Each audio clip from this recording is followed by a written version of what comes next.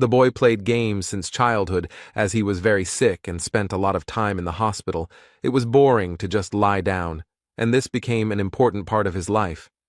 And this time the hero was playing a mobile game, but suddenly he was defeated and began to complain about the NPC artificial intelligence. But if you do something for a long time, you get tired of it, and one day it just becomes uninteresting to play. Neither puzzles, nor RPGs, nor first-person shooters, nothing could interest the young man. The story and lore were simple and stereotypical, the system had no depth, and there were no unique games. But suddenly he found an RPG indie game with 2D pixel graphics, which had long been unpopular. It was called Dungeon & Stone. The game was only in English, and in general the hero didn't really like such games. But it was free, so despite everything, the guy, out of boredom, decided to download and install it. There were many types and classes here, but the young man didn't have much hope for the game and didn't plan to spend much time in it, so he chose at random. He noticed that he hadn't played a vertical scrolling game in a long time and began to take his first steps in and get used to the mechanics. So, without even noticing it, the hero spent the whole day in the game, and the room began to be illuminated by the setting sun. Only by looking at his watch did the guy realize how late it was. The game seemed incredibly interesting and exciting to him, despite its graphics. Dungeon & Stone had a few mechanics that could be called either interesting or shitty, the first being that you absolutely needed an NPC ally. And the second one implies that after death, the player has to start the whole passage from the beginning, and at first, everything seemed very funny, but with each death, the guy became more and more angry and could no longer contain his anger and began to scream loudly, but the doctor quickly calmed him down. The hero apologized for his behavior and, despite the negative emotions, continued to play because he was so stubborn that he decided to complete the game at any cost. Dungeon & Stone was so unpopular and a failure that there were no tutorials for it in either Korean or English, and so the young man decided that he would complete the game on his own. Time flew by quickly, and the hero continued to play and work in the civil service at the same time, despite the lack of time. He entered university, graduated, got a job, and was already working full-time. Life went on as usual.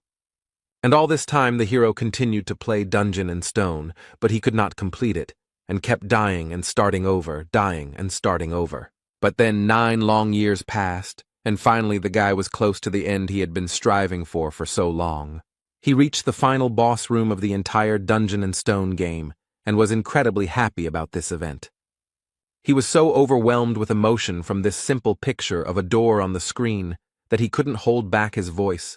Filled with joy and pride, he wasn't sure that anyone had made it here. The hero shed tears of joy because he had been working towards this for 9 years, but he gathered his courage and agreed with all the pop-up notifications when entering the room. Among them was a strange window with information that he might never return, and the guy decided that it was just because it was the final boss. While waiting for the loading, the young man thought that he would hardly pass the first time, and now he needed to collect as much information about the enemy as possible. He also assumed about his features, ultimate attacks, and so on. The hero also allowed himself to dream that thanks to all his experience and preparation, he would be able to defeat the main boss the first time. The download was complete and new notifications appeared, among which was one that made the hero surprised and even scared, and it said that the training was complete. But what made him go crazy was the Korean language in the notifications, because he thought that Dungeon & Stone only had English. And he spent almost 10 years racking his brains trying to get through tons of dialogue and descriptions in English, which made him very frustrated. Suddenly, a bright light began to shine from the monitors, which blinded the hero. He did not understand what the hell was going on here. Suddenly, this light burst out from the monitors and swirled around the guy like a beam, causing hellish pain throughout his body. A moment later, the hero's body disappeared without a trace, and the rays rushed back to where they came from, into the monitors. The guy lost consciousness, but through his oblivion, he heard a voice congratulating the young fighters and saying that they would soon become real warriors, and when he opened his eyes, a crowd of savages appeared before his eyes. The hero found himself in an unimaginable situation. The darkness was illuminated everywhere, not by the usual LEDs, but by real, smoking torches. There was a crowd of wild, pumped-up barbarians standing around, wearing a variety of very primitive clothes and covered in tattoos. And some strange and no longer young, judging by his gray hair, man reads out an equally strange speech, and now he called for choosing a suitable weapon for himself. The hero was completely confused. He did not understand what kind of weapon was being talked about. He did not understand where he knew the language that the leader apparently spoke, and why the young man was here at all.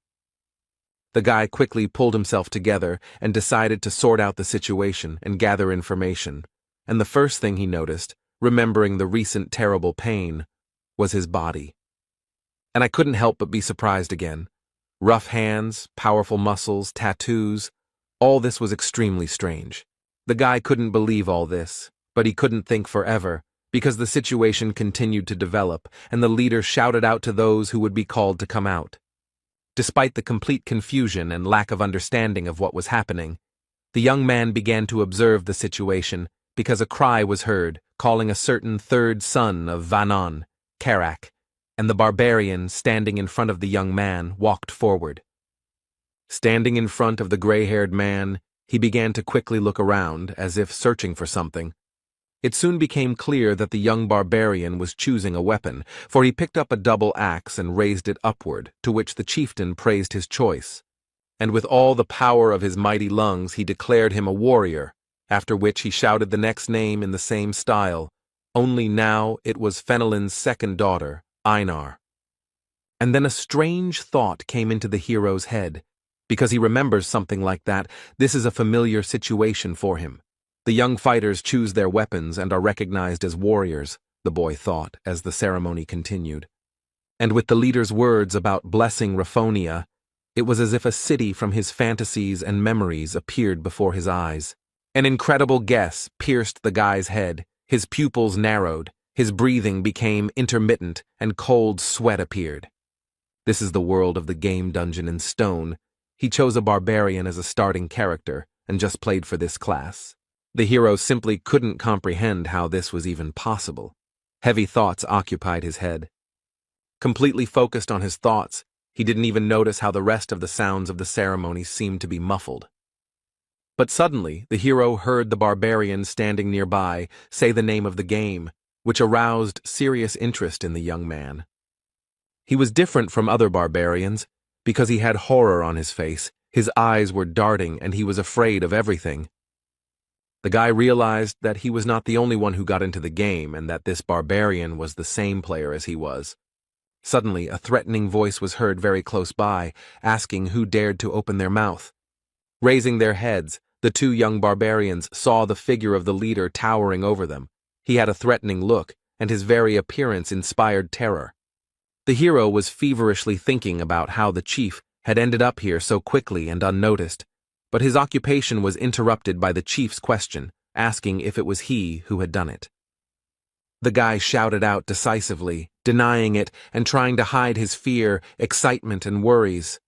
The hero glanced sideways at the barbarian standing next to him, mentally blaming him for what was happening. The leader realized who was guilty and turned his terrifying gaze on him, to which the barbarian tried to apologize hesitantly. And he asked if this was all really dungeon and stone, and there was horror in his eyes, cold sweat running down his forehead. But the young barbarian's words were interrupted by the chieftain, who simply swung his fearsome axe without the slightest mercy. The hero looked in horror at the place where the head of someone as unfortunate as he had recently been, and could not move from the fear that gripped him. Despite the emotions that overwhelmed him, the guy stood straight and tried not to show anything on his face because he could become the second victim. Without taking his eyes off the hero, the chieftain reported that Kadua's son, Orm, had been captured by an evil spirit. Seemingly satisfied that the second barbarian was okay, the chief turned around and walked back, ordering everyone to forget the evil spirit's words along the way.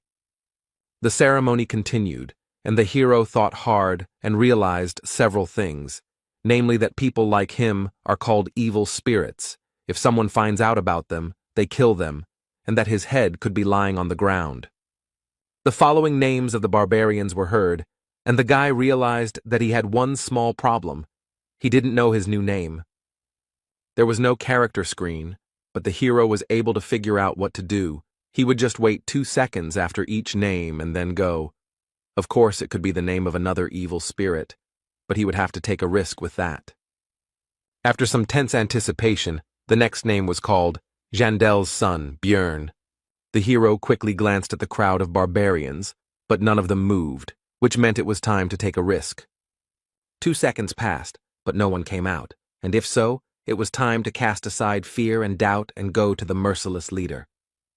Gathering all his will into a fist and not showing a single emotion on his face, the hero confidently stepped towards fate, hoping that this was truly his name. The guy crossed the distance between him and the leader and stopped. Now he would decide whether to live or die. The man's menacing eyes, as if glowing with a golden color, carefully examined the guy in front of him, eventually meeting his gaze. The hero looked firmly, without showing a single emotion. This continued for some time until the leader decided something for himself. He smiled, turned to the young warrior, and with a wave of his hand ordered him to choose a weapon for himself. The hero expressed his emotions with a small grin and thought about the fact that Jandel's son, Bjorn, was now his name. But now the guy was faced with a second important decision, so he tried to calm down and pull himself together. Bjorn looked at the racks of weapons, thinking along the way that barbarians had no talent for magic, but they had outstanding physical abilities. He's going to pick something that will help him as a beginner, so the weapon he chose is this. The shield, and the boy was sure that this was the best choice. The cry of the chieftain sounded, declaring Bjorn a warrior. Meanwhile, the guy's computer continued to work in the house, but not as usual, and by itself, it acquired the status of Björn Yandel. The hero went into recollections of how, during his first game as a barbarian, he chose a two-handed sword because it looked cool. But he died too much and too often, and could do almost nothing to the monsters he fought against. He couldn't figure out how to play a barbarian at all and increase his survivability because he died over and over again. Then he tried out a variety of weapons that would be suitable for a barbarian. These were double axes, huge hammers, a flail, and many others. It was a very unstable build, because every fight was like the last, and he barely survived, leaving the fight on his last breath. But one day, while browsing through the wares in a gun shop, he noticed a simple shield and an interesting idea came to his mind. And the barbarian should definitely be a damage dealer, because they are tenacious and strong, and although dwarves are better suited as tanks, his class also has everything needed for this role. The hero didn't like this fighting style because it required training, but he didn't want to waste time, so he decided to try it. And surprisingly, with such a strange build as a barbarian with a shield, the guy managed to fully implement this playstyle in a serious fight with one of the bosses, a basilisk, and defeat him. And although in reality the graphics and dry lines of what was happening on the screen were not at all impressive, in the player's head all this turned into an epic battle with a huge monster. The player realized that this was complete MBA, but in reality he summed up his thoughts and memories by saying that this was the most rational decision he could make now, and he would not regret it. Björn was brought out of his thoughts by the loud voice of the chieftain, who ordered the gates to be opened, which the adult barbarians immediately began to obey. Today, young fighters who are going through the coming-of-age ceremony are sent to the labyrinth, and among them is the hero himself. Their destination was just beyond the gates, in the city of Rafdonia, and the leader ordered the warriors to go forward, for in this city their fate would be determined. After these words, the crowd of barbarians ran in disorganization through the gate, and with them ran the son of Jandel. The hero decided to run with them for now so as not to stand out, although he was not sure if they even knew where to run. After running around the city for some time, the barbarian who ran first reported that they were lost. At this, the rest of the crowd began to resent, and it was necessary to choose a new leader, and Bjorn thought to himself that they were no better than this leader. To which the ashamed leader lowered his shoulders, calmed everyone down and was about to say that he was handing over his position. But in the middle of his speech, he was interrupted by a barbarian girl. And she said that she would be the leader, to which the others supported her, and shouted the name of Einar, the second daughter of Fenelon, and also that she was wise. The hero remembered her name and they continued their search, but very soon the girl reported that she was lost. The barbarians were outraged and began to quarrel with each other for the right to the place of the new leader, and Bjorn thought that at this rate they would never reach the labyrinth. But he did not want to attract attention and lead them himself. Then the hero turned to the former leader girl, Einar, to which she decided that he had come to condemn her.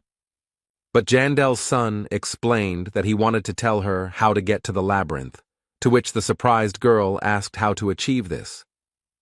In response, Bjorn pointed his index finger at the group of adventurers and explained that they simply had to follow them.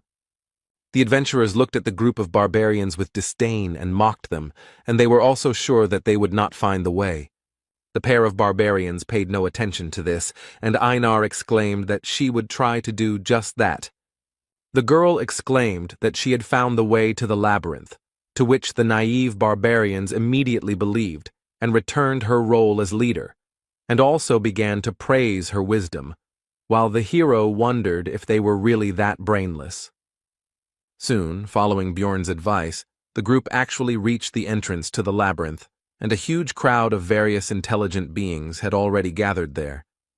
The hero was overcome with doubts about the advisability of sending him to the labyrinth, because in this chaos no one would notice his disappearance, and he himself had been an ordinary person all his life. He had never even fought with anyone in his entire life, and would he be able to defeat the monsters? Would he not find another way to pay Rafdonia's taxes? Taxes are one of the strange systems of Dungeon and Stone, the essence of which is that upon reaching 20 years of age, each resident must pay money to the state. But the peculiarity is that if you do not pay, you will be executed. There are several ways to earn money. The first is by fighting various monsters in the labyrinth.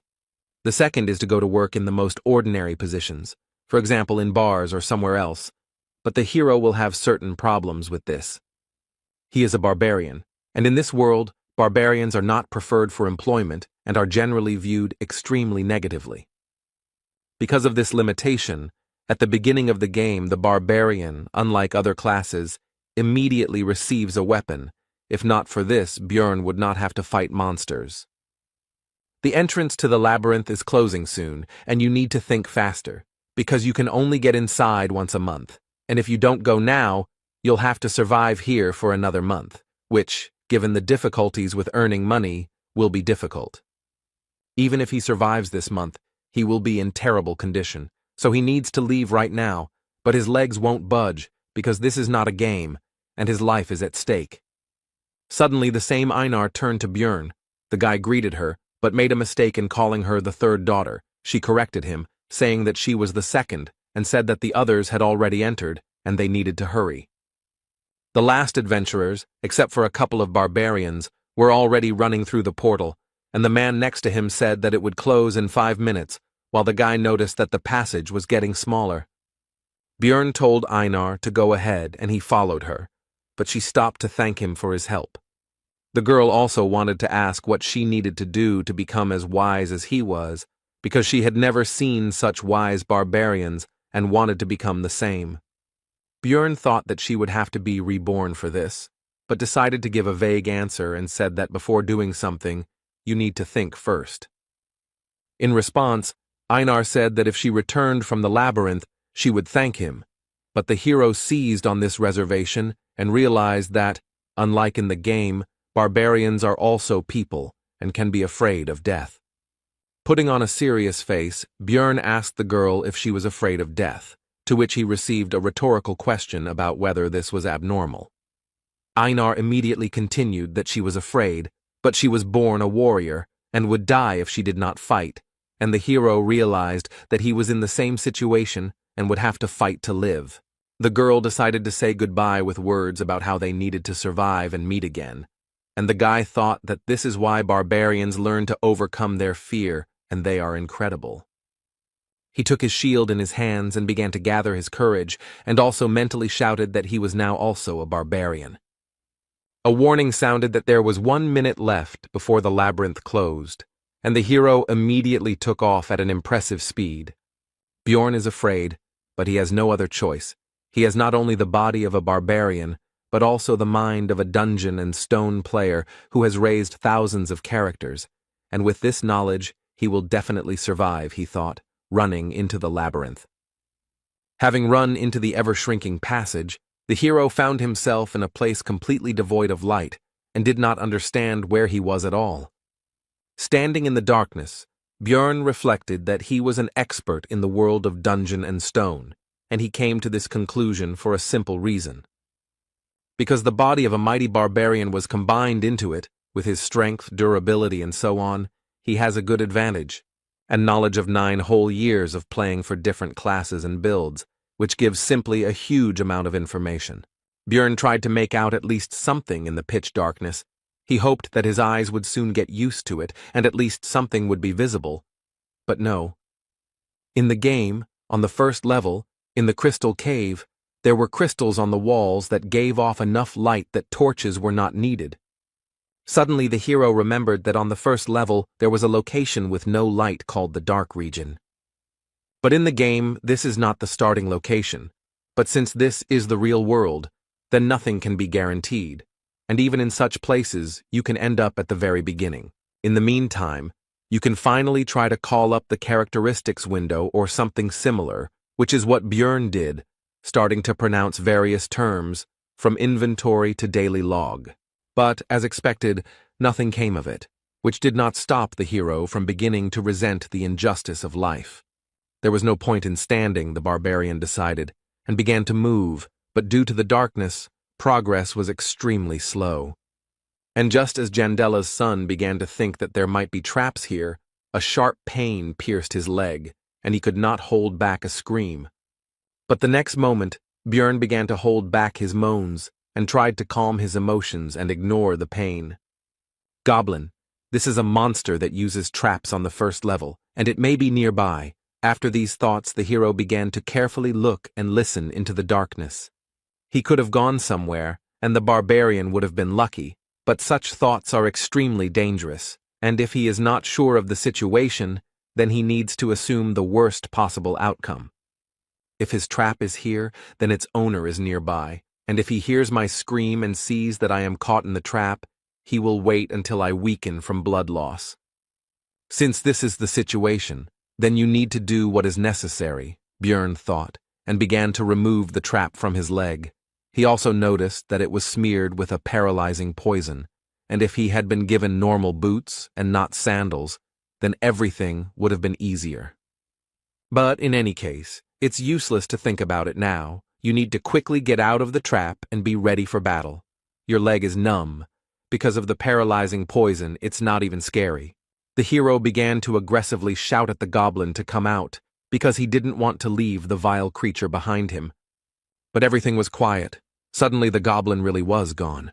But even if he behaved like an idiot, he would be an idiot who survived, Bjorn thought, and said into the darkness to stand still, and he himself would leave. His mind was clouded by the loss of blood, but the barbarian continued walking, when suddenly he heard someone else's footsteps. Although the hero now knows that the goblin is here, he still can't see anything, and he decides to try running. After running a bit, Bjorn suddenly stopped and turned around. The goblin's steps also died down. He was pursuing, but keeping his distance. In the pitch darkness, the goblin's vile laughter was heard. He waits for the victim to bleed to death and rejoices at the imminent dinner, not even hiding his voice. Then Jandel's son decided to pretend that he was completely weak and fell on the cold floor of the labyrinth, waiting for the goblin. The goblin came a little closer and began to carefully examine his victim and, as he thought, soon food. But the goblin was careful and smart enough to check if the victim was alive by throwing a pebble at the head. The monster's intelligence surprised Bjorn quite a bit, and he even thought that he was definitely smarter than the barbarians, while the object of his thoughts continued to throw pebbles. The goblin began to approach the victim. when unexpectedly for the hunter, he himself became the prey. Bjorn tried to throw his fist straight at the green-skinned creature's face, but missed, which even amused the monster a little. But the next moment, the hero felt as if his body began to move on its own, which was completely unexpected. This body is very different from his past.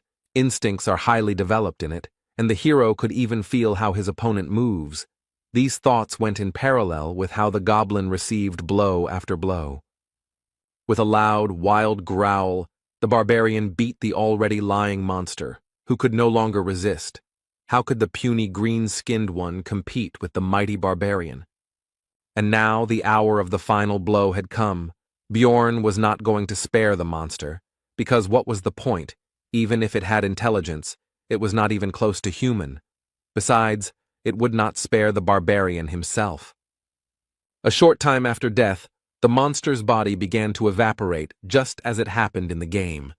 In place of the corpse, there was only a small red object. It was the currency used in the world of Dungeon and Stone.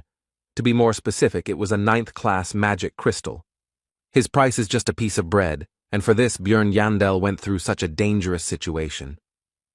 This is a place where labyrinths and monsters exist that, after death, leave items and disappear. And outside the city, there are other places familiar to the guy from the game, where life goes on as usual and other races coexist. This is definitely the game world that the hero knows about, but he can never consider this reality a game, and with these thoughts, the barbarian continued to move through the labyrinth. The barbarian has been crawling in complete darkness for a long time now, but the bleeding still refuses to stop. The rejection of the human method of movement begins to bear fruit, because this way the guy does not use his injured leg, and he moves faster than you might think. And the most important advantage is that it is now impossible to step into a trap, and Bjorn is ready to endure inconvenience for the sake of survival. Continuing to move, the hero thought that bleeding was very dangerous, and he couldn't stop because he needed to find someone who would help him with the wound. In such a dangerous situation, Bjorn remembered a guy like him, who was killed by the leader at the very beginning, and began to wonder if he died or woke up in his world. And he also realized that it is in such cases that faith helps. It seemed to the hero that he was coping, because light was already visible in the distance. After all, the entrance to the first floor should not be covered in darkness. The guy is sure that someone will help him there. Suddenly, Bjorn saw himself, but different. It seems that the loss of blood and the stressful situation itself are already causing hallucinations. The figment of the imagination began to tell that no one would save the miserable dying barbarian, because he was not a beautiful girl or an intelligent man, but a savage that no one needed. Jandel's son felt his personality splitting and then joining, and then becoming silent again, and he was definitely going crazy. Despite his condition and the constant mockery of his own mind, Bjorn continued to crawl, and soon it brought results. He finally got out of the pitch darkness into the light. Almost immediately, the young warrior noticed a group of adventurers, and one of its members noticed the dying man himself. He turned to what appeared to be the leader of the Otrada, Drouse, and pointed to a wounded barbarian slightly off to the side of their squad's path. The blonde walked up to Bjorn and leaned over him, thinking out loud that he looked like a newbie, to which the guy mentally resented the fact that he was looking at him here instead of helping. Drouse continued his thoughts and said that it was suspicious, because this newcomer had arrived here before them, and Jandel's son could no longer even speak from weakness. The blonde grinned and asked the squad's priestess, Ursina, if she could heal this man, to which the barbarian himself could only be surprised that their squad had such a useful girl. Bjorn had already managed to rejoice at his salvation when the woman destroyed his hopes with her cold refusal. Then he asked the adventurer, Patsran, who had noticed the barbarian, if he could give him his potion, to which he pointed out the value of the potion, and the blonde added that he would pay for it later. Besides, there were quite a few of them. Having received what he wanted, the leader began to uncork the bottle and explain that this was not divine power, so it would hurt a little. After the potion hit the wound, Björn's body was pierced by such intense pain that it felt like his body itself was melting.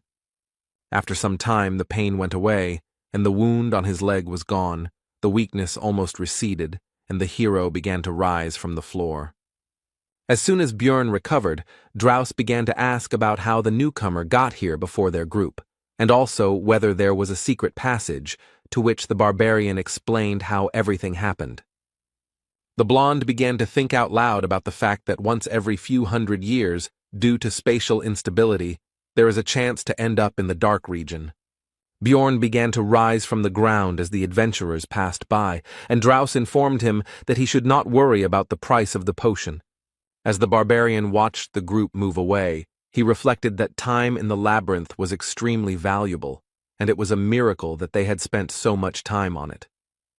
Bjorn should have been glad that he had survived, but he hated feeling sorry for himself.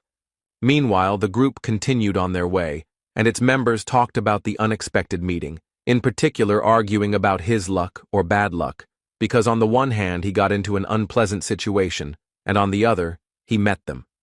The archer noted that his luck was to meet Draus, and not him, Persevered, because he was sorry to even give his potion.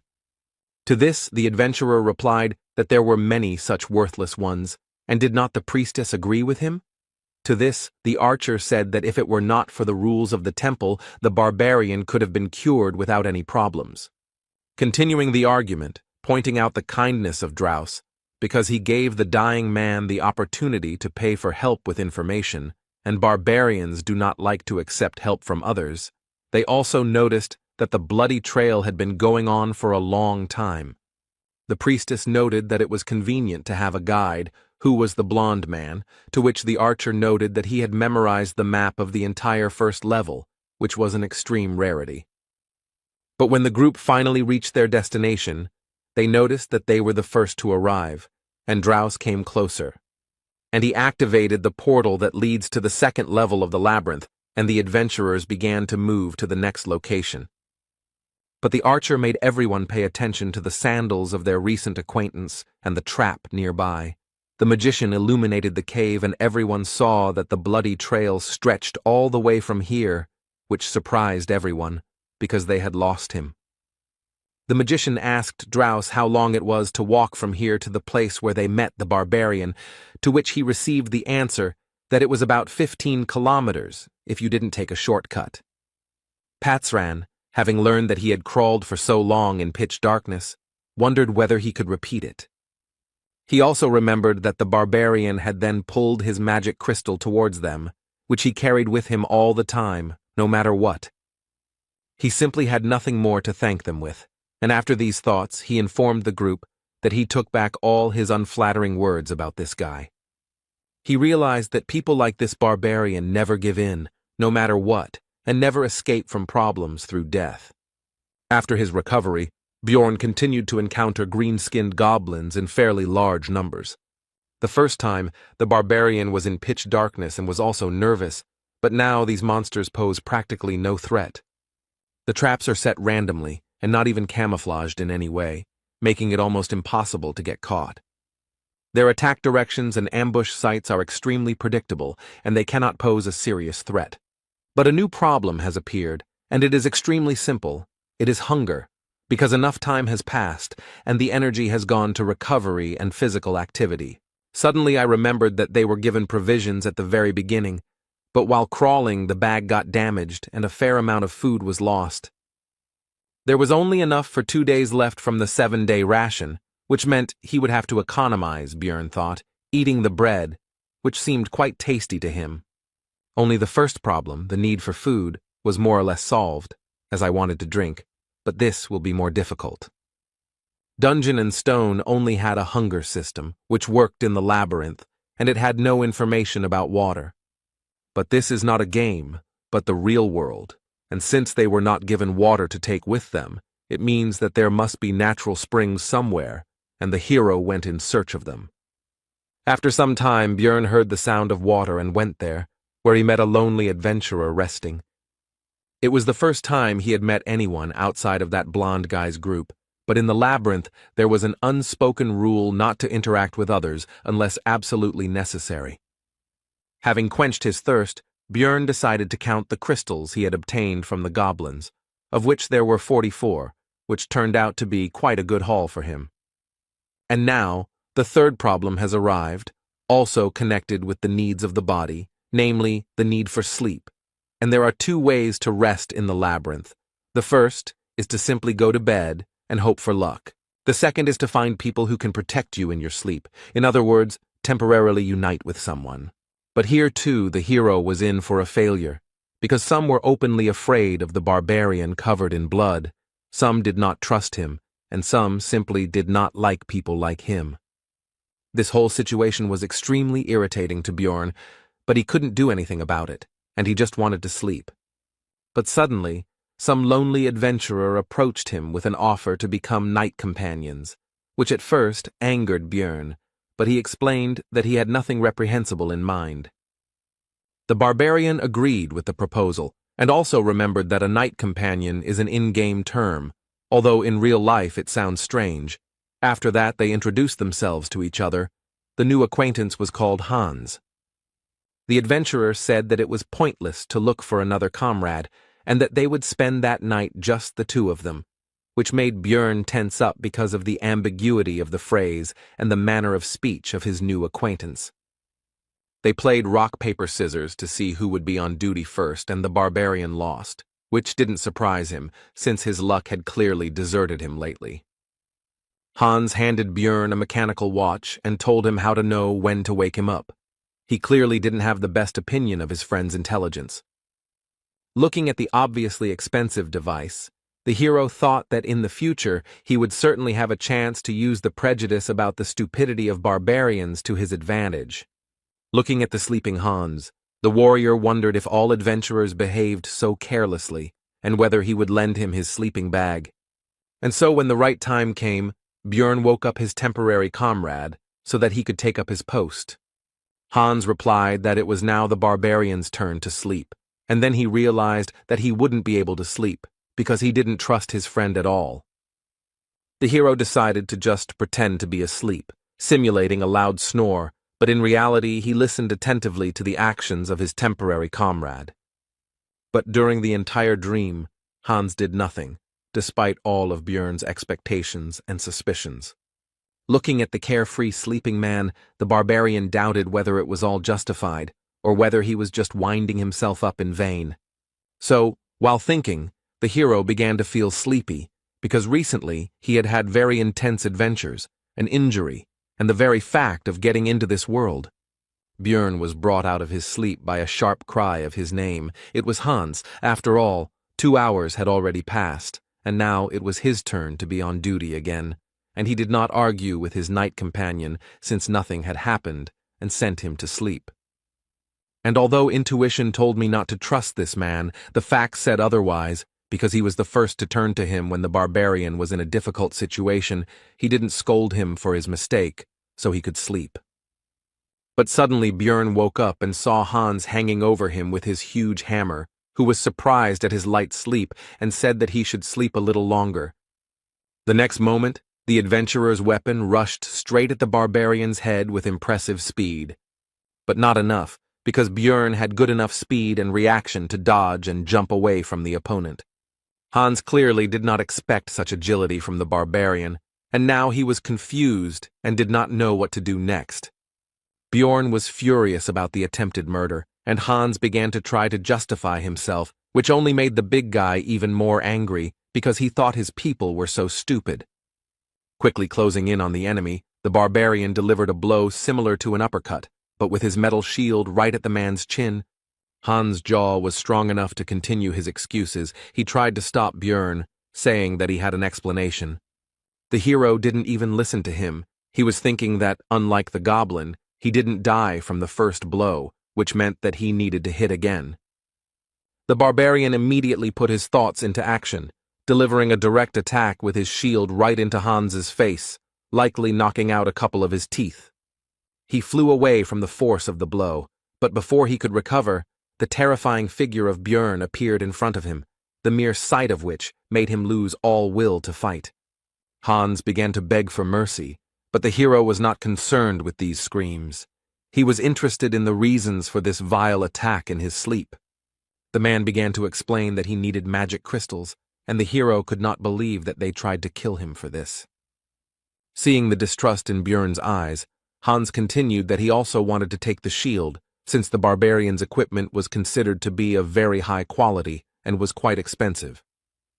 The hero decided that this man was hiding something else, and decided to loosen his tongue by kicking him in the head.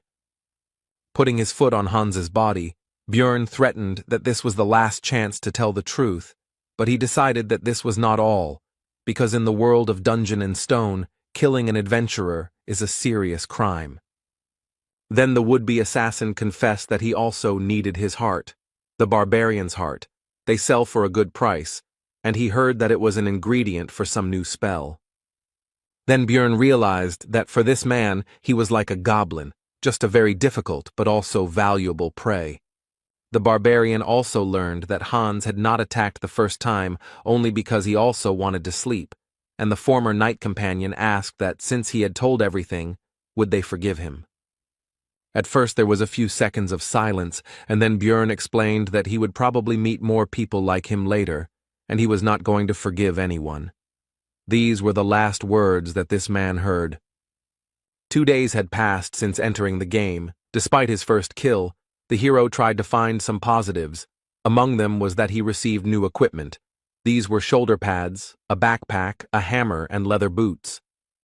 In his backpack he now carried a flask of water, a compass, that same watch, bandages, and potions, and he got all of this by killing a man, which did not improve his mood, but he himself was to blame. With the new weapons, it became much easier to kill goblins, and during the fight, the instincts of the body took over, which on the one hand felt like being in someone else's body. On the other hand, it made it easier to fight. It's already the second day of the labyrinth's life, so the goblins began to appear in pairs, but the hero also became stronger thanks to equipment and some experience. Also, the young warrior's progress became much faster than before, which could not but please. But there was one serious problem among this news, because he had not slept for a long time, and this threatened significant problems, and remembering the previous experience of searching for a comrade, the hero decided to sleep alone.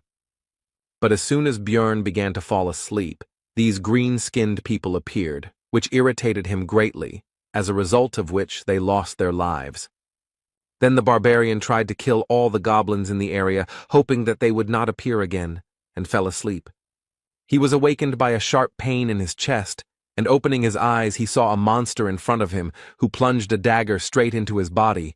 But the green-skinned man did not rejoice for long, because he received a fist in the face and died instantly. His friend, seeing the fate of his comrade, hastened to flee, and the barbarian did not even have the strength to pursue the fugitive. Reflecting on the fact that due to overwork, he did not notice the danger at all, the hero decided to use a healing potion, which brought even more suffering than the injury itself. It's been 14 hours since the meeting with Hans. At this time, the adventurers begin to look for companions for the night, which Björn decided to do, but now he decided to look for a fellow barbarian, because only he can be trusted. This time, other groups of adventurers also invited him to join their company, and at first, the hero, due to exhaustion, did not understand why. He refused everyone and explained that he was looking for a relative, and he also understood the reason for such hospitality, simply and trivially. With new equipment he looks not like a tramp without one sandal, but like a completely reliable comrade. One of the people I met explained that it would be difficult to find a barbarian on the first level of the labyrinth, because all of them, 3 to 4 months after the ceremony, go to the second or higher levels, and it is difficult to meet young ones. Then the hero decided that since he couldn't find his relatives, he would look for representatives of other races. For example, elves who kept their promises, or dwarves who were as lively as he was, but not people. They wouldn't attack other adventurers, blinded by the thirst for profit, Björn thought, and after an hour of searching, he was lucky enough to find the elf sitting right on the floor of the cave, with a bow and quiver lying nearby. The barbarian asked the elf if she was alone, to which he received a tense silence. She was clearly afraid of the big guy who had suddenly appeared. Björn also noticed that the girl was wounded in the stomach, and it did not look like the damage was caused by goblins, so he asked if a human did it. The elf suddenly fell to her knees and asked for mercy, which greatly stunned the hero. Her eyes began to water, and she continued to beg for him to let her go, and also said that she had a little brother at home. Björn just stood there the whole time, thinking that in the game all the elves were very cold and very different from this representative. In order to calm the elf down, the hero tried to smile kindly, which clearly didn't work out, and on the contrary, he scared her even more, and even added that he didn't plan to kill her, as if an even worse fate awaited her. The next moment, the girl burst into tears and began to say that she knew that the warrior opposite her was a barbarian, but he did not have to kill her.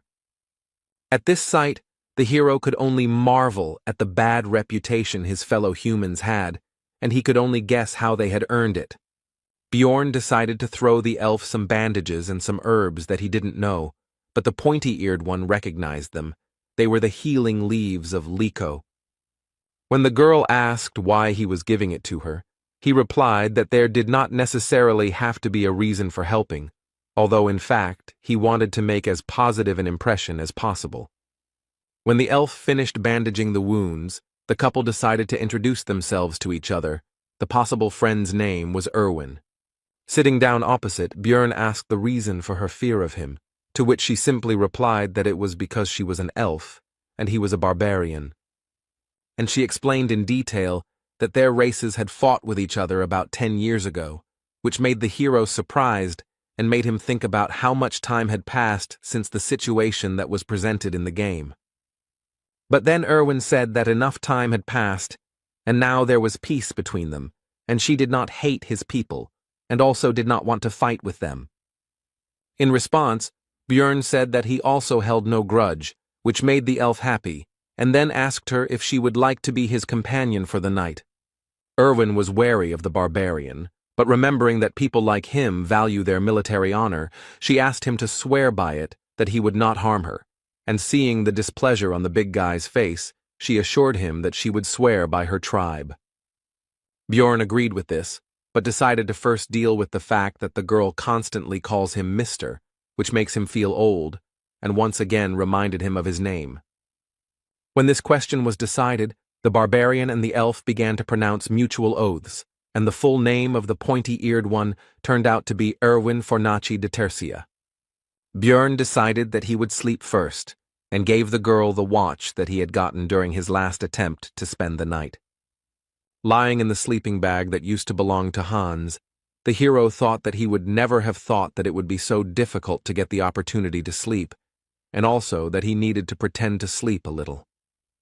But he didn't succeed, and soon Erwin woke him up because 2 hours had already passed, and he decided that it was the power of the pillow and the backpack as a pillow.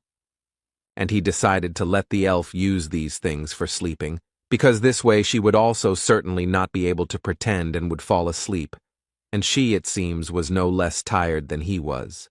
This made Erwin extremely happy. She could not even imagine that such a barbarian as Björn would take care of her.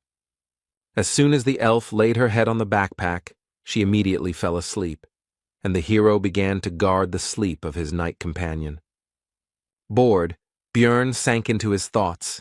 Memories of his past life began to penetrate his head, and as a result of his reflections, he came to the conclusion that even if he could return, there was nothing to do there anyway. The barbarian and the elf swapped places a few more times, and soon it would be time to go their own way. But looking at the sleeping Erwin, the hero thought that he could unite with her in a group, but would have to share the crystals. Suddenly, his thoughts were interrupted by a pair of adventurers who came out from around the corner of the cave, preventing him from seeing them in advance. As they approached, Bjorn immediately took a fighting stance, and one of the unexpected guests asked about his relationship with the elf. The barbarian replied that they were companions for the night. The adventurer asked how much time was left until the end of their cooperation, to which the hero replied that he was not obliged to answer and looked at them coldly. A very menacing appearance and chilling gaze frightened a couple of uninvited guests, and also, it must be admitted, surprised It is not often that people like him stand up for elves. Having assessed their chances of winning the battle with the mighty barbarian as negative, the adventurers hastened to move away. Björn had a bad feeling, and based on their interest and his intuition, he assumed that they needed Erwin, so he started to wake her up, but she, like a child, asked for 5 more minutes. The hero noticed that she was actually just pretending to be asleep, which was evident from the fact that she was holding the blanket near her face. Grabbing the elf by the shoulders and lifting her up, Björn asked the reason for her behavior, to which she put her hands up in a defensive gesture. Erwin replied that if she stood up, the guy would leave her alone, and the hero understood the situation because they were just temporary allies, nothing more. And as soon as the elf opens her eyes, the oath will end, the barbarian continued to think, getting ready for his further journey. He also asked about what connects her with those 2 recent guests. She answered that nothing. But Björn noticed that they knew her from somewhere, and Erwin had to admit that they were from the same clan as the people who had wounded her. This could be seen from the symbol on their clothes. They were from the Crystal Union. The hero began to think that this promised big problems, because there was a whole group of them, but looking at the worried girl, he could not leave her alone. Björn told her to get ready and that they were leaving, and the delighted elf asked if he would help, but the guy replied that first they needed to listen to her story. Erwin said that she was with their squad as companions for the night, but at night she felt something and woke up, and upon awakening she saw a man approaching her. Continuing to run away from the place where they spent the night, the girl said that only later she found out that he was the director of their clan, which operates on the first level of the labyrinth, and since then she has been persecuted. They are helped to coordinate their actions in her search by stone transmitters, magical devices that allow them to communicate at a distance of up to 300 meters, if they are synchronized. The hero began to think hard. They are the equivalent of walkie-talkies. They are a bunch of people. There is nowhere to run. If he abandons Erwin, she will die. Björn asks why they continue to pursue her if she has done nothing significant, perhaps to silence her, to which the girl hesitantly replies that there is a compelling reason. And feeling awkward, she began to tell that when she ran away, she threw her knife somewhere, and that this is what happened, and she fell silent. And after a pause, she continued to talk about how he had ended up in a so-called bad place. At this news, an unpleasant guess appeared in the barbarian's head, and the same unpleasant emotions appeared on his face. Smiling awkwardly, Erwin ends the story by saying that she heard that the director was so injured that even potions couldn't help him return everything to how it was. But after a few seconds, the emotions left her face, and she reported that they were being followed, and the distance was 150 meters.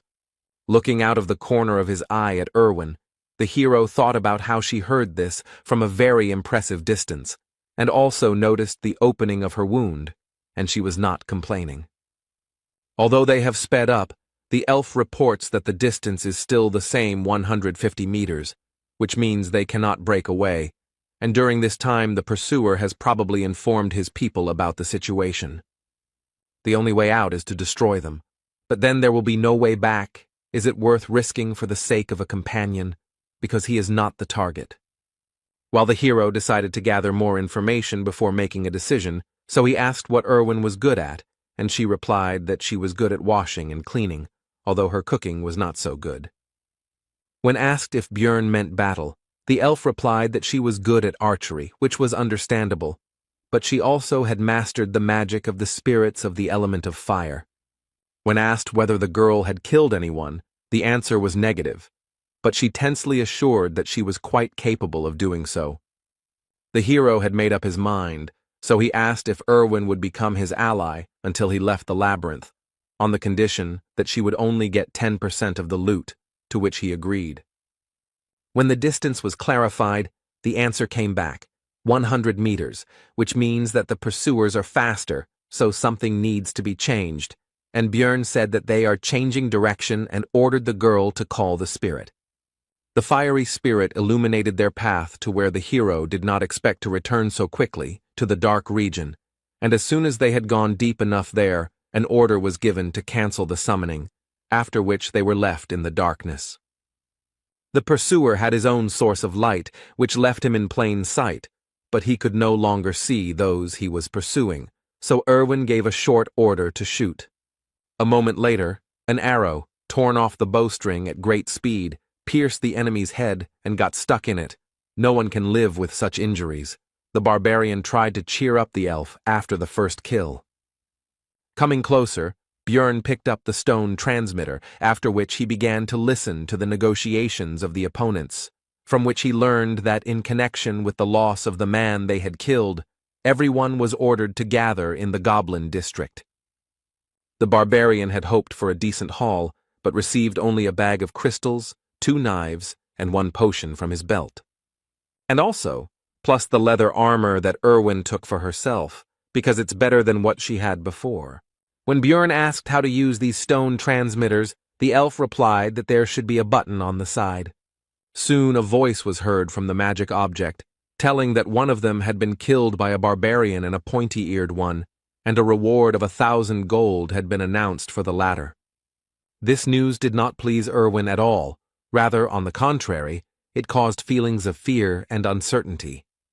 Björn, however, did not lose his head, ordering the spirit of fire to be summoned, because they would be moving through the darkness to go to the 2nd floor, which surprised his companion. Erwin hastened to clarify that the level they are at now and the next one are fundamentally different. The barbarian explained that they would succeed, because they were a great couple, and continued mentally in game terms, a tank melee and a damage-dealing archer. Besides, in any case, it would not be possible to earn much here. But Erwin doubted it because this was their first trip to the labyrinth, and she made a comparison that they were running from goblins to end up in an orc's lair. But the conversations coming from the stone transmitter about what the clan fighters would do to the elf if she was captured made the girl decide that it would be better to go to the 2nd floor than to stay here. While moving through the dark region, or alternatively known as the Goblin Lair, the pair talked about how to get to the 2nd level, and Björn told them that on the way north, they would definitely come someday. After all, based on his knowledge, the dungeon is designed in such a way that by continuing to walk into the darkness, you will reach the portal in any case. Soon a goblin trap appeared on the couple's path, which Erwin immediately noticed thanks to her excellent eyesight. Based on the fact that they encountered the trap quite late, Björn decided that he was unlucky to encounter it at the very beginning, and while the hero was lamenting his failure, his companion said that she would disarm the trap. The barbarian called out to her and told her not to use the fire spirit for this purpose, to which the elf agreed with an uncertain look, inwardly surprised at how he knew about her plan. As soon as the girl came closer, those who had set the trap jumped out of ambush. The monsters decided that she would be an easy target. But they were wrong, and a moment later an arrow pierced the head of one of the greenskins, causing him instant death. The 2nd goblin tried to strike with his claws, paying almost no attention to the death of his kinsman. But the attack was unsuccessful. The elf turned out to be too fast and agile, and before the monster had time to understand what was happening, his, as he thought, victim was already behind him, with a drawn bowstring. A moment later, Erwin was already relaxing, and the bodies of the goblins evaporated around her, leaving behind their prey. The elf asked the barbarian if she had done well, to which she received well-deserved praise, which made her seem to glow with joy. Erwin handed over 2 magic crystals to Björn, after which she said with shining eyes that at this rate she too could earn something. From the stone transmitter came information about the update of data regarding the elf. Now the reward had increased to 2,000, and alive or dead, and the barbarian tried to console his companion. Suddenly, Erwin noticed a new danger in the darkness ahead, ghouls, which surprised the hero, because according to his information, such monsters should live in the south, not the north. The meeting made the guy think about the strange experience system in Dungeon and Stone, which consisted in the fact that EXP is given only when a representative of a new species is defeated, and there is no reward for a repeat kill. After closing the distance, the ghouls turned their ugly heads towards the living, and in their eyes one could see only hunger and no glimmer of reason. These monsters are faster and stronger than goblins, but they are still only rank 9 monsters, so they don't pose much of a threat. Plus, he's not fighting alone now, which makes the battle even easier when you have a comrade covering you. The pair walked north until their 3rd day ended, and soon they came across a long trail of blood and a piece of bread. At first, Björn had an unpleasant guess that he did not want to believe, but soon it was confirmed, because they found the very same trap, next to which lay one sandal. And very close by there was an already open portal. Remembering what the hero went through when he could have simply crawled back a dozen meters, he was overwhelmed with emotions. Soon, all other feelings were driven out by the barbarian's rage, and Bjorn gave vent to it by hitting the floor, which frightened his companion. The girl took the guy's anger personally, so she asked what she did wrong, and moisture began to gather in the corners of her eyes. But the hero calmed her down, saying that it was not because of her. Erwin then put all the factors together in her head, including the bloody trail, the pieces of bread, the sandal, and her companion's reaction. And she said in a mournful voice that he had been through so much, which made the barbarian wonder if she had really guessed what had happened. But it soon became clear that Erwin had come to the wrong conclusions. She thought that the hero had lost a precious comrade here, and uttered a phrase about the certainty that he had gone to paradise. Having gathered their courage, the pair of the elf archer and the barbarian tank went through the portal straight to the 2nd level, which is called the Goblin Forest. The next moment they were transported to a new area, but no one could have expected that they would appear not on solid ground, but above it. Upon landing, the hero noticed that he felt as if he had been chewed and spat out by a giant frog. Erwin also said that she was surprised herself, because she had never heard of such a thing before and her friends had not told her about it. While scouting the area, Björn came to the conclusion that the lighting from the stars was so-so, but there was no point in waiting for dawn because they were in the labyrinth, and also decided that in case of a threat, they could return to the 1st floor.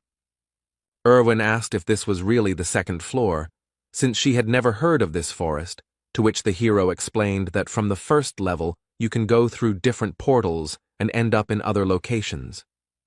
And he continued, besides the Goblin Forest, there is also the Beast's Lair, the lands of the dead, and the dark rocky mountains, and when his companion asked about their next steps, the barbarian asked if she knew how to get back. When told that they would simply be thrown out when the labyrinth closed, Björn confirmed, but added that the 1st level would close in 168 hours, and the 2nd in 240. And most likely the Crystal Union will not go to this floor, so they will wait until the 1st one is about to close and will be transferred there through their portal, and then they will be spat out into the outside world. But the hero decided not to sit around doing nothing all this time, and the couple set off to explore the surrounding area. Erwin, walking through the forest, felt nostalgic, and also reported that this place felt just like the abode of fairies, one of the species of which she is in the world of Dungeon and Stone. While scouting the surroundings, the elf noticed traps everywhere, although the barbarian was unable to notice their presence. So the girl decided to show their location and threw a stone straight into the trap, causing it to go off. Unlike the previous floor, here they were camouflaged. After that, Erwin started begging for praise, but Björn decided not to overdo it and simply said that she was throwing stones well. However, seeing the girl's displeasure, he still added that there was no need to rejoice over such trifles, and that he already considered her to be a fairly experienced adventurer, and she was pleased with this. After walking around a bit more, the girl expressed concern that there were enough traps, but there were no people who set them, and the hero remembered that their presence in this location was more of a feature of the zone. In the game, this place was also called the Goblin Forest, and in addition to the traps, there should also be many times more goblins here, and among them there should now be mutants, archers, and warriors, and the deeper, the more and more dangerous. Björn ordered to first deal with the traps in the area and then explore further, so that in case of danger, it would be possible to run to the portal without fear of getting a leg injury. After that, the couple simply searched for traps and disarmed them to secure their escape route. But they had to stop abruptly, because Erwin noticed traces of a group of goblins nearby, which she did not hesitate to tell Björn about, and also soon clarified that there were more than 10 of them, and they were about 50 meters away. The hero decided that the threat should be eliminated, so he ordered to get as close to them as possible and attack while they were unknown. The girl walked quietly and silently, and the barbarian decided that this was some kind of fairy trait. But be that as it may, a group of monsters was soon discovered. The pair decided to start the fight with Erwin's shot, so soon the sound of a bowstring being pulled was heard, and they prepared for battle. The arrow shot forward, and a moment later, the barbarian shot too, not even sure whether his companion had hit due to the distance. The boy and the goblins ran towards each other. Erwin, as an archer, stayed behind and did not rush forward. Both sides were confident of their victory. The second floor is different from the first. There are 3 times more enemies, and you can also encounter new species, and most likely the hero should have felt fear. But the barbarian did not feel it. On the contrary, the warrior's heart, which he received in his new life, trembled in anticipation of the battle. With a loud battle cry, the hero burst into the crowd of greenskins and began to scatter them in different directions. But there were too many enemies, and one of them almost cut off the barbarian's head with his dagger, but he was fast enough to dodge. And Björn jumped back, thinking about the situation, because if he had been a little less agile, his head would have flown off his shoulders. The enemy has the advantage in numbers, and injuries would be inevitable if he were here alone, but it's good that he has an ally. To prevent the goblins from running to Erwin, the hero began to shout loudly, attracting the attention of the green-skinned shorties. It was time to finish. From defeating the group of goblins, 11 magic crystals were obtained, which was quite good compared to the first floor. After all, Björn earned about 44 in a whole day, and although he wanted to take the armor or weapons, they dissolve along with their bodies. The barbarian decided to give Erwin 2 crystals, because those that fell from the goblin warriors were more valuable, which made the girl happy. After which he ordered them to move on, because he was impatient to see the results of the whole day's monster hunt. As the pair went 3 kilometers into the floor, groups of goblins began to appear every 5 minutes. This time they had a new type of enemy with them, a goblin archer, whose specialty, among other things, was camouflage, with the help of which he could disappear right before your eyes. The barbarian and the greenskins rushed towards each other, because even though the shooter would make things more difficult, he would not lose. While the battle was going on, the archer took an advantageous position in the bushes and began to aim at the hero, and now the right moment for the shot arrived. But thanks to the excellent reaction of the new body, the guy managed to notice the arrow flying straight to the target. At the last moment, Björn was able to dodge the dangerous projectile without receiving any injuries, after which he began to search for the shooter's location. The goblin realized his mistake too late and could no longer hide, so he was killed with one powerful blow of the hammer. After 15 hours of continuous fighting, both were very tired, so they finally decided to rest. This time Björn was the first to take up duty, because despite the fact that they were very well prepared, the elf could not boast of the barbarian's endurance. It seems that it has already become a tradition to reflect on duty, and this time the hero did not break it. They hunted for 15 hours and earned more than they could have dreamed of on the first floor. But the further they went, the more often they encountered other adventurers, who not only often had numerical superiority, but also included different races. Adventurers are much more dangerous than goblins, especially now that the guy has someone to worry about. Björn said out loud his thoughts that the biggest problem was that he was very beautiful, which embarrassed, in fact, only the girl who was falling asleep. In the following days, the couple actively hunted goblins to earn crystals and gain experience. Together they rested from physical activities and protected each other's sleep from monsters and other possible dangers. So the 6th day of their stay in the labyrinth passed, and the 7th came. The couple decided to get out of here because there were only 2.5 hours left before the first floor closed. They were both very tired these days, but it affected Irwin especially strongly. She already dreamed of going to bed immediately after returning. Soon they came across a group of goblins on their way, and despite their fatigue, the adventurers decided to fight their opponents. The mere sight of the stern barbarian already instilled in the green-skinned monsters a feeling of insecurity in their own strength. While scattering the enemies, Björn decided to deal with the warriors first, and Erwin would deal with the archers. After so many battles during these days, the hero became a master of such battles and gained enough experience. And Erwin also didn't stand still and now always knows exactly who and when to shoot so as not to interfere with the guy. Although there were 2 archers among the goblins, not a single arrow flew towards the barbarian, and the enemies were already defeated. The pair had already worked together perfectly. The time it took to kill goblins had been significantly reduced, and looking at Erwin and noticing how much she had grown in recent times, Björn even began to feel proud of her. Suddenly, among the evaporating corpses and magic crystals, the elf noticed something unusual, something they had never seen before. It was an essence, part of the dungeon and stone skill system. It gives passive or active skills. You can only absorb 1 per level. Skills vary greatly depending on who dropped the item. For example, the guy who chased the couple downstairs most likely had the essence of a razor wolf, which enhanced his sense of smell. When asked if the elf wanted to take the essence for herself, she answered positively, since he didn't need it anyway. But then, suddenly, a group of aggressively minded adventurers emerged from behind the trees onto the recent battlefield and began to accuse the couple of something.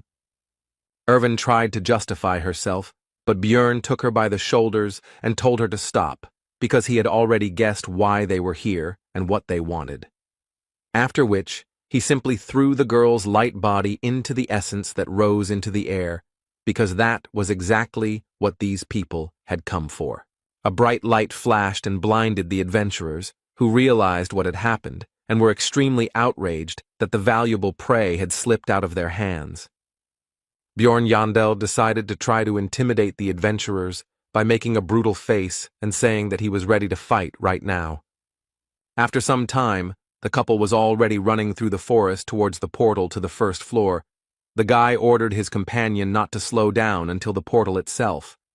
The 4 adventurers still did not risk encountering them, but Erwin asked if they would pursue them, to which she received the answer that they were hanging around near the portal, which meant they were going to leave this place. And also, there are only 4 of them. They have the same tactics as their couple, to which Erwin praised the guy's intelligence. Soon the girl reported that there was a group of goblins ahead, and they were running straight towards them. Björn realized that he would not be able to simply get around them. This was suspicious, because goblins usually don't behave like this, and they didn't want to run into them now, when the pair's goal was the portal, so the barbarian ordered to change direction. But before the girl could answer, a projectile flew towards her, and Björn pulled her out of the way by the collar. Rubbing her injured neck, Erwin noted that she herself would have dodged the goblin's arrow, to which the hero responded that it was a crossbow bolt, which meant it was those adventurers. Most likely, it was they who lured the greenskins, and they themselves are sitting in ambush on the other side, wanting to exhaust them. Björn decided that there was no other way out. They would have to fight, but they had an advantage, the power of the essence. The goblin archer's essence, based on game knowledge, should increase stats and give 1 passive and 1 active skill. The first is arrow poisoning, and the second is camouflage. When Erwin remarked that she didn't know how to use them, Björn pointed out that she was already using them, and it seemed to be done simply by the power of thought.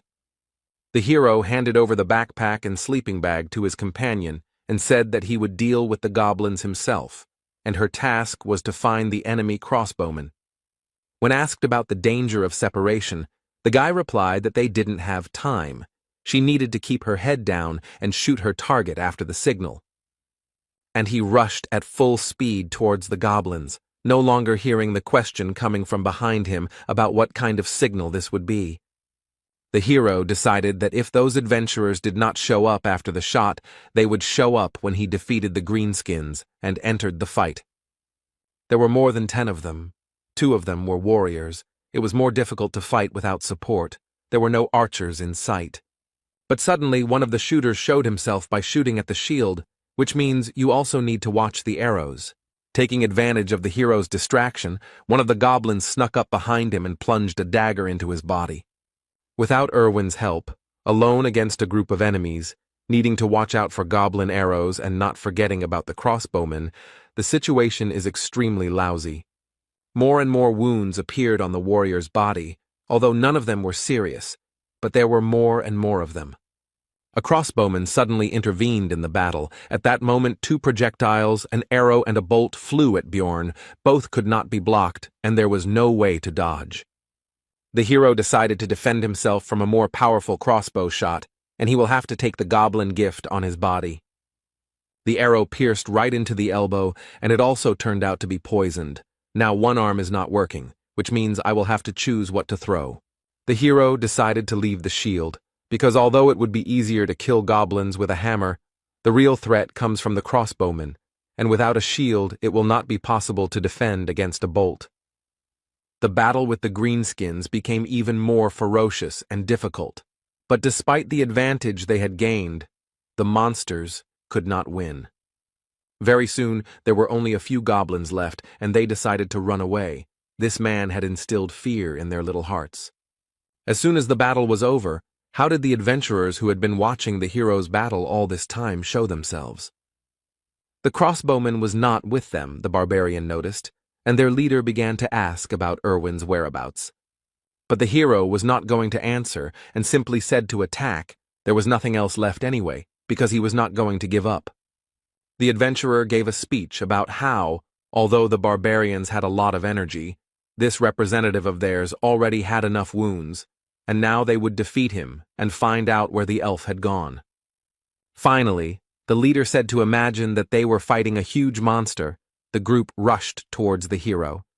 Choosing a unique gesture for this world, suitable for giving a signal, the guy decided to raise his hand higher and put out his middle finger. Seeing the suspicious movements, the adventurers became wary and stopped, and the hero wondered whether Erwin had understood the signal. But in any case, it doesn't depend on him, and all that remains is to trust his companion, thought Bjorn, making a dash towards the enemy. He met his onslaught and blocked the blow, but realizing that he would not be able to compete in strength with the barbarian for long, he called his comrade for help. An elderly man with a katana named Elias intervened. He drove the hero away with a blow from which he had to move away and break the force contact. But despite the less than ideal situation, Bjorn could not retreat, because in order to help Erwin, the enemies needed to be distracted, so the son of Yandel entered the battle against the 3. But everyone had to turn away from the battle because some kind of projectile was flying towards them, and no one knew whether it would be a crossbowman's bolt or an elf's arrow. The above-mentioned projectile would have hit one of the adventurers, if not for the shieldman, from which it was concluded that it was Erwin. The warrior with the shield shouted to his comrades to focus on the barbarian, and he himself would protect them from the arrows, and the hero realized that this was his original plan, and that was why he almost did not interfere in the battle. And since you can no longer count on help from Erwin, it's enough that she practically took one of the 3 enemies out of the battle. You need to win yourself. But despite the barbarian's strength, the battle was not in his favor. His opponents were noticeably stronger, more skilled, and more cunning than some goblins. The hero decided that in order to win, he would have to sacrifice something, and perhaps by exposing his non-working hand to the blow, he would be able to incapacitate the red-haired leader of the squad. He succeeded. Elias's blow failed to penetrate deeply into the barbarian's muscles, but the guy's target received a powerful blow to the face from the shield. Taking advantage of the moment of vulnerability after the blow, the older man attempted to cut the hero in half with a downward swing of his katana, but Bjorn was able to dodge. Elias was extremely surprised that such a mass of muscles could move so quickly, although he seemed like a clumsy brute, and froze in surprise. Erwin tried to take advantage of this, but the shield man covered his comrade and urged him to be more attentive and not get distracted. But this arrow turned out to be a trick. The elf was counting on the warrior taking the shot, because this arrow carried fire magic, and now the wooden means of protection would soon burn out. Erwin's next attack pierced the shoulder of his opponent, who was now unable to hide behind his shield, while Bjorn was thinking about how extremely skilled his archer was. The situation on the battlefield changed dramatically, and now the scales tipped in favor of the hero, although victory was still far away, because the red-haired man was already recovering from the blow to the face. The adventurer decided to deal with the elf first, and the barbarian could not stop him, so he only believed in his companion. The fight continued, and in an instant Elias opened himself up for a strike, which Bjorn couldn't help but take advantage of and tried to strike. But the elderly warrior managed to dodge, but the barbarian saw an opportunity in the fact that a former shield wielder was running behind the warrior with a katana who could no longer boast such dexterity, and the blow landed right on his skull. Now they were left alone. The other driver was unlikely to get up. Bjorn was thinking about the fact that Elias was very strong, and it was unclear how he ended up on this team. They fought each other. In this battle, the fury and strength of the barbarian met with the dexterity and technique of the swordsman, and no one gained the upper hand. They were worth each other, although they were almost complete opposites. But it is worth noting that all this time, the elderly warrior practically did not attack, but only dodged, because he was stalling for time and waiting for the return of his red-haired comrade, which Bjorn could not allow. The hero came up with a trick. He pretended to hit, but in fact threw the shield straight at the enemy's head, which he did not expect and was unable to dodge. The barbarian's primal rage took over Bjorn's entire being, and he bit off a piece of Elias's throat with his teeth, thereby condemning him to a very painful death. Soon the rest were finished off, and while the hero was recovering from the feelings that overwhelmed him, Erwin approached, who, apparently, dealt with the red-haired one. Noticing Bjorn's condition, she gave him a healing potion and advised him to drink it, since it was more effective, and besides, he was also poisoned. The hero felt like his insides were boiling, all his veins were hurting badly, and his skin was burning and itching, but the wounds were healing, and that was the main thing. Bjorn asked about the time, and after receiving the answer, the guy realized that there were 40 minutes left before the first floor closed, which meant there was no time to rest. The hero ordered Erwin to take everything off. She was embarrassed, but obeyed, to which the barbarian clarified that he meant to take all the loot from the enemies. But he soon realized that there was no time for this, so he said to take only equipment, magic crystals, and backpacks. By the time they finished sorting through the trophies and ran to the portal, there were only 50 seconds left before the first floor closed. After the transition, the hero landed unsuccessfully again, but Erwin showed her agility, and she also said that it was fun. Bjorn wanted to meet and talk with his companion on the other side, but he couldn't get the name of the tavern out of his memories of the game, and there was less and less time left. And only in the last seconds he remembered that it was the Black Whale, about which he hastened to inform his friend before they were transported. And finally, after going through many dangerous situations, the hero finally returned to the city, to Rafdonia. Although it was expected, since all the adventurers appeared here at that moment, Bjorn was still surprised by their number. In the labyrinth, time does not pass like in the city. No matter how much time you spend there, you still return at noon the next day, so the hero immediately moved the hands of his pocket watch to the correct position. Making his way through the crowd, one of the barbarian comrades, Karak, son of Vannon, hurried towards Bjorn and shouted his name along the way. Soon the rest of the relatives began to gather nearby, and the one who found the hero was very popular in their circle. The entire disorganized crowd of savages headed out of the square, and Bjorn decided not to lag behind and not stand out from the group. Soon all the barbarians began to take turns exchanging magic crystals of various values for money, while simultaneously finding out who had managed to earn more. The woman behind the counter worked extremely quickly and professionally. Her vast experience was clearly visible. It turned out that the hero had earned significantly more than the others. The amount was over 180,000, which was significantly better than the others, in connection with which the relatives began to congratulate one of their own. The barbarian did not hesitate and accepted the praise, and also raised his hammer and shouted that he really was the best warrior. Others also noticed that he returned with better equipment, which only added to the joy. The savages began to throw Björn up in the air and chant his name, but the workers of the establishment did not like this noise, so they were soon calmed down. Soon the group of barbarians left the building and sat on the stone steps, waiting for everyone to receive their money, and the hero decided that he would follow the others, because he did not yet know the local layout.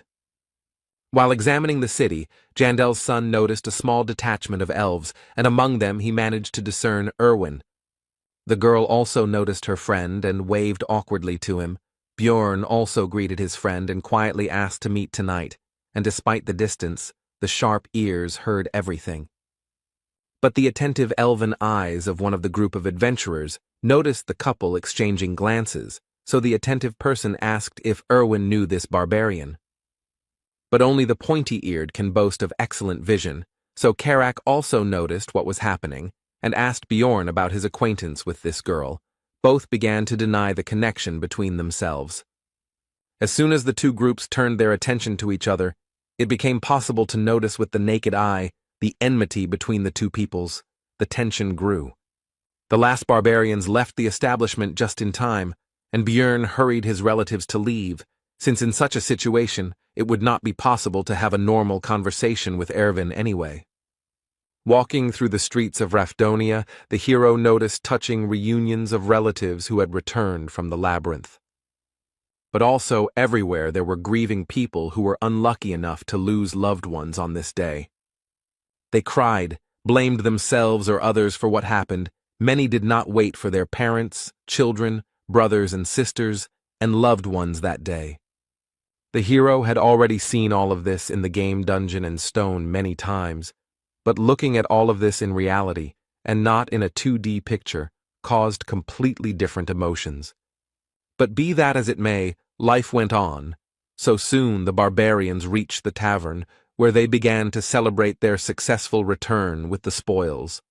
Björn didn't like all this because he followed them because he thought he might accidentally miss some necessary step, and not for this reason. Therefore, he decided to leave without even trying the drink, and some of his relatives decided to see off the most successful warrior. Walking through the streets of the city, Björn's tension gradually eased because there were no monsters or hostile adventurers here, so there was no need to fear attacks, and he could finally relax a little. The hero became interested in the clothes shop. He wanted to buy himself a clean shirt, but his things needed to be cleaned of blood and other dirt.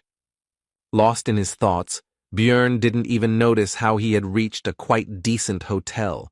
His head was occupied with thoughts about the serious differences between the two worlds. Having paid for the room, the guy went to the shower to finally wash properly after so many days in the labyrinth, and also thought that living in this city might not be so bad. But lying in bed, the hero admitted that he was deceiving himself, and had done the same thing before, because in fact he wanted to go home, even though no one was waiting for him there, and with these heavy thoughts, he fell asleep. Björn woke up already at night and decided that now was the time to go meet Erwin, so he started getting ready.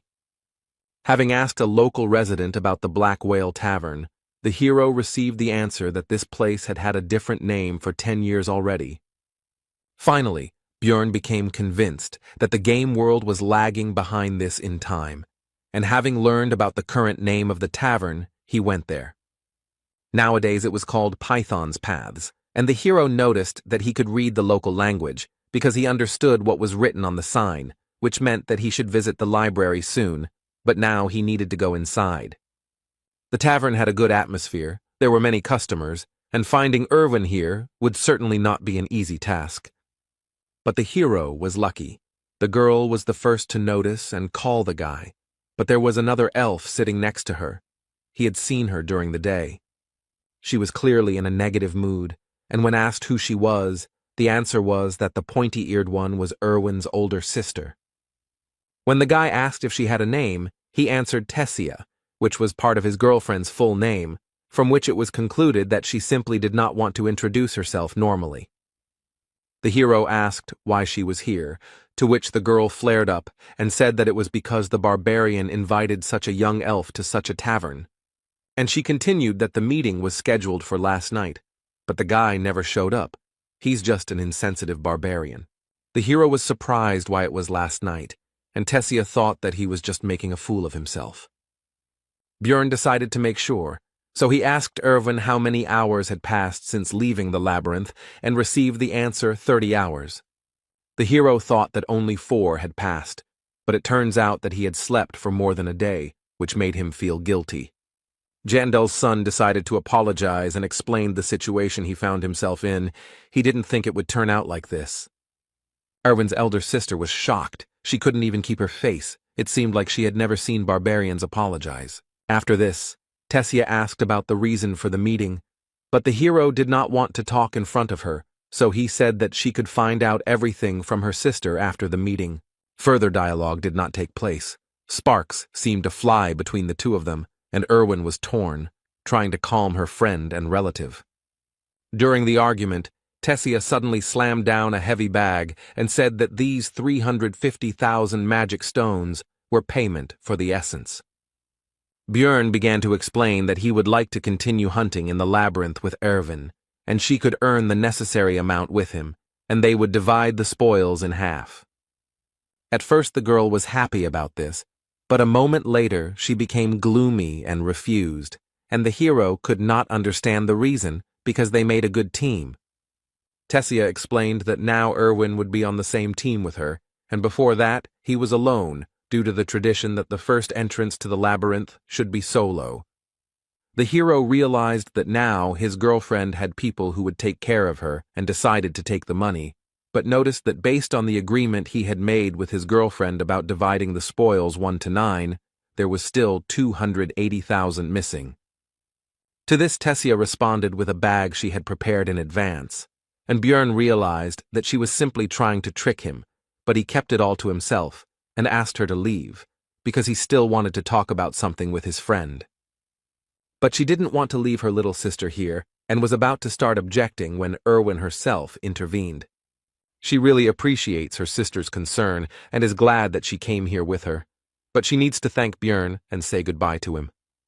Tessia agreed, but only on the condition that the barbarian swear that he would not sleep with Erwin, which embarrassed her sister. Björn calmly swore an oath on his military honor, because he didn't give a damn about it anyway, just like he didn't give a damn about the oath itself in principle. Tessia was satisfied with this and was already heading for the exit, but halfway there she turned around and thanked the hero for saving Erwin's life. Left alone, the friend said that she had never contradicted her sister before and asked if she would be angry about this. The hero calmed Erwin down because Tessia didn't look angry when she left and even thanked him with a smile. The girl tried to apologize for having already decided to be on a team with her sister, but Björn stopped her, and also thought that he himself would not have refused if a high-level elf had invited him. After that, Erwin handed the hero a bag with the red-haired man's and the crossbowman's magic crystals, and she had already taken her share. She also left the rest of the equipment in her house, and tomorrow they should sort it out and decide what to do with it. Erwin said that she wanted to somehow thank Björn for saving her, and he realized that this was precisely why Tessia had demanded an oath, but nothing had come to his mind yet, and the guy suggested ordering something. The girl's eyes lit up, and she said that she had deliberately not drunk anything yesterday so that she could share her first return drink with the hero. It is a special drinking tradition that involves having something to drink upon returning from the labyrinth, and for young elves it is quite important. Erwin was a little worried that this wouldn't be Bjorn's first return drink, but the hero said that this would actually be his first as well. The girl was very surprised by this, to which the hero replied that he had already said that he was only 20, and she thought it was a joke. Soon the table was covered with all sorts of dishes, because Björn had slept all day and was terribly hungry. The couple spent their time culturally drinking the first return drink, and it didn't take long before the table was almost down. Björn decided it was time to take a break, and announced that he had come up with a way for Erwin to repay him for saving him. The elf decided that she already guessed what the guy would ask for, so she suggested going to his room. But what awaited her was not at all what she thought. The barbarian decided to check how the essence affected the girl's characteristics. And in real life, an increase in the flexibility parameter by +4 is not particularly noticeable, the hero thought, watching the elf check her hand. Erwin asked if he really thought she came to the room to check her stats, to which the guy replied that you can't check your skills in the city, and some people were clearly disappointed with this development. Although the game Dungeon and Stone had only 3 main characteristics, these are strength, spirit, and abilities, but each of them had hundreds of other parameters. The guy spent thousands of hours studying them, but still couldn't understand the effects of some parameters. Looking closely at Erwin, the hero thought that the goblin essence should have increased her obsession parameter, and he didn't know what it was doing. When asked whether she had felt any obsessive thoughts or lack of restraint, the girl replied that she suddenly really wanted cookies, although she had never liked them before. The hero concluded that this characteristic strengthens desires, and in the future some other unknown effects may appear, but his thoughts were interrupted by Erwin, who said that she wanted to lie down. Soon Björn woke up and thought about the oath he had made to Tessia not to sleep with her sister. And then I decided that it didn't matter, because you meant a completely different dream, and I continued sleeping. The next morning, the pair decided to sort out the equipment of the dead adventurers. Erwin asked if the barbarian was going to sell everything, to which he agreed, but specified that he would leave a couple of things. The elf then asked if she could keep the leather suit and belt, to which she was granted, but it would be deducted from her share. After this, the couple began to go to various shops and stores, and in order to sell all their loot, they had to go around a lot of places. The total came to 1,450,000 stones, but taking into account the equipment, 50,000 is Erwin's share, which does not change the impressiveness of the remaining amount. This would be a great start, Björn thought, since even in the game he hadn't managed to get that much on his first outing. When the girl heard that it was time for them to say goodbye, she was upset, because she wanted to spend more time with the guy, and to console her a little, the barbarian suggested that they go to the central square together, since they were on the same path. Upon arrival, the couple noticed that a crowd of onlookers had gathered in the square, and a guillotine had been erected in the center. When the girl asked what was going on, the guy replied that it looked like the execution was beginning, while looking at the condemned man. There were other unfortunates nearby, whose only guilt was non-payment of taxes. People have no other choice, because the rest of the world was destroyed by the witch's curse, and only here, thanks to the labyrinth, there are resources. But they are limited, and in such a cruel way one has to control the number of hungry mouths, the hero thought, watching the locals dip bread in blood and eat it. When the girl asked about the reason for their actions, the guy explained that there is a belief that the blood of the executed brings financial luck, and then asked about the amount of crystals for the first year's tax.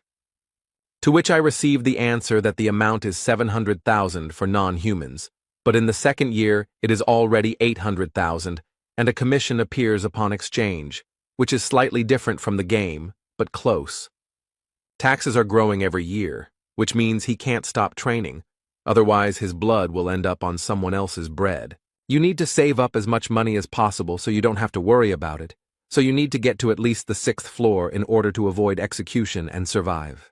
After saying goodbye to Erwin, the hero went to the library, where he continued to collect surprised glances from other visitors, since barbarians are rare guests in such a place. Walking through the reading rooms, the hero suddenly noticed a familiar girl. It was Einar, the second or third daughter of someone there, he didn't remember, who seemed to have fallen asleep right on the book. Bjorn decided to wake up the blonde, because he was curious what she was doing there. She woke up easily. The girl was glad to see her son Jandel, which she announced very loudly to all the visitors of the library. When asked to be quieter, she justified herself by saying that she did not expect to see a fellow barbarian in this place. The hero asked about the reason for her stay here, to which the girl replied that she decided to follow his advice to think before doing something, so she decided to gain new knowledge here.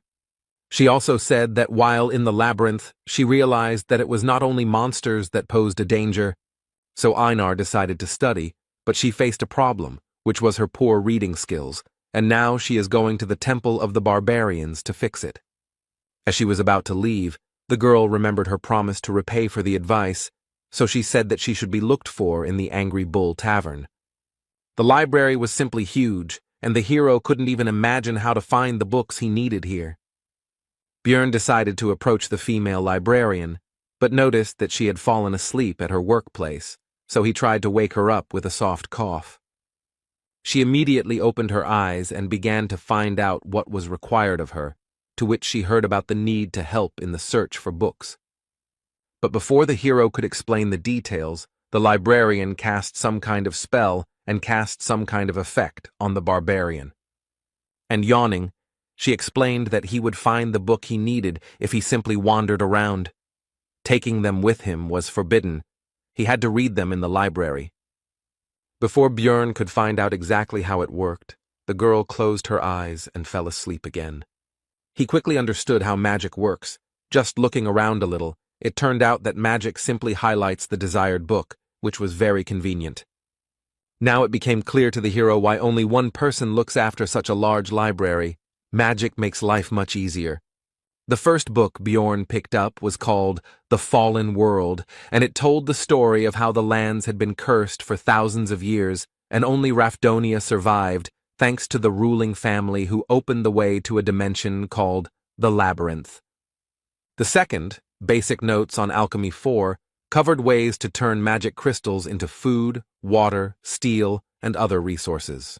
The book Holy War 3 described the reasons for the enmity between the barbarians and the elves, but he was already impatient to touch the fourth, the most useful for him.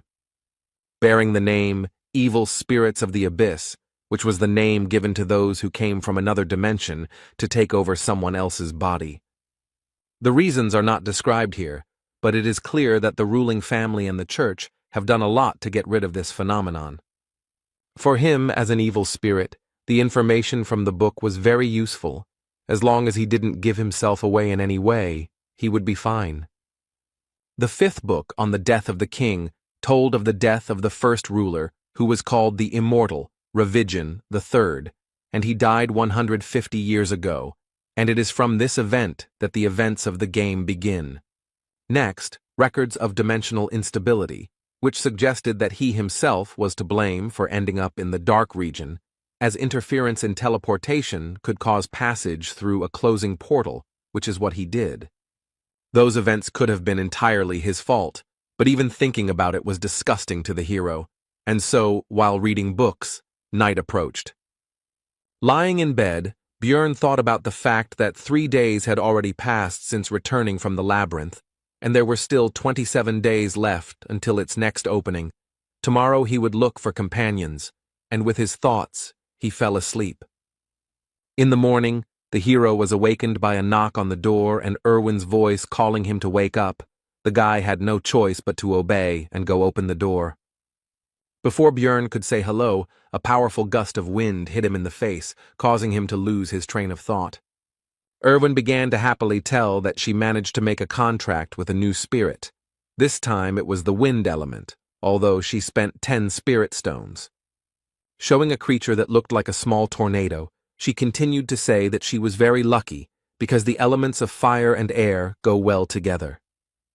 The hero remembered that spirit stones are a rather expensive item, which allows you to make a contract with a spirit, a 10% chance.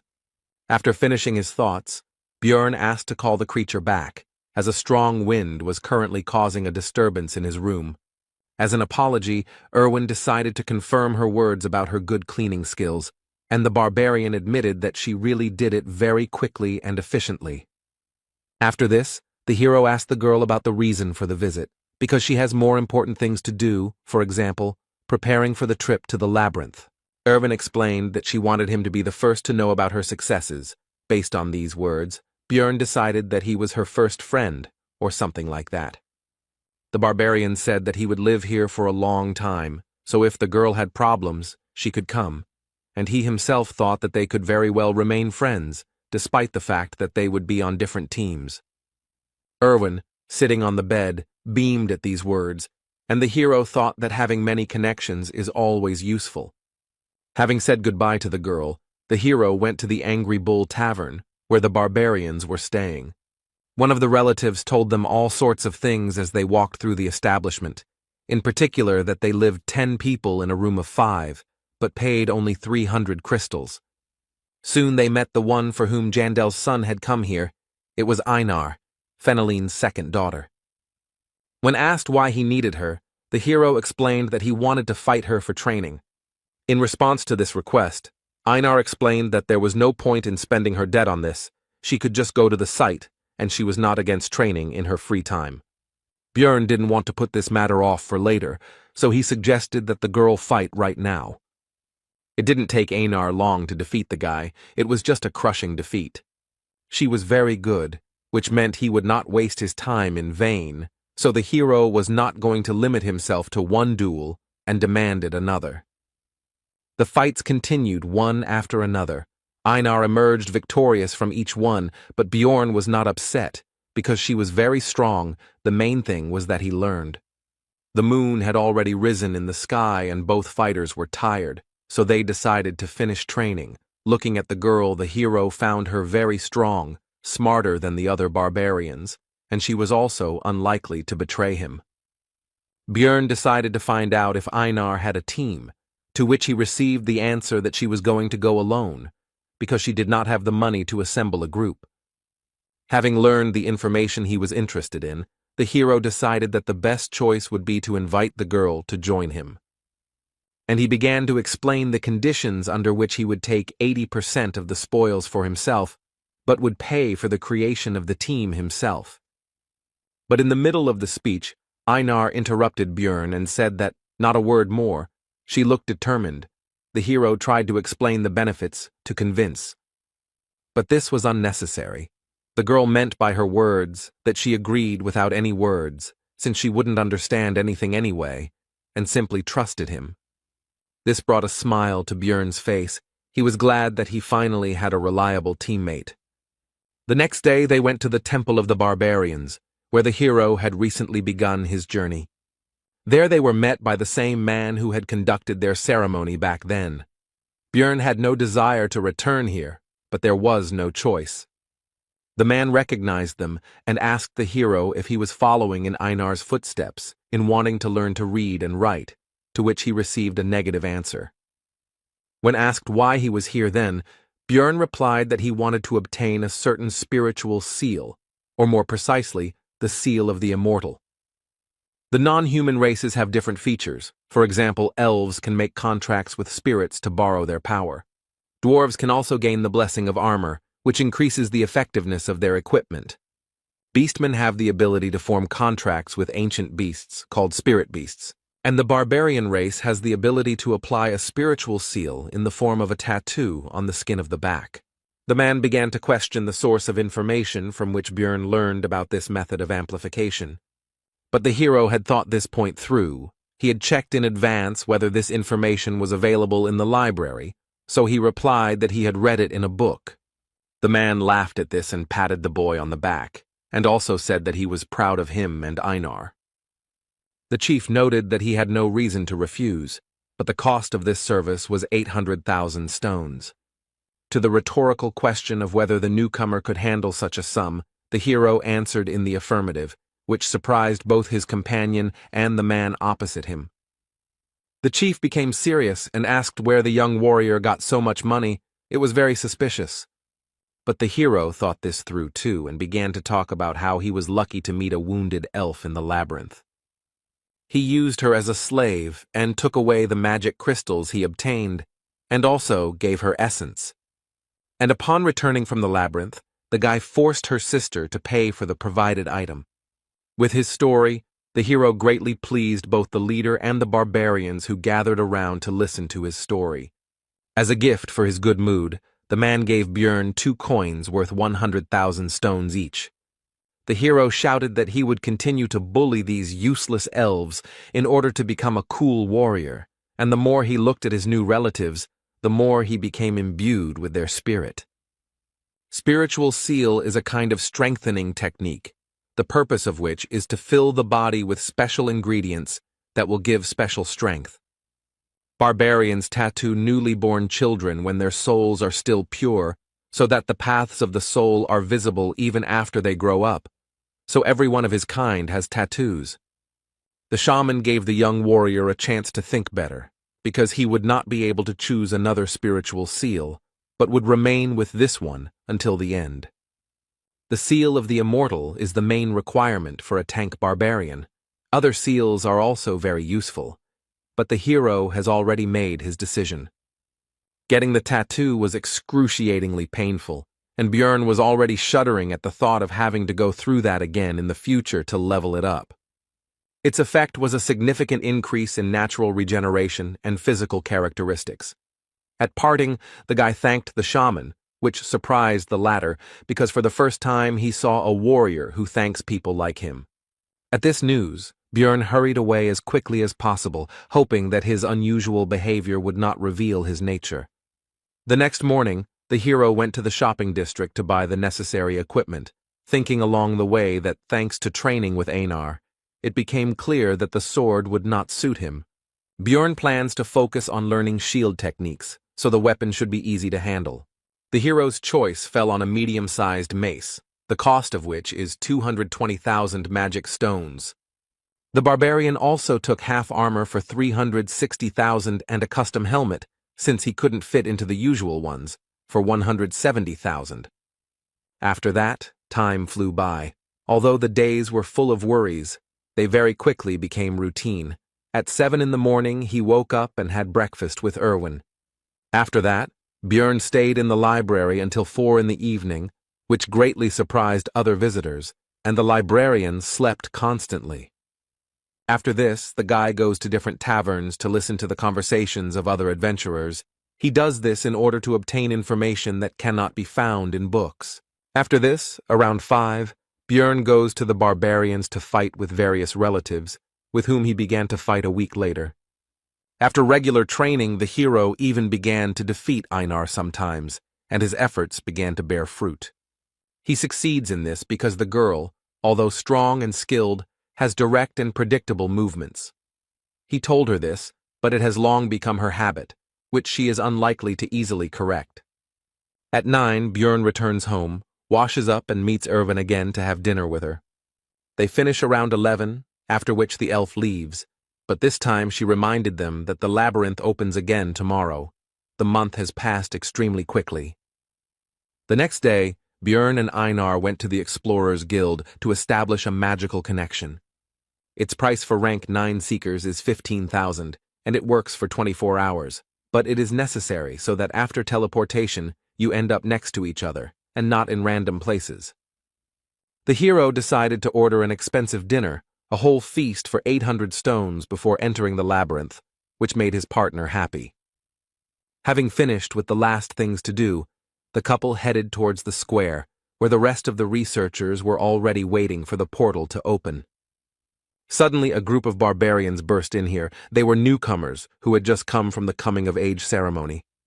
Their appearance brought a pleasant nostalgia to Einar, even though only a month had passed since she had been in their place, and Björn thought about how they managed to find their way every time in an unfamiliar city. Soon, it was possible to enter the portal, but the hero stopped his companion and said that he wanted to check one of his guesses. The portal became smaller and smaller. Einar began to worry, but Björn was still waiting for the right moment. And so, when the security guard at the entrance shouted that it would soon close, the guy rushed forward and shouted for the girl to do the same. The next moment, the hero's guess was confirmed. They found themselves in the dark region, as he thought. To his companion's concern about what was happening, Björn explained where they were and said that this time he had torches, and the last reservation surprised the girl a little. Right in front of them was a passage to the second floor, and thoughts flashed through the hero's head that every gamer should know how to use bugs to their advantage. Without delay, the portal was opened, and the first person to do so also received some experience as a reward. This time the location was different, the dark ground, The remains of stone structures and heartbreaking screams indicated that this was the land of the dead. But unfamiliar feelings distracted Björn from examining the area. He felt as if something was moving through his veins and filling his body. The barbarian shared this with his companion, to which she replied that according to the description, it looked like an increase in the level of the soul, that is, an increase in the level of the character, as it was in the game. He now has more energy to use skills and can also have 2 essences. Einar congratulated the hero on this, but noticed something strange because he did not kill the monsters, and the hero told about the reward for opening the portal first. In this world, experience can only be gained the first time you kill a certain type or subtype of monster, so the further you go, the harder it is to level up. Opening the portal first is a stable and relatively easy way to earn EXP, so many people try to get to the transition as quickly as possible. Björn told Einar that this would be their secret, and if anyone asked, it took them 2 days to get here. Sooner or later other explorers will get here, so you need to get away, because they will wonder how the newcomers got here faster than them. The hero tied a torch to his helmet, and the steel did not heat up due to its magical nature. Although this method has long been used by adventurers, the guy still felt a little ashamed. The land of the dead contains various types of strong, undead-type monsters, unlike the goblin forest. But there are no traps here, so it's a bit easier, in other words, an ideal place for 2 barbarians. The first enemies the team encountered along the way turned out to be a trio of ghouls, but this is only because it is only the first day. On the third, their number will triple. These enemies did not pose any threat, so they served only as a light warm-up for Einar, and the hunt began. After some time, a terrible scream was heard nearby, and the companion, although a barbarian, was also a lefty, so she pressed herself against the guy in fear and asked what it was. Bjorn explained that these were banshees, and they should not attack these monsters, because their physical attacks would not damage the ghost's body, and the curse could easily be obtained. The next monsters that appeared on the barbarian's path were skeletons, on which Einar could just vent her fear. Björn tried to advise the girl that monsters had a vulnerable core between their ribs, but it soon became clear that she didn't need that. She could just smash the bones with brute force. They walked through the lands of the dead for another 7 hours, and encountered various monsters, such as elder ghouls that were twice the size of normal ones, or mutants that turned into skeleton warriors and skeleton archers, and all the new species brought the desired experience. They did not pose a danger, both because of their small numbers, and because of the hero's increased combat capabilities. The mace was perfect for the guy in terms of weight and length, so it breaks the skulls of enemies much more effectively than with a hammer. The vest-style armor reduces the area that needs to be covered by the shield, allowing for more aggressive fighting. And the new helmet, although it won't protect against any crossbow, can easily deal with the rotten bows of skeletons. The hero has become better at destroying the enemy, but there is also someone nearby who is no worse at this. She went into battle with the battle cry of Yahello, the name of the goddess of the barbarians' ancestors, and having tried to shout as well, Bjorn did not notice how this cry began to fly off his tongue extremely easily. It was a refreshing feeling. Compared to fighting with Erwin, having a fellow barbarian's shoulder next to him felt completely different. During the fight, Björn received a small wound on his arm, but it closed very quickly, causing delight in Einar. The seal of the immortal improves natural regeneration. Healing a wound half a centimeter deep takes only a minute, and stamina is restored faster, although the pain is terrible. Soon the earth became dry, the soil changed, and the banshee's cry became much louder. All this meant only one thing: monsters of the 8th rank would appear soon. And he didn't keep us waiting long. It was the demon of death, who somehow miraculously managed to quietly approach the couple almost right next to each other. The monster looked more terrible than Bjorn had imagined, but fear did not stop the barbarians, and they rushed into battle. Einar attacked first, and while the monster blocked the blow, the hero slipped past and found himself behind the enemy. But the maneuver was useless, because the creature's body was so hard that the blow felt as if it were a stone and not the flesh of a living creature. Despite the lack of visible damage, the demon still tried to kill the impudent barbarian, but the latter was fast enough to dodge.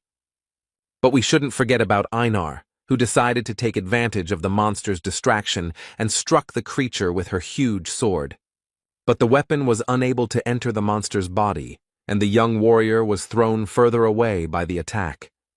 The death demon in the game had high defense, but the guy didn't think that in reality it would be such a difficult opponent, and even small scratches on it healed extremely quickly due to the body preservation skill. But soon, the situation worsened even more because the monster used its active skill for summoning ghouls, which was called the Call of Death. Björn ordered Einar to deal with the dead first, while he would distract the monster.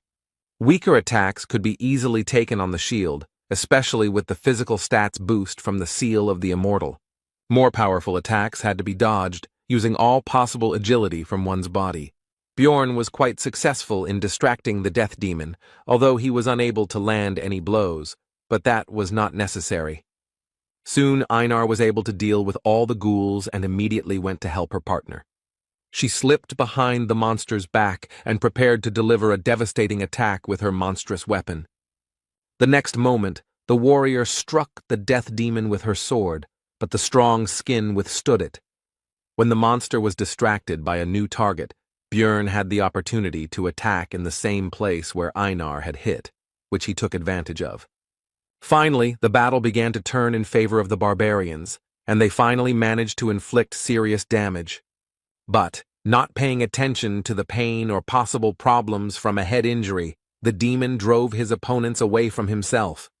The team couldn't keep up with the monster's regeneration. It recovers too quickly thanks to its passive skill of body preservation.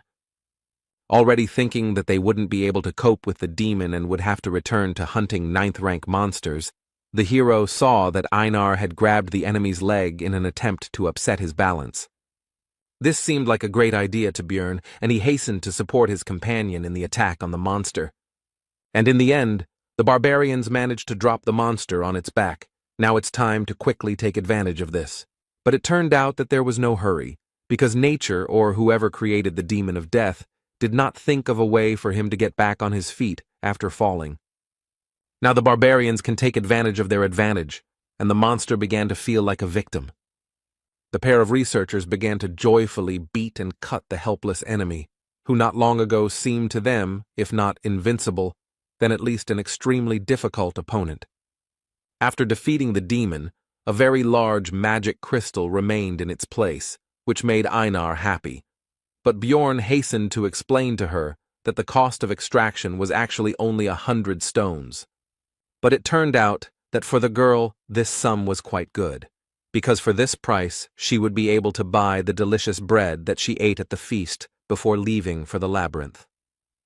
The hero decided that it was not right to limit himself to one demon, so it was time to go and continue hunting, and also realized that hunting with barbarians was quite good, and Erwin was a little passive. In this battle they managed to find an excellent tactic, so the barbarians first threw the monster on its back as soon as they discovered it. After which they joyfully beat him on the head until he died, and as a result, they finished off 70 of these big guys. It was time to set up camp, and the hero again fell into thoughtfulness. He thought about the fact that it was extremely profitable for him to hunt death demons, because there was, albeit a low chance, but a chance to get an essence that would suit him very well. The next day, the number of monsters doubled, but this caused practically no problems. The barbarians simply felled them one by one, and then finished them off. True, if the demons could not be neutralized before they used the Call of Death, then they had to run away, because the creatures do not pursue prey outside their territory. After midday, the monsters began to appear in threes, which was already too difficult, so the barbarians wisely decided to give up the hunt and not take such risks. Soon the couple began to look for a place to stop, but when they had already succeeded, they met a group of searchers. With a threatening expression on her face, Einar informed the uninvited guests that since they had no business here, they should get lost. The group decided not to mess with the terrible barbarians and decided to leave quickly, and the girl watched them go. Einar said that now they would have to change their camp location, because these guys now knew their location, and people cannot be trusted. Walking after the girl, the hero recalled that she had previously disliked them, and also came to the conclusion that some story had happened to her during her first exploration of the labyrinth. Björn decided to ask Einar about this another time, and in the meantime his companion complained that they most likely would not be able to find such a good place for a camp. But their conversation was suddenly interrupted by desperate cries for help, and such sounds are not made by those who are attacked by monsters, which means that the seekers are cutting each other. The couple was about to get away, but it turned out that someone had heard their conversation and fired an illuminating spell into the sky. Now it was possible to examine the situation, and it was not rosy. There were 4 bodies lying on the ground. There were no monsters nearby, but there were traces of a camp and poisoning. And in the middle of this picture stood a woman clutching a bloody dagger in her hand. Most likely, she was a marauder. Marauders are people who hunt other explorers instead of collecting magic crystals from monsters. They collect equipment from others. Naturally, in Rafdonia this is punishable by death, although if you think about it, no one convicted him of killing his colleagues, which means no one will know anything if there is no one to tell. Looking at the girl, the hero realized that she was very strong and professional, and also had a noticeable appearance, but nothing was known about her, which meant that she did not leave witnesses of her work. Looking over the dead people, Björn noted that they had very high-quality equipment. The mage seemed to have reached the 5th floor. 3 apparently died from poison, and the 4th seemed to have resistance. Without any concern at all, the woman began to search the bodies. She was not at all afraid of the 2 new barbarians. Judging by how that huge sword fits, she must have an expensive spatial traveler's bag. Most likely the marauder was much stronger than them, which means the only chance to survive was to escape. Along the way, Björn left marks on the trees, just in case if they followed them, they would soon reach the portal to the 1st floor. On the way, the barbarians met a group of other labyrinth explorers, among whom there were no representatives of non-human races. People were hard to trust. Einar was especially sure of that, but they had no choice, so they reported that a marauder was chasing them. At first, the researchers didn't believe it, but Björn used the warrior's oath again. Then they said that they would take the things for themselves, and would also now use the camouflage skill. Everyone within a radius of 3 meters merges with the surroundings. This is very useful. But there is a drawback, which is the inability to move, otherwise the haze will dissipate. The barbarians came closer, but instead of using camouflage, a suppression skill was used, which paralyzed the couple. These people also turned out to be marauders, and this skill was obtained from a high-level stone golem monster. The victims would be paralyzed until they took any damage, the hero thought, as the researchers quickly searched their backpack and other belongings. They were also already anticipating the huge amount of stones they would receive from selling the valuable barbarian hearts. The man with the dagger was going to kill them both with one blow, as he always did before, so as not to free the victims from paralysis. The next second, the blade rushed straight at the hero's neck, but he already had an idea about how to get a chance to survive. As soon as the dagger penetrated Björn's flesh, he took enough damage and began to tilt his head back before it could penetrate deep enough. Now the paralysis had lifted from the barbarian, allowing him to grab his mace and kill the man who had just recently been about to take his own life. The searchers were shocked and even slightly horrified. They had never encountered such an extraordinary situation before.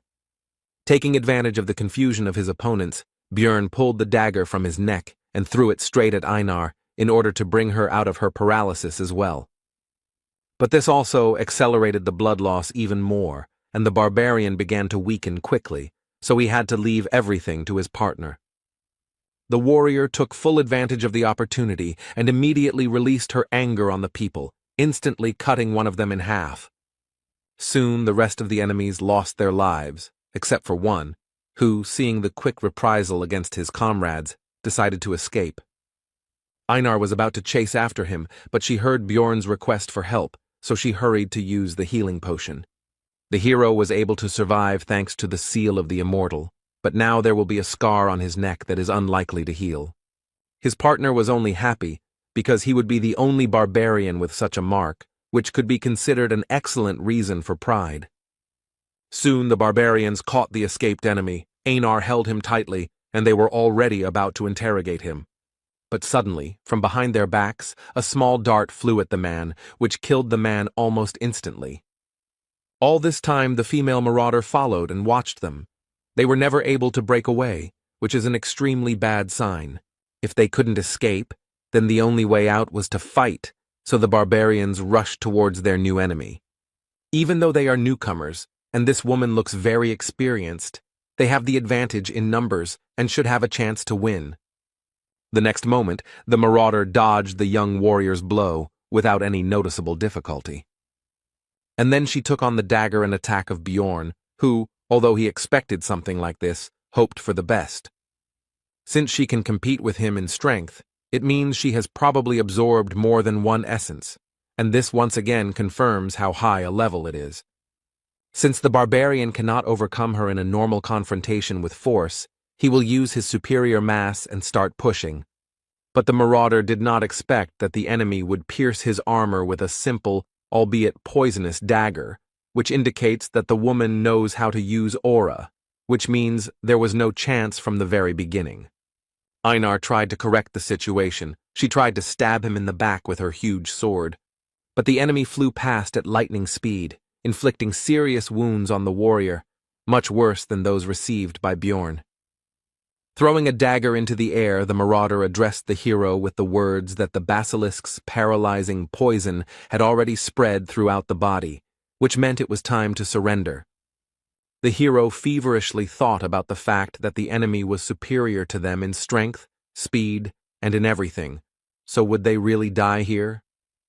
The woman interrupted these thoughts by putting a dagger to the guy's neck and saying that if they swear not to say anything, then she will spare their lives. The marauder continued by saying that she had intended to suggest this from the very beginning. She didn't want to kill the barbarians, because she was indebted to them. Now it became clear to the hero why she simply watched their fight. She wouldn't have had to kill them personally if those researchers had succeeded. The wounded Einar extended her hand and said that they couldn't trust this woman, because she would definitely deceive them. When asked about the consequences of refusal, the marauder replied that in this case they would die, so there was no choice. The hero once again took advantage of the oath of military honor, and now it was Einar's turn to have her say. But the girl did not want to do this. It seemed that her dislike for people was extremely strong, as was the pride of wine, and even in such a situation she could not agree with this. Since Einar has spoken her word, it means the woman has no other choice, and today the warrior will leave this world. But Bjorn categorically disagreed with this, so he began to persuade the girl to take the oath anyway. He desperately reminded her that Einar had said earlier that she would follow all his orders. She just needed to trust him. The warrior did not want to swear by her military honor, but still gave in to her partner's persuasion. The marauder was satisfied with this and was about to leave, but the hero finally asked what floor she had reached, to which he received the answer that she had reached the 8th, which meant that there was no hope of victory. Soon the pair of barbarians returned to the first floor, and the guy noticed that Einar took it all much worse than he thought. It seemed that for his kind to beg for mercy with the honor of warriors was extremely shameful. Bjorn tried to console the warrior with the words that they survived, and that was the main thing, and in the future they would still have a chance to defeat that woman in the future. Einar responded to this by saying that she would endure the shame and the desire to kill herself in order to become as strong a warrior as the hero. Seeing his partner's attitude towards this situation, the hero understood that he would hardly ever understand her feelings, and the reason for this is simple. He is not a real barbarian. They began to rest, and Bjorn again plunged into thought. After these events he was morally destroyed, although Einar was even worse. The guy felt about the same as he did on his first trip to the labyrinth when he hoped for help from that blonde guy's group. When the priestess refused to heal him, and the swordsman threw the potion as if his life was worth nothing, as if he were a wounded dog, although he was happy to survive, he cannot forget that feeling. Björn believed he was making the best choices in the situations he faced, focusing on survival, and he didn't understand what he could have done wrong. As soon as the hero got into this world, a man was beheaded before his eyes, and then unpleasant things continued to happen, and the barbarian decided that something needed to be changed. He had a new plan. Björn woke up Einar and asked her if she would agree to try to become stronger if it involved great risk. The warrior agreed, because if they didn't achieve this, they would most likely die anyway. This life will always be filled with chaos, no matter which path you choose, so it is better to attack first, Björn thought, and told his companion that they would go into the rift. The team headed to an area that was also shrouded in darkness, but there were 4 types of monsters there. In addition to the goblins and ghouls they had already encountered, there were gnomes and razor-maned wolves. Soon, an ancient monument appeared before them, and when Einar asked what it was, Björn told them about the memorial to the man who first found the labyrinth, dedicated to Deflon Grandel Gabrielius. The hero said that he was going to open the rift and asked to keep it a secret. His partner agreed, but asked to tell what it was. Roughly speaking, it is a labyrinth within a labyrinth. In the game it was called an instanced dungeon, which was cleared by a selected number of characters. To open the rift on the first floor, you need to place the magic crystals of 4 types of monsters on the memorial, and with the stone of the death demon, 1 specific instance for 5 people will be opened. The difficulty depends on the number of participants, and the hero was interested in who else would be included in their temporary cleanup group. The rift is a passage to another reality that appears randomly on each floor, and they also have a recovery time, and the passage on the first floor opens once every 3 months according to city time. On the first level there are 4 rifts. The one they are going to has a red sky, clouds of crows flying across it, and a dark castle rises up ahead. This place is called the Bloody Citadel. Björn knew where they would end up because he used the Death Demon's magic crystal, but in real life it all looks much scarier. The most important thing now is who will appear here next, because the rest of the group members will be chosen randomly. Meanwhile, Erwin and his sister were on the first floor, and the elder was teaching the younger that she needed to be able to defend herself without a bow and spirit, but with just a dagger. To this, the girl replied that Björn told her that you need to concentrate on what you are good at and leave the rest to the team. Everyone should do their part. Tessia explained to her sister that he was also right in his own way, but you can't always trust your companions because this world is not particularly welcoming. Walking through the labyrinth, the elder elf told them that before heading to the second floor, they should look for a rift, because although it was difficult to find them, 8 months had already passed since the last one, so they had a chance. Erwin said that it was interesting. Björn didn't tell her about it, to which Tessia thought that it was natural. After all, he was just a barbarian, and a newbie at that. He probably got to the top in the most ineffective way. Their conversation was interrupted by some suspicious sound, and when they followed it, they realized that this was exactly what they were looking for, a rift.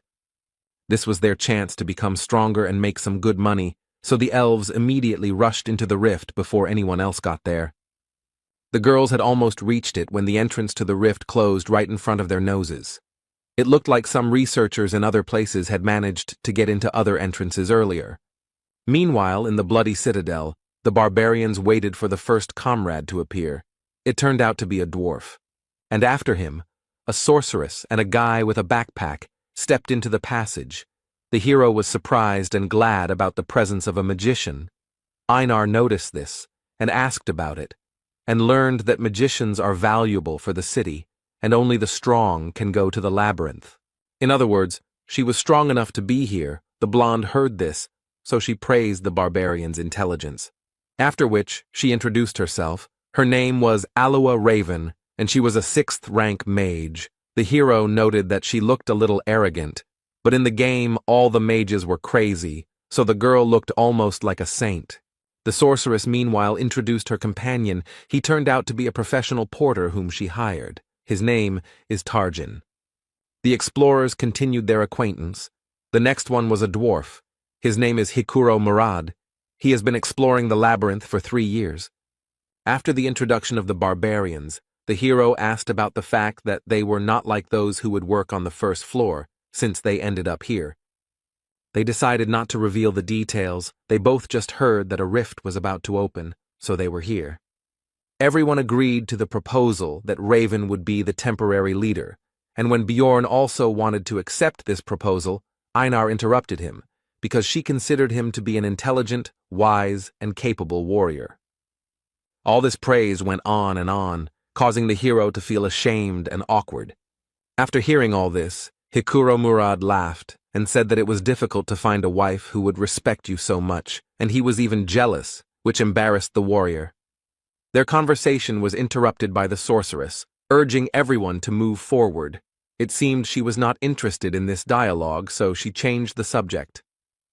The dwarf noted that they still needed to learn about each other's abilities, but Raven arrogantly noted that there would be monsters of the 7th rank and below here, and she and the porter alone would be enough.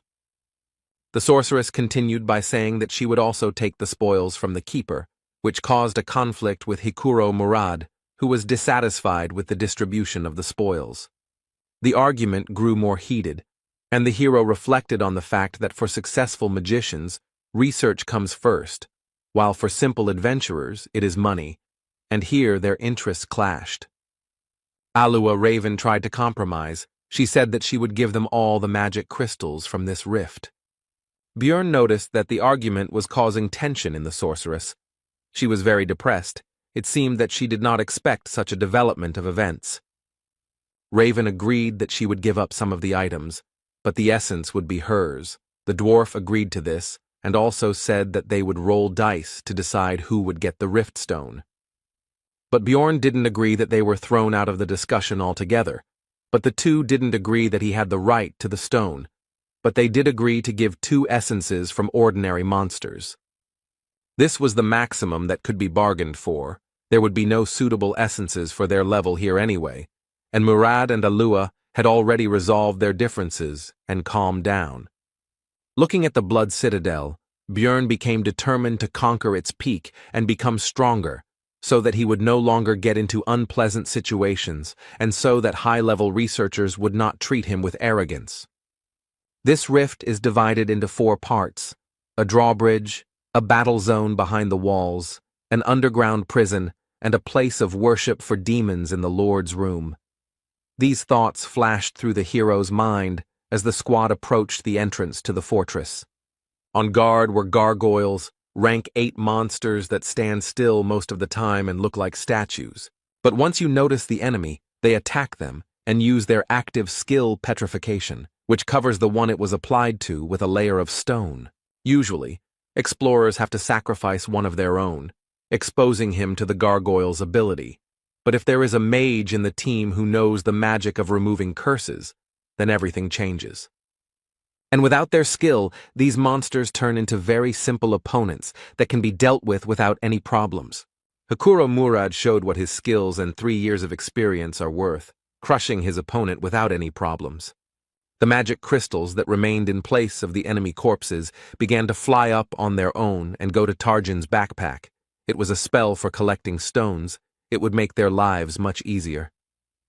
Now that the guards were down, the team could enter the citadel, which was quite dark, and magic helped with that as well.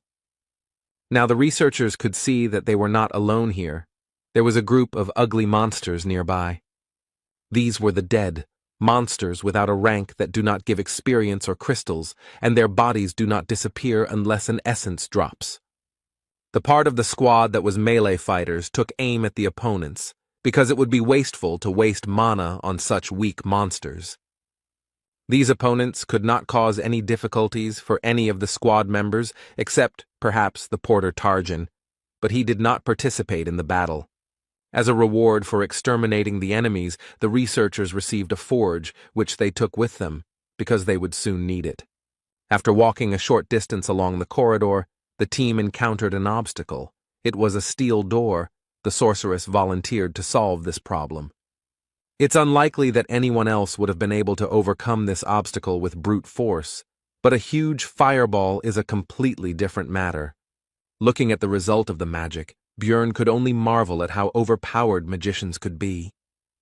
The next obstacle on the squad's path is the first part of the fault, the drawbridge at the entrance to the fortress. It was raised. But Alua Raven knew how to lower it, so she asked Einar to blow into the horn she had recently received. With this action, the bridge began to slowly descend, and the long dormant magic seal was activated. And the dark bloody water began to rise higher and higher, and in it swam a crowd of the same monsters that the team had encountered not so long ago. The goal of this test is to survive the onslaught of countless undead. This is a pretty difficult part, but only for those groups that don't have an experienced mage who has area attacks.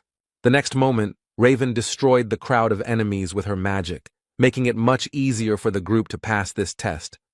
Bjorn guessed that the sorceress was quite powerful, but he didn't think there was such a big gap between them. The first part of the Blood Citadel was completed, the bridge was lowered, and the team was about to move on. But Bjorn was tense, because it had been ridiculously easy to deal with, which, given his luck, was highly suspicious, and there was certainly trouble ahead. The group of explorers easily crossed the drawbridge of the outer wall and headed towards the inner castle. Normally, they would have had to fight their way through a lot of monsters, but they had Raven, which was a big help in conquering this rift. Soon, she was no longer destroying all the enemies with one blow. This time, there were about 10% of the enemies left.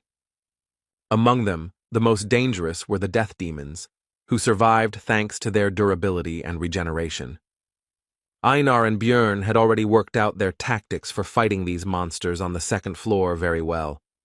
This sight greatly surprised and discouraged Hikuro Murata, but the barbarians seemed to be having fun. Raven also decided to contribute to the victory over the monsters by hitting them with the spell Worsening Wounds, which negated the monsters' regeneration.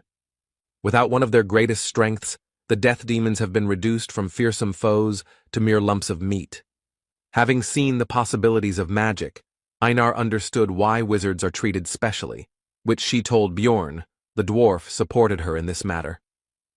Hearing the praise directed at her, Raven simply beamed and said that they study hard for this, but talent is also essential. Now the hero began to better understand her character.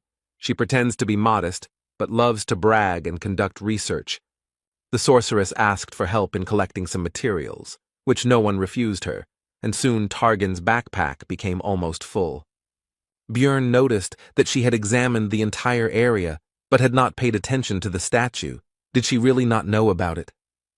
Some gamers have a habit of pressing the interaction button when they see a unique object or a suspicious wall, and the hero was one of them, so he discovered a lot during 9 years of playing Dungeon and Stone.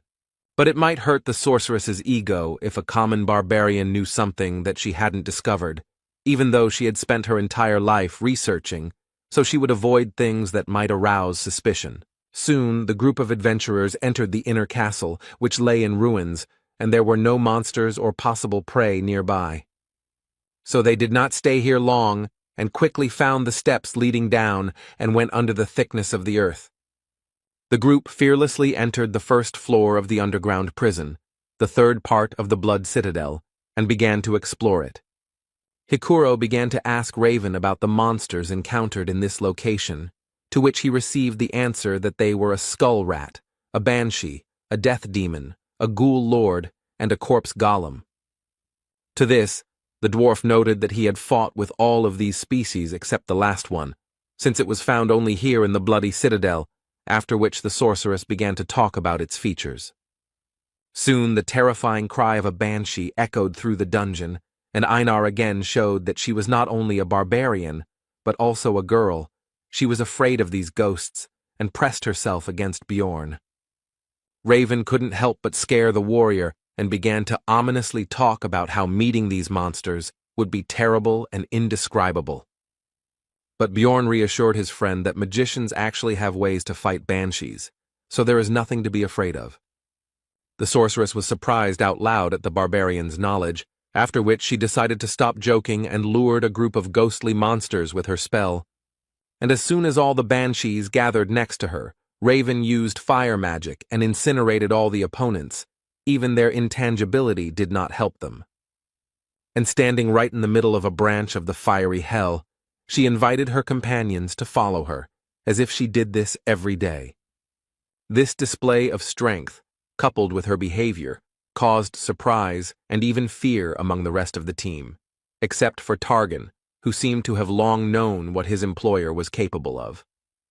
Soon, the researchers found themselves on the second floor of the underground prison, where they encountered new monsters, such as a chimera wolf, or the Lord of Ghouls, and the interior of the environment began to resemble the laboratory of an evil scientist, since there were ugly monsters and objects everywhere. The sorceress did not feel fear, because she herself carried out autopsies. Alua Raven had previously researched the first floor's rift maps, so she knew where to go and had no problem finding the secret door behind which the corpse golem's lair should be. Having prepared themselves, the group opened a passage, behind which they were met by endless piles of corpses, and a terrible smell instantly filled their nostrils. In the past, the hero would have definitely lost consciousness from all this, but the effect on the barbarian's strong body is not so strong. The first to succumb to the nauseating smell of rotting bodies was the porter Tarjin, and he parted with his breakfast. Next was Raven. She was used to looking at something like this during autopsies, but it didn't change the disgusting smell. Björn, Einar, and Hikuro were more resilient, so the squad moved on, with the melee fighters in front and the rest behind them. Soon, they reached the largest pile of corpses, and suddenly began to hear strange voices that became louder and louder with each passing second, and soon it became clear that these were the bodies talking to them. It turned out that this pile was the monster that the group came here for. The first boss, the corpse golem, awakened. The terrifying appearance coupled with the human-like voices caused fear in Hikuro, and he froze in place, as did Raven and Targan. The hero had thoughts about how they had always pretended to be tough, but now they were useless, which meant he would have to sort things out together with Einar.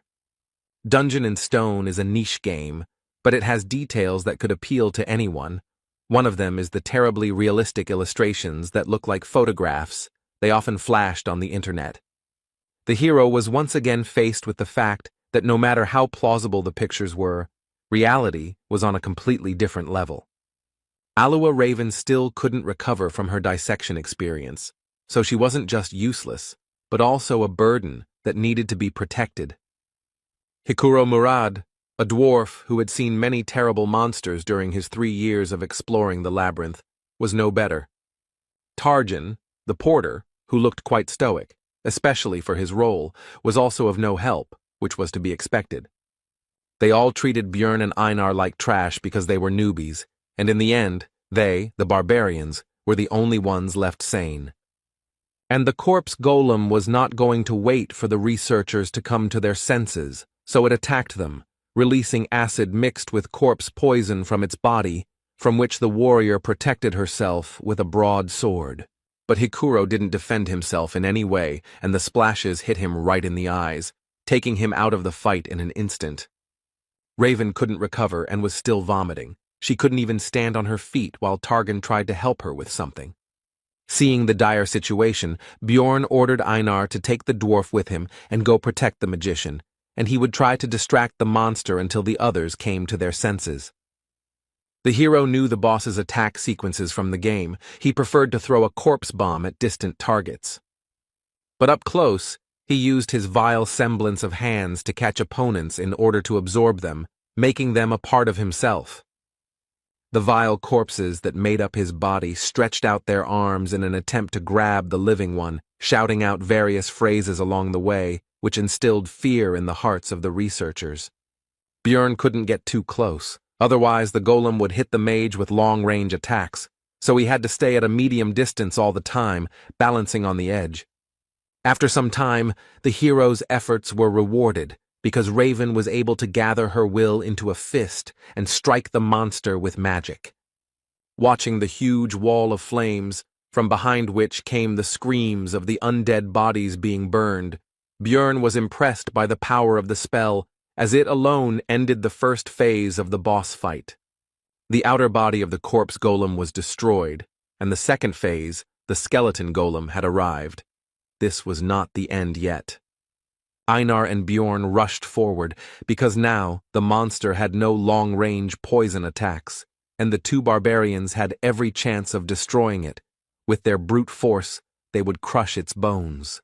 It wasn't long before they managed to break through his chest-bone plates and reach the golem's vulnerable core in the center, and the monster was defeated. At the sight of his death, as a reward, a beautiful ball of energy quickly formed. This was his essence.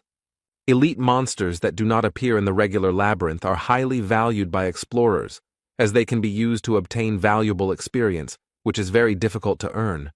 Various magic rings, amulets, earrings, and other things that can be obtained from the Rift Keepers are also very good loot.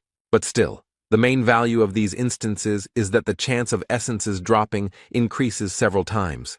After finishing his thoughts, Bjorn informed Einar that it should go to them, since they had contributed the most to defeating the boss.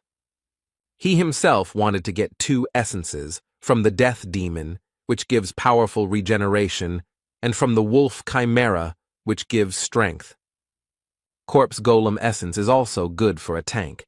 It slightly dulls perception, but increases bone density by 55, as well as weight, which helps to knock down the enemy and reduces damage from enemy weapons by 21. The pain resistance is also useful, and the extra strength and poison resistance are a nice bonus. But the main problem is the essence skills. The active skill Flesh Explosion deals a lot of damage, but the price is your health points. The passive skill, Acidic Bodily Fluid, turns blood into acid, and with each injury will damage equipment, reducing its durability. The essence is good, but you'll have to spend a lot on potions and equipment, Bjorn concluded his thoughts, and told his partner that the loot wouldn't dissolve for another 30 minutes, and for now, they needed to help the dwarf with healing. Soon Hikuro was as healthy as before. He felt shame and regret for his behavior, and only thanks to Einar he saved his life. But it seemed to him that he had already seen all sorts of monsters, but the hero was irritated, because due to mental problems they almost died from a monster, with which otherwise they would have dealt without problems. Alua Raven had more or less recovered, so it was time to discuss payment. He said that it was thanks to him that their group survived this fight. So as a token of gratitude, he demanded that they take the Rift Stone for themselves, since if it weren't for it, everyone would have died, after which a tense silence ensued. The silence was broken by Hikuro Murad. He supported Bjorn, because he was in great debt to his partner Einar, and also, in principle, to him himself. Raven was against it, but decided that if they came across a Rift Stone, the barbarian would have a chance to get it, and he decided that he shouldn't count on more. After this, Bjorn decided to report that the corpse golem had dropped essence, which surprised his teammates. The sorceress simply beamed with joy and excitement, because this essence is extremely rare, so even large guilds do not know its effect, and she really wants to study this thing. Bjorn had a proposition. He could give up his loot from the boss, but in return he wants to get the essence of the keeper if it drops. Alua Raven was confused by this deal because the keeper might not drop anything at all, which she told the barbarian. Bjorn replied that he was ready to take the risk, which pleased the sorceress, since she was more interested in the rare, unexplored abilities of the corpse golem. When Hikuro asked how she was going to take the essence, she showed him the artifact vial and said that she had everything she needed. It was an extremely expensive magic item that wouldn't pay for itself with essences below rank 6, but she didn't seem to care. Soon all the work was completed, and the team hurried to leave the terrible lair of the corpse golem, moving on. On the way, the researchers came across statues that resembled gargoyles, but turned out to be, in fact, the most ordinary sculptures. Coming closer to examine them, Raven reported that the Lord's room should be very close now. After touching a certain point on the statue's face, a book fell from somewhere on the ceiling and was deftly caught by the sorceress. It seems she had read about the cache in advance, and the volume itself was called the Necronomicon and contained rich knowledge about black magic. Raven said that she was taking the book for herself. The dwarf agreed with this, because none of them possessed the magic of distortion, which was needed to carry out of the labyrinth what should usually disappear. These are usually the weapons and equipment of monsters. But this book was actually an ordinary item, and the sorceress decided not to report it, and the barbarian was forced to remain silent so as not to reveal his excessive knowledge. After that, they wandered around the rift and destroyed monsters until they finally met the second intermediate boss, the Bone Rider. Raven noticed that luck was clearly on their side, since they had obtained the essence of the corpse golem, and now they had also encountered a successful opponent.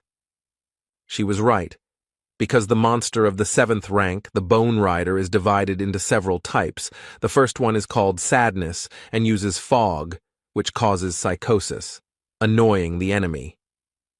The second is Hatred. He uses the Soul Kill skill, which lowers the target's level, the hardest enemy.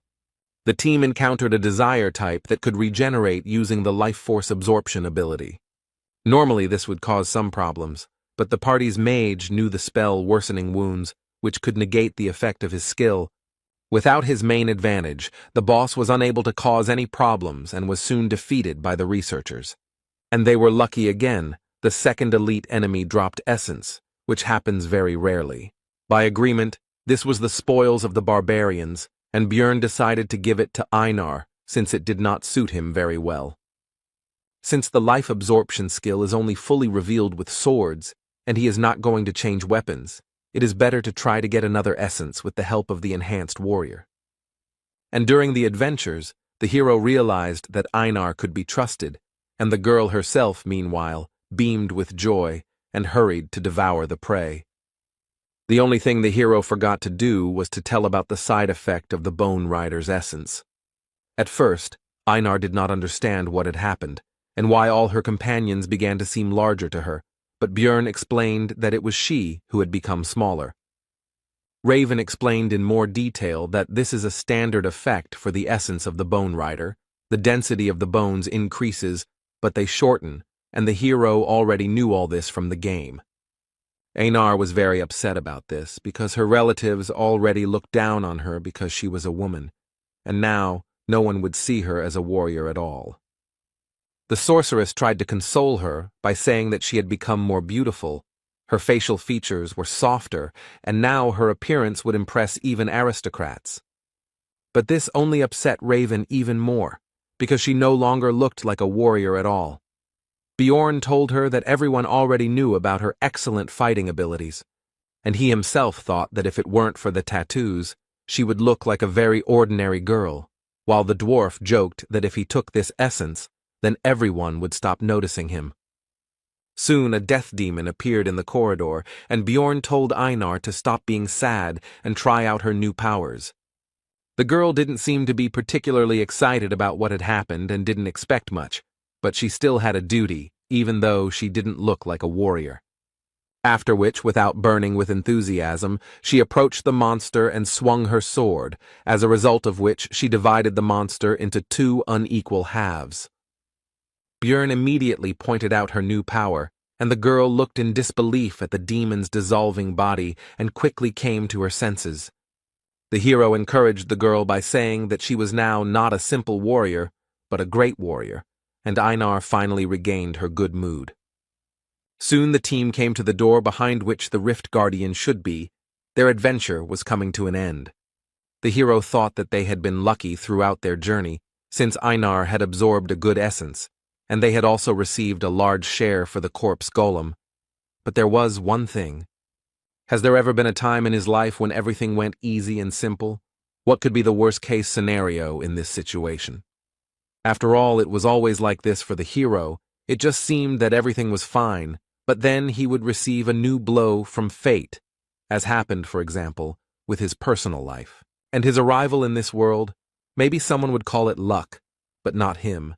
For the guy it was the same trouble, only even worse. He was brought out of his thoughts by Hikuro, who was about to open the doors, and Björn finally noticed one peculiarity. The handle was red, so he tried to stop his comrade. But the danger was discovered too late. The door itself opened all the way. The master of the bloody citadel woke up from a deep sleep. And it was not the Death Rider that was usually found here, but a vampire, a monster that only appears after the 6th floor, who greeted them with the words that he had not seen living beings for a long time, and also an advanced mutated version, with intelligence and a named monster, the vampire Duke Cambermere. In general, monsters are divided into 4 categories. The first is mutants, which do not change race or characteristics, but receive a new class, such as goblin swordsmen or goblin archers. Advanced monsters, the rank significantly higher than the average for the floor. These include, for example, the Death Demon, a rare category like the Corpse Golem which can only be found in rifts, or the Mimics, which are very difficult to find on normal levels. And the last ones, those with an individual character and name, are advanced mutants, named monsters, which is exactly what their group met. The researchers sensibly assessed their chances now, so they immediately decided to run, and the hero shouted not to be distracted by conversations when Hikuro tried to ask about what happened. While running, the hero thought about the essence of the monster. This is a 5th-rank boss that can act in an unconventional way. He is strong both in close combat and in black magic. The conversation was brought up again by Raven, who was surprised that the Guardian had become an advanced mutant, since this had never happened before, and the hero could understand her surprise. After all, even he, having spent thousands of hours in the game, had never met the Vampire Duke, and only knew about him because he saw him on the stream. Even in such a situation, the sorceress could not suppress her curiosity, so she asked how he guessed about the trouble, because he said to close the door in advance. Björn couldn't come up with an explanation for his gaming knowledge, so he blamed it all on his well-developed intuition. And he understood everything thanks to the red pen, because he had tried many times to find the Vampire Duke himself, and when he watched the recording of his appearance again, he was able to notice this small difference from the usual rifts. Björn partly blamed himself, because if he hadn't been distracted by his own thoughts, he could have noticed this in advance and changed something, but now it was useless to think about it. Hikuro noted that they wouldn't be able to leave without finishing off the Guardian anyway, so shouldn't they turn around and fight, to which he responded that they needed to get to a place with sunlight. But their conversation was suddenly interrupted by the voice of the vampire in front, who said a phrase about ill-mannered guests. It was one of the spells of black magic, spiritual form. A frightened Raven began to prepare some kind of spell, and before using it, she called on everyone to close their eyes.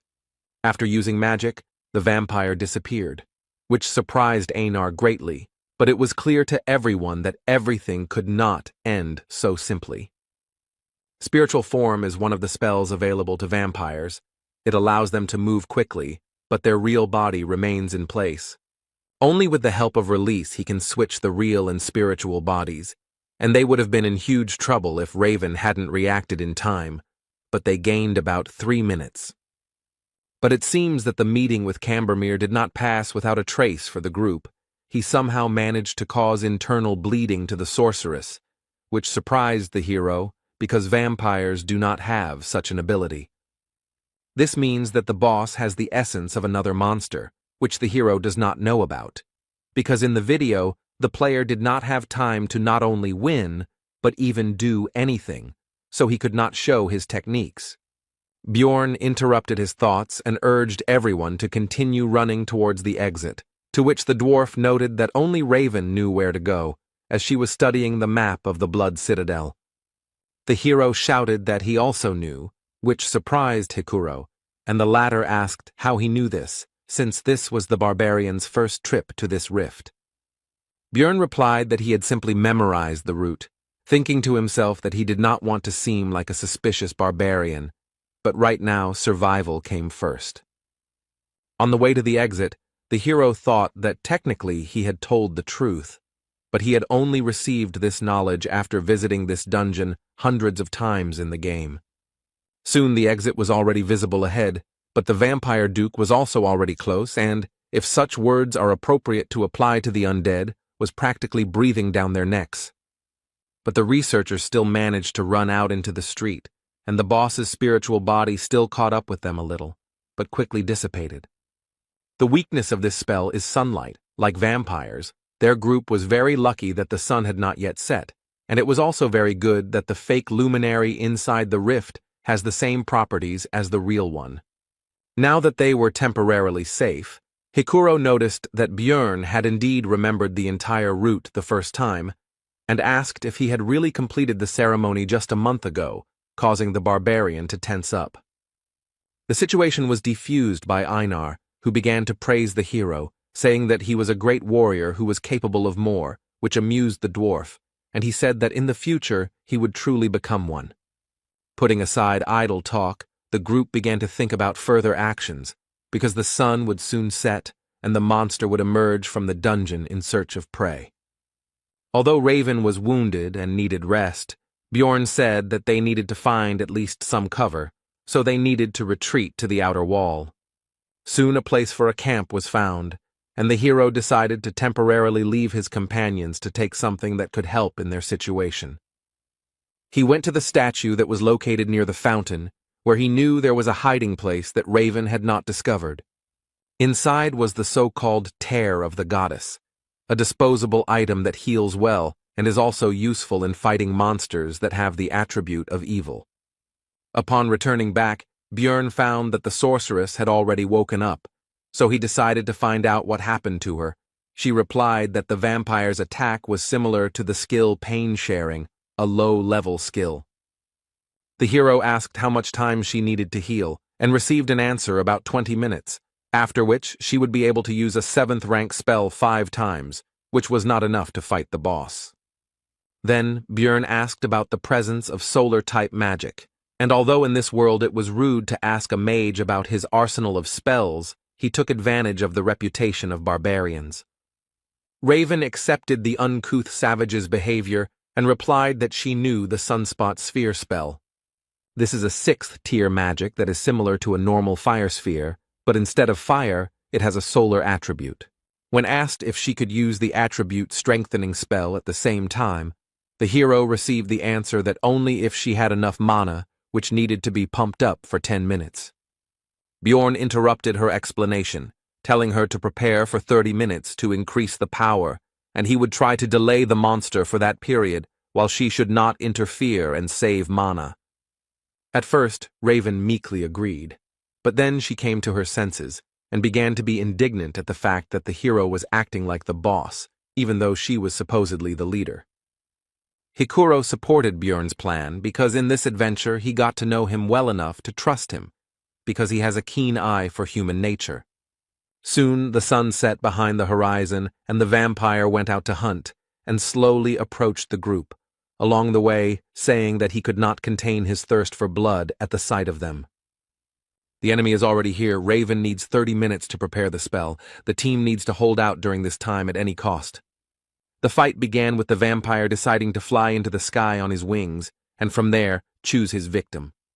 The next moment, Cambormir made his choice and swiftly dove down on the group of researchers. His attack was taken by Hikuro Murad's shield, and surprisingly, he was able to withstand this powerful attack and not even move from his place. This was possible thanks to his ability with the essence from the 7th rank Yantro monster.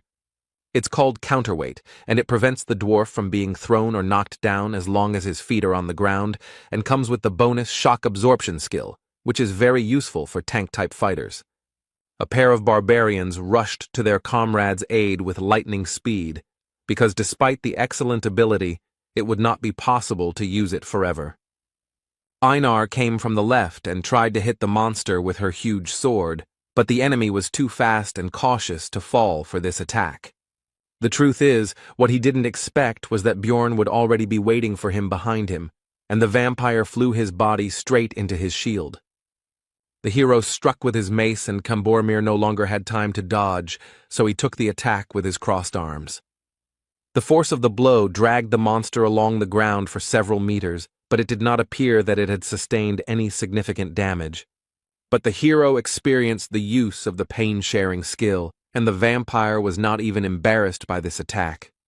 The next moment, the entire body of the Rift Guardian began to transform into terrible six-eyed crows. Soon, a large flock of birds appeared in the place of the enemy, heading straight for the research team. The dwarf used his second essence from the living armor, emergency restoration, and the barbarians defended themselves without any special abilities. When hit, the crows were torn to pieces, blood splashed everywhere, which allowed the enemy to use another of his skills. It was a sacrificial seal that enhanced the vampire's physical abilities, depending on the number of victims within 100 meters.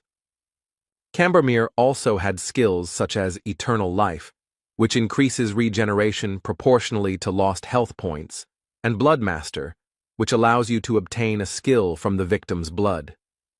Vampires rely on these three skills to make them very strong, but they also have black magic, which allows them to, for example, turn into mist to avoid physical attacks, transform into crows that cause an explosion upon impact, as well as splatter blood, which helps the monster in applying the seal, as happened recently.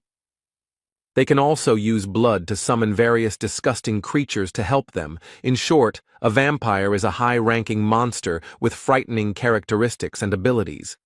While the hero was thinking, the world did not stop in place. The battle continued all this time, and now Hikuro missed the monster's blow. And he immediately tried to develop his success by attacking Bjorn, but he managed to put his trusty shield under attack, and looking at the enemy's strength, the hero remembered that this was exactly why everyone abandoned the game when they reached the 6th floor. There were still 5 minutes to wait, and the dwarf, who was the main force in the battle, was defeated. Einar and he himself were exhausted. Then a plan appeared in Bjorn's head, and he immediately ordered his partner to take Hikuro and retreat back, and he would hold off the vampire. He wouldn't need the weapon anymore. This wasn't a battle anymore. A feverish thought flashed through his mind, and the hero quietly uttered the cry he'd learned from Einar, Yahello. After this, the vampire duke pierced the barbarian's body with his long claws right through the armor, and the hero began to drink the health potion, healing the wound right in the fight, mentally urging the enemy to continue. Seeing this, Raven was confused. Was the barbarian really going to take potions the entire fight to survive? Her thoughts flashed through her mind. She had never heard of anyone fighting like that, because it made no sense. It was just absurd.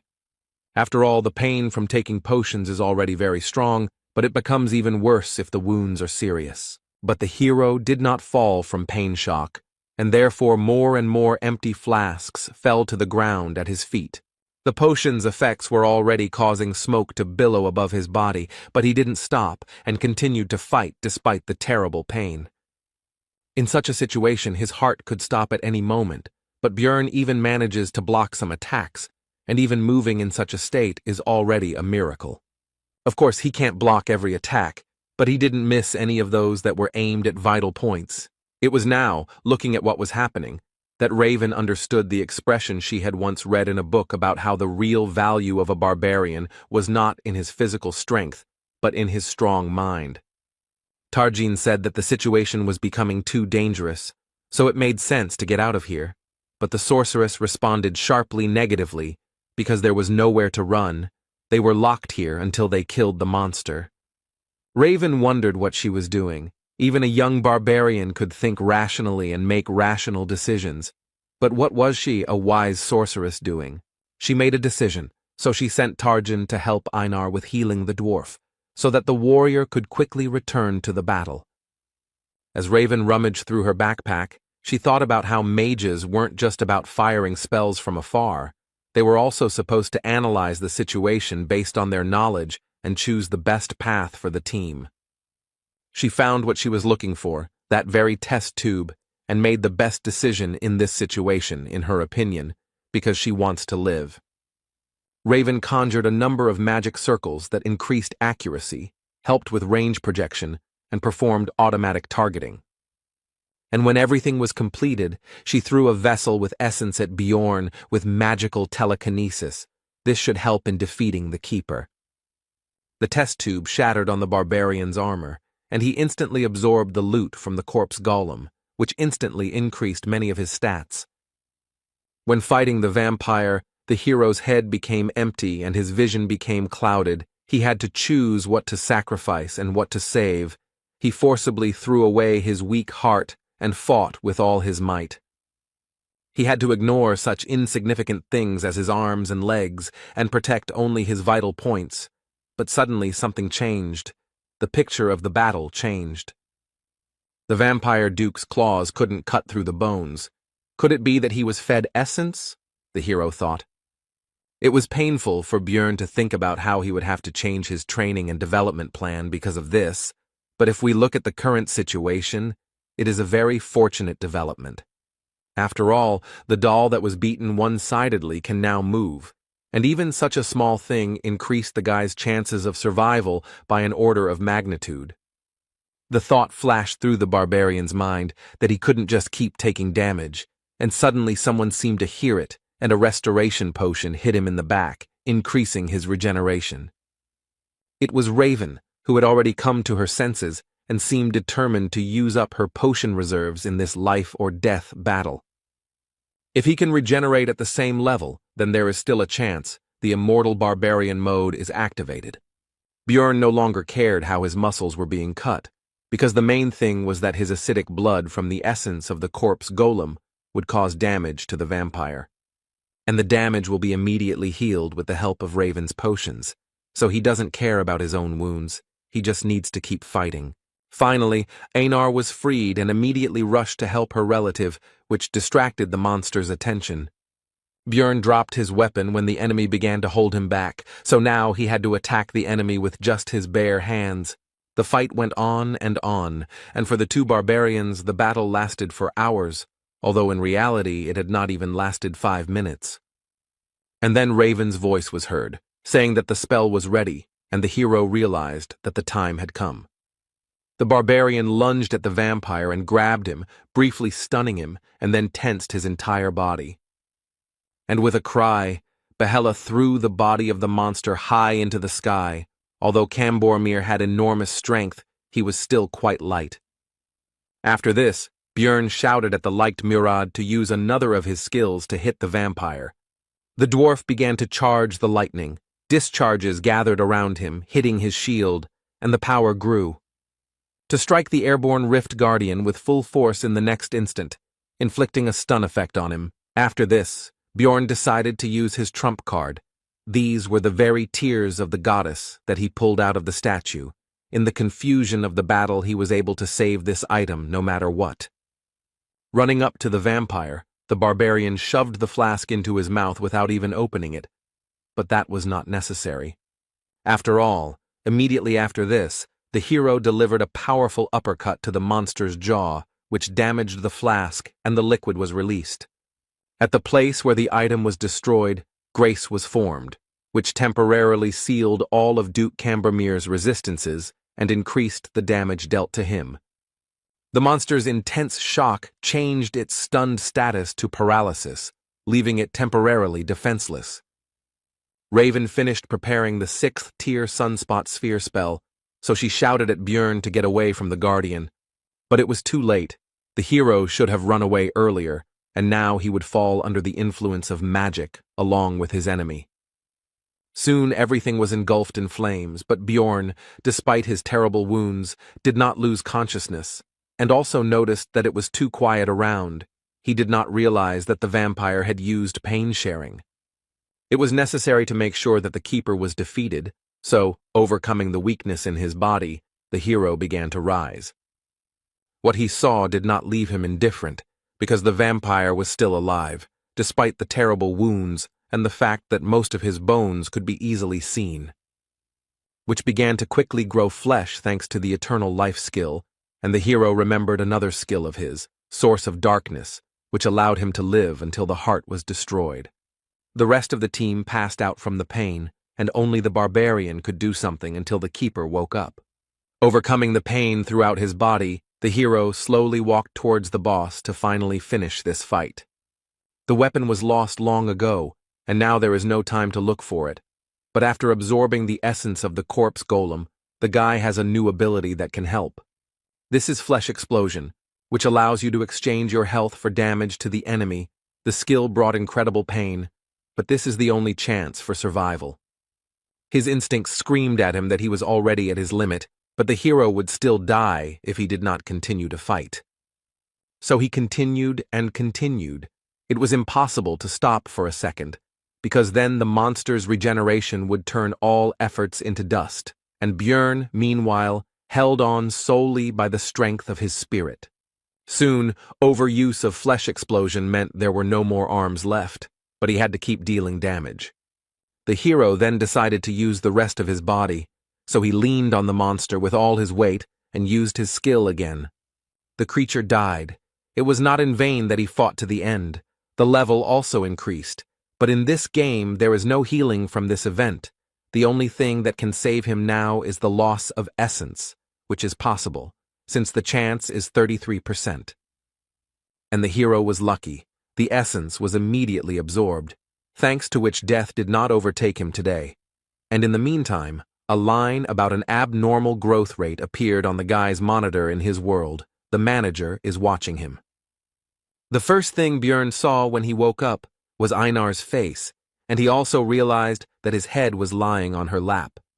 The first thing the hero did was ask about the whereabouts of the rest of the team, to which he received the answer that they had left 3 days ago. But now it was more important whether he himself was okay, since the barbarian had been unconscious for 4 days. Björn immediately rose to his feet with alarm, because it turned out that this was already the 7th day in the labyrinth. And only after that did he pay attention to his body, surprised that he did not feel any changes or injuries.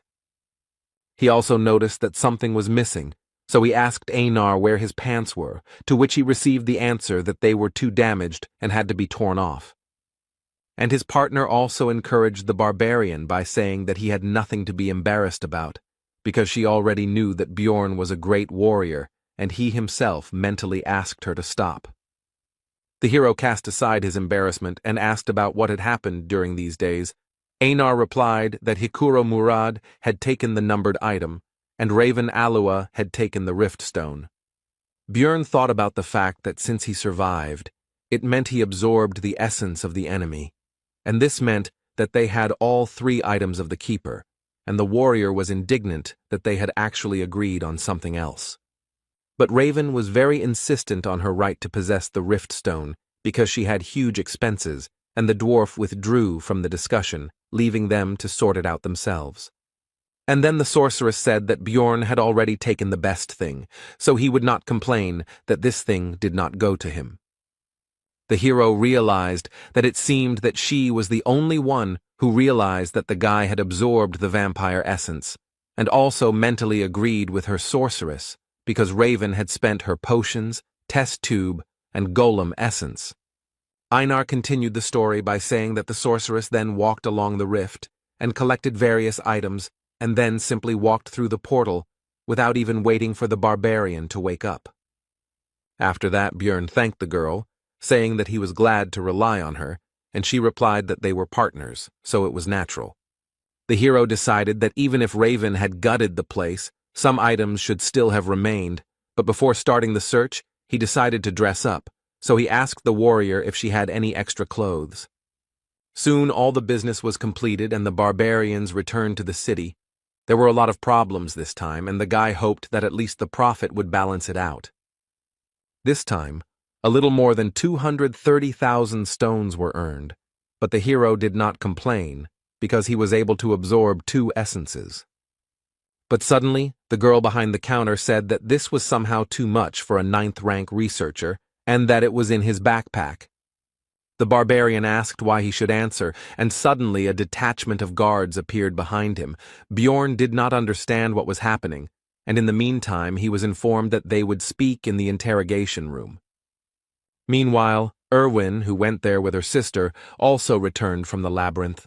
She didn't think that it would be so hard on the 3rd floor. The strength of the 7th-rank monsters was astounding, and the senior elf was able to handle the 6th-rank monsters. This time, the trip was more like an adventure, the girl noted. While standing in line, Erwin thought that she wanted to meet Björn as soon as possible, to show him off and show him her new essence. She managed to earn 184,000 stones, and the guy behind the counter remarked that it was a bit too much for a researcher of her rank, to which he received the answer that she went to the labyrinth with her sister. When the clerk asked about the relative's name, Erwin replied that her name was Daria Wittenberg de Tercia, and after checking the list, the man concluded that she was already an experienced researcher, so everything was in order. Once at home, the girl was thinking about when Björn would return, because she definitely needed to treat him to dinner for the stones she had earned and listen to him about his adventures.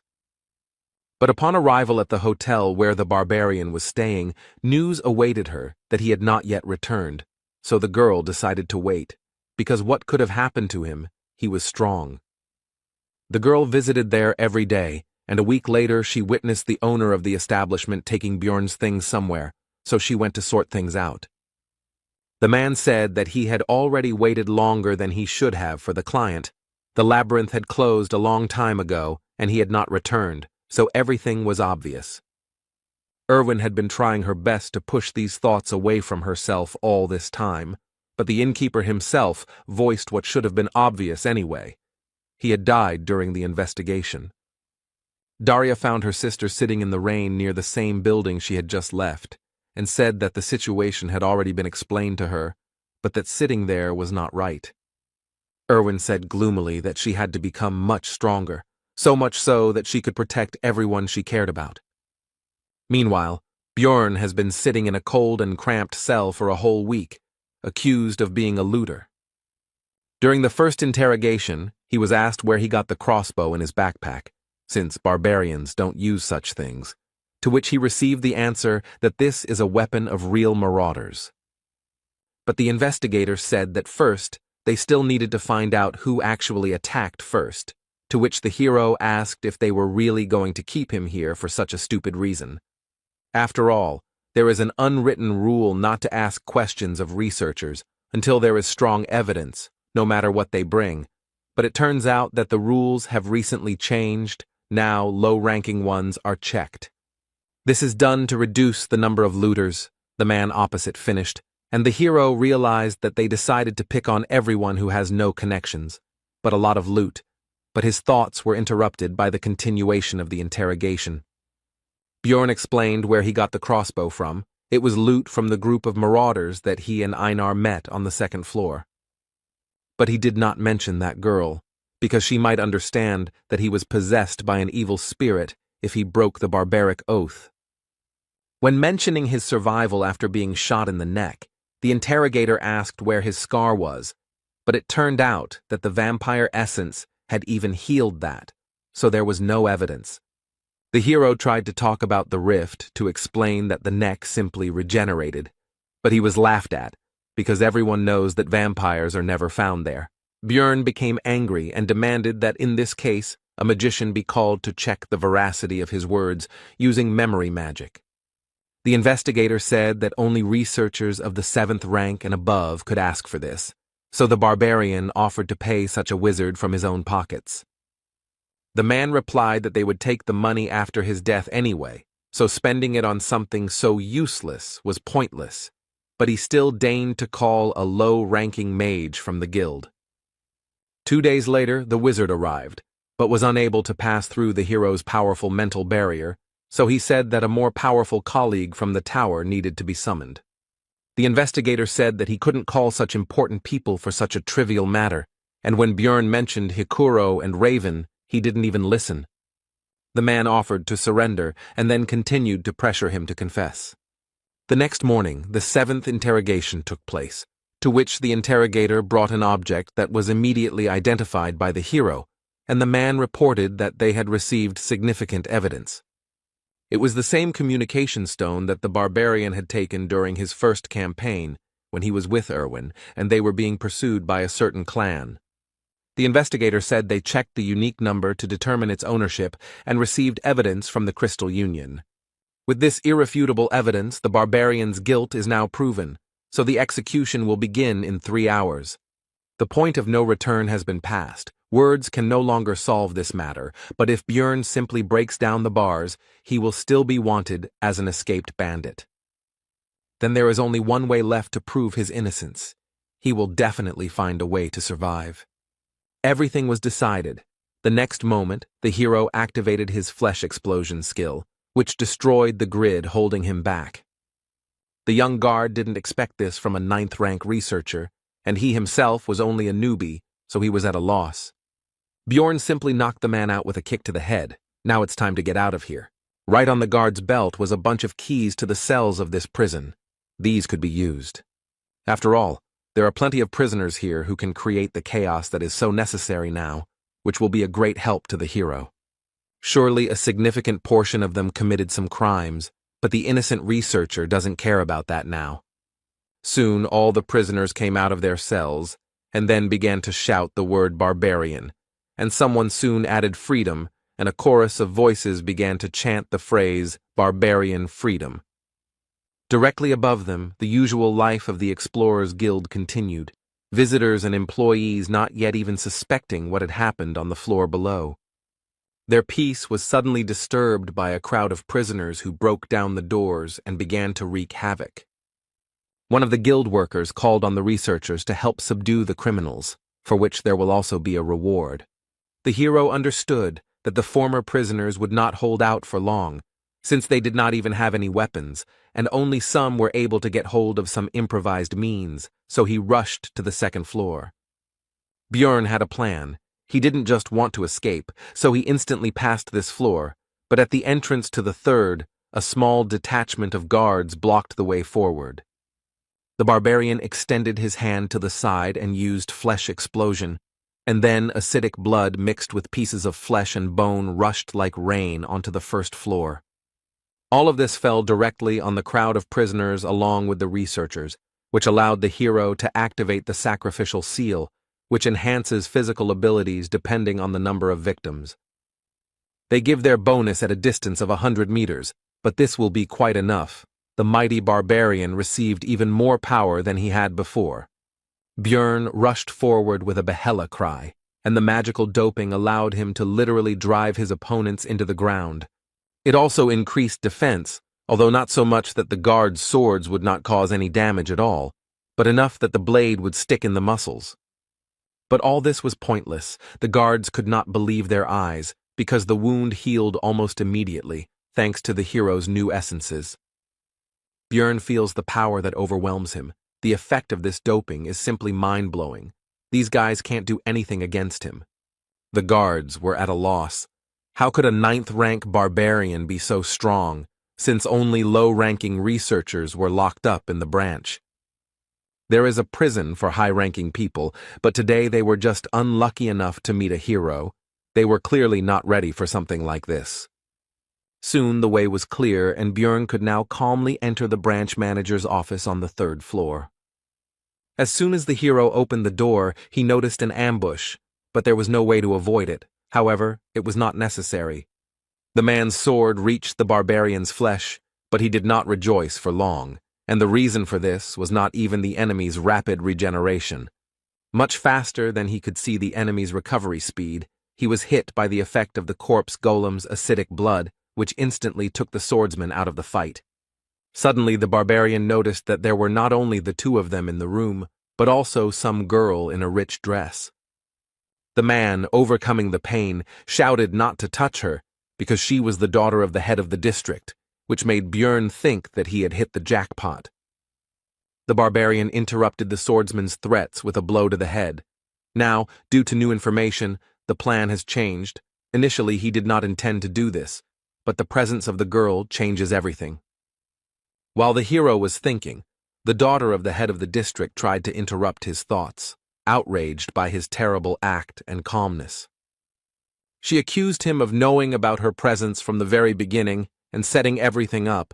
Bjorn became irritated by this and shut her mouth. The guards burst in, but did not dare to do anything, because the barbarian had the head of the district's daughter in his hands. Then, the hero demanded that they bring him the investigator who was handling his case, the leader of the Crystal Union, and the magician from the Magic Tower. But that wasn't all. Bjorn went out onto the balcony with the hostage and took a deep breath, because it was time for the next point of the plan. The barbarian shouted his battle cry, attracting the attention of the onlookers so he could deliver another blow to his enemies. There were enough people nearby, and the hero began to loudly talk about how he was a 9th-rank researcher whom the guild tried to frame and kill, and also swore that he was innocent. The bastards set him up. He didn't do what he's accused of, and now their leadership won't be able to hide such a grand event. Now a lot of people know what's going on. Meanwhile, a respected old man from the Tower of Mages received a message from the branch manager that some psycho was wreaking havoc and they needed a wizard. And the elder decided to send Raven Alua there, and also clarified that the one who arranged this freed the prisoners and took the daughter of the head of the district hostage. The sorceress agreed to go there because she still needed to find someone, and she was also curious to take a look at this crazy man. Upon arrival at the Explorers Guild, Raven fulfilled both of her wishes, although she was not particularly happy about it, and the barbarian simply clarified whether she was the mage they had sent. The sorceress was confused, so she shouted out what Björn Yandel was thinking when he did all this. And she continued to be indignant about whether he really thought he had several lives, and she was also curious who it was, and it was the hero again. But Bjorn interrupted her, asking her to use the memory check magic faster. The sorceress agreed. Only if in the future the barbarian fulfilled one of her requests, he accepted the conditions. But the spell didn't work. Then Raven asked if he had any equipment against psychological spells. The hero answered negatively, and the hostage meanwhile tried to understand what was happening. Their dialogue was interrupted by an investigator who ran into the room and immediately rushed towards the branch manager, apparently not even noticing the others present. He asked what could have happened here, since they had taken care of most of the prisoners on the first floor. And only after that did the investigator notice the others, and immediately pointed at Björn and shouted that it was he who had caused the disturbance, to which the manager replied that he was already aware of this. And he continued his explanation, saying that this barbarian speaks of his innocence, and it was precisely the investigator who was conducting his case, and what evidence there was. The man in glasses began to say that no one had set him up, because it was impossible. Too much evidence proved that the barbarian was a marauder. The first piece of evidence is that he brought too many magic crystals for a 9th-rank researcher. Also, in his backpack, there were various equipment, such as a crossbow, swords, a shield, which seemed to have been stolen.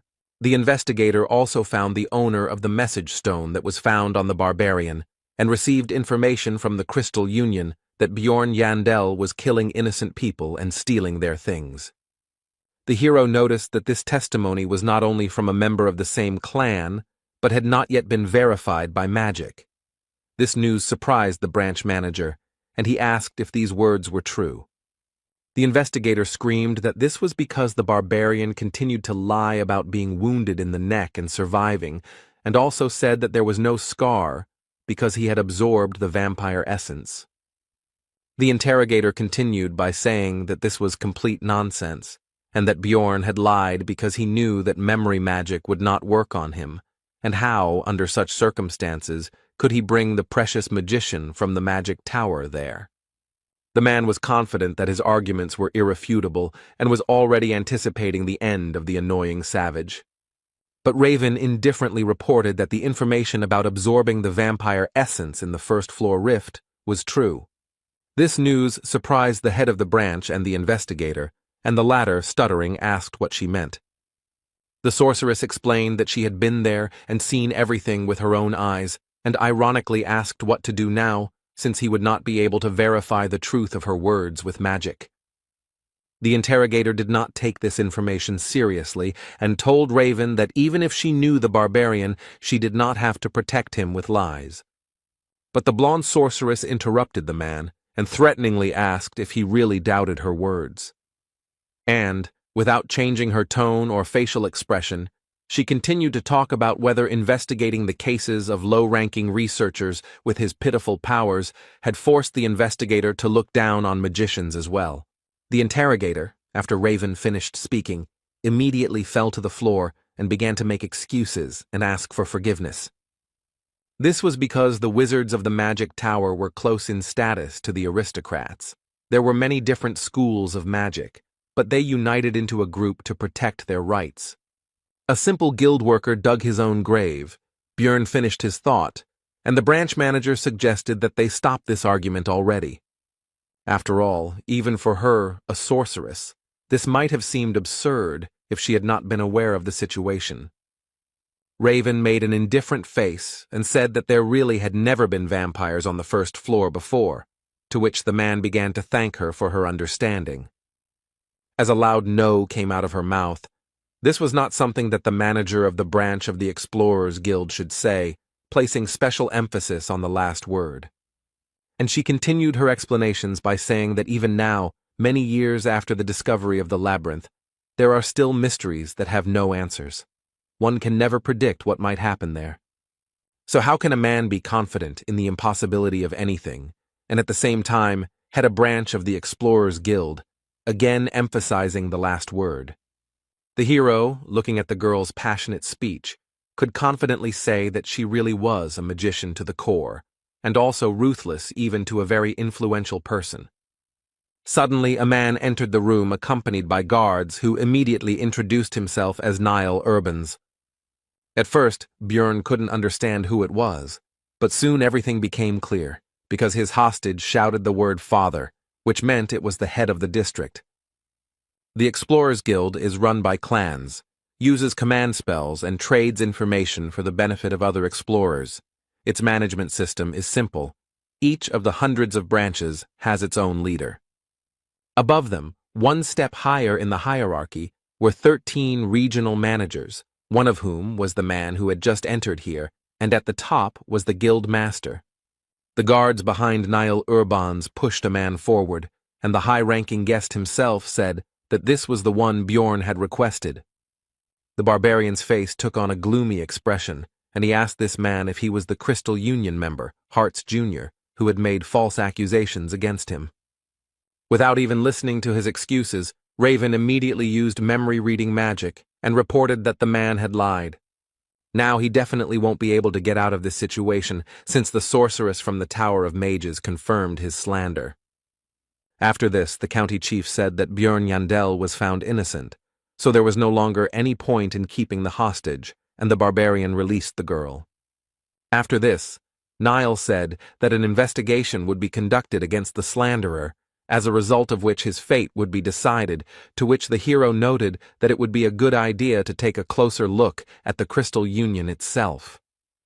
Urbans agreed to this, and also added that the investigator responsible for his case would also be fired, to which he began to justify himself by saying that he had acted according to the rules. The regional manager interrupted him and threatened him not to try to shift the blame onto the guild, and that all matters he had handled would be investigated. And he ended by saying that if any discrepancies were found, the investigator would be punished accordingly, which made the latter break out in a cold sweat. Soon the investigator and member of the Crystal Union were taken away by guards, and Niall Urbans decided to move on to discussing compensation, which would consist of a promotion to rank 7 and a change of equipment. But this did not suit Björn because he himself could advance to the 7th rank with the help of the essence of a vampire guardian, which he was quick to report. Niall tried to say that the barbarian only had 2 months of experience, to which the hero said to bring him a researcher of that rank, and then it would become clear who was stronger. Björn was immediately engulfed in barbaric rage, and with a cry of Behella demanded an opponent, to which Urbans tried to calm the hero down and explained that this had simply never happened before. Unexpectedly, Raven decided to support the hero. They met eyes, and the girl smiled at him, after which she began her speech. The sorceress stated that she was sure that there was no researcher here who could resist a 5th-rank vampire and return alive by absorbing his essence, so Niall was forced to agree. Then Björn demanded money as compensation, or to be more precise, 5 million stones, which may be a bit much, but he, as a stupid barbarian, can afford to start bargaining with this figure. But unexpectedly, for both him and the branch manager, Niall Urbans, although with displeasure, agreed to these conditions.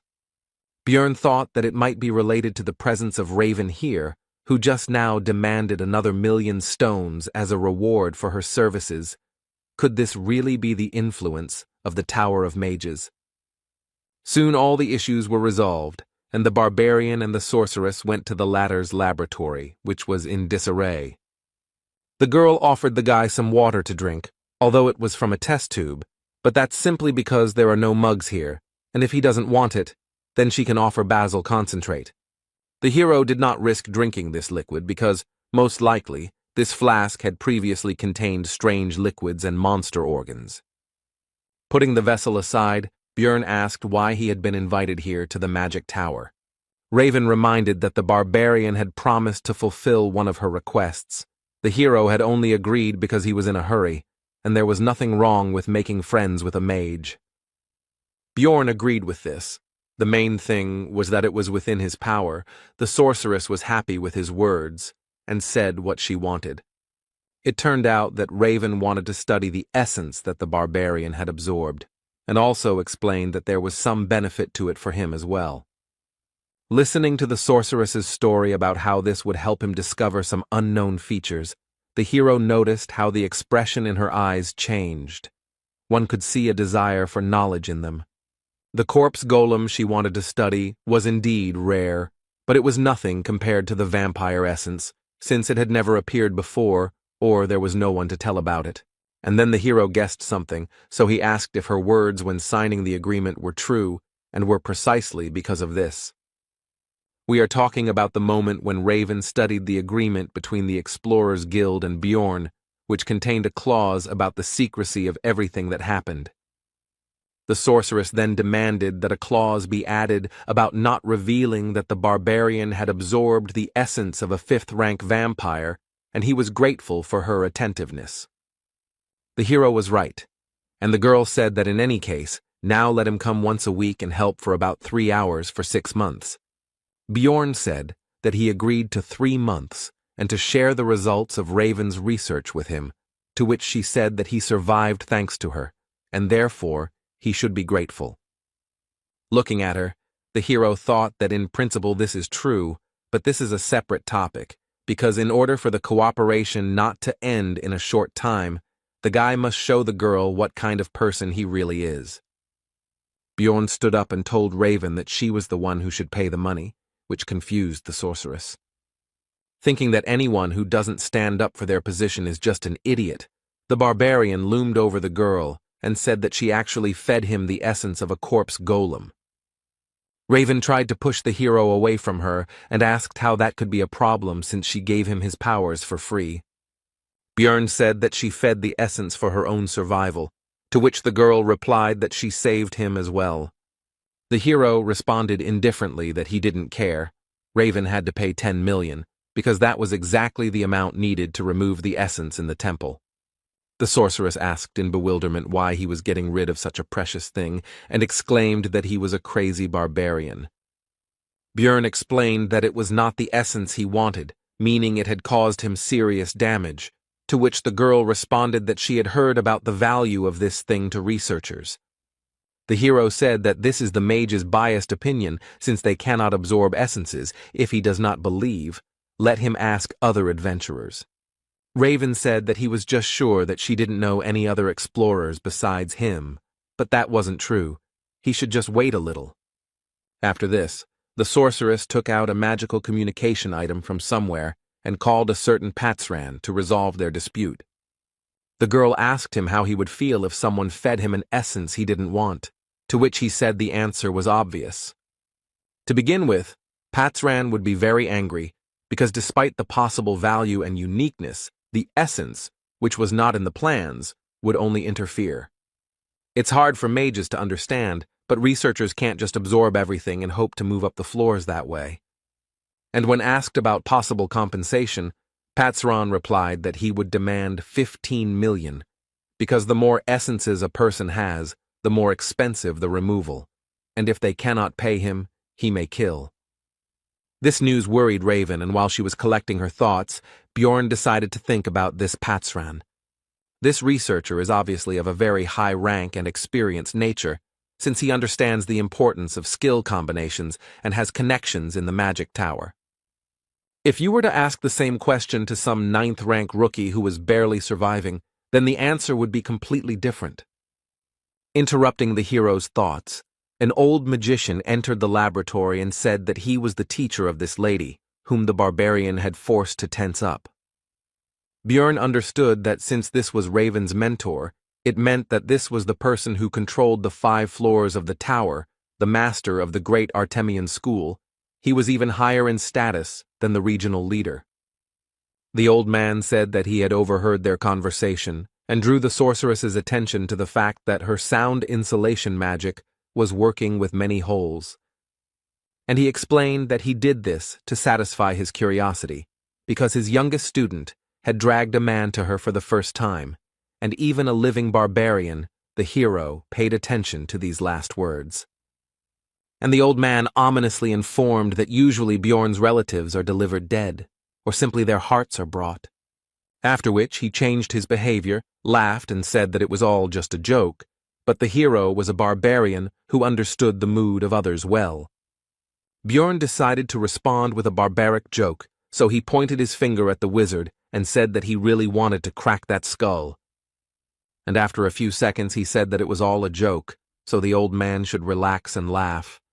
Raven, looking at this disgrace, exclaimed that Bjorn had already gone completely crazy, although this was clear from what he had done in the guild. Having already decided that he had gone too far, the hero began to think about how to resolve the conflict, but the old man laughed and assessed the character of the boy in front of him. He also said that the older generation could easily tell the difference between a joke and a threat, although it was clear that he was actually furious. The hero decided to take advantage of the reputation of his people and praised the magician, saying that since he understood barbarian humor so well, he was not such an old man, and asked if there were any barbarians in his family. Teacher Raven decided to return to what he came for.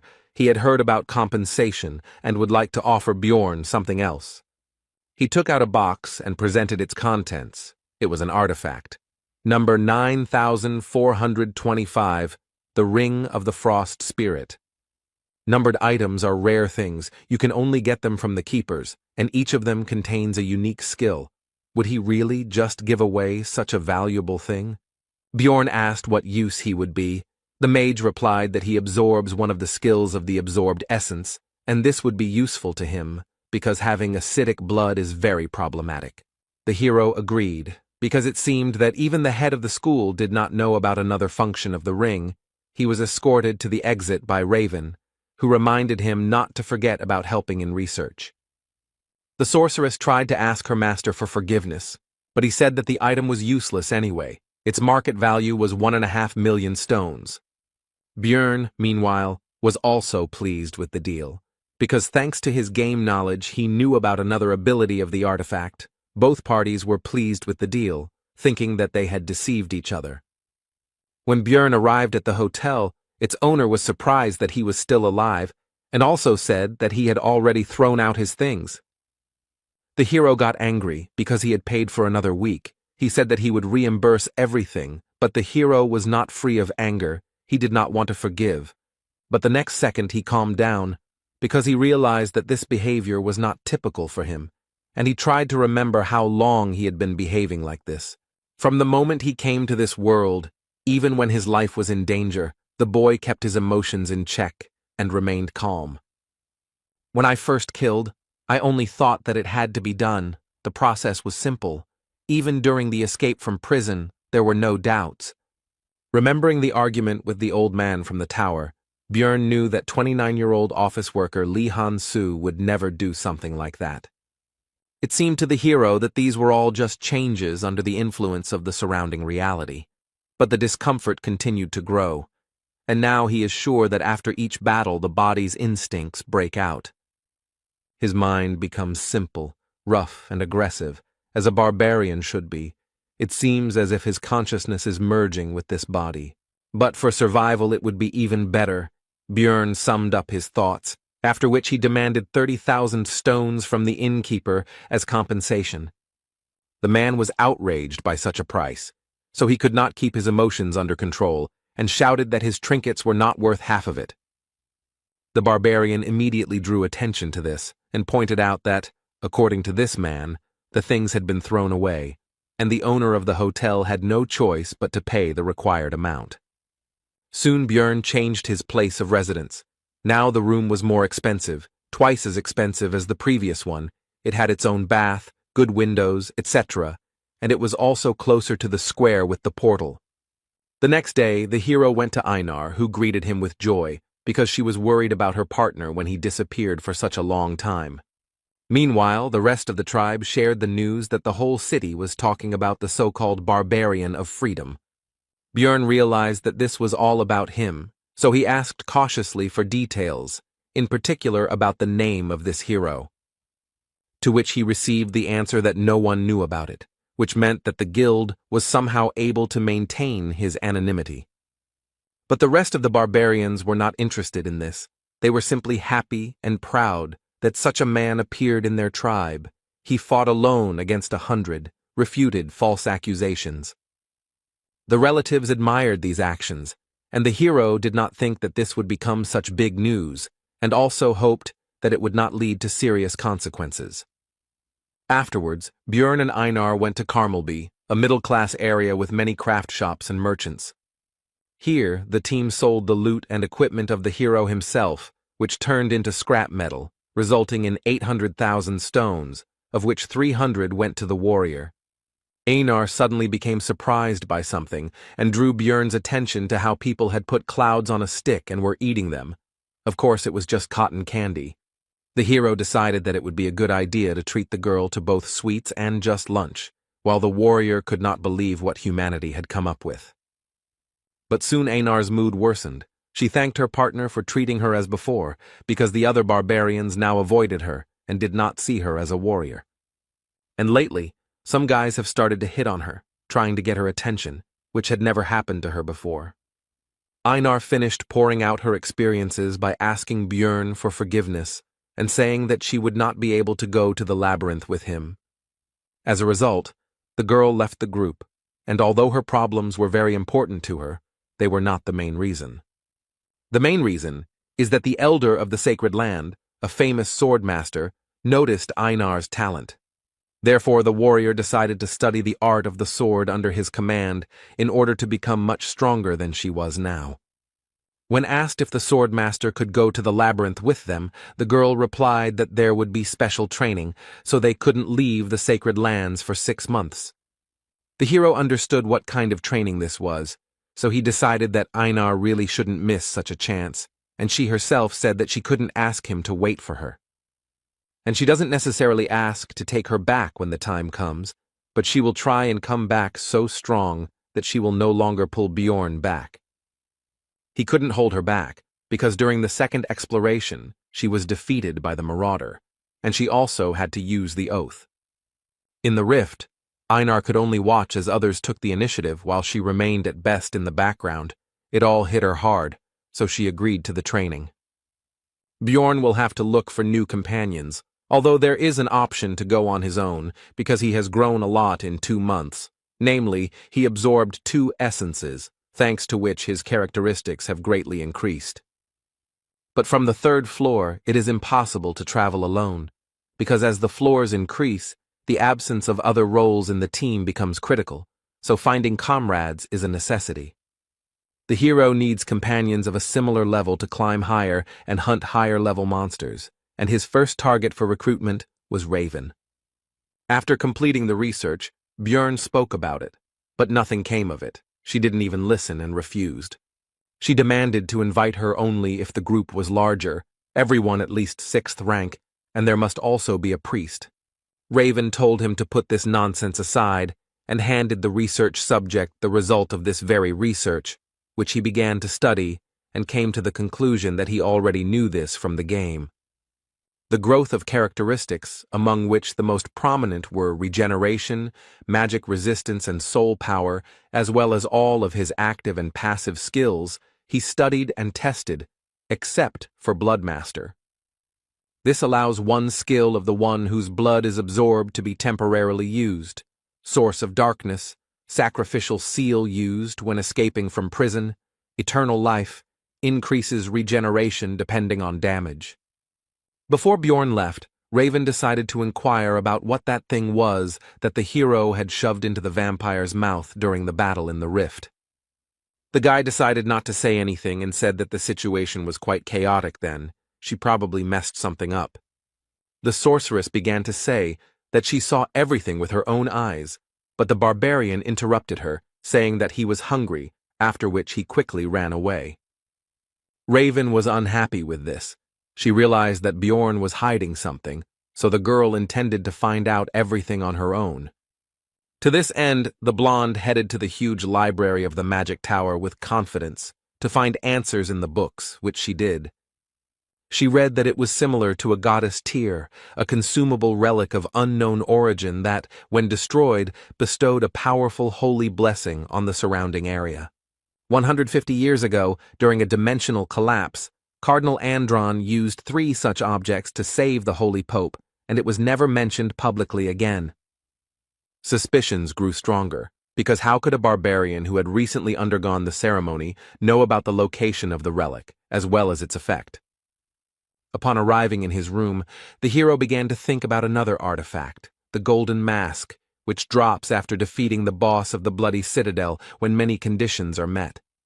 It changes the wearer's face for 30 days, the number of uses is 5, the item dropped for him in the game, but there was no point in changing the appearance of a 2D character, so he sold it.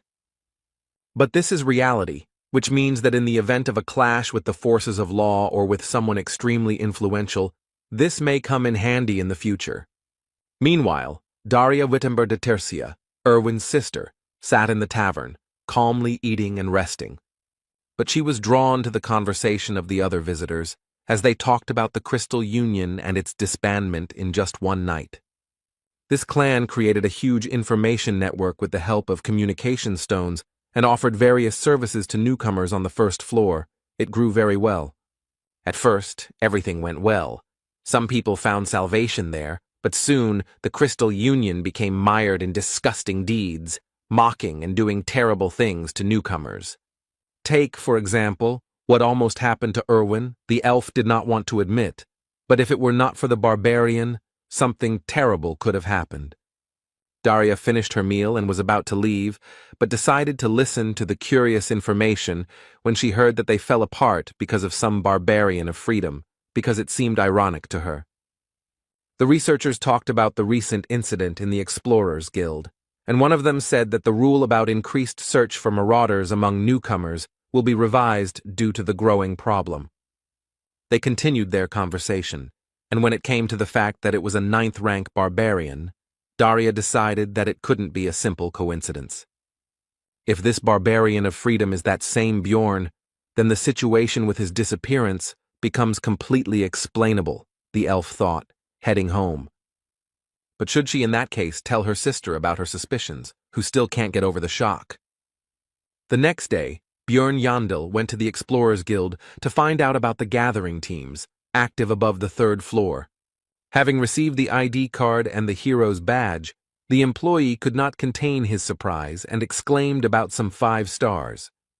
When asked what it meant, the man tried to change the subject, but Bjorn already guessed that it was some kind of internal guild code, and as a result of recent events, he received the status of a VIP client or something like that. Among the list of proposals, the hero noticed a familiar name. It was Hikuro Murad, so he immediately decided to meet him. They greeted each other and sat down at the table, but the dwarf suggested not to talk about anything for now, because another person should arrive soon. It would be a magician. He didn't keep them waiting long. He immediately introduced himself. His name was Lior Wabdvalki, and when Hikuro asked if he was the one they were waiting for, the wizard replied that it would be good luck to meet another sorcerer here and now. Murad didn't seem to be very good at understanding clever words, so Bjorn explained that the magician meant that everything was correct. They introduced themselves again. Hikuro added that he was 6th rank, and Dvalki said that he was an 8th rank wizard of the ruling family of Rafdonia. The barbarian had to explain again that he simply did not work for the guild. The hero decided to ask directly why a mage of such a low rank would go to the labyrinth, since it was dangerous for such people, and it was more profitable and stable for them in the city, to which he replied that he wanted to glorify the family of Baron Martuan. Hikuro Murad was surprised that he turned out to be a nobleman, to which he received the answer that his mother's sister's husband was the 3rd brother of the Baron's wife, to which Bjorn thought that he was not connected to them at all. Lior Wabdvalki himself continued by asking them not to be nervous, because he was not going to act arrogantly, which made the barbarian think that he looked like a fraud with these stories. From the subsequent conversation, it became clear that the magician knows how to use daily and administrative magic, knows a couple of spells like curses, and is well versed in cold magic, a wizard without experience. There are nuances, but the very presence of a mage in the team will become bait for good fighters, so Hikuro and Bjorn decided to accept Dvalki. As expected after that, requests from various researchers poured in, so they met several times a week to review documents, but it felt like the hero was doing all the work. Be that as it may, but soon the composition of the future team was approved, the group was assembled, and soon there will be their first trip to the labyrinth. On this occasion, Bjorn even decided to update his equipment, as he had some extra money as compensation from the Explorers Guild. With this, he decided to go to the Abode of Knowledge. The librarian asked what this meant, to which the hero replied that he would have to explain, since she asked. And Bjorn began to boast that this was his brand new armor and shield, made of good material, lithium, and behind his back is an extended backpack, which was not too expensive, so it was bought. But the indifferent Miss Librarian took a step back and said that the hero would be complained about by other customers, so he should not come in armor anymore. Bjorn was already returning home when he noticed one of the barbarians who was simply sleeping in the alley, but he would not have paid much attention to this if not for one thing. This kinsman has no weapons, and yet they store their weapons as if their lives depended on it, no matter how hungry, weak, or poor they are. Bjorn approached him and asked where his sword or something was and what he was doing there, to which he received a polite answer that he had no money, so he sold it. The hero smiled at his fellow man, but inside he understood from his behavior and actions that this was not a barbarian, but an evil spirit just like himself. Bjorn invited this Tarikan, son of Lien, to the tavern, where he learned that he had undergone the ceremony a month before Jandel himself. But then he got lost and couldn't find the labyrinth, but it's obvious that this is a lie. He was just afraid to fight monsters. It would have been easy to escape, but the problem is, in the consequences of this decision, he probably couldn't find any work, because no one needs barbarians. This made the hero wonder if players really end up here when they open the final boss room, since such an experienced gamer should have understood the consequences. When asked what Tarikan was doing a month later, he replied that he again did not go to the labyrinth, because he was unarmed, to which Bjorn exclaimed that he had gone completely crazy. That's why it was necessary not to lose him, the hero wondered. Did this man even play the game? And if so, how did he make such mistakes? Then Tarikan went through hunger, cold, and illness, and Bjorn thought about how he had managed to last 3 months under such conditions, and also if he had run away on his first day, the same fate would have awaited him. The barbarian, on the contrary, finished telling his story and asked how he liked it, whether the hero felt sorry for him, whether he would help his fellow man, whether they would go to the labyrinth together. Bjorn refused this, but gave Tarikan 150,000 stones so that he could buy himself a weapon and go on the campaign himself. When his relative said that they should meet again next time, the hero responded with a sharp refusal, saying that he didn't care what would happen next, but that he shouldn't even try to look for him. Already in his room, Bjorn analyzed what had happened, and his behavior. He had behaved disgustingly. Did he remember the past? A logical person would say that this Tarikan is nobody to him, and the hero is stupid for giving him his money, but an emotional person would be angry at the weak help to that barbarian. Both points of view had a right to exist, but Bjorn believed that he had made the best decision, and now he could only hope for the survival of an evil spirit like himself. Soon, the newly formed team set out on their first expedition into the labyrinth.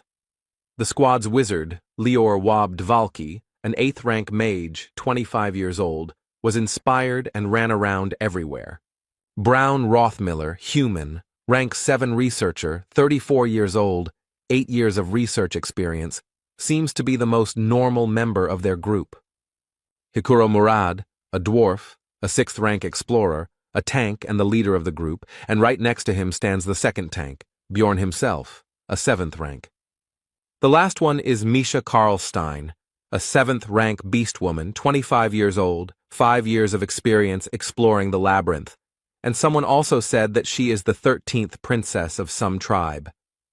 She has a strange habit of saying Nya at the end of her lines. She claims that it is an innate trait, but the hero has never encountered this. Thus began their team's first exploration of the labyrinth, and under Rothmiller's leadership, they reached the portal to the 2nd floor in 10 hours. It was a good result. Although someone still came earlier than Brown was unhappy, soon the group entered the portal. Bjorn regretted that he could not use his method, because he does not trust them.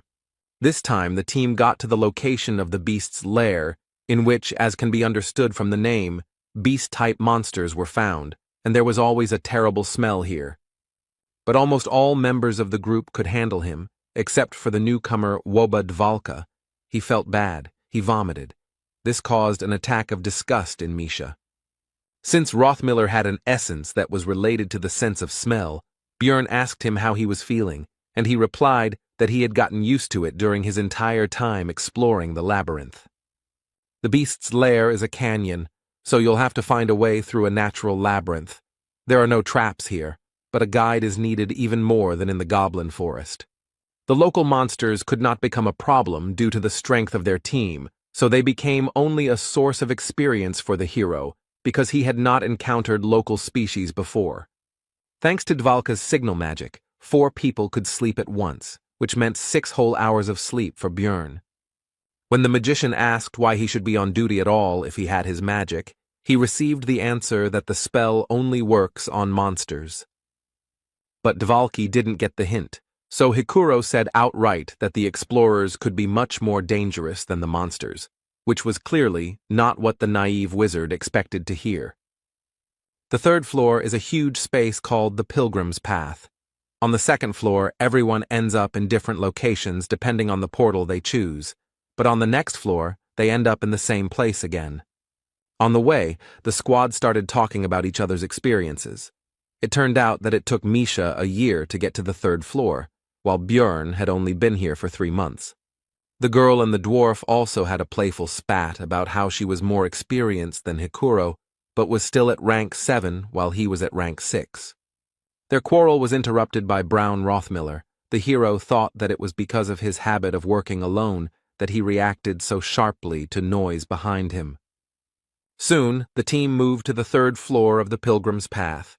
They came out on a location called the Hill of Steel Rocks, and almost immediately, Bjorn, as the squad's tank, had to block the attack of a massive monster, although usually no monsters live right next to the portal. The enemy was not alone. Hikuro began to hold back the 2nd one. They were strong, and if it were not for the hero's lithium shield, it would have been bad.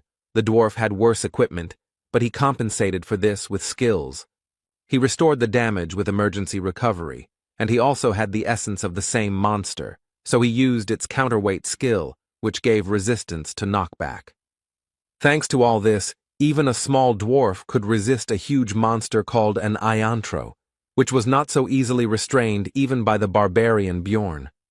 This power struggle did not last long. The team's mage, Lior Wab-Dvalki, used an 8th rank spell, Corrosion, on Murad's opponent. The effect manifested itself almost instantly. The monster's tusks began to melt. Hikuro instantly saw an opportunity to attack, which he took advantage of. He delivered a crushing blow from above straight down to the Ientro's head, finishing him off.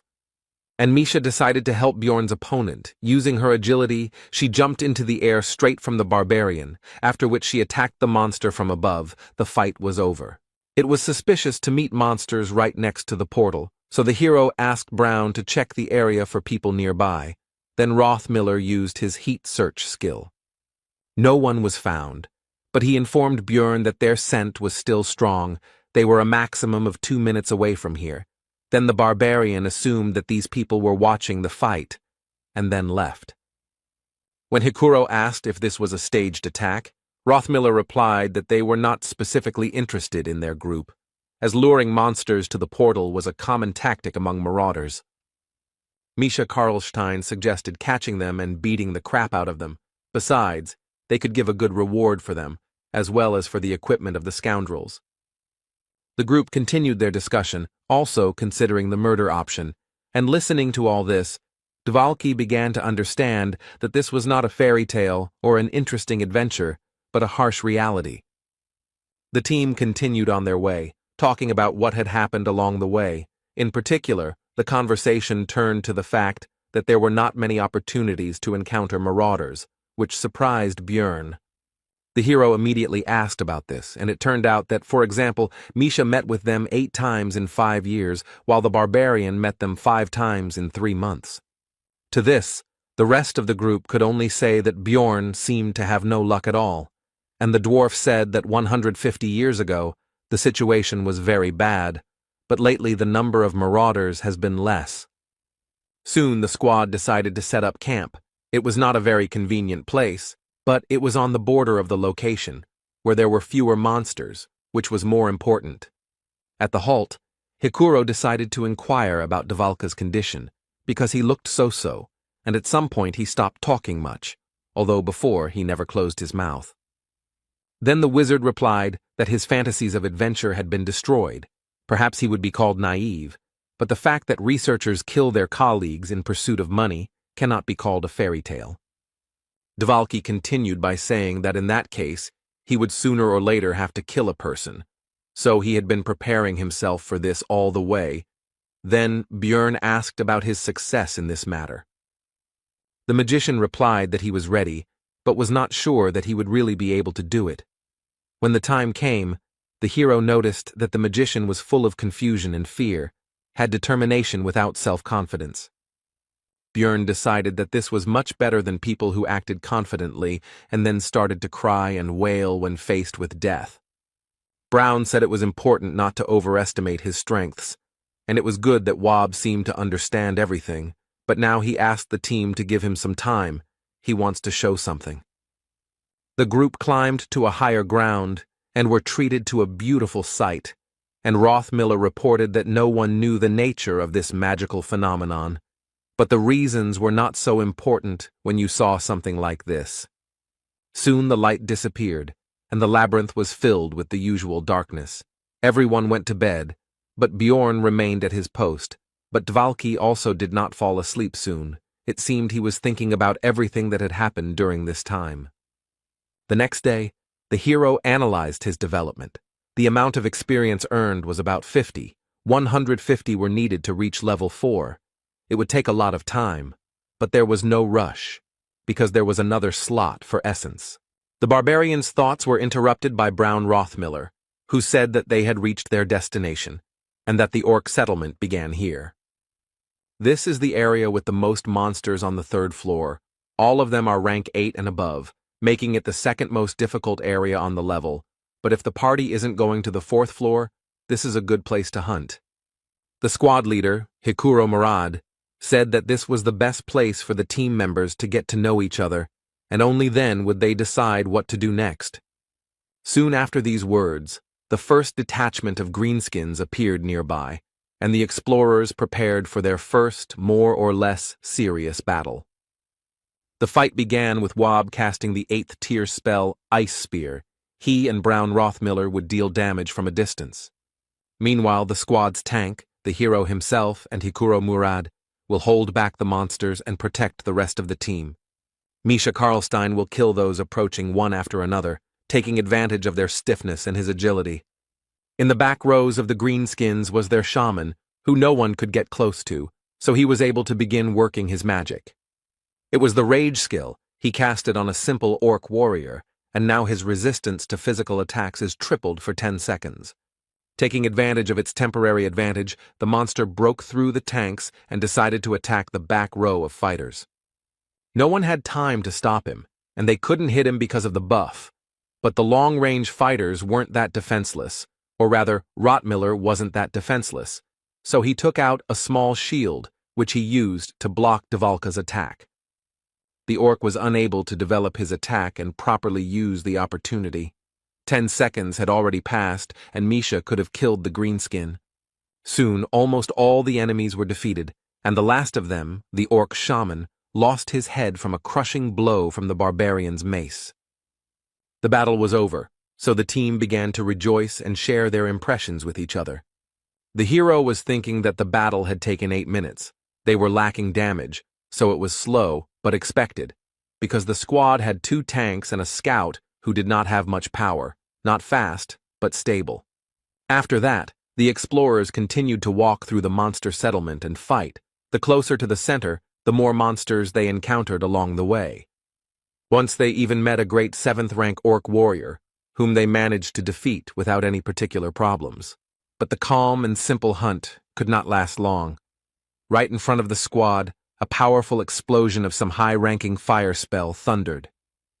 And after that, the unknown wizard said that the orc settlement was the territory of the Zarvi clan, so they should leave this place. Dungeon & Stone is a single-player game, but it had a lot of content restrictions. For example, at first you were forbidden to move freely around the map, but if you create a clan, you can take territories for yourself. Of course, this requires a lot of people, so they only do this for the sake of rare mobs and bosses. But why then capture the zone on the 3rd floor? The hero wondered. Hikuro Murad, the leader of the squad, asked about the reason for their presence here, since their clan was active from the 6th floor, but the magician was not going to explain anything, which he said. Then the dwarf said that he knew about the granting of territories to clans for their merits, but he had not heard that this place belonged to Zarvi. Whether it was the responsibility of the team leader or the famous stubbornness of the dwarves, it doesn't matter, but he decided to take the hard way. While the two were arguing, Misha, for some reason, tried to hide behind the barbarian's broad back. But it was pointless. The beast man, who had been standing next to the magician all this time, turned his attention to her and asked if she was stupid, at which the cat came out of her hiding place and said his name, Talon Orifring. The guy demanded that they not call him that outside, and the wizard said that since she was his sister, an exception could be made for her. But Talon refused, saying that he couldn't explain, but it was a family problem, so his father wouldn't mind. The magician agreed, but said that he could at least explain the reason why she was being driven away from here. It turned out that they urgently needed the essence of the great orc warrior for internal clan reasons, and if everything went well, then next time this zone would be free, so they would be grateful if they left. And he continued that there would be no monsters left anyway, so it would be better for their team to leave. But the hero understood that if this requirement was not met, the clan would use force. In the labyrinth, the rules are written by the strong, so it's best not to forget about it. So as not to do stupid things, Bjorn understands that the dwarf wants the best for the squad, but you need to know your place and leave while you're alive. Unexpectedly, Lior Wobdvalki stepped forward, saying that he would sort it out, introduced himself, and tried to establish a dialogue between himself and the clan mage, as if between colleagues. But nothing came of it. The wizard from Zarvi said not to call him elder, and that he was only a pitiful worm, that he was not worthy of being called by the proud word of a sorcerer. He urged Dvalki to find some shame in himself and not dare call himself a magician when all he could do was perform pathetic street tricks. Lior had completely failed. It was sad to hear such cruel words, but the hero believed that nothing could be done. He had to leave. But Hikuro Murad, as the leader, decided to stand up for his own, and Bjorn believed that now was not the time or the situation for arguments. The dwarf finally lost his temper and began to charge his discharge skill, and the hero was already doubting his sanity because he was going to fight the clan of the 6th floor. Additional fighters from the Zarvi clan approached the magician. They all just looked at Hikuro and were not going to leave, because what could such a low-ranking researcher do to them? The dwarf lunged towards them with a cry of rage, while the wizard seemed to be only waiting impatiently for this, since in this way he would be able to kill this squad with impunity, citing self-defense. But the hero couldn't let that happen, so he made a lightning-fast dash and knocked the commander of his squad into the ground. He pinned Hikuro's head to the ground, not allowing him to move, and told him to stop. The dwarf himself seemed to also begin to understand what had almost happened just now. The Zarvi clan members just watched the performance with predatory eyes, and their wizard said that they had a good team, and Murad should definitely thank the barbarian later. The squad moved away from the scene, and then Hikuro began to apologize for his actions, saying that he had lost control. Rottmiller began to scold the dwarf, and the hero thought that it was right, because it was better to accuse him now so that he would remember everything. But the next moment, Brown forgave him and even praised him for defending his comrade. Misha Karlstein also began to ask for forgiveness. She said that if it were not for her participation, it would have been much easier to cope with the situation, and Dvalki began to deny her guilt. Hikuro noticed how awkward but sincere this consolation was, and the atmosphere between the squad members somehow changed, and the hero began to feel some kind of shame from this situation, as always in such cases. Misha began to talk about how she doesn't like to talk about her family because she is the only one who couldn't make a contract with the spirit beast. Beastmen are able to make contracts with the spirits of ancient animals. This agreement itself can have different forms. Some of the beasts themselves aid in battle when summoned, others cause obsession, increasing the contractor's physical attributes, and some bestow blessings and abilities. Of course, not everyone can sign a contract, but the problem is that Misha is the direct heir of the Karlstein family. She cannot summon a spirit, and this disgraces her family. Meanwhile, the girl continued her story by saying that as a child, she had good relationships with her brothers and sisters. But when she became an adult and was not chosen by the spiritual beast, then everyone began to ignore her, and also called her a half-breed. They say that she has dirty blood. Misha's mother died immediately after giving birth, so there was no one to tell the truth to. The girl could not tolerate such an attitude, so she left home and learned to fight, and that's how she became a researcher. The dwarf and the beast woman had a touching scene, with the former feeling sorry for her, and the latter saying that he reacted to the recent event in this way because he considered them true partners. The hero felt worse from the sweetness of this moment. He mentally asked to stop this conversation, but this was not destined to happen. Hikuro decided to tell his story too.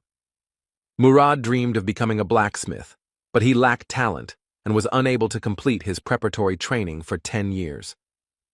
That's one of the reasons why he became an explorer after he was 30. He needed money for taxes, so he had to run away. Lior Wabdvalki was completely moved by all this. He shouted out that he considered himself the most untalented and also decided to talk about his failures, about how he was able to become a magician thanks to his family status. But he didn't have the talent to enter the magic tower. If he was a real magician, then that person from the clan would have shown at least a little respect. Hikuro began to console the boy, telling him that the old man was just a bad guy, and that Wab was a great sorcerer. Rottmiller, who was standing next to Björn, said that he had been in many teams, but had never encountered something like this, to which the barbarian mentally agreed that it was strange. But the next moment, Brown also became a part of all this, and the hero thought that at least someone from this squad understood him, but it turned out not to be so. He said that when Murad and Misha talked about the experience, he was very upset because of envy, because they were not born human, so they do not know what he had to go through. They were surprised by this, and they asked the question, don't human researchers have advantages because they can become magicians, priests, elementalists, and open the aura? The hero mentally noted that this was only available to the talented, but he remained silent, while Hikuro laughed and noted that it turned out that they had a team of losers, and if so, they would cover for each other's shortcomings. There was harmony between the squad members. Everyone encouraged others. Dvalki promised to do everything possible to be useful. Misha encouraged everyone to try, and Murad expressed hope for long-term cooperation. They all laid out their problems and supported each other, and now all eyes turned to the hero. Now it was his turn. This made Björn tense up. They were all looking at him so strangely, waiting for something. Would they throw him out if he didn't say anything? And what should he say at all? These thoughts were rushing around in his head. In the end, the barbarian could not think of anything better than to shout loudly that he was left without a mother, after which there was silence. His comrades looked at him strangely. The hero was still tense and decided that this, apparently, was not enough. Then Björn started screaming again. but this time about how his mother died when he was born, and his father went into the labyrinth and never came back when he was little, and now he is an adult, but he cannot see them, even if he wants to. The hero fell silent and began to wait for the other's reaction to the speech. Also, technically, it was all true. Einar told him about it. Rottmiller noted that it was hard for him at such an age, and Misha decided to apologize because she complained about the difficulties in her family, and for him, everything was even worse. Dvalki decided that the hero was just pretending that everything was fine, and Hikuro offered to replace his parents if he wanted. Björn shouted that everything was okay, but inside he was screaming for them to leave him alone. The shame inside him was beyond all bounds. Somehow the hero became the most pathetic member of the group, but he didn't care, and it wasn't like he actually had a mother. In fact, he is a barbarian who uses his knowledge from the game as an advantage over other researchers, and has already reached rank 7 in a measly 3 months. Although, if you think about it, he is a loser who somehow ended up in another reality, where he is considered an evil spirit, who are killed as soon as they find out about them, and he has already been on the verge of death. While Björn was thinking about how shitty his life was and was being consoled by Misha and Dvalki, Hikuro and Rothmiller discussed the group's next steps, eventually deciding to go to a location called the Witch's Forest. When asked why not move to the 4th floor, Murad replied that he had seen too many teams underestimating the difficulty and dying there, so they needed to work on their teamwork first. The hero remembered that the Witch Forest was a zone that was only visited in extreme necessity, a bad place for hunting, and not very suitable for warriors. But the 4th floor is no better, because in addition to monsters of the 7th and 6th rank, there are also occasionally 6th rank ones, which can be quite problematic. The hero died there many times because he went there unprepared, so the dwarf's fears are understandable. But despite this, Björn still approached the squad members with a proposal to go to the 4th floor, because Hikuro and he are pretty strong tanks, so if something happens, they can provide an opportunity for escape. He wouldn't even have to run away with the vampire essence, the hero thought. And they also had a mage and 2 experienced researchers in their squad, although the damage would be small, which would make the hunt slow, but they should be able to overcome the floor. Misha told Dvalki that Björn was saying the right things, but she was worried because he was a barbarian, but even a broken clock shows the right time twice a day, so she might as well listen. The hero didn't say anything, but he got angry because he could hear them perfectly well, and in the meantime, the dwarf suggested holding a vote. As a result, their pathetic team decided to go to the 4th floor. They had a long way to go. 3 days had passed since entering the labyrinth. Rothmiller was once again choosing a place to stop. Hikuro suggested walking for some more time, but Brown said that it would take a long time to find another suitable place. Björn noticed that they set up camp at 9 in the evening, just like the last 2 days, which was quite curious. It seems to choose its future resting place based on the remaining distance and speed, which doesn't sound very complicated, but is impressive, especially in the labyrinth, where the concept of day and night does not work. The hero asked Brown about his plan for tomorrow, to which he received the answer that they would be at the Witch's Forest before lunch, and he also advised everyone to have a good rest, because moving through the forest would require a lot of strength.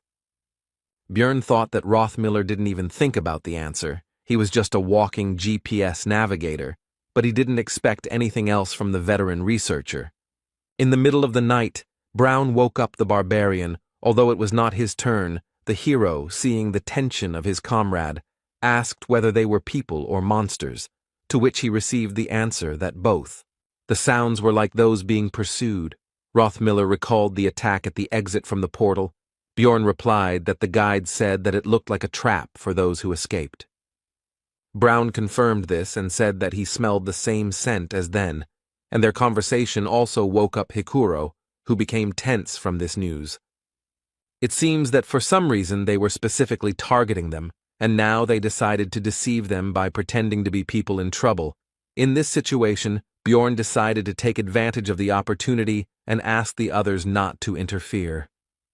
Soon, 3 explorers appeared from behind the trees, screaming for help, but the barbarian stopped them with the words that if they approached, he would break their skulls. Orcs appeared behind the night visitors, and they themselves began to talk about the fact that the rest of their team had died, and also promised to reward them for their help. Bjorn demanded that they first put their weapons on the ground, but the adventurers were unwilling to do so, arguing that there were monsters right behind them. The orcs themselves were in no hurry, but simply watched and, it seemed, tried to understand whether the researchers had united into one group, but the hero decided that it was even better that way. The next moment, the barbarian threateningly announced that the choice was theirs: either throw down their weapons or get out of here straight into the clutches of the monsters. The researchers nevertheless decided to agree, and threw down their weapons. Then Bjorn asked Rothmiller to collect it all. After this, the orcs turned around and hurried back into the forest. It seems they are retreating because they do not want to attack a large group, cunning monsters. The woman began to thank for the help and also introduced herself. Her name is Eliza. Also, her clothes were damaged, especially the bottom. The dwarf, due to his short stature, had a better view, and he was distracted by the girl's appearance, which irritated the barbarian. The others also decided to introduce themselves. One is called Irida Tyson, and the other is called Hans Argoth. The hero asked the latter again, because he remembered the first marauder he had met, who was also the first person he had killed, which was an interesting coincidence. Argoth replied that it was a fairly common name, and also asked if he knew the other Hans. Bjorn answered in the affirmative, and mentally added that he was already a corpse, so the acquaintance was very conditional.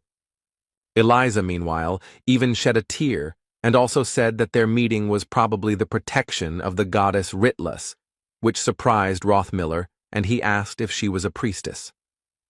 The girl replied that it was true, that she served the deity of light who protected explorers and relationships, the star that rose at dusk and guided them. The hero did not believe her speech, because he already knew that they were actually marauders, but one of the guests asked Eliza to heal his wounds. And the girl used a divine spell, which surprised the barbarian, because this meant that she really was a priestess. The comrades behind were also surprised, and began to whisper to each other and express doubts that these explorers were actually marauders. And Rothmiller himself could not believe his mistake, and his feelings can be understood, because in the world of Dungeon and Stone, priests are sacred and pure beings, and people are very devout believers. The priestess beamed and asked with a smile whether this was sufficient proof of their reliability, and whether they could take the weapons. But Bjorn answered negatively, and thought that all this only works for people, and he is a barbarian, a different race, and also a different religion. The hero demanded a reward from their team for saving them, because even though they were using a holy attribute, he didn't care, but the priestess asked about the amount of the reward. Bjorn demanded 2 million stones, but they did not have that kind of money, so the girl asked to give it to them when they got out of the labyrinth. But the hero said that he only trusts those who belong to his tribe, and if they do not have the required amount, then let them give in things. Armor will be just right. Soon the night guests' gear was neatly stacked nearby. This was part of Bjorn's plan to first take as many items from them as possible. The researchers had already relaxed, but the hero, thinking that in any game you need to kill the healer first, had already raised his mace over the priestess's head. The girl's head was broken, blood splattered everywhere, and both the teammates and comrades of the dead woman were shocked by what they saw. The barbarian, however, responded with a grin and an apology, and explained that his hand had twitched, and it also seemed to him that they might be marauders, and he could not help himself. Irida and Hans began to panic.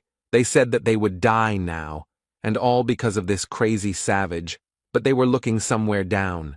Soon one of them was enveloped in some kind of dark purple haze, and he began to die quickly. Hikuro asked Dvalka if this was his magic, to which he received a negative answer. Suddenly the seemingly dead priestess, whose body lay behind Bjorn, stood up and in an inhuman voice remarked that this was strange. Her face was covered in blood from the wound, Her eyes were red and her head was turned at an unnatural angle. She asked the barbarian how he knew she was an enemy. The hero only wondered whether his life could be normal and why everything couldn't go peacefully. Eliza's resurrection from the dead clearly left no one indifferent, and Rottmiller and Misha froze as if they had seen a corpse golem. Bjorn, saying that he would sort everything out, rushed forward and hit the priestess on the head with his mace again, and he also realized that since she had come back to life, there could only be one answer to the question of how this was possible. This is a hidden class that can be unlocked upon reaching the 5th floor, the Karui priest, who has a huge number of combat spells and curses. It also allows them to use dark and light magic at the same time, allowing them to disguise themselves as ordinary clerics. Of course, there are also weaknesses, for example, the fact that Karui is an evil god, and if such a priest is found out, his head will be cut off immediately. Also, for full use, it is necessary to regularly sacrifice living creatures.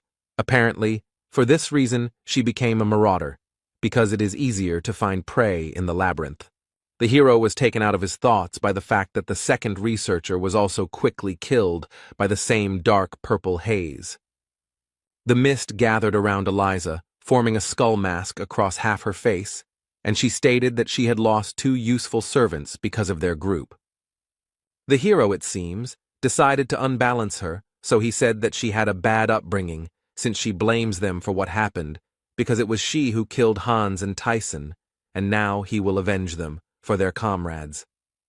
This speech discouraged not only the priestess, but also the barbarian's companions, while he himself was anticipating the amount he would receive for equipping the dead. Suddenly, corpses began to rise from the ground. Now everything was not so simple, because this is the skill of the priest, Karui Call of Death. Usually he calls the dead, but with the bodies of subordinates, you can get stronger undead. The new enemies were held back by 2 tanks of the squad, namely Bjorn and Hikuro, using their standard tactics. Misha, as usual, attacked the enemies, using the cover of her comrades. She delivered attacks with daggers with the poison attribute. And Wabdvalki began to throw his ice spears at his opponents from afar, just as their group had done before. They now understood each other without words. Teamwork was now at a good level, but there was one problem with all this. The undead have quite a high resistance to ice and poison, so the attackers couldn't deal normal damage. Then Rottmiller decided to use an incendiary mixture. It took some time to find it in his backpack, but soon the bottle went straight to the enemy.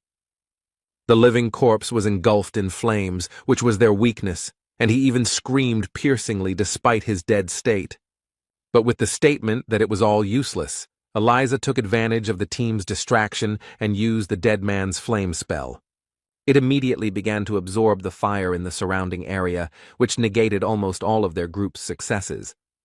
The only attack that could work against the undead was rendered useless, and they had no way to use the holy element.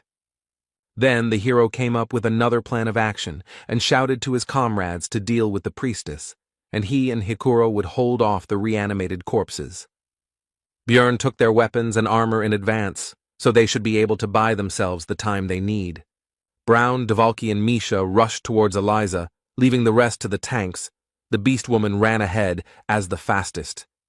But the trio's path was blocked by a new spell from the priestess of Karui, and something began to appear from the darkness on the ground. It soon became clear that these were shadow guards, and they would have to deal with them in order to get to Eliza herself. The Trinity began to fight the new enemy, but the priestess was not going to just stand and watch, so she began to prepare her magic. She cast a curse on Misha, which prevented her from escaping in time from the attacks of 2 shadow guards. But suddenly Hikuro intervened in the battle and covered the girl, instantly destroying one of the opponents. When the beast woman asked him what he was doing there, he replied that Bjorn had told him to help in their battle, which meant that the barbarian was currently holding off both of the undead alone. The servant Karui became angry at her failure to kill the researchers and shouted at Hans and Tyson that they were supposed to be protecting her. The hero, holding the 2 dead men, grinned cheekily, looking into her eyes, and said that they were a little busy right now. Eliza realized that she was losing, and saying that she would not forget this humiliation, began to rise into the air. After looking at the hero one last time and telling him that he would never get out of here alive, she left the battlefield using one of her skills. Looking after her, Björn understood that they had almost won, and she had run away at the last moment, harboring a huge grudge against them. The next moment, the barbarian felt extremely ill. The priestess left him with her entire arsenal of curses, of which there were over 15. It's good that Dvalki understands them, the hero thought, after which he turned to the magician with a request to remove the negative effects from him, to which he only hesitantly asked again. Then Bjorn said that Wob claimed to understand this magic, but he replied that he only knew a couple of spells from this school, but did not know how to remove them. This was very bad news, because physical characteristics could be permanently reduced if the curses were not removed by magic or holy power. Soon the squad was running as fast as they could towards their destination. Hikuro asked how Björn was feeling, to which he replied that everything was fine, although in fact it felt like he was dying. It was all because of the negative effects. If it weren't for the vampire essence, which gives resistance to magic and darkness, he would have fallen off his feet long ago. The rest of the crew were also cursed, but they only received 2 or 3, rather than over 15 like him. It was extremely unfortunate that out of all the effects, he received one that hits stamina, but does not affect vitality, which is why high regeneration does not help. In the game, the character stopped moving when his stamina dropped below 10%, and since he was moving, there should be about 30% left, he had no idea that it was actually 5%.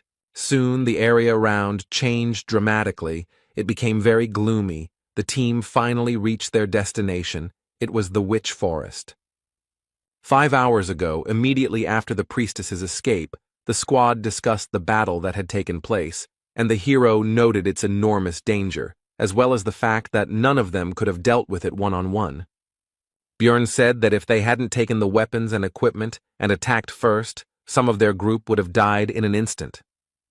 Misha's eyes lit up at this, and she shouted that reliable barbarians are the best. She had doubts, but the hero simply went and smashed Eliza's skull. Björn asked Rothmiller if he could track the priestess, but he replied that there were no traces, so it was impossible. The hero informed everyone that she would definitely try to finish what she started before the labyrinth closed, because they would be able to reveal her, to which Dvalki said that they did well and could do it again.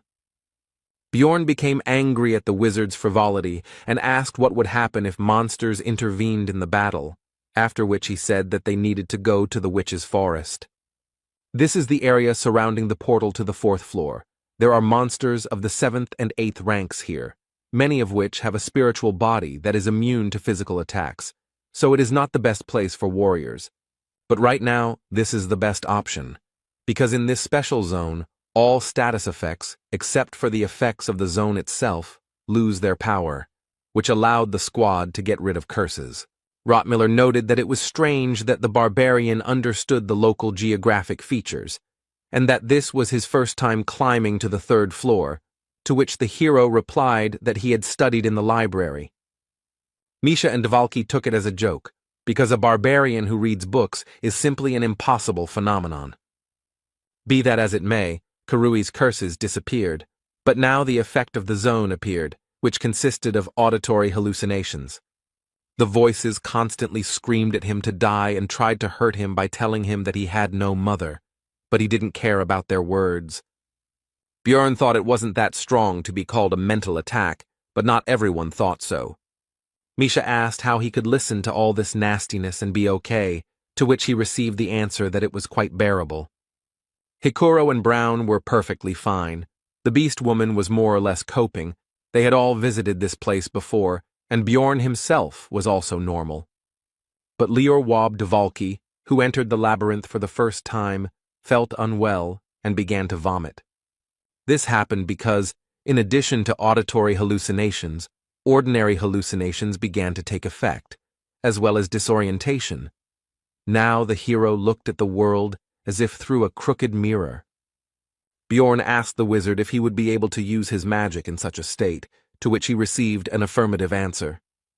Hikuro Murad decided to set up camp to rest a bit, since the hero had barely slept the night before.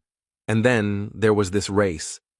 The dwarf said he would watch for a bit, but the barbarian was no longer listening. He threw his things to the sides and simply fell right onto the bare ground. The hero lay with his eyes closed, and also thought that with such adventures he would definitely not be able to bear it one day. His thoughts were interrupted by Hikuro, who leaned over the barbarian and said that he had seen Eliza before when he came to the guild to recruit a team. In the Bloody Citadel, where they went with Bjorn, the dwarf received a numbered item called the Guardian's Bracers, thanks to which his rank was raised. Perhaps she heard about it somewhere. This artifact has the number 3112. It is usually found in rifts above the 4th level. It is one of the 3000, so it is quite strong. The hero was again in a bad mood because of his luck, because he had worked so hard to get the essence, and the guy who had barely lifted a finger then took the numbered item for 50 million. Bjorn asked his comrade why he didn't recognize her right away, to which he received the answer that she was dressed completely differently, and her clothes were so dirty and torn to pieces in places. But it was crystal clear that these were just excuses, and in fact, he was busy staring at something completely different from her face. Bjorn realized that when their team was meeting and discussing their plans in the bar, she could overhear everything and set up an ambush. Hikuro said that treasures always bring trouble, but the barbarian told him not to shift responsibility. It was he who was not careful, to which the dwarf quickly left. Soon, Bjorn was awakened by his comrades, and Rothmiller noted that he was sleeping very soundly, and he had heard that even barbarians could not stand it on their first expedition, and Misha simply asked how one could sleep in such noise. It turned out that the hero was disturbed by the presence of a group of enemies nearby. These were fairies who were flying nearby. These are rank 9 monsters whose only skill is releasing poisonous pollen mixed with stimulants, one of the few types of non-combat mobs in the game. Bjorn said that there were quite a few of them, and that certain guy should be nearby, so was it worth fighting, to which Hikuro noted that Dvalki had gotten better, so they could handle it. The fight began with Murad sending his lightning at the fairies, after which the monsters simply fell to the ground. But that was not the end, for a monster of the 7th rank appeared, a half-troll that only appears in the witch's forest and has a habit of chasing large groups of fairies. The monster brought its club down directly on Hikuro, who covered himself from the attack with his shield, although it was not so easy for him. He stepped back a little, and the hero remembered that the dwarf simply did not have the same resistance to pain as he did. This is one of the main reasons why the location is not suitable for warriors, because they have to take damage, but here the pain is greatly increased due to the effect of increasing pain sensations. Most monsters are immune to physical attacks, and also use mental magic. The hero finished his analysis while Hikuro led the fight. Soon Dvalki finished preparing his spells. First he used improved freeze, which strengthened the following ice magic, and the half-troll was defeated. The strengthened ice spear pierced through him. Rothmiller urged everyone to get ready quickly, because the witch's forest is not the best place to relax, so they need to quickly move to the 4th floor. But the plans changed abruptly, because some group of researchers was coming out to them. Hallucinations and disorientation prevented them from being seen, but they were getting closer, so this would not last long. Among them was Eliza, who immediately pointed her finger at Bjorn and his comrades and said that they were the ones who killed her dear companions. The researchers prepared for battle, and one of them sent the priestess back, while the hero mentally complained about this woman and the problems she caused. Bjorn knew that this battle could not be won, so they needed to run, but before that they could use one item, which he shouted to the dwarf. He immediately used his guardian bracers, which pushed back the enemies and temporarily provided protection from any negative effects. While the team is fleeing, Misha decides to inquire about how this woman managed to find them, wondering if the witch forest shouldn't be safe. The hero guessed that after entering the forest, Eliza lost their trail, so she began to look for the researchers. She decided to use them by pretending to be a poor priestess who had lost her comrades to marauders. And now he is trying to pit their groups against each other so that he can then simply go and devour all the participants in the conflict. But explaining all this would take too long, and the effect of the item would soon end. So the hero shouted to Misha not to chatter, but to run faster. The scout is the first to notice the enemy's movements, the one who leads the team along the best route. They collect data in advance and then use their rich experience to lead others in the labyrinth. But all their skills are truly tested in the Witch Forest. Rothmiller's key strength is smell, because he has enhanced his sense of smell with special essences, and in this place, he copes surprisingly well.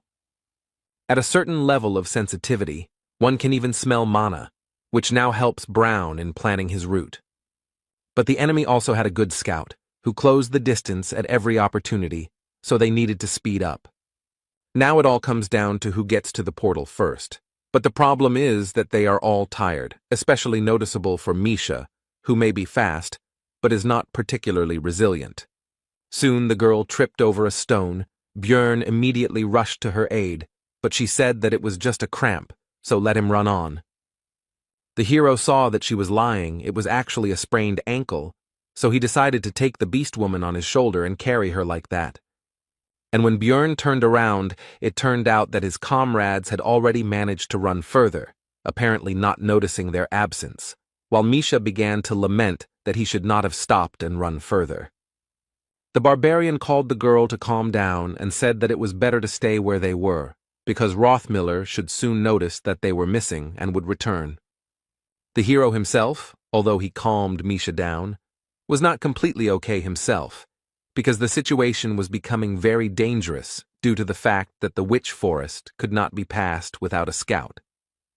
The beast woman began to ask how long they would have to wait here, but her question was interrupted by Hikuro's cry, which rang out across the surrounding area. The girl got scared and asked her friend what they should do because they had to help the rest of the team. Björn replied that relying on sounds in this area was a bad idea, and that attacking them meant that they would not be able to return for them and they would have to move on their own. When asked what is most important in an emergency, the hero would not choose water, food, or tools, although these are important things, but strength of spirit. Right now, Misha clearly missed her. She was screaming that she didn't want to die like this, that she had worked and tried very hard, and it would be too pitiful. The hero told the girl to calm down, and mentally added that when you find yourself in such a situation, you need to accept reality and not deny it. Misha began to blame herself for this situation, because if she had not fallen, then this would not have happened, but Bjorn shouted at her to listen to him, because they needed to focus on the present. He told her to drink the potion from his backpack so that the girl could walk on her own 2 feet, to which she, having more or less calmed down, agreed. Soon they stopped to rest a bit, and Misha began to lament that she couldn't believe that she had swallowed the potion while riding on a running barbarian. She even managed to think that she would die on his shoulders. Sitting by the fire, the hero thought that 4 days had passed in the labyrinth, so it would only get more difficult, and now only the 2 of them had to hold out until the labyrinth closed. The worst part is that most of the monsters are spirits, which they can't attack, meaning they really need attribute power. Then the hero made a decision and first of all asked Misha if she was married, to which she noted the strangeness of this question, but still answered that she was not. Then Björn continued asking, but this time about whether she had any beliefs that she shouldn't show her naked body to men she barely knew. The girl, embarrassed, replied that circumstances vary. The barbarian said that this was great, after which he took off his helmet and began to approach Misha, and she shouted at him not to approach, and that in general she was not ready for this. But he simply put a ring on her finger and said that he was keeping it for the person to whom he could give it. All this surprised the girl. She did not understand what was happening. Bjorn told Misha to swear by her guardian god, and in exchange for this, he would always be by her side. And he continued by saying that from the moment she accepted this ring, then he himself would take an oath on the honor of a warrior that he would support her, and he hoped that the girl would promise the same. Embarrassed, Misha asked him about his seriousness, and then explained that it was a bit unexpected, but it was the first time she had received such an offer, so it wasn't that she wasn't happy. And then she apologized and said that she didn't think of him in that way, and then she tried to explain something else, but she was constantly embarrassed and spoke incoherently, so the hero didn't quite understand her. In the end, the blushing beast woman shouted that she generally preferred thin men, and he, a stupid barbarian, had no masculine charm at all. Bjorn explained that there was a misunderstanding. He didn't mean it, but simply asked to become his comrade, which is why he gave the ring. Misha immediately felt somehow better, but the hero continued to talk about how she could refuse it at any moment, but then she would have to return the same ring or 15 million stones. The girl began to complain about the price, because it was too much money for a simple decoration, so she began to inquire about the reason. Bjorn said that this ring could fulfill her cherished wish, and mentally thought that if he had not played Dungeon and Stone, he would never have done this.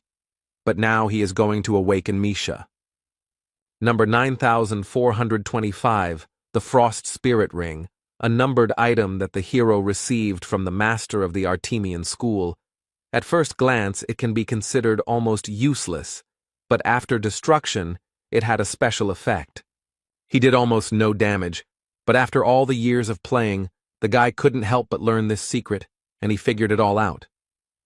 If it is worn by a beastman who has not yet made a contract with a spirit beast, a special event will occur, and the ring will be destroyed, fulfilling special conditions. This would remove the seal of Skadi, the spiritual beast of ice, and right now all this was happening. Now the spirit offered Misha a contract, which she could not refuse. Soon the contract was concluded, and the girl could not believe that it all happened so simply, and she also asked Bjorn where he got this ring. But if something like this exists, then why did her father never tell her about it after all these years? The beast woman asked sadly. The hero replied that he most likely did not know about this effect, because the magicians had been trying to understand it for a long time, and had only recently unraveled the secret. Then the girl asked how he knew this and repeated the previous question. Bjorn said that before all this talk, Misha should get dressed, after which he pointed towards her clothes, and also said that there was some useful equipment from the marauders there. The girl noticed that he was also wearing new clothes and asked why she was naked. The barbarian replied that he undressed her himself, because during the ritual all equipment is destroyed. Then Misha indignantly asked why it was necessary to ask about her husband. Bjorn said that if he had been, it would have made him very angry. The girl was angry that he thought about such things, but he did not think to warn her. He replied that he was in a hurry. But despite all the negativity, Misha quickly calmed down from the words that she should say something, and she sheepishly thanked the barbarian. The hero asked if that was all, and the girl, after thinking, decided to share with Bjorn something personal from her past. Misha said that she once tried to commit suicide, but her father found and saved her. The barbarian said that in that case she should be grateful to him, but she was not sure about this, and continued the story. When the girl woke up, he said that if she wanted to die so much, let her do it in the labyrinth and not disgrace their family. The hero realized that her relatives were even crazier than he expected, and Misha said that it was then that she became a researcher, but not because she wanted to die. She simply ran away from that house. She thought that she could become famous and strong even without a spirit, and then her father would pay attention to her. She doesn't know if he will accept her with such an unusual contract, but it is a good thing anyway. And the next moment, the girl bowed to Bjorn at the waist and said words of gratitude once again, and also added that she would not forget his deed for the rest of her life, would seal it in her heart and thank him. A beastman who has made a contract with a spirit beast will receive one of 3 types of enhancement: summon, strength, and fortify. Misha Karlstein received the last one, and now her body is forever imbued with the power of the ice beast, Skadi. Now they have the attribute attacks they needed so much, and finally, they don't have to worry about encounters with spirit-type monsters, and they are pretty weak, so there won't be any problems.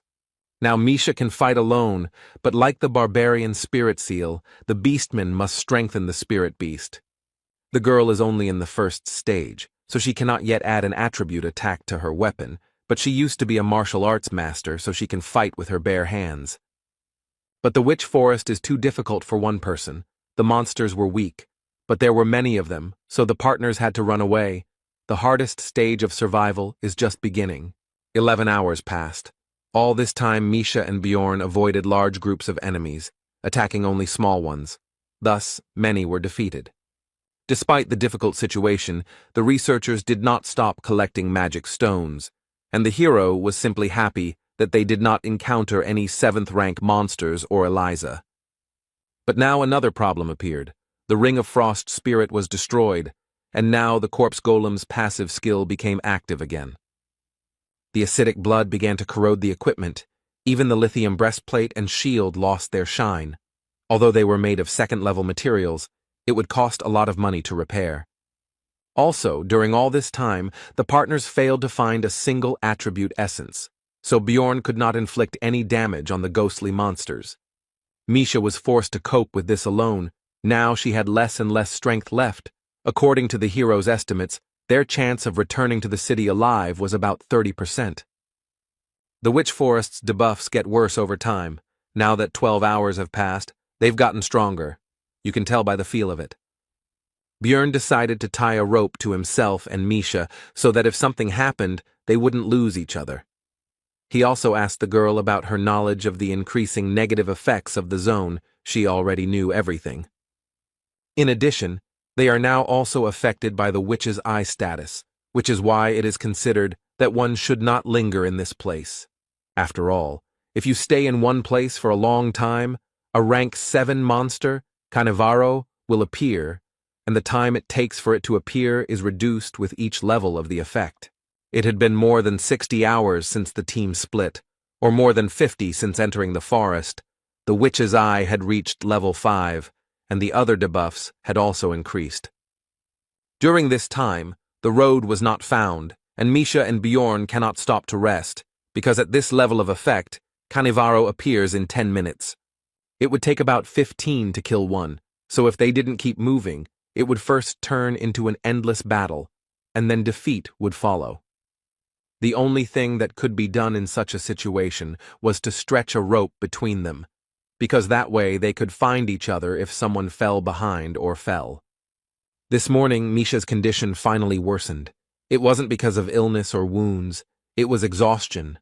The barbarian had to slow down, but the rope continued to tighten. The girl could no longer maintain even a very slow pace. The hero believed that perhaps most of the damage was related to the hallucinations she was seeing. Bjorn told Misha to climb on top of him so she could close her eyes and rest a bit, maybe even fall asleep. The girl tried to object, but the barbarian simply picked her up and placed her on his shoulder. Usually she would have resisted, but now she had no strength left at all. Another 17 hours passed. All this time Bjorn carried Misha. Except for moments of battle, the effects of the zone intensified again, including the Witch's Eye. The hero felt that he himself was also already at the limit, and if they failed to find a certain thing before it was too late, then everything could end badly. But suddenly Bjorn's thoughts were interrupted by a familiar voice. It was his ex. She was not at all like the illusion of the forest. The guy had a feeling that he would feel warmth if he touched her, and she, seeing his gaze, asked about what he had already managed to imagine. Bjorn noticed that she behaved exactly the same way in life, which meant that his memories were probably used as a basis. The ex skillfully manipulated the hero's weaknesses, made him get excited even in such a situation, and then told him to leave the beast woman and choose her. The guy already succumbed to her words. But Misha intervened in the situation. She delivered a powerful uppercut with the power of the attribute to the enemy and sent him flying. The hero, while his partner was fighting, slowly came to his senses and began to assess the situation sensibly, realizing that it was still some kind of illusion. Misha, meanwhile, continued the fight, apparently winning without any particular problems, even using only hand-to-hand combat. It was clear who would soon win, and so it happened. The girl approached Bjorn, all beaming, and reported that the Dryad had been defeated. Then the hero understood everything. It was a very rare monster of the 8th rank that appears in this forest and uses the charm skill. Now it became clear to Björn why the illusion was so realistic, because it was not a zone effect, but a skill, so he thanked Misha. Without her, he would definitely have problems. But the conversation had to be interrupted as a group of researchers appeared ahead. This was the first meeting with someone after their team split up. The witch forest is huge, and no one uses it as a hunting area, so it is very difficult to meet others here. They spent 8 days on the 3rd floor. The main part of the squads have already moved on. They seemed friendly. Misha was already happy and asked Bjorn if they were saved, but he told her to calm down, and mentally added that they could not be trusted. The archer woman said that there was no need to be afraid of them, because they were not bad people. They themselves had children of the same age in the city. But these words never calmed the hero down. On the contrary, they made him wary, because this was even more dangerous, since it meant that they needed to feed even more mouths. This was a motive for making money at any cost. Misha asked what the problem was, since this was the help they needed so much, but Björn told her to just keep quiet. He had gotten into trouble many times and would usually ask for help if he promised a reward for getting him out of the forest. Then it would be a good deal. The first thing the hero did was to figure out who these people were. First, he introduced himself, then they started doing the same, but one of them turned out to be Hans, which immediately took away 1 point of trust from them. Bjorn analyzed the explorers. Their team consisted of 2 warriors, 2 archers, and a scout. It's all too dangerous. Besides, intuition tells him to be careful. Of course, he may be worrying for nothing, but these people look suspicious, so the barbarian decided to refuse help and began to slowly retreat. It soon became clear that his intuition had not failed him, because an arrow had been fired right at them, from which the hero had covered himself with a shield, which meant that these were not simple researchers. The young man didn't seem to expect this and asked a female archer named Viet why she did this, and she told him to look at the barbarian's equipment. It was made of lithinium, for which you can get a large sum of magic crystals in the city. She was already looking forward to it. The guy said that they were also explorers, but the scout told him to just step back since he was not going to help. The rest of the squad, except for the young archer, agreed to the attack. Misha asked if they would run away. Bjorn thought about it, because the balance of power is not in their favor, and they also have a scout who will quickly find them in case of escape, so there is only one option. He then told his partner that they would have to stall for time, after which he offered the marauders his backpack and shield. Misha shouted at them to kill this barbarian because she was the princess of the beastmen and would generously reward them for saving them. Her game was so plausible that it made even Bjorn doubt, although he himself proposed the plan. The girl's words made the scout doubt, but the female archer said that this was not an option. They both had to be killed, otherwise their activities could be exposed in the city. The warriors of the squad noticed that the princess might have something valuable, so they rushed forward with the words that the spoils would go to whoever found it first. The barbarian began to prepare for the collision because he couldn't delay any longer, but he also understood that it was no longer necessary because enough time had passed. And he was right, because what he was waiting for happened. A 7th-rank monster, Cannavaro, appeared right in front of them. After this, the hero told Misha to grab onto him and ran forward, thinking along the way that it was impossible to escape from the monster because he would pursue the victim until death. Therefore, it was possible to use the marauders as a diversionary tactic, and he began to break through their ranks while they were at a loss. This should have out-aggroed Cannavaro, who took advantage of the fact that no one was attacking him and used his magic mind skill without any problems. The marauders decided to deal with the monster first, because of the mines, they would not be able to pursue the prey anyway, and the prey itself would not be able to get far.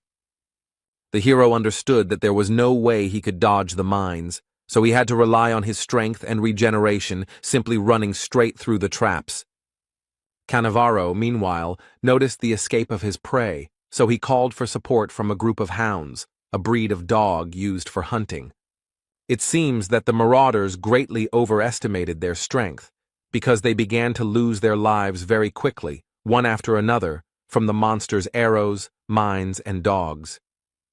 One of the dogs managed to catch up with the fleeing Björn and Misha and grabbed the barbarian's leg, preventing him from continuing his escape. The hero had to use the flesh explosion skill to get rid of the dog, but at the same time, he lost the ability to run further. His leg was finished. In that case, the plan will have to be changed. Björn told Misha that he was leaving the rest to her. She told him to leave her in Canivaro. The barbarian threw the girl's light body without any problems. She rushed straight at the monster, who was not expecting such a thing, and it was finished with him in an instant. Among the attacking marauders, one was still alive. It was the same female archer who first fired an arrow at them. She tried to beg for mercy, but Misha was not going to spare her. The beast woman was worried about Bjorn. She poured a healing potion on the wound, but said that it could not heal such a wound, but the barbarian said not to worry. Thanks to high regeneration, the potion, and the eternal life skill, the leg was restored almost instantly, which surprised the girl very much. The hero understood that this was all thanks to the bonuses of the vampire essence, his skill, and the seal of the immortal. With all these factors and enough time, it would be possible to grow a limb without a potion. Misha asked how he could drink it without pain. Bjorn replied that it was the mental fortitude of the barbarians. He recalled that Einar also took potions without any problems. In his case, it was due to the high value of the pain resistance characteristic, but the effect was the same. The hero suggested that Misha pack up and leave before a new Canivaro appeared, and she herself asked how he realized that those researchers were dangerous. Bjorn replied that one of them was named Hans, and he didn't like that name, which confused the girl, but she quickly put it out of her mind. Misha shared her thoughts that she would never have thought that that woman could change her attitude so quickly. She could have been good. The hero replied that if they had not seemed so weak, if they had not worn expensive equipment, and if they had not met in the labyrinth, then everything could have turned out differently. In that case, she could have been remembered by them as a kind person, but what happened, happened. She attacked first and paid the price. Misha said that she didn't understand this. Then Bjorn asked about her reasons for visiting the labyrinth. She replied that it was for money.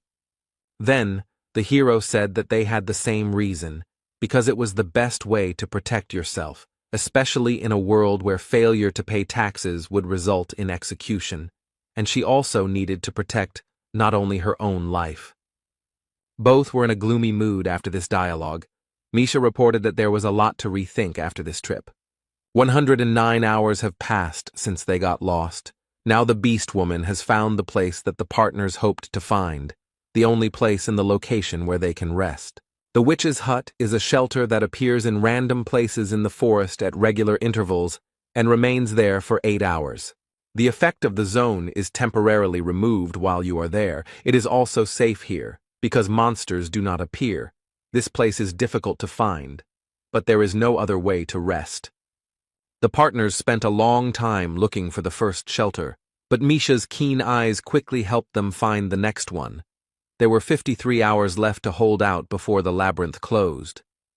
They had seen this place for the 3rd time, but the girl still didn't get tired of it. She sincerely enjoyed the local beauty and was in a good mood overall.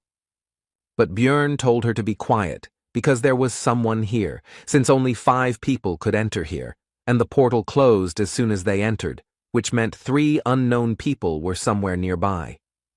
Soon they found a man dozing carefree in a field of flowers. It was one of those who helped Eliza then, but now he looked so-so, so the hero was interested in how this happened.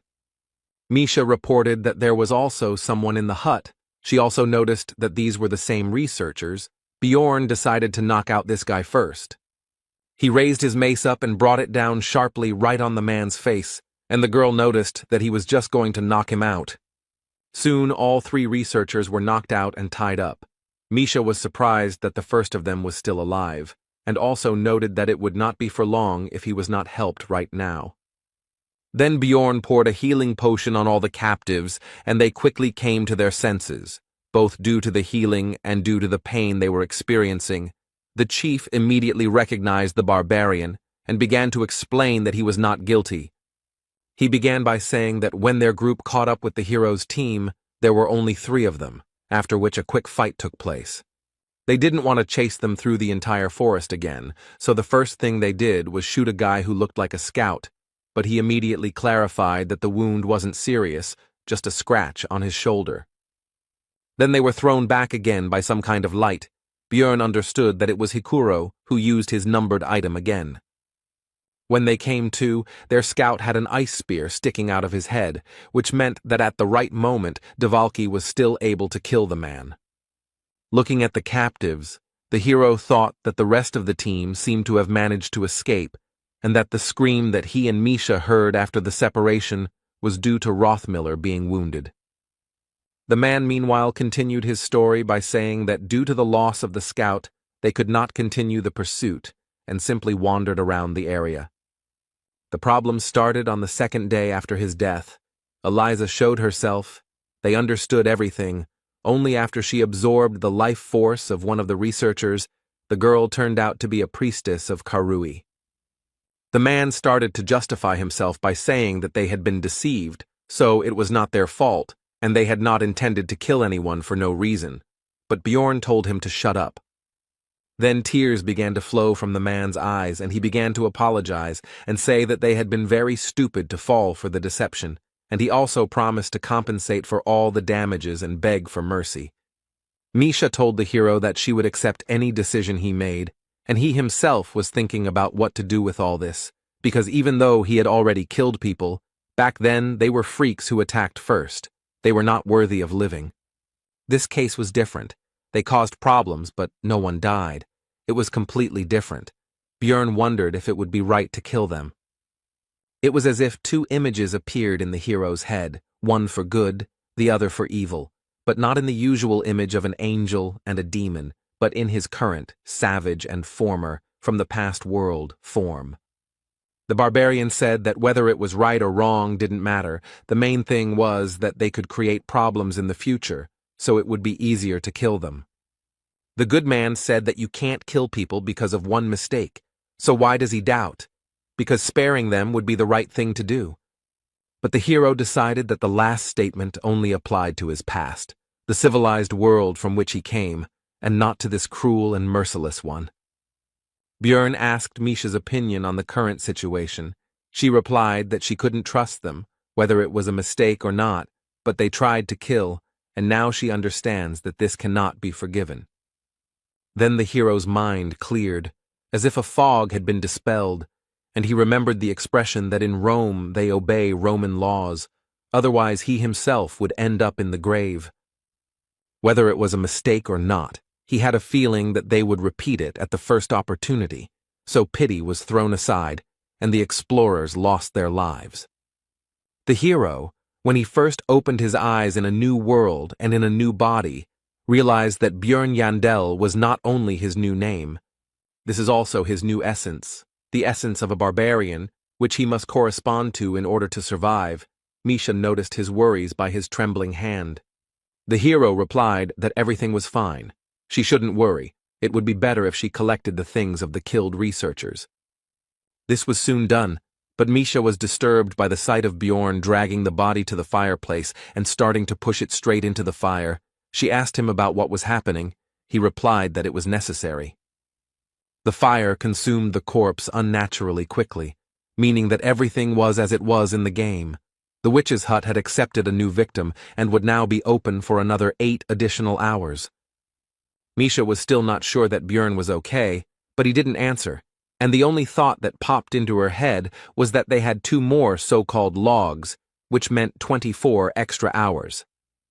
The hero pulled off his helmet and asked his companion if she was going to rest, but she simply remained silent. She was clearly uncomfortable with what was happening. Since she did not answer, the barbarian said that he slept on the bed first, after which he fell face down on the pillow and thought that sleeping on the bed was very good. But in reality, he was only unsuccessfully trying to distract himself from the thought that he was increasingly renouncing humanity and accepting the life of a barbarian, and that life was not punishing him for this, but, on the contrary, rewarding him. All night long the hero dreamed about his past life, namely work, meeting a girl, dating her and his future life, calm times. But in the morning he realized that it was just a dream, and his new reality was life in a monstrous body and fighting real monsters. Björn noticed that besides him, Misha was also sleeping on the bed, with her head on his leg. He wondered when she had gotten in there, and it was also time to wake up, so he began to wake her up. Chewing the dried meat, the barbarian thought that there were only a day left before the labyrinth closed, and the hut would cease to exist in an hour. They had to hold out for just a little while longer, and soon they would return to Rafdonia. Misha said that this research was very complicated, so upon returning, she would immediately take a bath, after which she asked about her companion's plans, and he replied that he did not know. As soon as the shelter closed, it became clear that something was wrong. Everything around turned red and became even darker than it was before. This meant only one thing. The special condition of 7 sacrifices in the witch's hut had been fulfilled, and now the Chaos Lord Riakis was wandering around the floor. The hero explained to his companion that this was something like zone bosses, but much stronger, and also each level had such a floor lord. The girl had never heard of such a thing, so she was surprised. Björn explained that she didn't know because the method of summoning was kept secret, because if some psycho summoned one, then a couple of deaths wouldn't be enough. When Riakis appeared, erosion began. All the monsters began to dissolve into chaos. The Lord has an effect on the entire floor and kills everyone he meets until he dies himself. Also, his call closed all the portals. You won't be able to escape. If you were here when this monster appeared, then prepare for death. Misha asked about the reason for his appearance right now. Then Bjorn explained that it was all probably because of them, since burning those bodies in the hut was one of the conditions of the summoning. 10 years have passed since the last call. The hero thought that 3 corpses would not make a difference, but someone burned 4 of them earlier. The girl began to panic because of this. The barbarian said not to tell anyone about this, because if someone found out about their participation in the conscription, it would not end well. The barbarian also reported that the zone effect no longer affects them, so they will now be able to leave here, and their path will lie in the orc settlement. The Zarvi clan has settled there. It is huge. They operate above the 6th floor. They have hundreds of members. A meeting with Riakis is deadly, so to increase the chances of survival you need to join them. It's unlikely that the entire clan will be on the 3rd floor, but to control the area they should have at least 10 teams, which would already be good. A huge crowd of researchers had already gathered here. The clan leader tried to call for order, but from everywhere came requests for help, promises of a reward for saving, accusations, and lamentations. Suddenly, a golden barrier appeared around, causing the crowd to quiet down somewhat, although not completely. But this was enough for the man on the podium to shout to the researchers.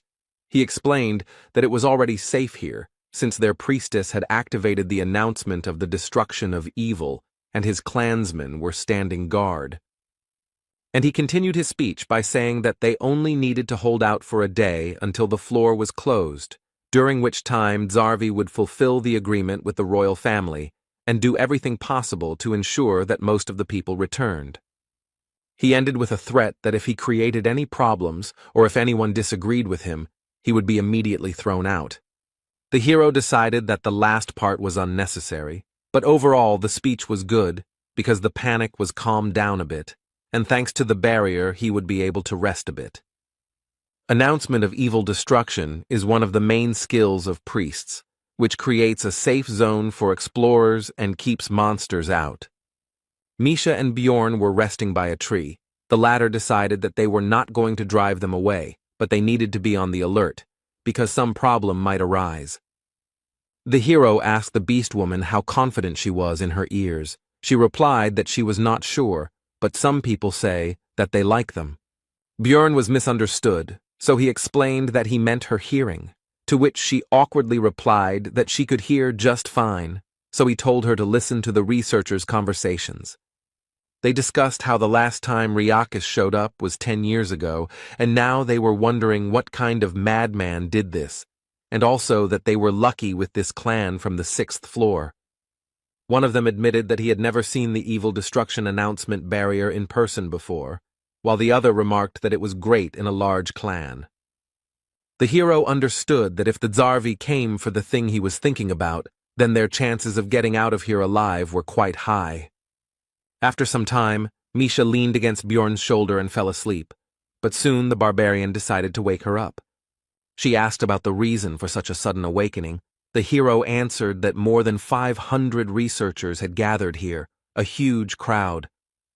Misha didn't understand what that meant, but Bjorn explained that there were only 50 people from the Zarvi clan here, so they needed to see how they could handle controlling that many people. Soon, the local leader actually began his speech. He started by saying that thanks to the barrier, this was the only safe area of the floor, but the priestess would like them to show respect to her god. It should be 1,000,000 stones per person. You need to pay now. Not only crystals will do, but any equivalent items. The hero admitted that it was a smart move, since not every researcher would have such a sum on hand, and in this way it would be possible to take away some of the equipment from people to simplify control. The man on the podium meanwhile said that this is not only respect for the god, but also payment for protection. They may lose some equipment and potions, but there is nothing to worry about, because they will protect everyone. The hero understood that in fact there were enough reasons to worry, because the barrier, although powerful, was not comparable in strength to the floor master. They were unlikely to kill him, but for now they had to obey the rules, so Bjorn asked Misha to take the things they didn't need. He thought they were very lucky to have taken the equipment from the marauding attackers and wouldn't have to give up their own. Many researchers were unhappy with this situation and were unwilling to pay 1,000,000 magic stones for protection for one day. As the heroes expected, some people began to leave the barrier and cope with survival on their own. There were about 300 researchers left, which meant that the Zarvi clan received 300 million magic stones. They made money and at the same time reduced the number of people, killing 2 birds with 1 stone. And now all they can do is pray to the heavens in the hope that the floor master won't come here, otherwise they are doomed. The 3rd floor is quite large. Everyone hopes that they will not encounter it. In this situation, both those who left and those who remain optimistic, but the hero prepares for the worst scenario. And so, 5 hours before the labyrinth closed, it really happened. The reign of despair began. This is the passive effect of the Lord of Chaos's aura. This skill not only deals damage to the area, but also turns it into an erosion zone that removes all effects. It also reduces magic resistance, deals minor damage, and can cause confusion. Soon the floor's ruler, the Chaos Lord Riakis, appeared on the horizon, causing panic among the researchers with his appearance. The leader of this expedition was disappointed, because this expedition would now cause a lot of damage, but despite this, he still ordered to use everything that they had prepared earlier. The next moment, the clan members began to apply various buffs to themselves, using scrolls that increased stamina or energy regeneration.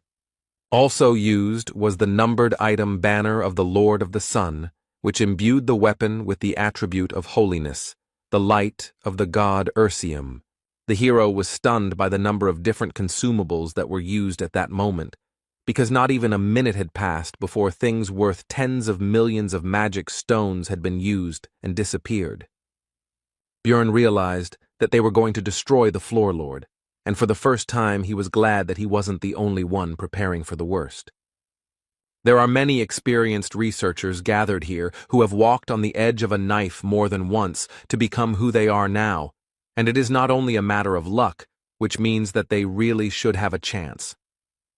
The majority of people were amazed by the size and power emitted by the monster. They did not believe in their survival.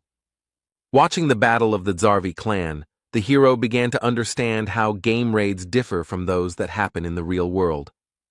For example, the fact that tanks and melee attackers always try to avoid direct combat, they can barely deflect even the lightest blows from the monster. Also, warriors have to return to the front line of the battlefield immediately after treatment, even if their body is in terrible condition. But perhaps the most important difference was the multiple deaths of the explorers, who could no longer return to the battle. The current situation is that the melee war was instantly crushed, and the three ranged ones were hit by Ryakis's breath. Such losses immediately lowered the morale of the rest of the people. They don't understand what they're talking about because the clan is doing everything possible to fight the war, holding back the floor lord, and the mages are suppressing him. Suddenly, spheres appeared around the boss, and the expedition leader immediately forbade attacking him, because first he needed to focus on new targets. Bjorn was glad that the clan knew about his features and the second phase, but the other researchers did not understand why they did not attack Ryakis, did not understand their actions. About an hour passed. 11 people died. 20% of Zarvi's force. It's not scary. The worst can still be avoided. It's still possible to hold out until the labyrinth closes. However, the real problem is that ordinary researchers start to panic, and this will not lead to anything good, even though they have reasons for it. After all, every time Ryakis became enraged, someone who had paid for protection died, and the hero believed that it was their own fault, since they came so close to the battle and did not monitor the situation at all. Misha told Bjorn that things looked really bad and asked if they weren't going to do something, but he said what he thought. One man in the crowd said that they could no longer just watch. They needed to intervene in the battle to increase their chances of survival and protect themselves from the monster. At first, they countered that the clan had taken their equipment, but very quickly the crowd's eyes turned to the pile of armor and weapons they had paid Zarvi with. Realizing where all this could lead, Bjorn immediately told Misha that they were getting out of here right now. Now that the entire clan was busy fighting the boss, only 2 guards were guarding the equipment. They decided to negotiate through dialogue. But the panicking crowd did not listen. They attacked even the high-ranking and experienced researchers, but the numerical advantage was on their side. Soon the clan fighters were defeated. The hero knew that things would only get worse, since ordinary fighters had no idea how to properly fight Ryakis, so he urged Misha to run faster. Soon spirits of chaos appeared on their way, but there was no time to fight them. They needed to run away, so they turned in the other direction. But it was all useless, because soon they were swallowed up by complete darkness, which meant that the floor master had swallowed all the spheres and used his ultimate skill. Evil Cleft is a reactant skill that appears after absorbing 10 spheres. The radius of action is 5 kilometers. The term is 45 minutes. If you do not have time to escape, then death awaits you. There are also many chairs, the peculiarity of which is that it attracts all those who fall under the effect to the center of the zone. Soon, Misha and Bjorn found themselves there along with other researchers. There were about 200 of them left. Of the Zarvi, who were originally 50, only 20 remained. With 11 dying in the few hours of battle and the rest in the last minutes, it was obvious what happened when the pair escaped. Now the clan fighters were aggressive towards the other researchers.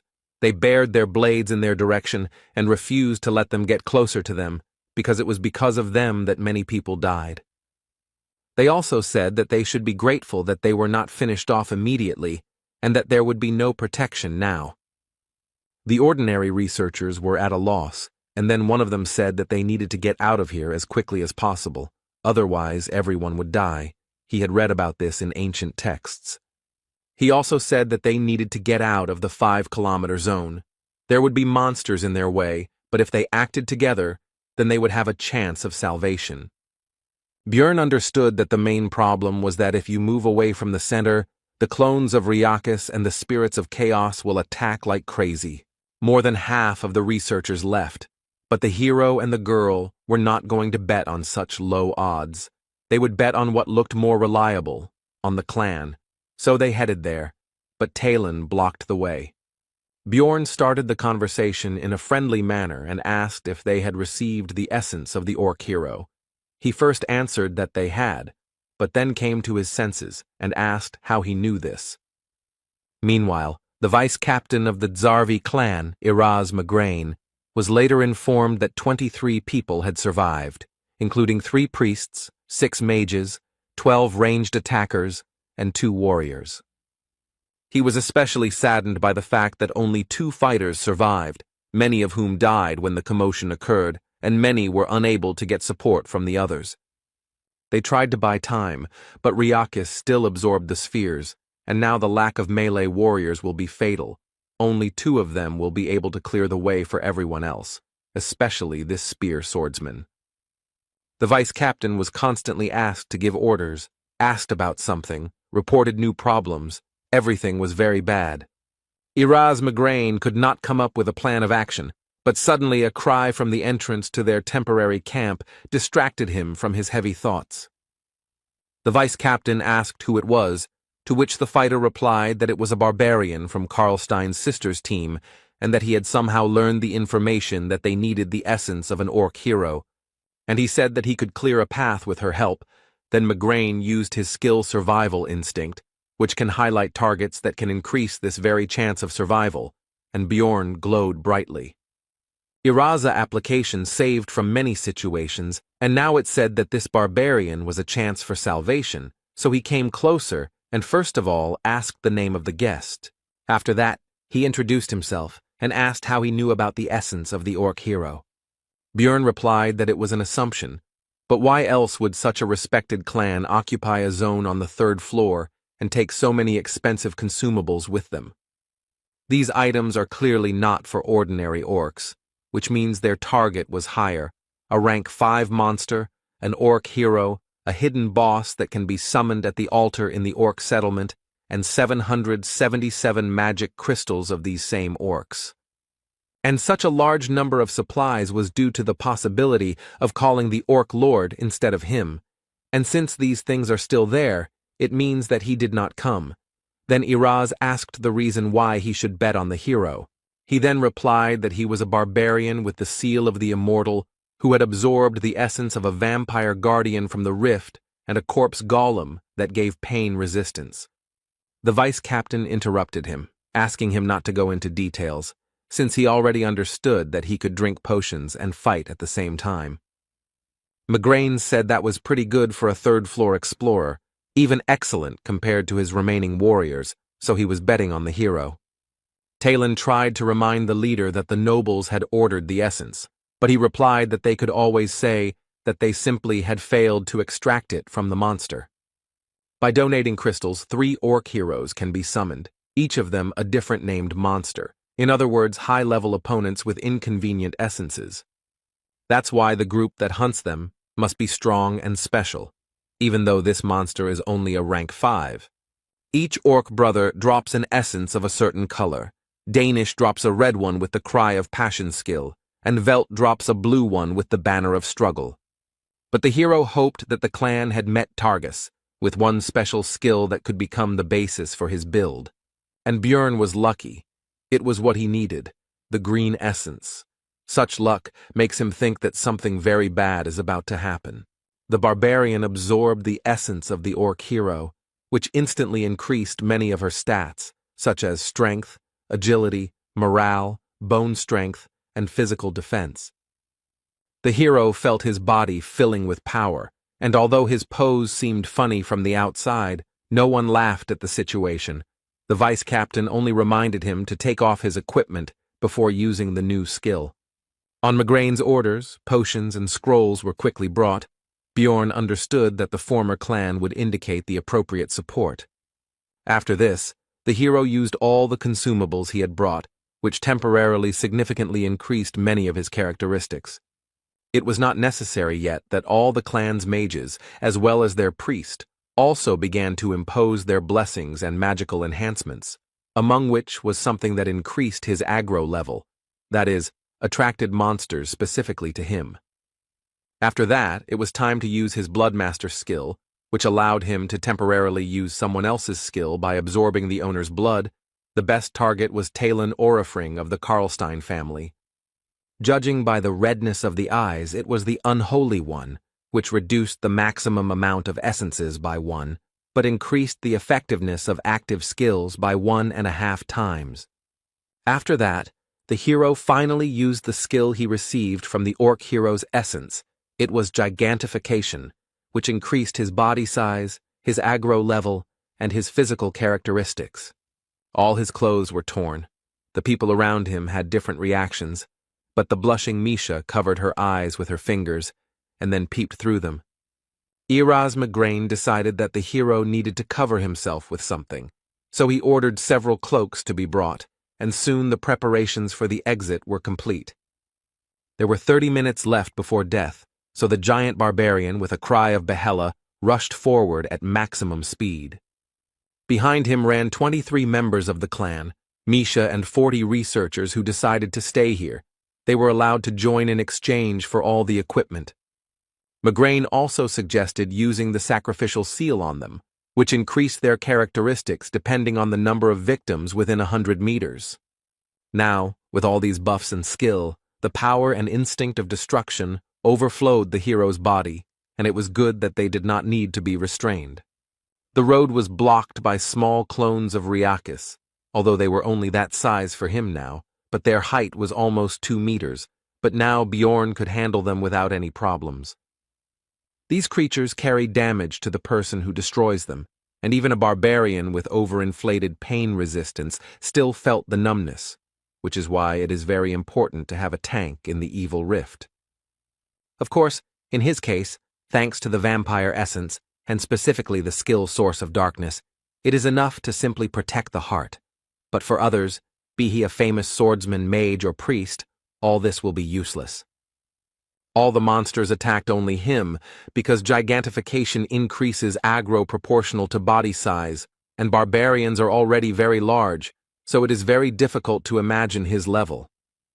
Talon Orifring entered the battle, and after destroying one of the clones he immediately received a blowback, so he asked the priest to heal him so that he could continue the battle. The hero shouted at him to stop getting wounded for no reason and get out of here, because he should be the only warrior on the front line. This is because he has the Orc Hero's Path passive skill, which increases all defense when health drops below 50%, with the maximum effect being achieved at 20%. And to use this skill to its full potential, no one should approach the front line. He will deal with everything himself. The giant barbarian was breaking through the path for the rest of the explorers, and he was doing it as quickly as possible. The others were also hurrying after him, because soon this place would collapse. The vice-captain decided to send Tylon to the back of the crowd, because you never know when monsters will appear from behind. He himself was worried that just one single attack had caused him unbearable pain, so he had to retreat like an idiot, and he didn't understand how the hero could stand it. The Beastman wondered who this was, because at first he seemed like a simple third-floor explorer hanging around his sister. He seemed like a simple barbarian warrior.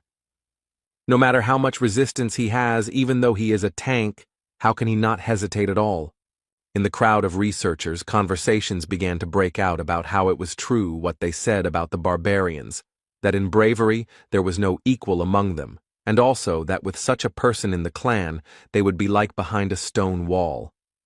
They were surprised that he was still unknown, and no one knew his name. They were afraid to think about what they would do without him. Mac Klana noted that if there was a barbarian hero among them, the famous Balkan, then Bjorn would most likely be like him, while Tylon thought that everyone would soon be talking about him. Soon the exit from this location appeared ahead, so everyone gathered their remaining strength and hurried to leave it as quickly as possible. Immediately after leaving there, Bjorn's soul power was depleted and the gigantification skill was immediately cancelled, and he began to return to his usual size. A few seconds later, when not everyone had yet managed to leave the zone, an explosion was heard that destroyed the entire orc settlement and those who remained inside. They were very lucky that gigantification ended immediately after their exit. It's a real miracle that they managed to escape. But Erasmus said that it was too early to relax, because after escaping from instant death in the evil cleft, one of the survivors would be chosen as prey. The chance that it would be Misha or Bjorn is 1 in 15. And again, the hero's failure showed itself in the video. The partner was chosen as a victim and could no longer move. The so-called prey is a person who is affected by the paralysis effect and becomes the sole target of Ryakis. In other words, he will pursue her until her death. Erasmus offered to help protect her, but on the condition that the hero would want to join their clan. Bjorn replied that he couldn't work with the others yet, to which the vice-captain expressed his regret and said that he hoped to meet him alive in the city, to which he replied that if he got out, he wouldn't mind. Iraz replied that he had a gut feeling that he would succeed, and as a parting shot, he ordered his subordinates to give her buffs that would speed up her movement speed and improve the restoration of her soul power. Björn said words of gratitude, to which the vice-captain replied that it was not necessary, because if they died, Ryakis would run after them, and they would serve as a diversionary tactic, so he also had an advantage in this. There were 15 minutes left before the floor closed. The Chaos Lord had awakened, and the hero hoped to hold out for that time, so he quickly ran away from here. The roar behind them was getting louder and louder. Misha understood that they would soon die like this, and it was also clear that they were chasing her, not Bjorn, so she asked him to stop. And she explained that he had done enough for her, and he didn't have to die for her, because they weren't that close. Without him, she would have died much earlier. He had even already fulfilled her wish. She could die without regrets. But the hero refused, because she really doesn't want to die at all, and doesn't necessarily have to tell him all this nonsense, and he also understands that the girl is afraid of being abandoned. The beast woman shouted that the barbarian didn't understand anything, and she didn't want to be a problem for others. Then Björn said that this feeling was not more important than her life, so if she wanted to survive, she just had to ask him, and then she would have a chance. These were simple words, like the barbarians themselves, but the girl still understood them, because even from the forest he had constantly tried to help her save her life. In his eyes, the beast woman was definitely pathetic and whiny, and simply giving up and saying such stupid things was not what the man who was trying so hard for her wanted to hear. Misha said that if Bjorn saved her, she would be there for the rest of her life to help, to which the barbarian noted that she had already said that before in the forest. Then the girl replied that in that case, she would give him all the money from this study, and the hero replied that this already sounded better.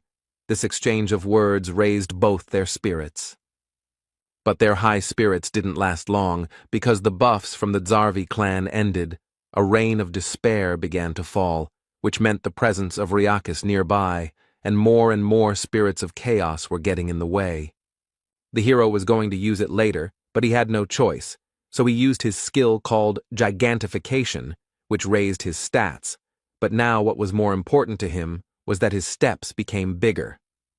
With the remaining soul power, the skill would last for another 2 minutes, and there were 200 seconds left before the labyrinth closed. Bjorn told Misha to give the countdown. The further path was blocked by the spirits of chaos, so the hero had to engage in battle with them, but he did not experience any problems thanks to his increased characteristics. There were only 90 seconds left before the labyrinth closed, but things became more complicated because they were now within the radius of its deadly breath. On the plus side, some of the chaos spirits also died from Ryakis' actions as he cleared the way for them to escape, but there was no point in thinking about it, because he was already at a sufficient distance that he could simply take and lower his paw directly onto the giant barbarian. Fortunately, he managed to jump away. The huge floor lord, the Chaos Lord Ryakis, was at an impermissibly close distance. He carried a deadly threat, and his size allowed him to simply crush Bjorn, even under gigantification. In this situation, Misha again began to persuade him to leave her, but the barbarian was unwavering, because she would die in this case, while the girl believed that it was not worth it, and he himself should save himself. The hero told her that he would not break his promise, and also thought about who would return the money for the ring. He also said that they would not die today, they would get out of here alive. But their conversation was interrupted by a blow from Ryakis, which instantly deprived the barbarian of his hand. It happened so quickly that he did not even have time to feel it. Misha, with even greater force after what had happened, began to persuade him to leave her, but the barbarian simply demanded to clarify the time. There were 60 seconds left. Now Björn has to hold out for 1 minute without an arm. He can't escape, which means it becomes a little more difficult. The hero turned around and ran straight at the floormaster, which scared Misha, but demanded that she continue counting the time. He attacked with his breath the place where they had just stood. He wouldn't shoot under his feet. The main thing was that he didn't move. After that, the hero managed to dodge this monster normally, because he had managed to study its behavior during the battle with the Zarvi clan. All this was very difficult for the barbarian, because for a very long time he had not been able to rest normally. Even the time spent under the barrier could hardly be considered normal rest. At some point the monster still managed to strike, which the hero could not dodge. Even a light attack from such a monster was very powerful. Bjorn no longer had any strength to dodge, so Riakis was already preparing to cut him with his claw, without any problems. The thought flashed through his mind that this was the end. But just at that moment, the soul's village dried up and the gigantification skill began to cancel, returning the hero to his normal size and displacing the monster's blow. Bjorn was surprised at how timely it happened, because a little more and he and Misha would have lost their lives. In a desperate struggle, the wounded hero, with his last strength, jumped onto the monster's claw and grabbed it, with 10 seconds left before the labyrinth closed and salvation. To somehow compensate for the absence of his hand and to hold on here more securely, he sank his teeth right into the monster. Riakis began waving his paw back and forth to shake off the pathetic bugs, but Bjorn couldn't hold on very tightly. Soon the actions of the huge monster had an effect, and the hero and Misha went flying. There were 4 seconds left before the labyrinth closed. Riakis showed that despite his size, he remains very agile, grabbing his prey out of the air and then wanting to devour it. The hero smiled, because he understood that the enemy would not have time to do anything, because right now, his mental countdown was approaching 0. Meanwhile, the residents of Rafdonia were waiting for the researchers in the square. They were wondering how much money their families would bring this time. The children were simply waiting for their parents. Soon the portals were opened, but the townspeople were faced with a picture they did not expect. Many people were injured and were now simply lying on the ground. Misha came to her senses. She immediately heard the words of those around her about the need to quickly call the guild and so on. But she only paid attention to how they talked about the seriously injured barbarian. The girl immediately pushed her way through the crowd and saw Bjorn, who was lying on the ground and showed no signs of life. Her heart sank into her heels. She was already expecting the worst, but when she put her ear to his body, the beast woman heard his heartbeat, which immediately caused tears of joy to flow from her eyes. Soon, talk about what happened on the 3rd floor began to spread through various taverns and other places. The victims of the tragedy numbered in the hundreds. And the survivor said that they got out thanks to one barbarian who got to this floor in 3 months of research. His name is Bjorn Yandel. He was given the nickname Little Balkan. It didn't take long before this news reached someone high up. He didn't remember such a rapid growth during his entire career, and besides, the hero's essences go beyond the scope of simple researchers. There have been similar cases in history. They were intelligent, born under the star of a special destiny. They were forever remembered by everyone as heroes. The man was interested in who the researcher who interested him, Bjorn Yandel, was, such a hero or an evil spirit. 2 days passed. The hero finally woke up, and the first thing he decided to do was gather the whole team and discuss everything that had happened. Everyone was happy to see each other alive. Rothmiller began to apologize, because if he hadn't been wounded, they wouldn't have had to abandon Misha and Bjorn in the forest. But the barbarian interrupted him, because first they should place an order. The hero inquired about the events that had happened after their separation, and Hikuro then told him that with the help of his emergency recovery skill, he was able to use the Guardian's bracers without recharging. When they ran far enough and healed Rothmiller, they tried to find the missing team members, but nothing worked, and then they ran into the priestess of Karui again. This news excited Misha, so she demanded to continue the story. It turned out that the group had to run to the 4th floor, taking advantage of the entry restriction. This level is called the Sky Tower.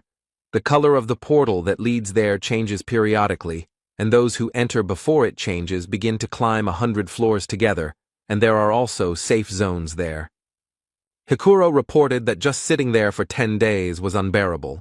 And also, in the very first test, they got the essence that Rothmiller absorbed. The hero was outraged by the difference in their positions at that moment. The monster whose skills Brown mastered was a rank 7 mimic. It gives the skill Treasure Warehouse, which gives a personal spatial warehouse. The key point here is that when you first open this space, there are various things to find inside. This time, it was 2 million stones, 3 top-quality potions, and numbered items. Hikuro decided to sell the last ones, since there was nothing useful there, and the hero was irritated by their luck, because at that time he was suffering in the witch's forest and fighting for his life, but decided not to take it out on his comrade. He decided to justify the bent cutlery by saying that he couldn't control his strength because of the new essence. Misha said that she hadn't noticed this in him, but Murad changed the topic to the adventures of the girl and the barbarian. After this, the hero told about all their misadventures and the struggle for survival, while leaving out some details that he decided not to report. This impressed the others. Rothmiller decided to congratulate Misha on signing a contract with the beast because she was very worried about this, and also asked about what merit Bjorn had in this. Then the girl said that she would not have survived without him. The dwarf was surprised to receive a new essence, and also that the protection fee was only 2 million, so as an apology, since they were somewhat responsible for this, they would provide 1 million. Dvalki regretted that he was not there himself, because this was the greatest and most amazing story of those he had heard, and Hikuro supported him in this, and also added that he was worthy of the title of Little Balkan.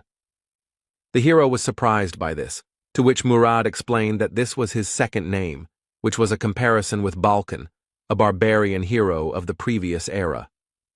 Björn was not happy with the fame that had fallen on him, which had come too quickly, because this was not a game, but reality.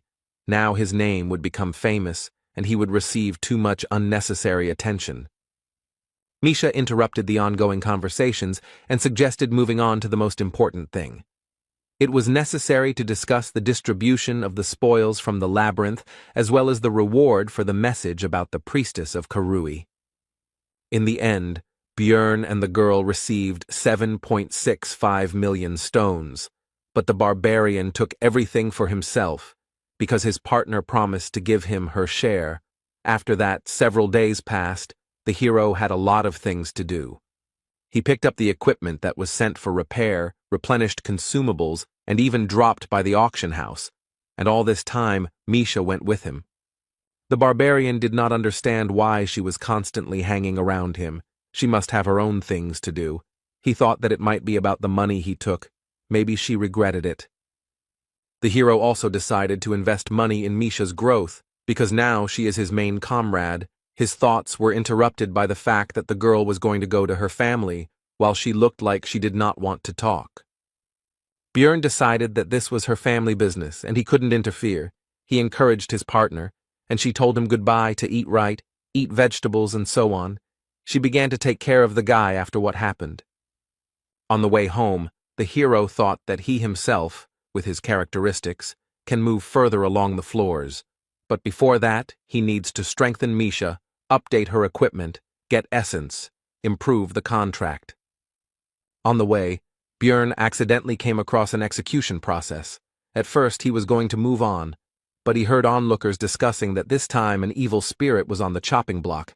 After that, he could not pass by.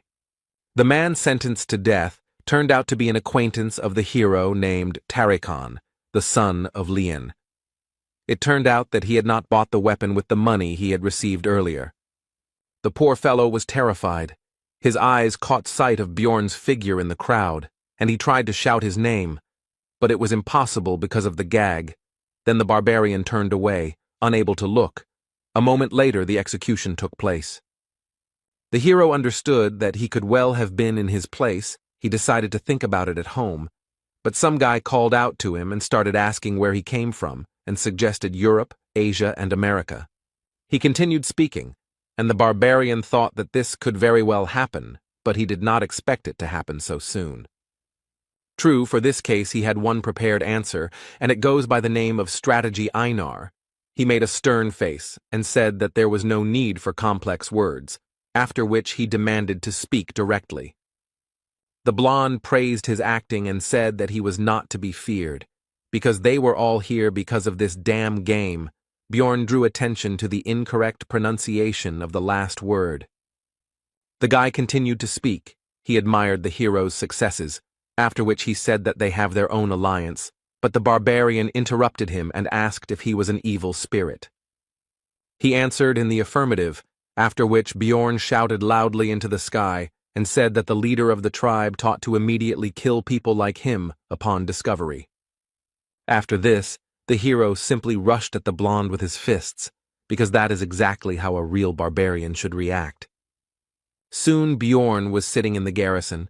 The guard first decided to thank him, because his younger brother would not have gotten out of the labyrinth alive without Jandel. The hero accepted his gratitude, after which he asked how much longer he should sit there, because he was hungry and unhappy that he had not managed to finish off that evil spirit. The man was about to answer when another guard ran through the door and said that the detainee had a certificate of a hunter of evil spirits, which immediately interested Bjorn, but he did not show it.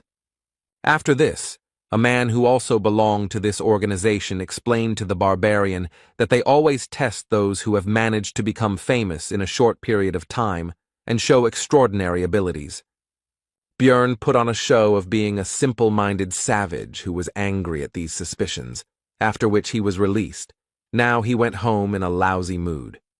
He didn't even think that these guys knew such details about evil spirits. That blonde guy was pretty good at using words from his world. But fortunately, the hero noticed the catch when the hunter messed up his pronunciation and said Vigra. If they had reached such a level, then it was no wonder that Tarikan had ended up on the chopping block. Now Bjorn considered this world even more dangerous and out of reach.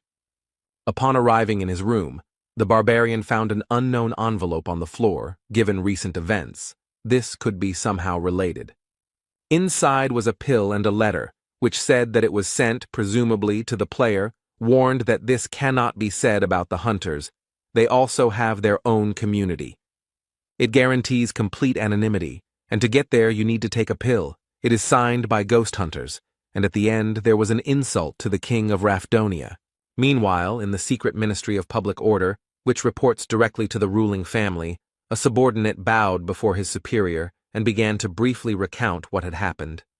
After which he said that it would be better to see everything with his own eyes and turned on the magic device, which showed Bjorn's meeting with that blonde man. At the end of the screening, the chief said that in such cases, evil spirits prefer to flee, and he attacked without a doubt, so by all indications, Jandel is found innocent.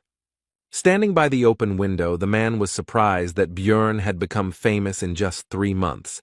He thought that fate might have prophesied a hero's path for him, and that was good, because the city had always lacked talent. The barbarian decided that yesterday's letter was not a fake, but in any case he had to show potential observers that he did not understand anything and wanted to get to the bottom of the truth, so he went to the magic tower. He went to the only competent mage he knew, Raven Alua, who said that this is what all researchers get when they become famous enough. She also felt sorry that it had not come to her, because she would have immediately checked the letters, which had now disappeared. She would have been curious to read what the evil spirits were writing in these letters. Raven also told about the pill. It was made by an extremely talented magician who must have mind control magic, other dimensions, and deep knowledge of alchemy. By swallowing it, you can enter a special world of spirits. Only the mind gets there. The body remains in place. This happens at midnight on the 15th day of each month. There, they most likely exchange information. And those who tried to get in there later died in a pool of bloody vomit.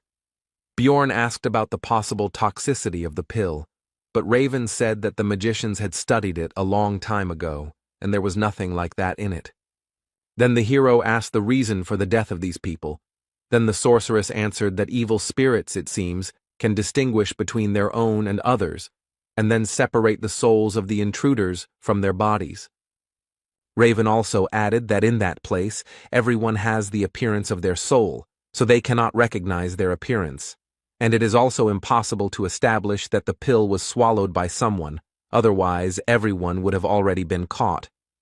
The sorceress began today's research into the hero's essence, and he himself was thinking about how he could remain anonymous in this world and obtain information, perhaps even about the method of return, maybe take a risk. After this, Björn weighed all the risks and possible benefits before deciding to swallow the pill, because if it was so dangerous, the community would not have created it.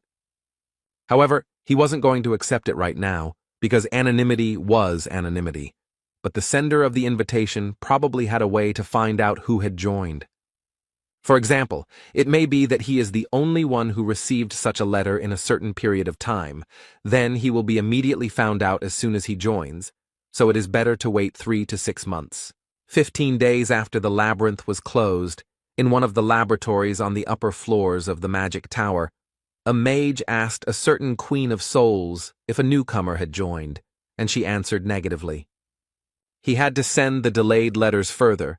The wizard was disappointed that it was again not the one he was looking for, although he took the shield at the coming-of-age ceremony. But it was not the player. Björn didn't notice how time flew by. He was promoted to a 6th-rank researcher. Every day he was busy with various things, and the magic stones flowed away like water, but it was necessary, so he didn't regret it. A new mace was purchased for 400,000. It was gigantic in size and mass, and a spell of immunity to acids was cast on the armor and shield for 510,000. Also, the hero couldn't show off naked with every gigantification, so pants with automatic restoration, size change, and the same immunity to acids were bought. It cost 900,000. For Misha, twin lich blades were bought for 550,000. As well as the blood of a wild beast, for pumping up spiritual beasts for internal use for 2 million, as Björn wanted, invested in its strengthening. The beast woman had upgraded her contract level and could now imbue her weapons with a human attribute, which was noticeable from the haystacks used as dummies. Another 1 million went into the 2nd stage of the immortal seal for Björn. It only took 10 minutes, which compared to the 12 hours of pain of the 1st stage seemed like a fairy tale to him. But the indicators of endurance and resistance to magic increased significantly. The spirit also increased, and the special ability improved. At the end of the procedure, the shaman offered to tell fortunes. The barbarian did not refuse.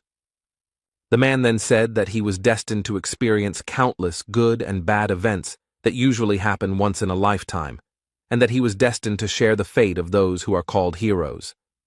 Björn decided that even if this was true, nothing would change. He had to do what he had to do, and in order to withstand any adversity, he would prepare for everything he could. Also, all this time the hero was visited by Misha. She took care of him, invited him to share food with her, and also tried to accompany him everywhere. It didn't take long before the barbarian returned to the shaman for the 3rd stage of the seal. It was time to choose a certain feature. It could be the spirit of flame, the spirit of iron, and the spirit of the wild nature. Björn chose the latter. It cost 2 million stones. In addition to the stats, it increased his threat level and gave him the skill Wild Splash, which also increased his threat level, in exchange for giving a bonus to Constitution.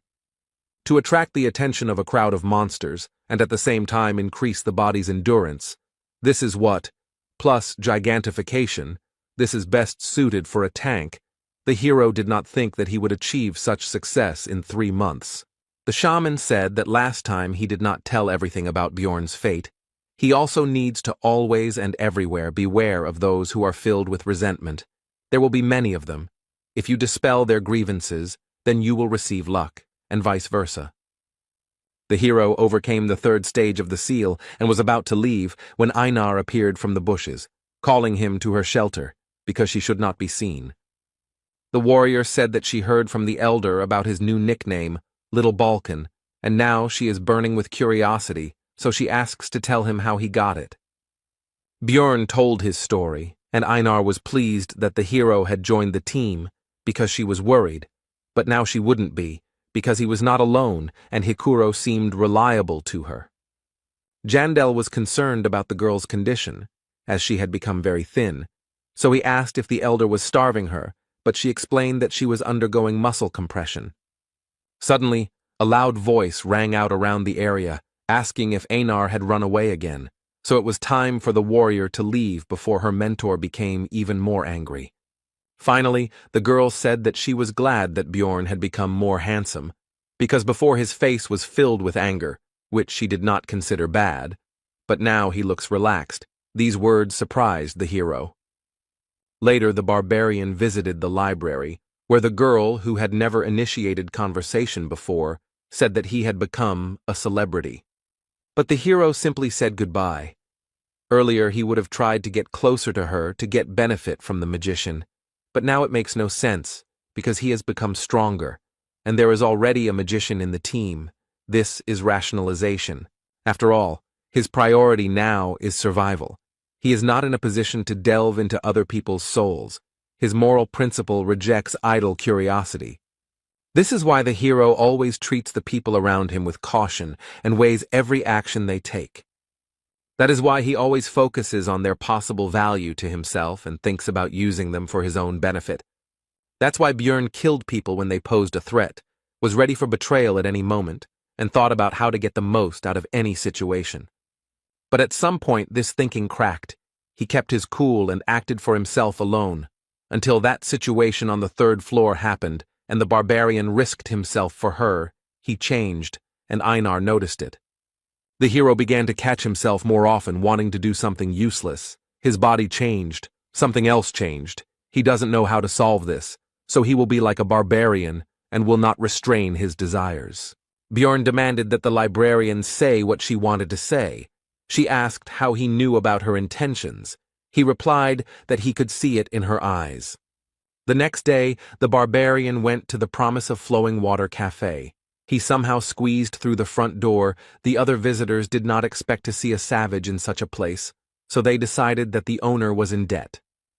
Soon he was called by the client for whom the hero had come here. It was Shavina Amur, a 7th-class officer of the Administrative Department of Revision, and also a friend of the librarian. The girl asked him what he should get, to which he replied that he would like to have beer with meat, since he was not a fan of sweets. Obviously, there was no such establishment. It was just a little revenge for the invitation here. After that, he asked to get down to business. Shavina was surprised that he didn't know anything, because the librarian, whose full name was Ragnar Litaniel Peproch, was supposed to tell her. The woman explained that the mission was to patrol the sewers. Usually they have a trusted squad that is engaged in catching tax evaders and other criminals, but they died on the 3rd floor. The hero had suspicions that these were again hunters of evil spirits, so he asked about the reason for his invitation, because there were more suitable researchers for this. To which Shavina admitted that it was simply a matter of his high popularity, and she was also curious to meet little Balkan in person. After which she said that she would order cookies to go and asked permission to tell her colleagues that he had given them to her, to which the barbarian hesitantly agreed.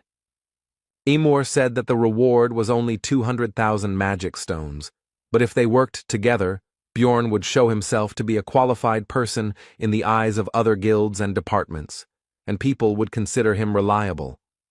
Shavina thought that the hero was already up to his ears in tasks, with his fame, but in fact his title in this matter turned out to be useless. People did not consider the barbarian a good worker, so he agreed.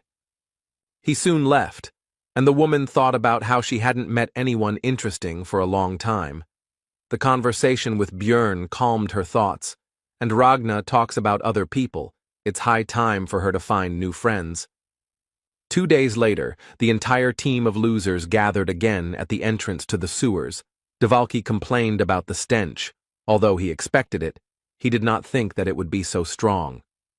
The guard who escorted them asked them to be careful and not to lose the map, helmets with flashlights. The latter also have recording devices built into them, so they would definitely need to be returned later. Initially, Bjorn was supposed to go alone, but at a team meeting he told about the task, and Hikuro immediately decided to join. He could not miss this journey, because it was full of ghosts, and he did not need money. Lior Wob Dvalki decided to change the scenery, because lately he had been so buried in books that his head was starting to split.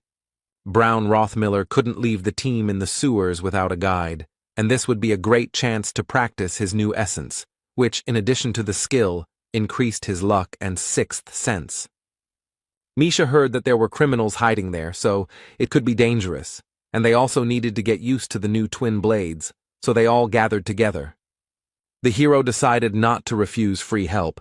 It is unknown how much help from the others is needed, but Rothmiller will definitely be useful. The passages in the sewers were surprisingly spacious. Dvalki lit the magical fireflies and the squad moved forward. Along the way, Hikuro told a story about a terrible monster living here. Misha asked the magician if its existence was possible, to which he replied that all the waste from the magic tower was dumped there, and a huge number of experiments were carried out there. And if suddenly everything coincides so that the reagents mix correctly and react with the monster's body, then in theory, a specimen that never existed before could appear. Björn thought it was impossible, because first there had to be a monster's body in the sewers, and they usually dissolve, so someone had to bring it here, and besides, it had been quiet here for 2 years already. Suddenly, Rothmiller reported that he felt someone's presence, and with the essence of the mimic, there was no reason not to trust his words, so everyone began to look for the unknown. Misha discovered that some guy was visible from a crack in the wall. The hero didn't understand how he got there, but it didn't matter, so he grabbed him and threw him on the floor. He realized that things were bad, so he launched a desperate attack with his dagger on the group of researchers. It was useless. Bjorn just grabbed his hand and squeezed. His strength was already enough to break the bones of ordinary people with just one effort, but he praised the man for his efforts, because you need to try everything to survive. After this, the barbarian began to interrogate the man, who began to beg for mercy since he would not hurt a fly, and he also said that he was a simple homeless person. But Rothmiller said that the brand on his forehead was placed on those who had committed terrible sins, so escaping from the tax office was not all that he had distinguished himself with, and it reminded the dwarf of his youth when such people went to the forge where he worked. The people from the department said that they would add 5,000 if the criminal was brought in alive, but they also said that it wouldn't be scary to kill him. The main thing was to get it on tape. The squad was deciding the fate of the criminal. Hikuro exclaimed that he had expected something like this from the administration, and Misha did not want to drag him because he would be executed anyway. The man himself was shaking with horror. Then he exclaimed that he would tell them everything he knew. Just let them let him go. Björn at first decided that he did not have any interesting information, but he said that they would get much more for some bitch. The criminal said that a few days ago, a woman had driven him out of his hiding place, apparently using evil black magic, because she was accompanied by a pack of corpses, and they did not look like the undead of the labyrinth. The hero was surprised by this news, because all this is very reminiscent of the priestess of Karui, Eliza Behench, who created problems for them on the 3rd floor. Björn decided that if it was her, she couldn't just be allowed to walk around here because she had a huge grudge against their team, and the others agreed with him. The criminal was tied with a rope and sent ahead to show the way to their hiding place. They also asked why he was hiding in such an absurd place. He replied that he was simply looking for shelter and stumbled upon them. Soon the group discovered a way down. From that moment it was decided to behave quietly. The man said that there was no other way out. The team moved forward and the criminal said that if this is really the woman they think, then they should let him go. Soon a pile of corpses appeared on their path. The man stopped in fear and did not want to go further, but Bjorn hurried him and he had no choice but to obey. But it turned out that the bodies were not lying there for nothing. This place was full of magical traps, so the hero immediately shouted for everyone to retreat back. The criminal went first. He could no longer escape, and all the power of magic rushed towards him. It reduced his maximum health, and when it reached 0, it killed him. Eliza felt the activation of her spell called Call of the Evil God. The priestess decided that it was the people from the temple who were chasing her, and she still had not found the way to the underground city. And then a voice came into her head, demanding that she make a sacrifice to him, and then the woman understood what she needed to do to get help from her god. Bjorn pulled their guide closer, and he himself was partially trapped, which reduced his maximum health by 29%. It turned out that the criminal was dead, and Bjorn was glad that he had sent him ahead, because he could have ended up in his place. Hikuro noticed that the deceased had a nameplate. His name was Hans Mark, which gave the hero a bad feeling, because all meetings with the owners of this name did not bring him anything good. Soon the team reached the criminal's hideout. It turned out to be quite cozy, which they did not expect, but Eliza was not there. Dvalki found a faint trace of mana. After examining it more closely, the wizard came to the conclusion that something was hidden under the floor. Then the hero took off his armor and decided to break through the stone underneath with his massive mace. The squad's mage immediately said that with magic, everything would not work out so simply. But the barbarian didn't think so, so he used gigantification, because if you can't break through with brute force, it only means that not enough effort was put in. The squad watched with tension as the big guy began to punch the floor, and he finished his previous thought by saying that, by the way, this doesn't work on ghosts. But soon his efforts finally bore fruit. Hikuro asked Dvalka that it shouldn't have worked, but he himself was no longer sure of it. Rottmiller reported that thanks to his improved sense of smell, he can smell this woman, and there seem to be no other threats, so they can go down without unnecessary fears. The sixth sense is also silent. Meanwhile, in the underground city of Noark, where the priestess of Karui was heading, a guy was running quickly through the streets with urgent news.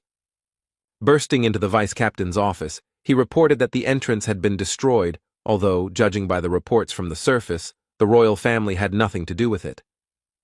The man who received the news said that this passage had long been forgotten. The last time it was used was during the incident with the Karui cult, so it could be the priestess on the run.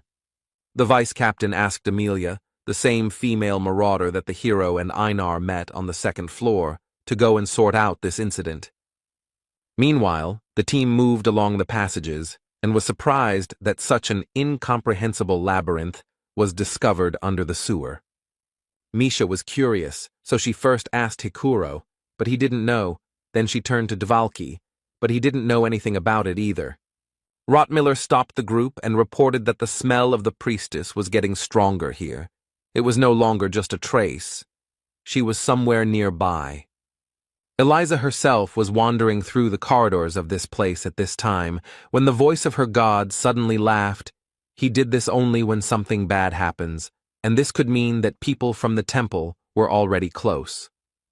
After that, she hurried to run away, and from behind she heard the voices of her pursuers, whom she recognized with surprise. It was the same barbarian blockhead with his gang.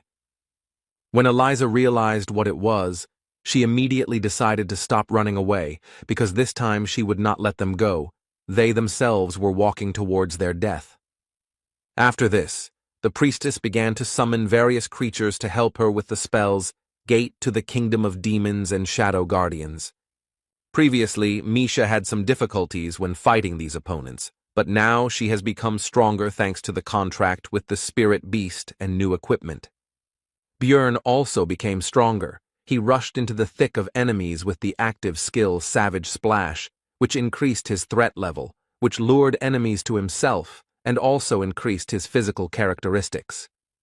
The others also entered the battle. They had won last time, but now everything was even worse, and Eliza decided to use the curses that had worked so well last time. But Dvalki used the 7th rank spell, Radiance, which removed all the effects with the evil attribute. It was the hero who asked him to learn a spell against this magic, and he went and learned a mass cleansing magic. Bjorn broke through to the priestess and tried to strike her, but she used the spiritual form spell, the same one that had caused her to fly away last time, and it also gave resistance to physical attacks. But Dvalki was ready for this too. He used materialization, which brought Eliza out of her ghostly state, and then used accuracy increase on the barbarian. Now the priestess was vulnerable again, and the hero grabbed her and slammed her into the ground with his enormous strength. But he did not stop there, although after this blow she was no longer capable of resistance. The others watched the beating of the servant of Karui in confusion, and could not say a word. But Dvalki nevertheless reminded the barbarian that they needed her alive if they wanted to receive the reward. Bjorn listened to his words and stopped. The priestess was tied up, and the hero began to carry her. The beating and paralysis magic allowed him not to fear any surprises. The hero, already in a good mood, praised the team and suggested getting out of here, but turned around and saw that the rest were lying unconscious on the ground. Before he could even react, he was poisoned by the basilisk's paralyzing venom, the effectiveness of which was halved due to his body type. Bjorn recognized the woman who came out of the shadows. He knew it was too easy, and it never happens like that with him. The marauder was surprised that the barbarian could still move. She praised him, because he had become noticeably stronger since the last time. After that, she looked at the hero's unconscious companions and assumed that he was not running away because of them, although he could, and Bjorn himself decided that she had come here to tie up loose ends. Then the woman let him go only because he was a greenhorn, but now he has become a celebrity with a nickname, and since he himself descended into this cesspool, it would be a sin not to take advantage of the opportunity, so thought Jandel. Bjorn shouted that he was keeping his promise, so there was no need to pursue him, but the marauder ignored his words. She asked how he knew about the passage here and why he invaded. But the hero did not understand anything, which he said. Then the woman clarified the details, and he replied that if she was talking about that magic thing, then he simply pierced it with a mace. The marauder was somewhat taken aback by this news, but continued the interrogation. She decided to find out the reason for his stay here, to which she received an answer about the priestess of Karui. Then Bjorn cheerfully suggested that they part ways peacefully. Since she had already found out everything, there was no need to give her an antidote. He could handle it himself. But she interrupted his flow of words. Amelia said that since the hero now knew about this place, she could not just let him go. Then he offered to take another oath, but the woman replied that this time everything was different. After that, Bjorn took off all his armor. The marauder asked what was going on, to which the barbarian asked if she knew 2 ways to piss off an opponent. She answered negatively. Then the hero replied that the first was not to finish the sentence, and the second remained unknown, because instead of continuing the sentence, he threw his mace forward. Amelia was perplexed by this development of events, but this did not stop her from dodging the improvised projectile. But after the mace, the hero's shield also flew, which surprised the woman. Bjorn himself called this action Captain America's throw. Amelia was flexible and agile enough to dodge this as well, and the thrower himself rushed forward after the projectiles, hoping to deliver a crushing kick. But as Bjorn expected, the opponent was too experienced and agile. Neither the blows nor the attempts to grab her achieved their goal, but that was not all.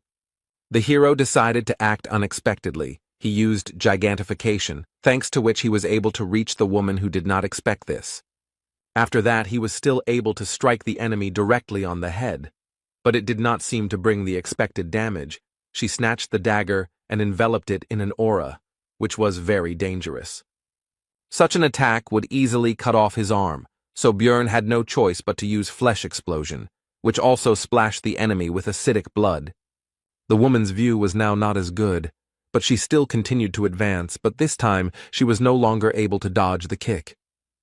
The hero was delighted and surprised by the success. He had already decided that he had a chance to win this fight. When the opponent's voice came from behind, it was the self-replication skill. He instantly understood. Amelia said that she heard about Bjorn absorbing the vampire essence, so he should survive this too, and then used the Asura strike skill. The battle ended there, but the hero survived thanks to the source of darkness and was restored by eternal life and a healing potion.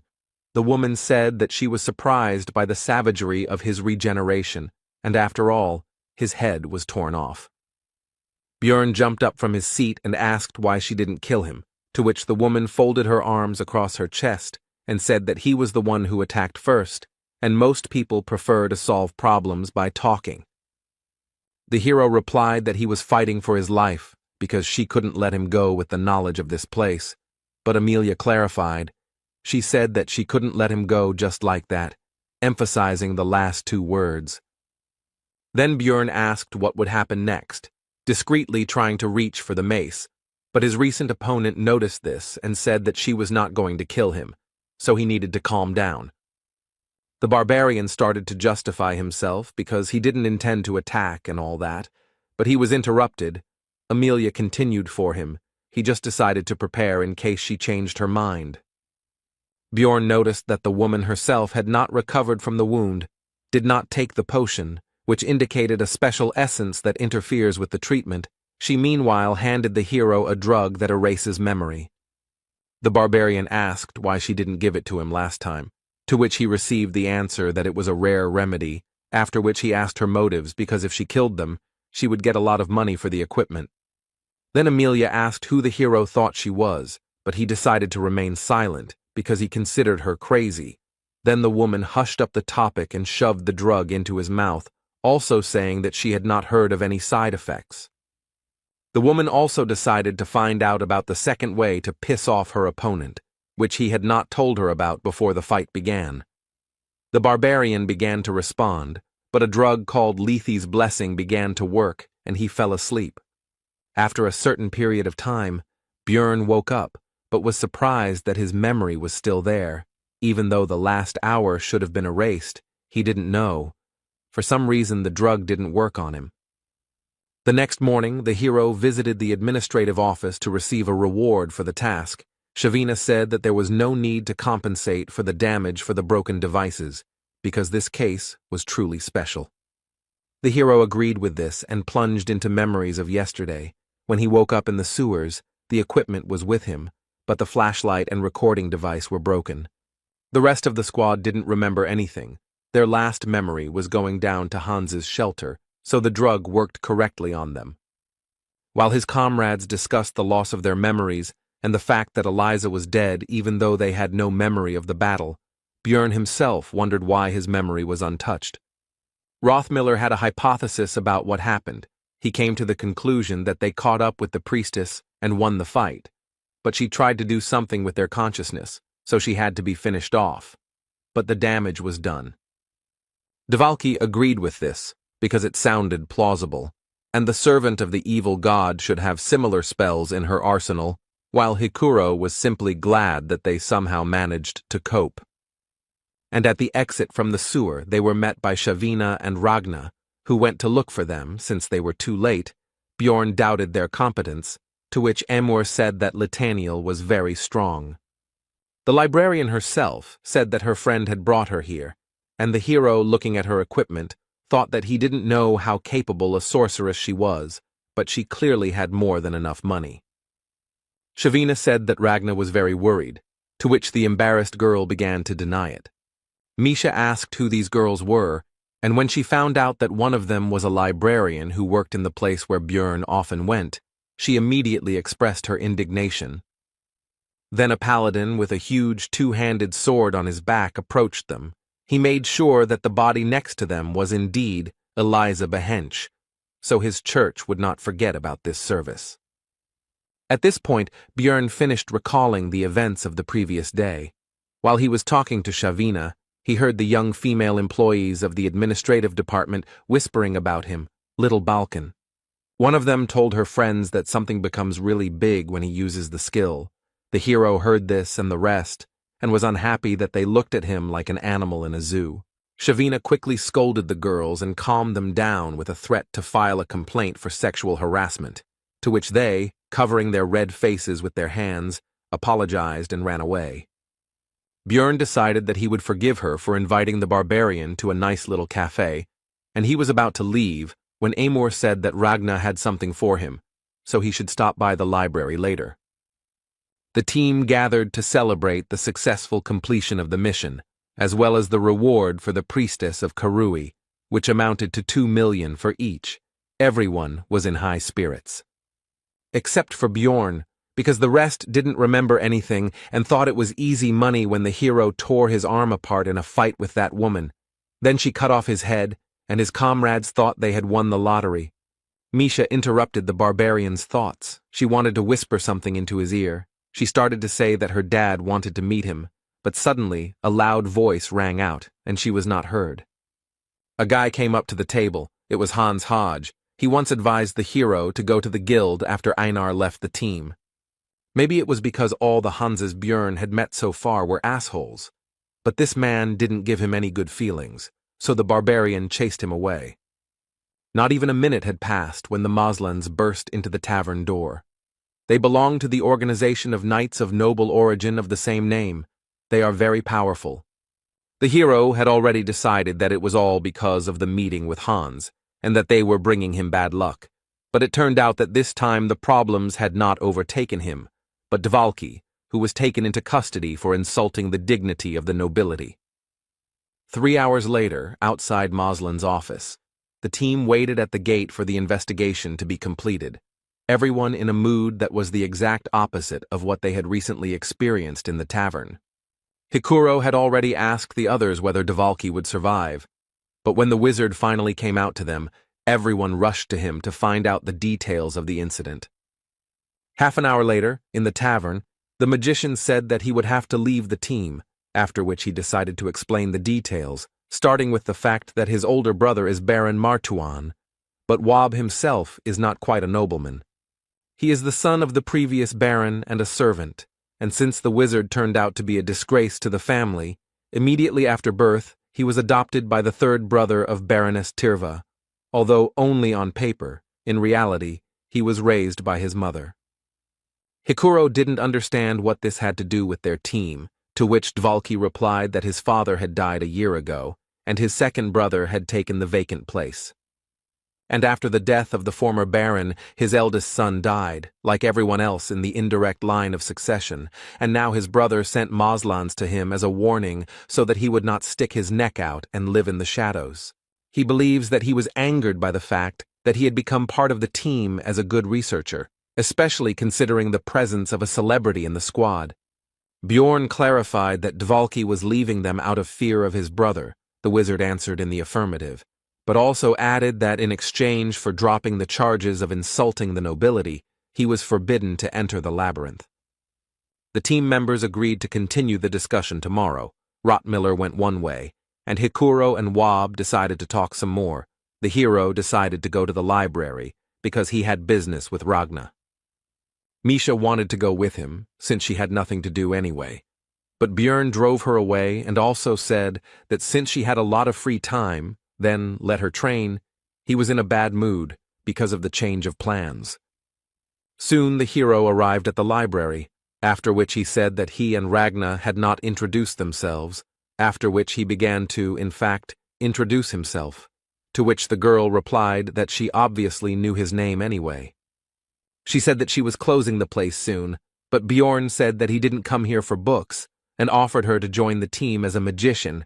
She refused without thinking. The hero with an innocent face said that since the librarian was such a worthless sorceress that she couldn't even enter the labyrinth, then nothing could be done. But Ragna didn't rise to the provocation, so Bjorn had no choice but to retreat. It was time to take an interest in what, as Shavina said, there was something for him here. The girl launched into an explanation that it was not from her, but from Emor, because she had raised her status, and Peprok had a debt to her, so she asked her to do this. The hero was not sure of the need for these excuses. Bjorn asked what it would be, to which he received the answer that it was books, after which a spell was cast on him that allowed him to find volumes of high secrecy, and it was allowed only to nobles and the chosen ones. The hero asked if this was possible. Ragnar replied that if he didn't blab about it, then no one would know. She had only used this spell a couple of times anyway. No one cared about what was happening here. The top secret books were definitely different from the regular ones. Their contents were incredibly useful, so the barbarian wanted to read all the works he could get his hands on. Bjorn almost missed his chance to start reading because he arrived at closing time, but Ragna let him stay after closing while she put everything back in place. With the help of the girl, the hero managed to read a lot of useful literature. He started with the organizational chart of Rafdonia, which contained information about various organizations, even about hunters of evil spirits. The next book was about the latter. It was called The World of Evil Spirits. It was written by an agent who described a journey into the spirit world from which he barely returned alive. Björn appreciated the security system. Next was the complete book of Rifts 2, which described 4 of them due to volume restrictions. It contained details that the hero had been extracting from the game for 9 whole years. For the locals, it was a real treasure. The barbarian decided to find out the name of the author, who turned out to be Oral Gevis, causing shock to Bjorn, because this is the creator of Dungeon and Stone. This meant either that the player wrote the book or the real developer. If it is the second option, then everything becomes much more complicated, because it would mean that the reason why the hero ended up in this place was not an accident, but someone's intention, which is much worse. If that was the case, then the developer must not be a mere human, but some sort of divine being. But be that as it may, Björn was glad to know it, even though the world had once again reminded him of his ignorance. If he could track down that name, he might one day find his way back, since opening the gate to the abyss might not send him home, but asking everyone he met about it was a dubious idea, so he had to be careful. The barbarian was so immersed in his reading that he didn't even notice how morning had come. He asked Ragna why she was silent, because he would have left immediately if she had asked. She replied that she had decided to rest after work. Björn didn't believe her explanation. She told him not to imagine anything unnecessary. The hero looked at her face for a while and decided that she was actually a kind person, even though she seemed indifferent to everything. A few hours later, the barbarian was already in the magic tower. He came to Raven, who was unhappy that he came so early. Björn immediately started talking about joining the team, but the sorceress immediately slammed the door. Then he shouted that there was one more thing, after which he gave a piece of Oral's book and asked to find out the time of its writing. Raven invited the hero into the room and demanded that he first tell her where he learned about the tears of the goddess, with which he killed the vampire. The barbarian replied that he had no idea, but he found this relic in a statue. He broke it simply because he was bored, which shocked the sorceress a little. Raven noticed the oddity, because how did the hero know how to use it then? Then Bjorn replied that he thought that since it had the sign of the goddess on it, then it should help against the godless vampire, and swore on the honor of a warrior. The girl was upset by this, because she had already hoped that she would be able to get a copy of the complete Book of Rifts, but the hero decided not to say that there was one in the library, because it was a secret.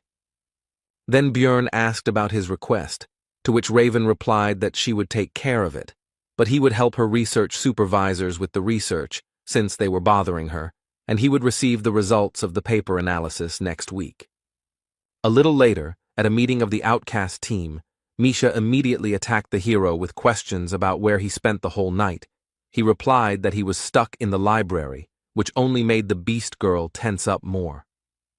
The barbarian explained that he had only read books, after which he remembered that his partner had wanted to tell him something yesterday, but then events had taken a turn and he had remembered it only now. But she was interrupted again, this time by the rest of the team. Their meeting began.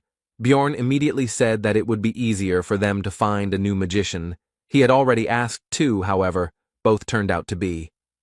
Hikuro was angry that the hero had resigned himself so quickly, but Dvalki calmed him down, as he believed that the barbarian was right, and the latter asked if there were any other ideas.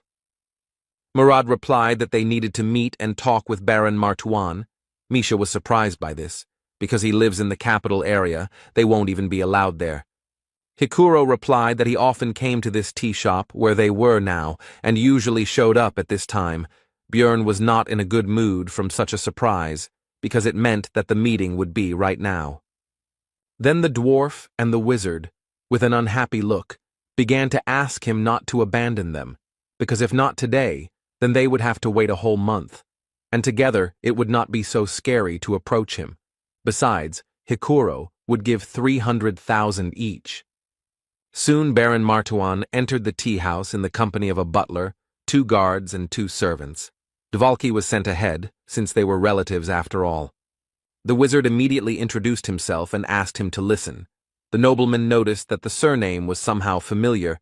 Then one of the accompanying people explained that it belonged to the family of the third wife of the previous baron. Dvalki seemed to have spent all his determination on the first phrase, and then became completely confused by the fact that his brother did not even know about the existence of the wizard. So Bjorn entered the conversation. The baron noticed that he hadn't communicated with the barbarians for a long time, and this was at least something new and would dispel his boredom. Then the hero asked him to lift the ban on Woba entering the labyrinth, but he didn't understand what he had to do with it.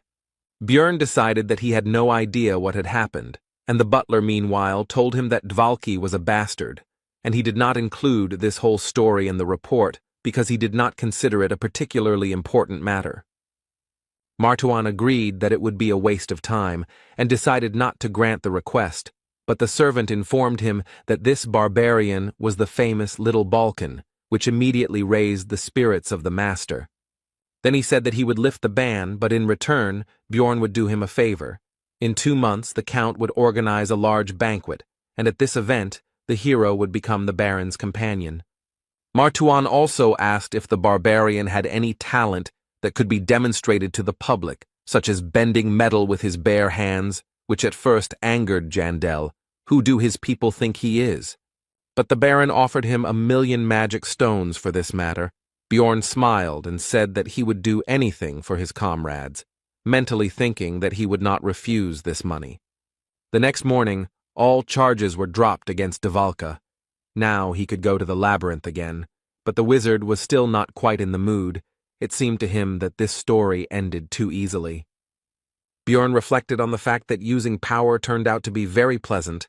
He decided to start making plans to achieve a higher status, although for now he was satisfied with his current level of influence. Then Hikuro began to distribute the promised magic stones, but the rest of the squad refused the money, and the barbarian was embarrassed to agree to the reward alone. After this, the dwarf thanked Bjorn for humbled his warrior pride and agreed to the baron's offer. The hero himself did not understand why he would refuse 1,000,000, how his relatives lived at all. Hikuro said that he would definitely repay him, but Dvalki interrupted him because he owed the barbarian. Both tried to convince each other, and the object of their discussion himself said that he did not need it. Time flew by quickly, and the day of the opening of the labyrinth arrived. Bjorn again came across a new group of relatives whom he helped to get to their destination. He also gave them a great deal of advice, from how fire burns to warnings about the dangers of evil spirits and marauding people, and they were happy to learn from the famous Little Balkan. The barbarians joyfully saw the hero off on his journey and wished him luck. Hikuro was touched by his sincere concern for the newcomers. Bjorn replied that he was simply helping in any way he could, since learning only from one's own mistakes was quite harsh, and the dwarf agreed with him. The hero also recalled how a few days ago he met with Karak, the third son of Fanun, who reported that the rest of his relatives had mostly died, because due to traditions they had not been properly taught. Meanwhile, Misha asked Rotmiller where his weapon was. He replied that it was in the treasure vault, because he had already gotten used to his new skill and now takes out all the things only when necessary. Bjorn was thinking that his last 3 trips to the labyrinth had been pretty shitty, and now it was time to see what awaited him today. He was not going to relax and was ready for anything. Thanks to a lucky spawn point, the team reached the rocky desert on the 2nd floor in just 9 hours, where they hunted new monsters for experience and reached the next portal in 4 days. On the 8th day, the squad reached the 4th level, where all the monsters from the 3rd appear, but among them were also 6th-rank opponents, unique to this location. In other words, this is a great place for gaining experience en masse, because it's not for nothing that this location is called the Training Tower. Having taken up the hunt in earnest, the team earned 3.9 million stones, 780,000 for each. This amount came only because of Rothmiller's greed skill, which increased the chance of crystals dropping by 30%. It was less than Bjorn's first foray into the labyrinth, and he was beginning to understand why there were so many marauders here, since that was what most people usually got. But the hero was not upset and continued to spend his time usefully. namely helping Raven with research and visiting the library. From the sorceress, he learned that the complete Book of Rifts 2 was created 150 years ago, which is also the date of the death of the first king of the dynasty and the beginning of the game. All this happened at the same time. Even in everyday affairs, Björn continued his thoughts. He would like to know what happened then, but he did not have such an opportunity. There was no choice. He had to continue his trips to the labyrinth. Time passed. Soon his 5th campaign ended. This time 790,000 stones came out per person. Nothing extraordinary happened inside, except that the level was raised, and now there is room for another essence. The hero tried not to be nervous because things were still going well, so little by little his strength was increasing. He was getting new skills, equipment, and so on.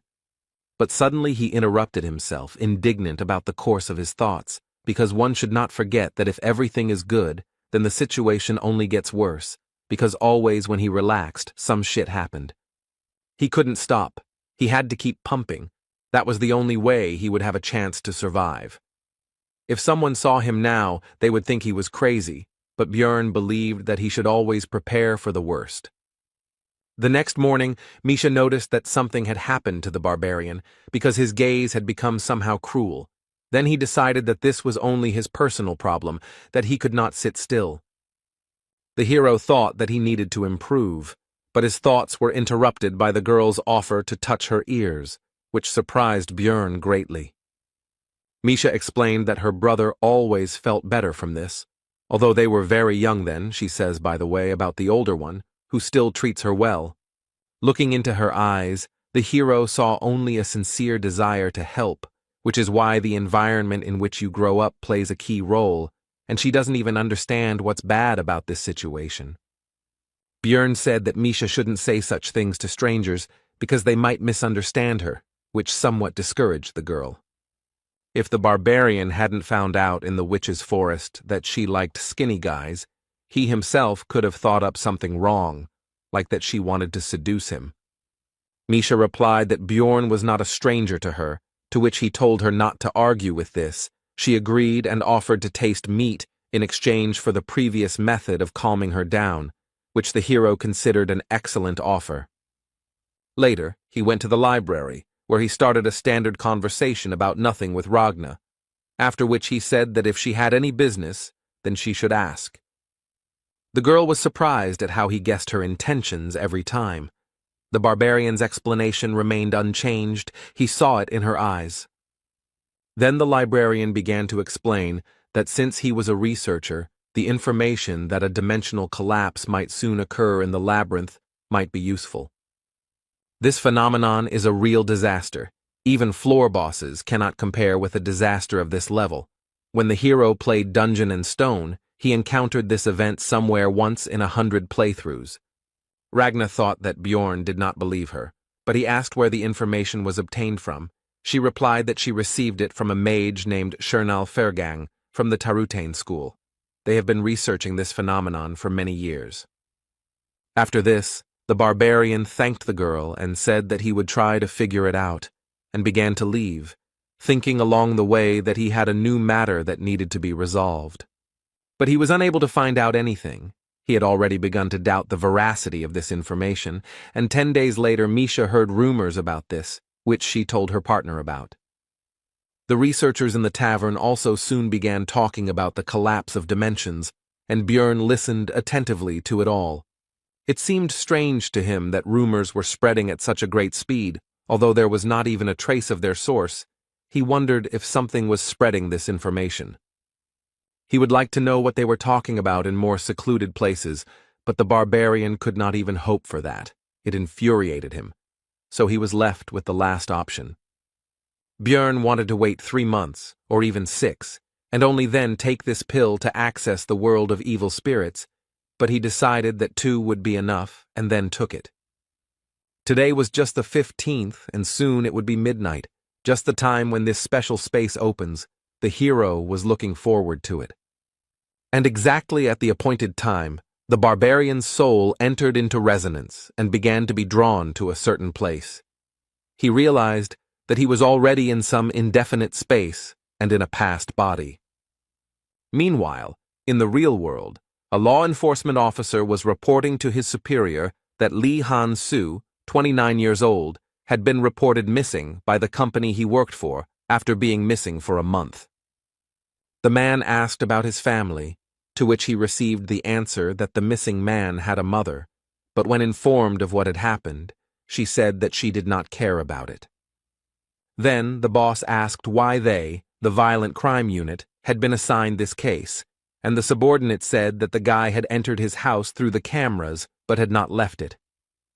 All the windows and doors were also closed. The case was suspicious. There were no signs of forced entry into the house, no lost items, no one had used his card for a month, absolutely no leads. The clothes he was wearing were found in the room, and the way they were lying, it looked like he didn't take them off himself, but as if his body just disappeared. Whoever did all this was just crazy. The boss ordered a request for an examination, but the subordinate said that he still had something to show, after which he began to take out a massive object. It was the missing person's monitor. It wasn't even plugged into a power outlet, but it still somehow turned on, and lines began to appear on it, stating that the coming-of-age ceremony had been successfully completed, and other inscriptions. The subordinate said that he had already been like that when he was found, and he had also already studied this issue and found out that this was not an isolated case. Something similar had happened abroad more than once. The hero thought about the fact that 5 months of his stay in this world had already passed. During this time he had already repeatedly committed all sorts of barbaric things for survival. Now he could no longer be the same as before. When he saw his computer, his body itself began to type on it, immediately needed to enter the password. Lee Han-soo decided to enter the insult to the king of Rafdonia that was at the end of the letter. Nothing else came to mind. Only then did he notice that he was now in his past body, but he was distracted by the change of surroundings, which turned into his room, which now looked like the real one. The first thing the hero wanted to do was try something from his home world, for which he immediately opened the refrigerator door. Inside, for some reason, everything was filled with cans of cola, but he didn't care. He couldn't resist, so he immediately opened it and tried one, but he was disappointed. There was no taste at all. It was as if it was not soda, but ordinary water. But his regrets about this had to be postponed for later, because suddenly the doorbell rang and a female voice asked permission to enter. The guest explained that this place is the location where the owner feels most comfortable, and because of his high mental defense, everything looks like fog to her. And she came here because the password that the hero entered initially was incorrect, and the girl came to check everything personally. Her name was the Queen of Souls. She was something of a guide for the members of the spirit hunter community, and she tested intruders by making sure they couldn't imagine clothes and a room from Earth. The hero remembered that the suit he was wearing was a gift from his ex, and also wondered how the girl would confirm that he was a player since she couldn't see anything, but she told him not to worry. He was now a member of the community. He decided that there were other ways to check since he was acknowledged, and the Queen of Souls continued by saying that now they would no longer use the method of killing by separating the soul from the body, as they do with NPCs. After that, the girl taught him how to use the community forum, which looked like a regular forum, actually. First, he had to create a nickname, but his usual one was already taken by someone. Then he wrote it a little differently, and the Queen of Souls asked if he was a fan of it, which surprised the hero because he didn't understand what they were talking about. Immediately after that, the girl began to dissolve into thin air, and as a parting word, she said that if he needed help, he should just make a request. All of this made Lee Han-soo feel like he had been trained. It wasn't difficult to figure out the community. There were different rooms with different names. He decided to enter the one called for newbies, and immediately found himself in a new space. The leader asked where he was from. The hero replied that he was from Korea. The man continued the conversation by saying that everything here was not decorated yet, since they had few points, after which he asked to make the nickname visible. The hero did not understand how to do this. Then the leader noticed that he was in the community for the first time, and explained that he just needed to think about it. Here you can also imagine objects with the power of thought.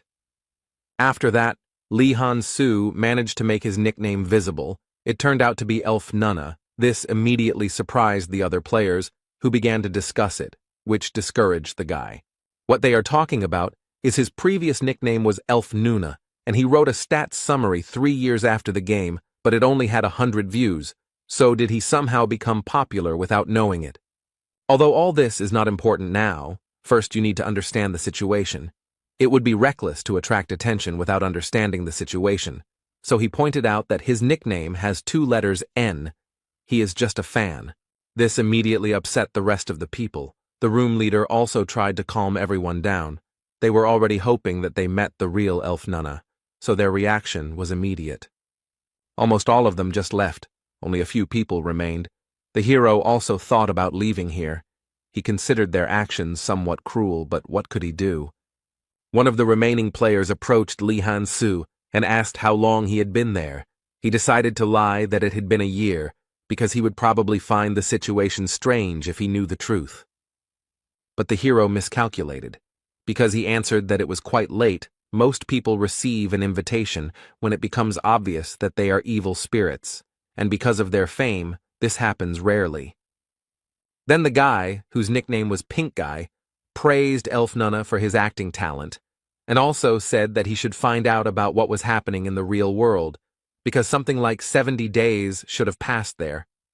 It turned out that time flowed differently here than on Earth. The ratio was about 5-to-1, meaning that in reality only a month had passed there, which caused strange feelings in Lee Han-soo.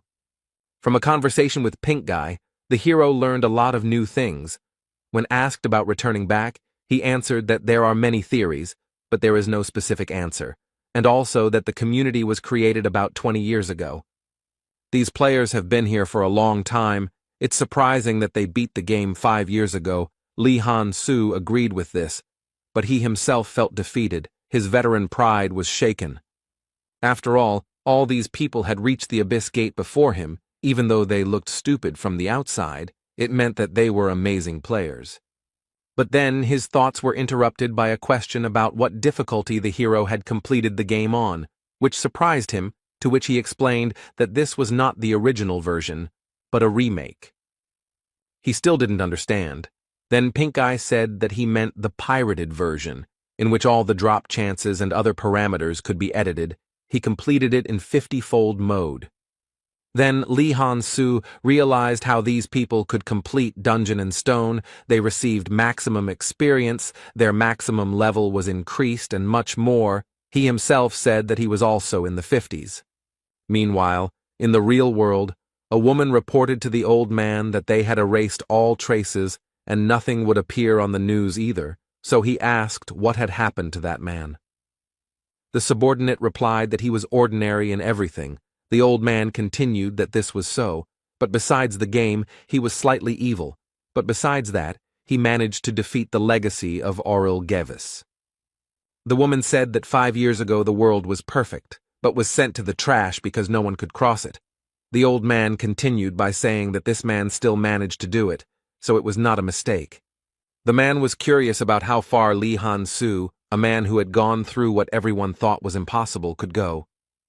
Meanwhile, the hero finished the conversation with Pink Guy. It turned out to be useful in many ways, because in addition to useful information, the guy got a conversation about all sorts of crap, which relieved a lot of stress from him. The monitor didn't show the usual time. It was counting down the minutes until closing.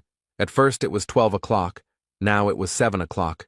Lee Han-soo wondered how the closing of this space would happen. After that, the hero went to the market, which was used to buy and sell goods and information for ghost points, the rate of which was 100,000 points for 2 million stones, and began to look through the orders. After sorting by value, Lee Han-soo identified several high-reward ads and began earning new currency. It was very effective. Soon his balance exceeded 130,000 VP, because there was no information that he did not know about this game. After that, he placed an order on the market for the information he was interested in, and almost immediately, a player with the nickname Elf Nunalove responded to it, which surprised the hero. In his post, he did not ask specifically about the collapse of dimensions, but about the Tarotane school and the mage Shernal Furgang who belongs to it. After all, it was still difficult to understand whether the informant was lying or telling the truth. He started by saying that he wanted to know what he had been doing lately, and immediately began asking about the source of the rumors. Thus, he was able to find a person with reliable information, and the player guessed that it would be about the collapse of dimensions. He replied that the rumors were true, but the phenomenon itself would not happen. He continued by saying that high-ranking officials and other politics were involved in this story. Then, Lee Han-soo said that he would add 20,000 VP on top, and Elf Nunalov agreed. He started by saying that the Tarotane school was studying dimensional magic, and in particular, the labyrinth, and this master had decided to conduct an experiment for which he needed as few researchers inside as possible. That's why the wizard spread the rumor, shouting from every corner that a collapse of dimensions would soon occur, and by doing so, they stopped the influx of people on a new journey. Lee Han-soo asked Elf Nunalov if there was any problem with him sharing this information. He replied that he didn't just blab it, but earned P.O. Moreover, the royal family will soon begin to act and calm down the rumors, starting speeches in the squares and posting announcements in public places. And their reason is simple. When there are only a few researchers working, the source of magic stones dries up. The hero was satisfied with the information, so he said that he was going to transfer additional compensation to Elf Nunalov's account, but he said that he did not need anything. He very simply gave up on what was essentially 400,000 stones, which allowed Lee Han-soo to understand that he had settled so well in this world that such a sum was nothing to him. This explains why he is aware of all the details of what is happening. Although the hero himself did not find even a grain of information, after several days of diligent efforts, it reminded him of how he started. He realized that it didn't matter what difficulty they had played the game on because this was the real world, which followed the rule that the strongest would survive, and in which many of the evil spirits had already succeeded. He was just a newbie here and still had a long road ahead of him, but despite all these thoughts, Lee Han-soo was having a lot of fun. He remembered his first client, who bought information from him about passing the first floor boss. A girl who wanted to know all the details about a location called Skull Island on the 6th level of the labyrinth. And this guy with the nickname Elf Nunalov, who he just met, they spent a year of their lives to achieve their status. With all his knowledge, it never even crossed his mind that he would not be able to achieve all this himself. Meanwhile, in the real world, the old man read the logs that appeared as the hero's adventures progressed and could not believe what he was seeing. He considered this man to be completely and irrevocably insane. He asked the woman about the number of those who had made it to the 2nd floor on the first try. There were 117 of them, but there was not a single one in such a condition. He looked at the status that the hero had achieved in 2 months and did not understand how it was possible, but his subordinate said that even for some loser with a bit of luck, something like this is not something incredible. The old man interrupted her and said that luck alone could not achieve this, otherwise they would have already seen something like this. He falls outside the statistics. This case is unusual. It is impossible to determine the cause. Lee Han-soo shows an abnormal growth rate. Now he, the administrator, is watching him. The man suddenly remembered the time when everyone was criticizing the game, calling it a failure, and he had the last word. He said that he simply acted rationally. Even if it was just one person who would be properly prepared and sent there, then their chances would increase. Meanwhile, the time spent in the world of evil spirits has ended. 1 hour there is 1 second here. You need to be careful with this, because now every midnight on the 15th, he will be vulnerable for 12 seconds. While warming up, Björn thought about how the spirit hunter community had exceeded all his expectations. This place had proven to be a great source of information. Swallowing the pill early had been a good decision. But enough thinking for today, because he had been awake all day, and then the mental fatigue from the extra 12 hours had piled on. Now it was time to sleep. Tomorrow he had to accompany the Baron. At noon the next day, Björn was given a suit that the aristocracy thought would be appropriate for a barbarian to wear to their event, and he set off for the first quarter, the imperial capital, Carnon. He led a column of mounted knights and carriages, and along the way he thought about how he needed to quickly sort this out, and then stop by the heavenly auction house. His legs were already aching because the journey was long. The Baron's butler approached the hero with a remark that he was obliged not to turn his head, but to look straight ahead and keep his back straight, since he was honored to lead the cortege of the respected Lord Martuan. Björn thought it was his own mistake. What else did he expect when he let the barbarian go ahead? So he was not going to listen to this man's lectures. The Count's house, where the banquet would be, was about 6 kilometers away. It was still summer now, hot. But soon this distance was overcome. The hero met the Baron, who was beaming with joy, because for the first time so much attention from the guests was focused on him, and he had only just arrived. After this conversation, Martuan went about his business. Bjorn was left alone among the nobles. One boy asked his parent to buy him the same barbarian. The latter felt uncomfortable, like an animal in a zoo. He was about to leave when one of the knights approached him and praised his endurance, since he had walked the entire way in that outfit without stopping, after which he suggested that they step aside for a conversation. The barbarian agreed. They walked away and sat down on a bench. The hero asked the guy why he didn't chat with his own people. He explained that he himself had been a researcher in the past, so the others treated him so-so. After that, they introduced themselves to each other.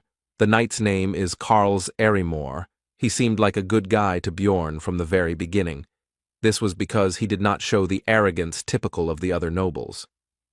Their conversation was interrupted by the butler. He again had complaints about the hero. This time he did not want to see him idle. The new acquaintance said that he was relaxing with him at his own request. Then the man leaned towards the barbarian and began to whisper that it was time to end the rest, because the rest of the people would see the big guy sitting there. The latter did not understand what the problem with this situation was. Then he shouted into the hero's ear that the nobles would consider him an ordinary weakling, so he needed to rise up, no matter who he was, but today he should be considered a warrior with iron blood. Björn remembered the reward for attending this banquet, so he became determined and stood up abruptly. If this butler wanted to see a real savage in action, then he would show him. He is a warrior with iron blood, a barbarian who has rejected civilization, a child of the wild who has rejected civilization, which he proved with a mighty cry in honor of the ancestor goddess Yahello, which attracted the attention of the guests. The butler got angry at this prank and asked the hero about the reasons for his sudden action, to which he replied with a bright smile that he simply suddenly wanted to shout. After this, Björn, as befits a true savage, began to grab various dishes from the tables, mostly meat, and, in the literal sense, devour them. Of course, there was no talk of any manners or etiquette. This fueled the interest of the nobles who were watching the barbarian. They began to discuss what they saw, his wild lack of restraint, how he gnawed even bones, and also the fact that he could not even control himself. All this attention and their reaction was exactly what the butler wanted. He was sincerely happy about the situation, when suddenly the hero's strong hand was on his shoulder. Chewing the bone with his teeth, the barbarian threateningly addressed the man, saying that he was burning with the desire to break his shiny skull. The butler immediately broke out in a cold sweat, and stuttering asked if he was going too far with his jokes. With a loud crunch, the bone in Björn's teeth was bitten through, and he said that these words were not a joke. This was his sincere desire. The butler had already managed to forget all the obscenities that the barbarian had committed in the Explorers' Guild, but now he remembered it and was horrified. After that, he hurried to get away from there. This whole situation made Karls Erimor laugh. He didn't even think that this man could have such an expression on his face. The knight asked if Bjorn's teeth were in order. I received the answer that he was quite strong, and the hero was in a good mood because this banquet was finally beginning to come to life. For a while he enjoyed what was happening, like a true barbarian, But soon, curious nobles began to approach him. For example, two girls who asked to touch his hand. He did not refuse them. The ladies were pleased with what had happened, and as they walked away, they discussed their impressions. And now, a married couple of elderly noblemen approached the hero. They asked Björn to shout some more, to which he activated his barbarian opera mode and melodically chanted the name of his people's ancestor goddess, Yahello. This reminded the old couple of their youthful days, and soon new nobles rushed to the hero with their requests. Now Jandel felt like those mascots in animal costumes at various events. Bjorn did not refuse them. Meanwhile, the knights began to discuss his behavior. One called him not Little Balkan, but a little clown. The second said that he had lost the honor of a warrior. The third simply insulted him. The hero heard their words. He noticed the insignia of cadets on their clothes, so he wondered why they were barking behind his back, because they didn't even know how to use aura yet. The Baron soon arrived, apologized for interrupting the speech and disturbing the atmosphere, and then said that the barbarian now needed to go with him. He needed to be introduced to someone. The hero followed Martuan and met other nobles in the banquet hall.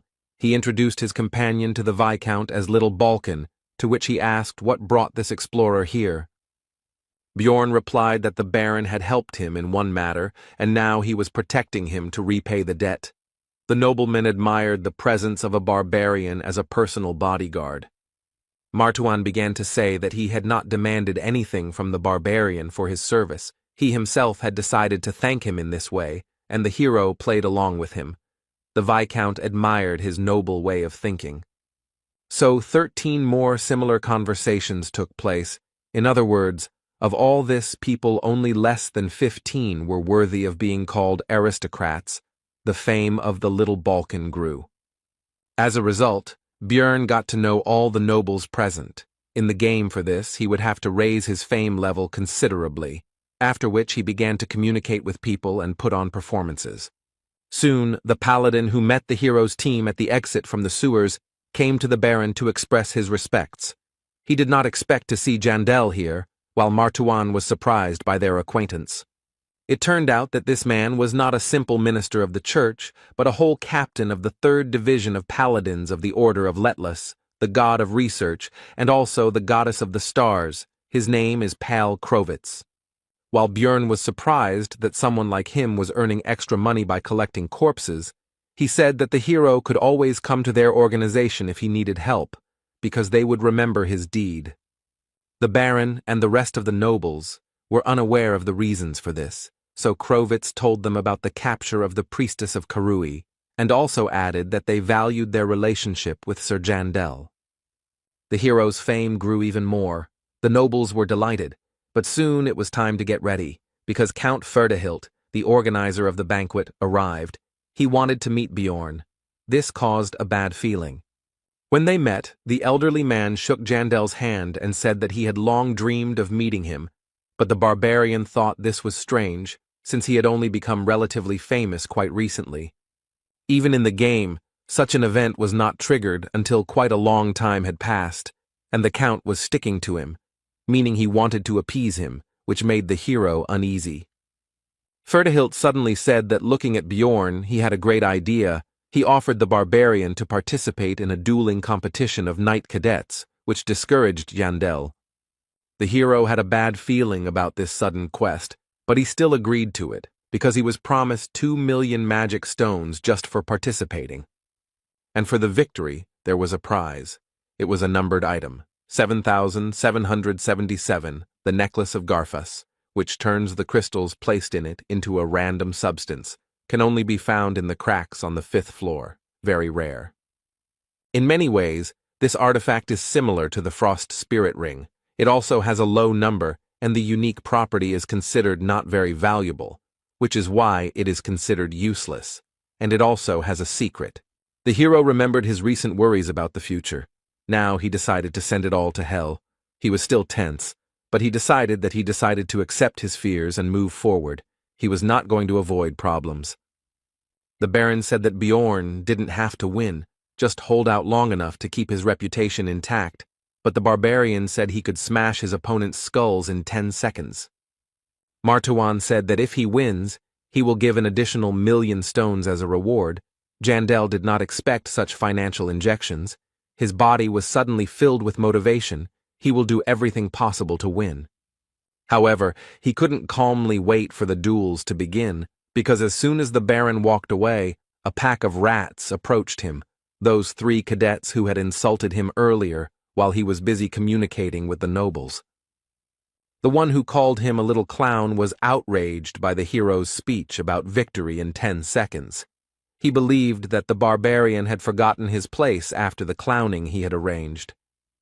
The second, who said that Bjorn had lost his warrior's pride, advised the barbarian to pray that they would not become opponents because he would rip his throat out in 10 seconds. The third one, who insulted the hero, did not have time to say his line because he was interrupted by Jandel, who asked the knight cadets if they had any serious problems with their heads. After which he said that they pounced on him like a pack of cowardly rats, and even a baby warrior would not act like that. The knights were offended by this statement, but Bjorn shut them up again, pointing out that their courage had only awakened when the Baron left, and that this was their honor and dignity. Before they could respond, the barbarian began to shout to the whole area that the cadets had attacked another participant in the competition in order to try to scare him with their numbers, and added that they had problems with their heads. The surrounding nobles, of course, heard all this, so they began to discuss the situation. Some began to say that knights should not behave like this. They were ashamed of it. Therefore, the 3 cadets hurried away, and the hero said goodbye to them with the words that the next time they met, he would solve all their problems with their heads. He hoped that they would understand his hints. Soon the tournament itself began. The participants came out and fought each other, and when it was Bjorn Jandel's turn, he realized that his hopes were justified. One of those knights was his opponent. And he was also lucky that it was the most infuriating of them, the one who insulted him, although he himself was nothing special. After this, the opponent raised his blade up and began to swear by his honor and dignity that he would only use fair methods in combat, but then he was interrupted. This was Jandel, who once again used his battle cry praising Yahello. The sympathies of the audience were clearly on his side. This rudeness did not please the knight, but what did he expect from the barbarian? The fight began quickly. The cadet immediately began to rapidly attack his opponent with his sword, and due to the speed, after-images remained. It was not clear which of them was real. But this was not a problem for the hero. The solution was simple. He decided to simply fight them all off, which he successfully did. Now Bjorn is a true barbarian, but the enemy is definitely not one to be underestimated. Or rather, it wouldn't be worth it if they were in the same conditions. After these thoughts, Jandel used his skill Wild Splash, which increases the threat level by 3 times, and physical characteristics increase proportionally to this value. He remembered his recent conversation with Baron Martuan, after which he told his opponent to go to him, because there was still a lot of time left until the end of the agreed 10 seconds. Wild Surge increases the threat level, which provokes monsters, but it affects people differently. For example, those who are already afraid of it begin to shake in terror, and the brave at heart are filled with fighting spirit. It turned out that this knight belonged to the latter, because he rushed straight at the enemy with a cry. It seems that he is still part of the elite. The hero didn't have a shield in this fight. He was so used to it that now he felt like he had no arms. The latter, by the way, was what he had to defend himself with from the cadet's attack. But it didn't do much damage. The blade cut through the barbarian's skin, but didn't go too deep. The enemy didn't understand how that was even possible. The hero, seeing all the worries on the enemy's face, explained that he was simply too weak, while simultaneously pulling his hand back and yanking it, splashing blood. A certain amount of red liquid got into the knight's eyes, and it was acidic due to the essence of the corpse golem. After such a move, the enemy no longer posed a serious threat, so he was grabbed by the neck and lifted into the air. At the same time, the hero reminded him of his promise to solve his problems with his head. He definitely had problems, and if someone has them, then the easiest way is to get rid of the cause. Any barbarian would agree with this, and if not, then okay, After these thoughts, the knight was cured, if you can call it that. After the battle, Bjorn decided to visit the temporary infirmary of the followers of Letlas to find out about the condition of the defeated man. The priestess said that he would live, but the barbarian should have been more gentle. The hero replied that he did not expect such weakness from the enemy. He was a knight after all. The blow was delivered not even with an axe, but with a fist. He did not expect that he would be knocked out from such a jab. The priestess noticed that it was not a jab. The cadet's brains were already flowing. Bjorn replied that since he remained alive, then we count the knockout. At that moment, the girl experienced a semblance of the stupidity of 3 barbarians at the same time. The knight soon came to. He decided that he had to go to the competition. The minister of the church explained that he seemed to have lost some of his memory due to the injury he received in the duel, but it should return soon. The barbarian hovered over the victim and asked if he really didn't remember anything, to which he answered in the affirmative. The hero decided that he wasn't lying. Then Jandal asked him for a favor, after which he would immediately get out of here. He reminded him of his own statements addressed to Bjorn and told him to repeat them word for word. The knight agreed with this, but the further he spoke the phrase, the more uncertain his voice became, and soon he fell silent altogether, grabbed his head with his hands, and exclaimed that he remembered, but there was no joy in his voice. Bjorn was pleased with the patient's memory return. He smiled and encouraged him to continue speaking. This made the cadet quite tense. He was already covered in sweat while speaking, but now there was more of it. The knight knelt down right in his bed and began to apologize, admitting his wrongdoing and asking for mercy, while the hero said with satisfaction that his problems with his head had passed. The cadet was horrified. In an attempt to save himself, he crawled under the bed. The girl was stunned and kicked the barbarian out, and he himself was satisfied, because today he had healed injuries that even the priestess could not heal. As it turned out, the Baron was just looking for Bjorn. He asked where he had been. He replied that he had been visiting the knight with whom he had fought. Martuan was surprised by this act, because in battle he had beaten the enemy without mercy. Jandal refuted his thoughts. He said that if it had happened in the labyrinth, then that cadet would not have left alive, but as it was, he expected that he would be stronger, since he was so slow. The hero asked about possible problems. The knights were from noble families. The Baron replied that there would be no problems even because of deaths. If such did appear, he would sort it out. He should focus on victory. The barbarian was pleased with this answer, so he said that since that was the case, he would crack open all their skulls. And in the next battle, Bjorn was again pursued by luck. This was also one of that trinity of rats. This representative of them then spoke about the loss of military honor.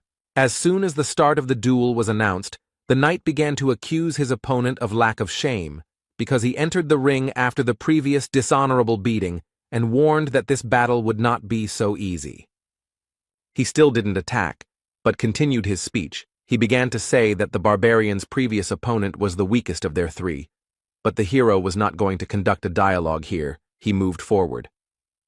The knight didn't have time to react to Bjorn's sudden attack right in the middle of his speech, so he got hit right on the head with an axe. The battle ended in 3 seconds. The treatment of the problems with the head continued. After his victory, the barbarian again shouted the name of the ancestor goddess Yahello, and it came out so naturally to him as if he had been in this body all his life. The spectators of this competition were only delighted by the bloody spectacle. Many shouted the name Little Balkan, but there were also many who shouted the phrase Night Crusher. The hero was surprised that they actually enjoyed watching someone get their head smashed in, and he wondered which of them was supposed to be the savage here. After that, fight after fight continued. Bjorn invariably emerged victorious. His reputation grew, and in the semi-finals, he showed the audience how spines are broken. The only thing the hero regretted was that he never met the 3rd rat, and he was the only one who had not yet undergone physical therapy and had not been cured of his head problems. But soon this unfortunate omission was corrected. It is also worth noting that the second one also survived after the opening of the skull. All of them expressed a desire to join the faith, apparently thus saving themselves from Bjorn. During the break, the Baron approached the hero. He praised Jandel because he was truly amazing, after which he asked where he knew the latest technique from. He could not answer because he saw it in cartoons. So Bjorn got out of it by saying that he needed to rest before the next fight. The Baron bowed out, and the barbarian realized that this would be his last opponent. It turned out to be a cadet who had sworn allegiance to Count Ferdehilt. The hero had previously observed his battles. He had the essences of an orc warrior, a giant golem, and a cyclops. This was a typical combo to increase strength. Before the fight, Jandel took off all his equipment. The enemy could not help but notice. He asked about it. The barbarian answered that it was somehow uncomfortable for him. Then the opponent decided that it was difficult for him to constantly fight with such a load. He was already worried that it would be too easy and was glad that this fight was taken seriously. After the fight began, he called his opponent to him. But his attempts were obvious to Bjorn, and judging by the way he relaxed, the hero came to the conclusion that it was not in vain that he did not reveal all his cards until the very end. At first the knight was almost certain of his victory, but soon the smile on his face, as well as his face itself, froze. He realized that something had gone wrong. He raised his head higher and higher. A shadow gradually moved over his face, and his posture became more and more tense. The hero used gigantization and wild splash. The first increased the threat level and physical characteristics proportionally to the increase in size, and the second increased the same parameters, but without turning into a giant. This was a great combination of skills that greatly increased Bjorn's main stats. Now he was like a monster himself.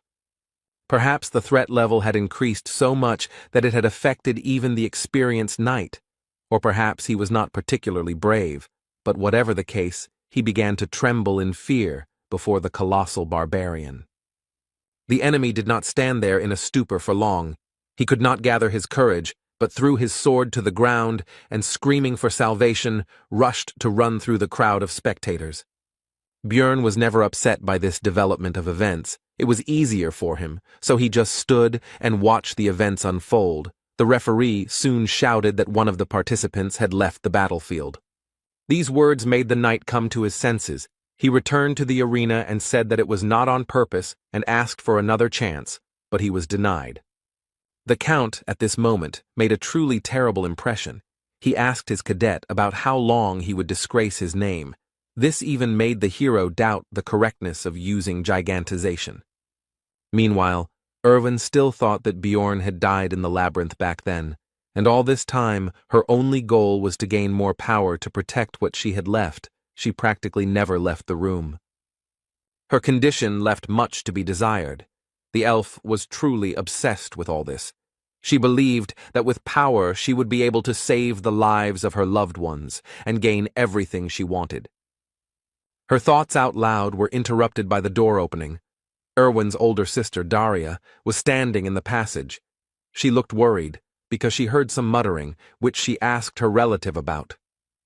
The girl put on a happy expression and cheerfully said that she was just talking to her spirits, and that she was currently busy training, so she should be left alone for now. Daria went out the door and began to think that it was probably better to tell her everything now, because everyone in the city was only talking about little Balkan, and it was somehow abnormal for her not to tell anything. But when will she have such an incentive to grow as a researcher? Because in the future it's not just her well-being that depends on it. We're talking about her life. There are many dangers in the labyrinth. At this point, Erwin had become a contractor with all 4 elemental spirits.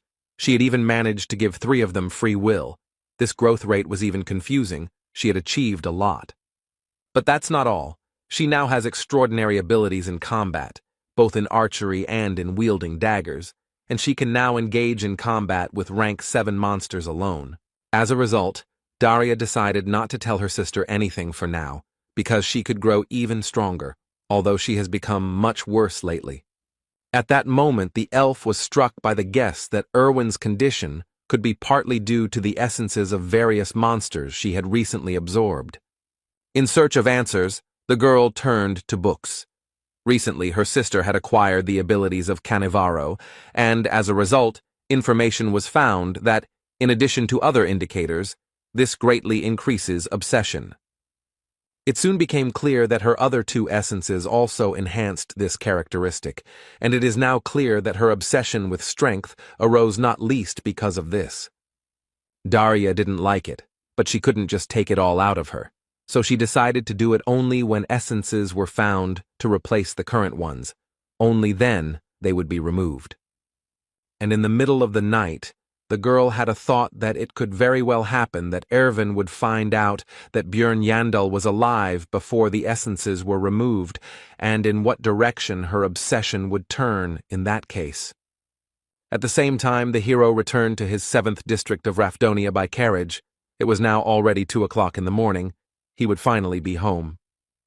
Despite his fatigue, the first thing the barbarian did was not go to sleep, but to sum up his task and distribute the money he had earned, which amounted to 4,300,000. It was an unthinkable sum for just 1 day of work for an aristocrat. When they parted, Baron Martuan said that high society would talk about this for several months to come, and suggested that they contact him in case of problems. In other words, he was happy with their cooperation, but there was also a negative aspect. Ferdahilt looked quite angry. At first everything was fine. The Count congratulated Bjorn on winning the competition, and then said that he would call him when he was more prepared. The hero asked what it was all about. Then Ferdahilt said that he would not explain the details. The barbarian simply needed to ignore requests from other nobles. Jandel felt that something terrible would happen if he refused, so he nodded. The hero was pleased that he was able to obtain item number 7777 Garfa's necklace. So early, it is usually extremely difficult to obtain, even if you really want it. Then Björn reminded himself of his luck. From now on, he was going to even breathe carefully. The next morning, what the Count had spoken of happened. The barbarian received many letters from various nobles, all of them asking for the same thing, to accompany them to all sorts of events. The reward might have been small for the aristocrats, but it was impressive for the hero. But he remembered Ferdahilt and had no intention of angering him, but he couldn't just ignore them either. After the written refusals were written for each of the nobles, Björn thought about the Count. He considered him a dangerous man. People like him seem calm, but it is better not to cross the line. And it was so bad that he couldn't figure out his intentions. Jandel wondered what reason he could possibly have for being interested in some barbarian explorer. He decided to find out more about the Count and the community. Meanwhile, it was already the last month of helping Raven with her scientific work. Upon arrival at the magic tower, the girl looked somehow nervous. It turned out that the same old man, the sorceress's mentor, was already waiting for him here. During their last meeting, he had not made the best impression, so the hero was unhappy with his presence. Raven justified herself by saying that the master insisted on this. He himself reported the reason for his arrival. It turned out that he wanted to test his new magical device, which should detect evil spirits. Björn instantly pulled himself together, not showing a drop of worry on his face, and began to prepare himself for the worst. It seemed that this old man believed that he had figured out his true nature. The barbarian was not going to give up so easily. He decided to react first of all, not to the words about evil spirits, but to clarify about the magical device. This is a logical reaction, considering the experiments conducted on him. The wizard was outraged that the hero did not believe in the safety of his invention, did not trust the master of the Altemian school, but there was no need to worry. Everything would be checked by his student. She was surprised by this, but did not object. Björn decided that she would most likely side with her master. It was difficult to trust them both, but after analyzing the old man's behavior, Yandel decided that he himself was not yet sure of the outcome. Moreover, such a device most likely does not exist, and it did not exist before. Of course, it could have suddenly appeared, but in that case, it would have been safer to conduct the test without informing about its essence. With all this in mind, Bjorn was about to act on his thoughts. The wizard asked about his readiness and said that it would only take 5 minutes, to which he agreed. Then the old man began to question the barbarian again to find out about his confidence because he had recently been worried about the safety of the procedure. This further convinced the hero of the correctness of his conclusions. He replied that Raven had already checked everything, so it was time to start, because he wanted to finish this as soon as possible and go on vacation. He had figured out the wizard's plan and was not going to fall for his bait. The test was soon over, and as soon as the door closed behind Björn, the sorceress began to demand answers from the teacher about what was happening. After all, the so-called magical device, although it looks strange, is an ordinary chair. She played along with the master, but now she was going to find out about the situation. Eventually, the old man revealed his suspicions that Björn Yandel was an evil spirit, so he questioned him about what happened in the labyrinth. The sorceress was unhappy. But in the end, the master admitted that he was wrong, and Raven understood his motive, because the hero was truly unusual. He was a unique person, but she was interested in something else. She asked why the teacher needed all this, because if he considered the barbarian suspicious, he could simply report it to the secret police. But he did not do this. The old man's expression changed, and he replied that in that case, he would have faced execution on the chopping block. Raven didn't understand what he was talking about, but he was no longer going to continue the dialogue. The wizard advised her not to take it to her head, after which he left, citing fatigue. The sorceress tried to stop the master, but he left, and a moment later the idea came to her mind that the magician needed the evil spirits alive for some unknown purpose of his own. Meanwhile, the hero reached his room and collapsed on the bed. He was really tired, because what had happened was a real shock to him, and the anxiety did not subside. But despite all this, he showed himself well, reacted to the crisis situation extremely well. At least it seemed so to him. The old man, by the way, for some reason looked disappointed, but that's not important. As soon as Björn closed his eyes, Misha's voice was heard nearby. At first he was surprised by her presence, but soon remembered that he himself had given her the keys. The hero told the girl that he needed her. She immediately became embarrassed and began babbling about how it was still light, so it was not the time for such a thing, and she was not prepared, but was interrupted by the barbarian. It turned out that the guy needed help writing responses to the nobles who sent new letters. Misha asked if it was okay to use such expressions towards aristocrats. The hero replied that everything was fine, because barbarians could not be accused of insulting the nobility, violating etiquette, and so on. This was a privilege granted to their people for their great achievements in ancient times. If so, then Misha asked to tell her about the events that happened yesterday at the Count's banquet while she was scratching out these answers, of which there was a lot to do. Later, the regular meeting of the outcast team began. There were still 10 days left before the opening of the labyrinth. The hero was silent for now, pondering his knowledge of the main topic of today. This is a conversation about whether it is worth going on a research trip considering the possible collapse of dimensions. Hikuro said that he will not go, because if the rumors are true, then they are all finished. Dvalki and Rottmiller were of the same opinion. The hero could convince his comrades by using information obtained from the community, but it seems that this is not particularly necessary, and there is no need to invent a source of knowledge. Bjorn thought that it would be even better this way, because 3 months had passed since visiting the Blood Citadel, and any Dungeon and Stone player knows that in the early stages it is always worth clearing the rift on the first floor. He had just rolled away, but the hero couldn't just tell them how to open it, so he decided to take only Misha with him, which he informed the rest of the squad about. This time, they would go together. This news surprised the girl. It became obvious to Björn that she was not eager to go, so he said that since she was so worried, he could very well go alone. Misha accused the hero of being a savage who didn't even think about asking her consent first, or at least trying to speak more politely than usual. Then Bjorn asked the girl to go with him and added a magic word at the end. Then she agreed and said that she still would not have let him climb into the labyrinth alone, but the barbarian was surprised that it worked.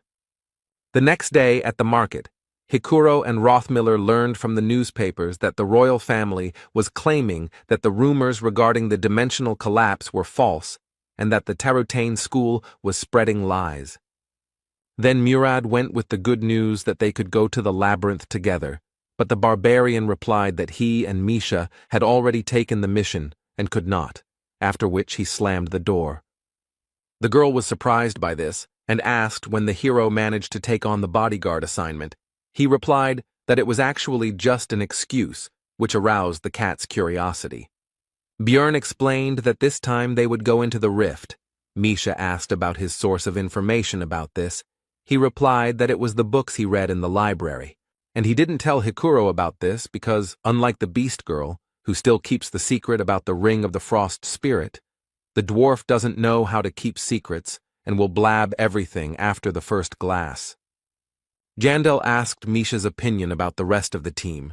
She replied that Dvalki would definitely blab by accident, but she was not sure about Rottmiller. The girl's words almost perfectly coincided with Björn's thoughts. Apart from Brown, his hero was able to understand him the easiest of all of their squad. He would keep the secret, but at the same time he would begin to ask suspicious questions about the source of his knowledge, and might even begin to suspect the barbarian of an evil spirit. Misha understood her friend's reasons for not telling her about the rift, but she couldn't help but ask why he decided to take her with him. Her tail stood up straight in anticipation of an answer. The hero had several reasons for this.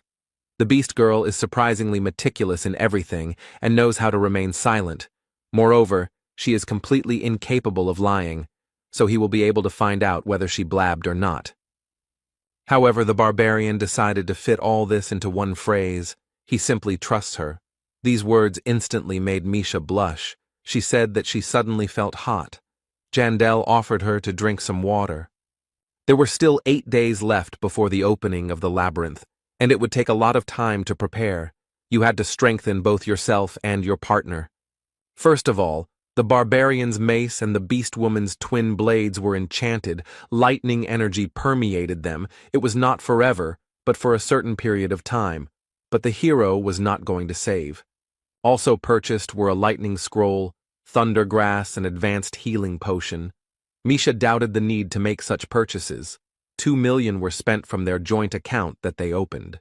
The next day, Bjorn went to the shaman to strengthen his immortal seal to the 4th stage. This cost another 4 million magic stones. This increased the characteristics of willpower and fortitude.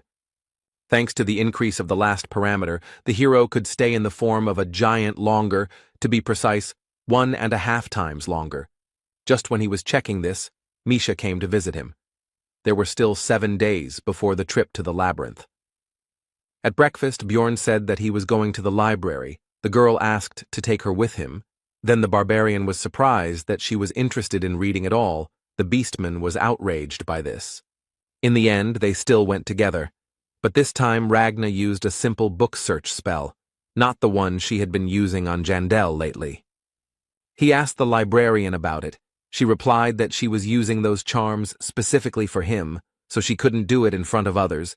Bjorn noted that she should have told this only to him. Then Ragna asked Misha to forget everything she had said. This discouraged both the beast woman and the barbarian, but the latter did not want to think about it too much. When there were 5 days left before the opening of the labyrinth, Jandel finally fulfilled the agreement with Raven. The research of his essence was finished, and at parting, the girl advised the hero not to die there. The hero asked if the sorceress was going to take the pass to the tower. She replied that he could come in if necessary. She would be curious to hear about Bjorn's successes, because he is a magnet for trouble. During the remaining time, all other matters were completed, and the day of the opening of the labyrinth arrived. This time, the novice barbarians were sent there again, to whom Jandel again gave advice. Moving towards the portal, they repeated his words and thanked little Balkan. Their sincere gratitude even managed to embarrass the hero. The others looked at this with approval. Hikuro noted that they were lucky to have such a reliable mentor. Björn also gave advice to the rest of the team, because this time they were split up. After that, the 3 entered the passage. Half an hour passed. Misha was already starting to worry, but Jandel told her to wait further. He was going to use a method that had already been tested. Everything went as planned. The partners found themselves in the dark region right in front of the portal to the next floor. Its opening brought valuable experience, and the beast girl did not understand what had happened at all. Then he explained to his companion about the phenomenon of dimensional instability, to which Misha said that she felt sorry for Rottmiller, because if he had found out about such a loophole, he would have considered all his work pointless. The hero agreed with this statement, because Brown takes his role quite seriously. He once said that his dream as a scout is to open a portal with his own hands, and he will try to do this. On the other side of the passage was the rocky desert, which did not suit them. They would have to go back and look for another passage, because there were no magic crystals needed to open the rift here. They needed to go to the beast's lair. According to Bjorn's estimates, they would have to walk for 2 days. After 3 hours, they encountered another type of 9th-rank monsters. They looked a bit like goblins, but in fact, they were gnomes that looked like clay dolls. The girl and the guy were distracted from collecting magic stones by a team of researchers who were in a hurry to be the first to reach the portal for the sake of precious experience. They had no idea that it was already open. Misha admired their high-quality equipment, but Bjorn said that there was nothing surprising about it, because one day they would also become the owners of something similar. The girl noticed that the hero was very ambitious. She assumed that it was because he was a barbarian. Jandel was not sure whether this was an insult or not, which is what he asked. Misha told him that he was a fool, and she meant that Bjorn was cool, which made the guy a little embarrassed. He thought that sometimes the beast woman could be too straightforward, just like himself. The presence of the two of them here caused whispers among the researchers. The hero did not take this into account, because they look very experienced. Such should already be on the floors of the increase, but they are here, and even in the starting location. A chuckle escaped the barbarian, because he himself had recently been a newbie like the people around him, and he remembered the past and the troubles he had to go through. Then he met Erwin, his first friend. He became interested in how she was doing. Everything should be fine with her. After all, her sister has money, but he was still curious. Maybe it was worth looking for her. Bjorn was brought out of his memories and reflections by a strange look from one of the researchers, which the barbarian immediately did not like, as, incidentally, did not like the guy himself. He stared at Jandel, who saw greed and avarice in his eyes. This newcomer did not seem to understand that it was even easier to kill him than the goblin. The hero felt worse the longer he looked at the researcher, so he decided to approach and ask if he had any business with them, and if not, why he was hatching. Misha grabbed Bjorn's hand and asked him what he was doing, because the man hadn't even done anything. This situation seemed familiar to the barbarian. The beast girl was now like a wife who was holding back her aggressive husband so that he would not get involved in a fight. Be that as it may, the hero decided to check something.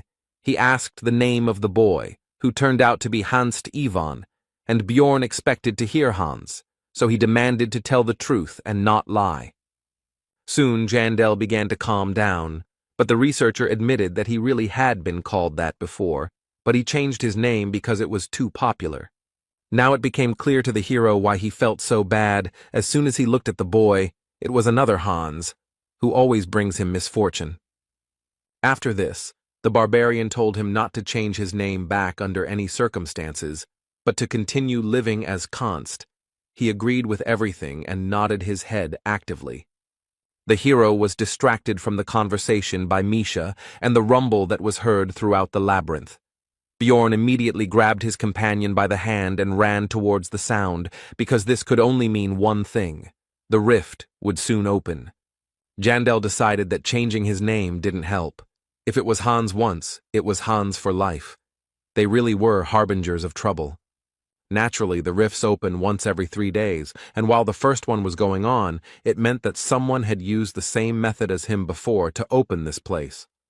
Bjorn was in a hurry. He had spent a lot of money on preparations. He also wondered who it could be, a former player or just someone with the right information. Whatever it was, he was going to find out. But to do this, It was necessary to get inside, so to increase the speed, and, accordingly, the chances of success. Because the space is limited, the barbarian took Misha in his arms and rushed to the entrance. The partners still made it in time. They were the last of the 5 participants. 3 were already inside. It was time to get acquainted with the new members of the formed Rift cleanup squad. The young man introduced himself simply as Carlson. The massive beast man of the bear family was Abman Urikfried, and the girl was Genzia Nefrin. The hero decided to give fictitious names. He himself became Bjorn, the son of Thor, and he called Misha Michelle, but she didn't understand what was going on at all. Bjorn could only hope that she would start to think faster. She soon confirmed his words, but she was completely incapable of lying. Her face could not hide anything. After the introduction, Jandel decided to decide on their roles in the team. He himself is obviously a defender. Genzia said that she absorbed the essence of a goblin archer and is a scout, and Carlson is a vanguard fighter. The hero figured that the girl was somewhere on the first floor, the boy on the second. They had 2 newcomers in the group. This was radically different from the situation in the Bloody Citadel, but it was not surprising. After all, rifts appear in every 5th or 6th labyrinth. In Rafdonia time, this is once every 5 or 6 months. This time the opening was forced, which shortened the time. Experienced fighters simply do not know about what is happening. Therefore, it is not surprising that newcomers appeared in the squad who did not even look at the 2nd floor. The hero finished his thoughts. Abman was the next to tell about himself. He simply pointed to the huge crossbow behind him, but Bjorn said that he would like to know the details. Urikfried said that he would like to know about their couple first. Bjorn said that he is 6th rank, and Michelle is 7th, and they usually operate on the 4th floor. The Beastman said that he is 5th rank. The barbarian asked what he had forgotten there, but he answered his question with a question, and he wanted to know the same thing. They began to look into each other's eyes.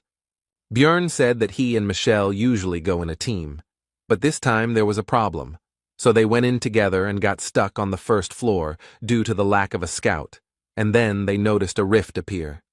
Abman said that he had the same story, only he left his squad a long time ago. Jandel did not believe in such a coincidence, and all this time Carlson and Genzia were watching their argument. The hero didn't know if there was such a powerful build for a marksman to go solo, but given its appearance, it seemed quite likely, and he didn't think that newbies could get crystals to open the rift. It would be impossible for them to get to the 2nd floor and back in that time, although it may well be that they are actually hiding their true identities. After that, the hero asked who was the first, and therefore opened the rift. Carlson said that they got here almost at the same time. Genzia did not know, and Urikfried asked what business it was of his. The question was postponed. It was decided to divide the loot into 4 parts. The newcomers would get 1 for 2, but would be able to absorb unnecessary essences. Misha would take the abilities from the keeper, and the rest would be rolled into a dice. After the discussion, the squad took battle formation and went forward. The hero felt strange, because he had already gotten used to the dark locations of the labyrinth.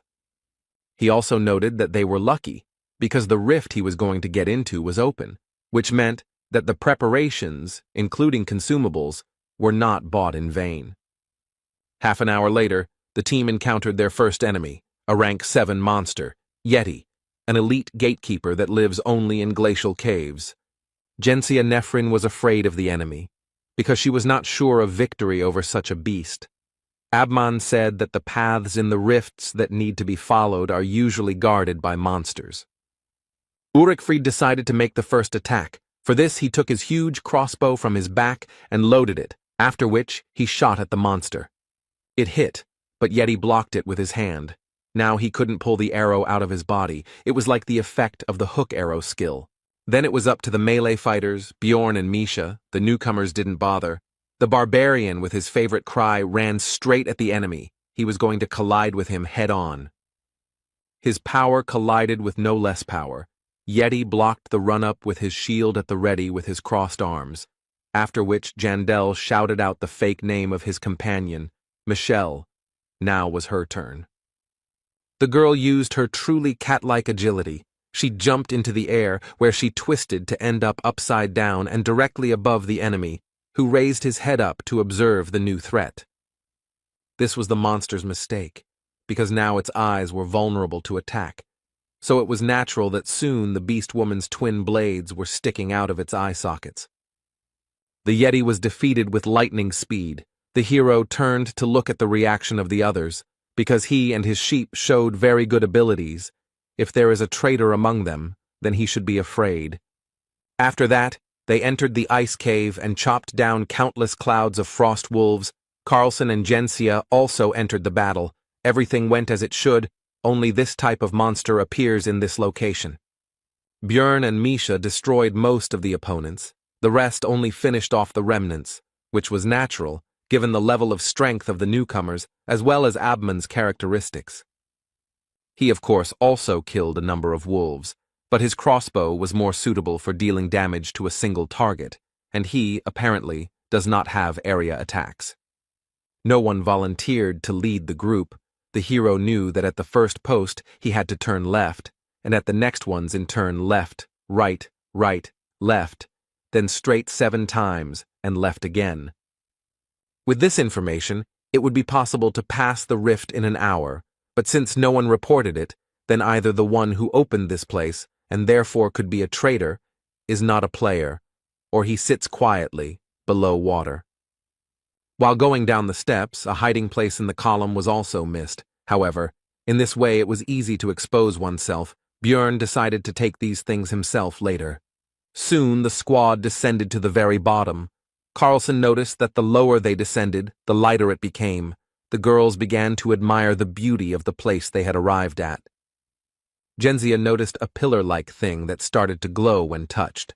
Abman said that it could be a key that would summon several monsters and then open the passage.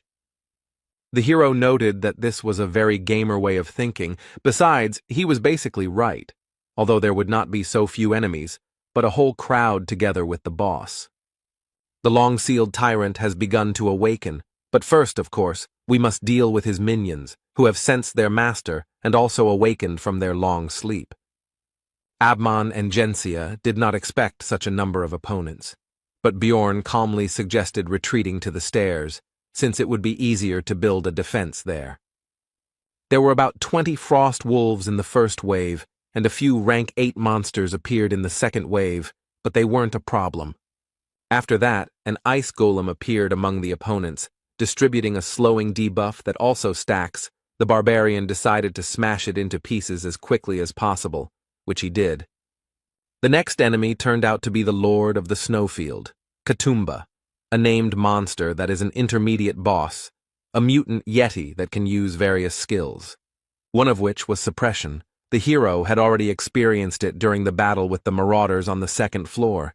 Because of it, it was impossible to move his body. It's easy to remove.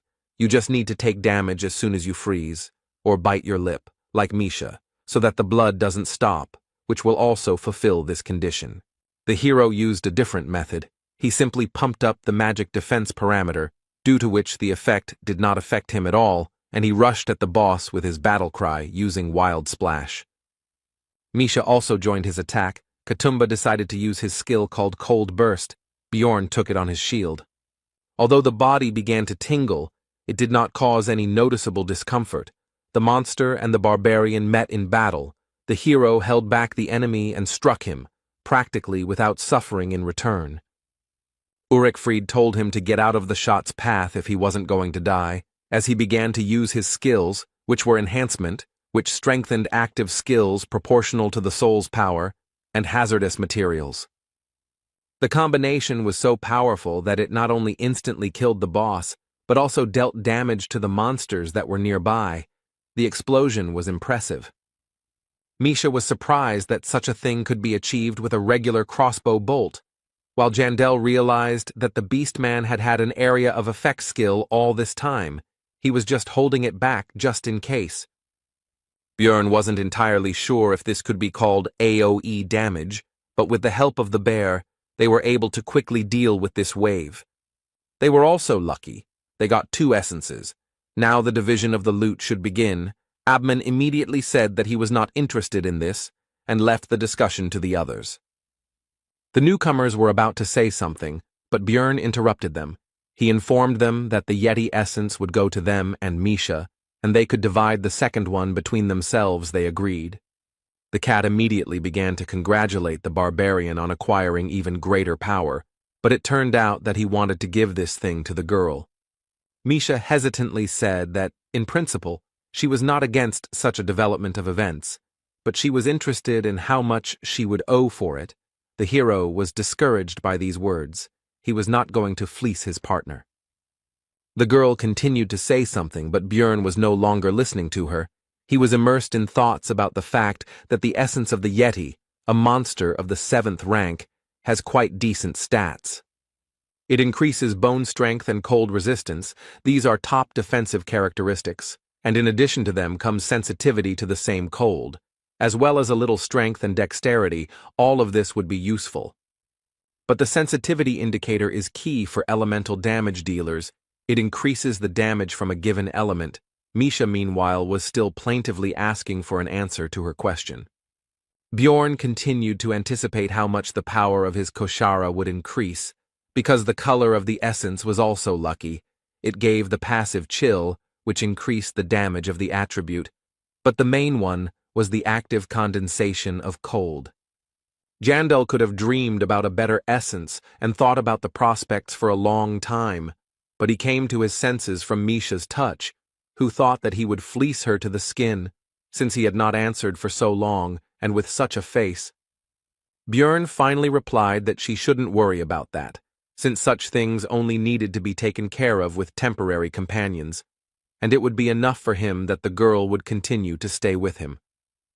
These words somewhat confused the cat, but she still hurried to absorb the essence.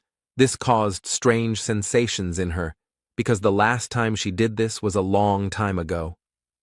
The barbarian decided to inquire about what the newcomers had decided. They said that they would not take their loot, which aroused the hero's suspicions, because such newcomers should seize any opportunity to become stronger. Carlson explained that Genzia saw that this essence fell from a frostwolf, and if so, then it would not suit him. Björn asked the guy about his reluctance to absorb this thing. Because these monsters are rare, it is unlikely that he knows about the granted abilities. The guy replied that it is rank 9, and something better will still fall out in the rift. It was a little suspicious, but such an answer was quite logical, because in this place the chance of essence dropping is very high, so I decided to find out Gensia's reasons for refusing to increase her strength. The researcher replied that removing unwanted essences was quite expensive, so she decided not to repeat her mistakes, because the girl uses a sword and she has the abilities of a goblin archer. The hero would have removed from the list of possible traitors those who would have absorbed the essence, but none of them took it, and the reasons given were almost ideal. He only hoped that they were not in cahoots. Genzia began to ask about the end of the monster's attack, as the ice ceiling above them began to crack, and soon a large paw of a new monster appeared from there. It was the final boss, somewhat similar to a lycanthrope, but larger and without weapons. But Björn was never worried about its appearance, because he knew that he would have to fight it later. Tyrant Tenerbus discovered the intruders and was very angry, so he used Ice Crush, which broke the floor under the team, and they all began to fall down. Just as the hero from the game remembered, it was time for the 3rd chapter. As a result, the squad ended up in a special zone, in which they were affected by the hypothermia effect, which reduced agility and doubled the damage received from the cold, and they all fell into freezing water. In the game, you just waited for the loading to complete, after which you start the 3rd chapter already on land, although your health points become smaller. But in reality, the barbarian was thrown around by the current left and right until he was thrown out of the waterfall, and he began to think that he would die like that. Now he understood the reason why he started this chapter in the game with reduced health. Because of this shaking from side to side, like a sack of potatoes, his body is now all in bruises and abrasions. The hero was distracted from analyzing his condition by a worried Misha, who shouted his false name and ran to the barbarian to make sure that everything was okay with him. When everyone gathered together, it turned out that Abman always carried firewood with him, Since he traveled alone, Björn decided that this fully proved the truth of his words. Nefreen and Carlson were worried that they were sitting right next to the fire, but it wasn't getting any warmer. Ulrichfrid explained that it could be an effect of a special region. His own limbs were getting numb. Misha was surprised by their conversation because she herself had never felt anything like this, but the hero was not surprised by this because the girl's resistance to cold, according to his estimates, should have already exceeded 40 units. The cat asked how Björn was feeling. He replied that he was also cold, although not too much because his body was shaking, but it did not cause pain. Then she called him to warm up to her. This time the situation could not be misunderstood. Even Abman was whistling, as if not paying attention to what was happening. Anyway, the team decided that the area was safe, so they planned to set up camp for the night. But Jandel couldn't trust the others. He and Misha had some firewood of their own, so they moved further away. The cat suggested that Björn sleep first, but he said that first they needed to talk about whether anyone from the rest of the squad seemed suspicious. After Misha shared her observations, the hero praised her, because thanks to this, he was now almost certain of the traitor's identity. 6 hours later, the expedition continued. Now they had only one path, albeit a winding one. In this location, they did not have to wander, they just had to follow the main path. Along the way, there were also monsters to fight that came out of the walls. Most of them were rank 8, but the difficulty was considered higher than the Bloody Citadel, which had rank 7. This was due to the chill debuff. Almost all enemies dealt cold damage in one way or another, which was doubled due to this effect, and while 3 of them could handle it without any problems, it was difficult for newbies. After 4 hours of moving forward and clearing out monsters, the team faced a new challenge. These were frozen ice orcs. They were rank 7. They were soon freed. Abman was a little upset by this, because he wanted to get a better look at the monsters. Björn called on everyone to keep in line, mentally adding that in this case, it would be easier for Misha to keep an eye on them. The barbarian didn't know what the potential traitor's goal was. Maybe it was even a simple clearing of the rift. But in any case, he decided to prepare for any development of events. Now he rushed straight at the orcs with a battle cry. Such a serious skirmish is the perfect chance for him to take action. So, just in case, the hero decided to keep his cards close to his chest and fight at a lower strength. Abman asked Misha why she was still here and not joining the battle. She replied that someone could attack from behind, but in fact Björn simply asked her to do so. Ulrichfrid decided that the battle was not going in their favor, so he used his contract with the spirit beast. It turned out to be a summoner, so the bear Iradun, the Iron Hero, appeared on the battlefield. Seeing the beast's power in action, Björn finally understood how Abman could explore the labyrinth alone, though that wasn't a good thing right now. At this rate, they would win before the traitor revealed himself.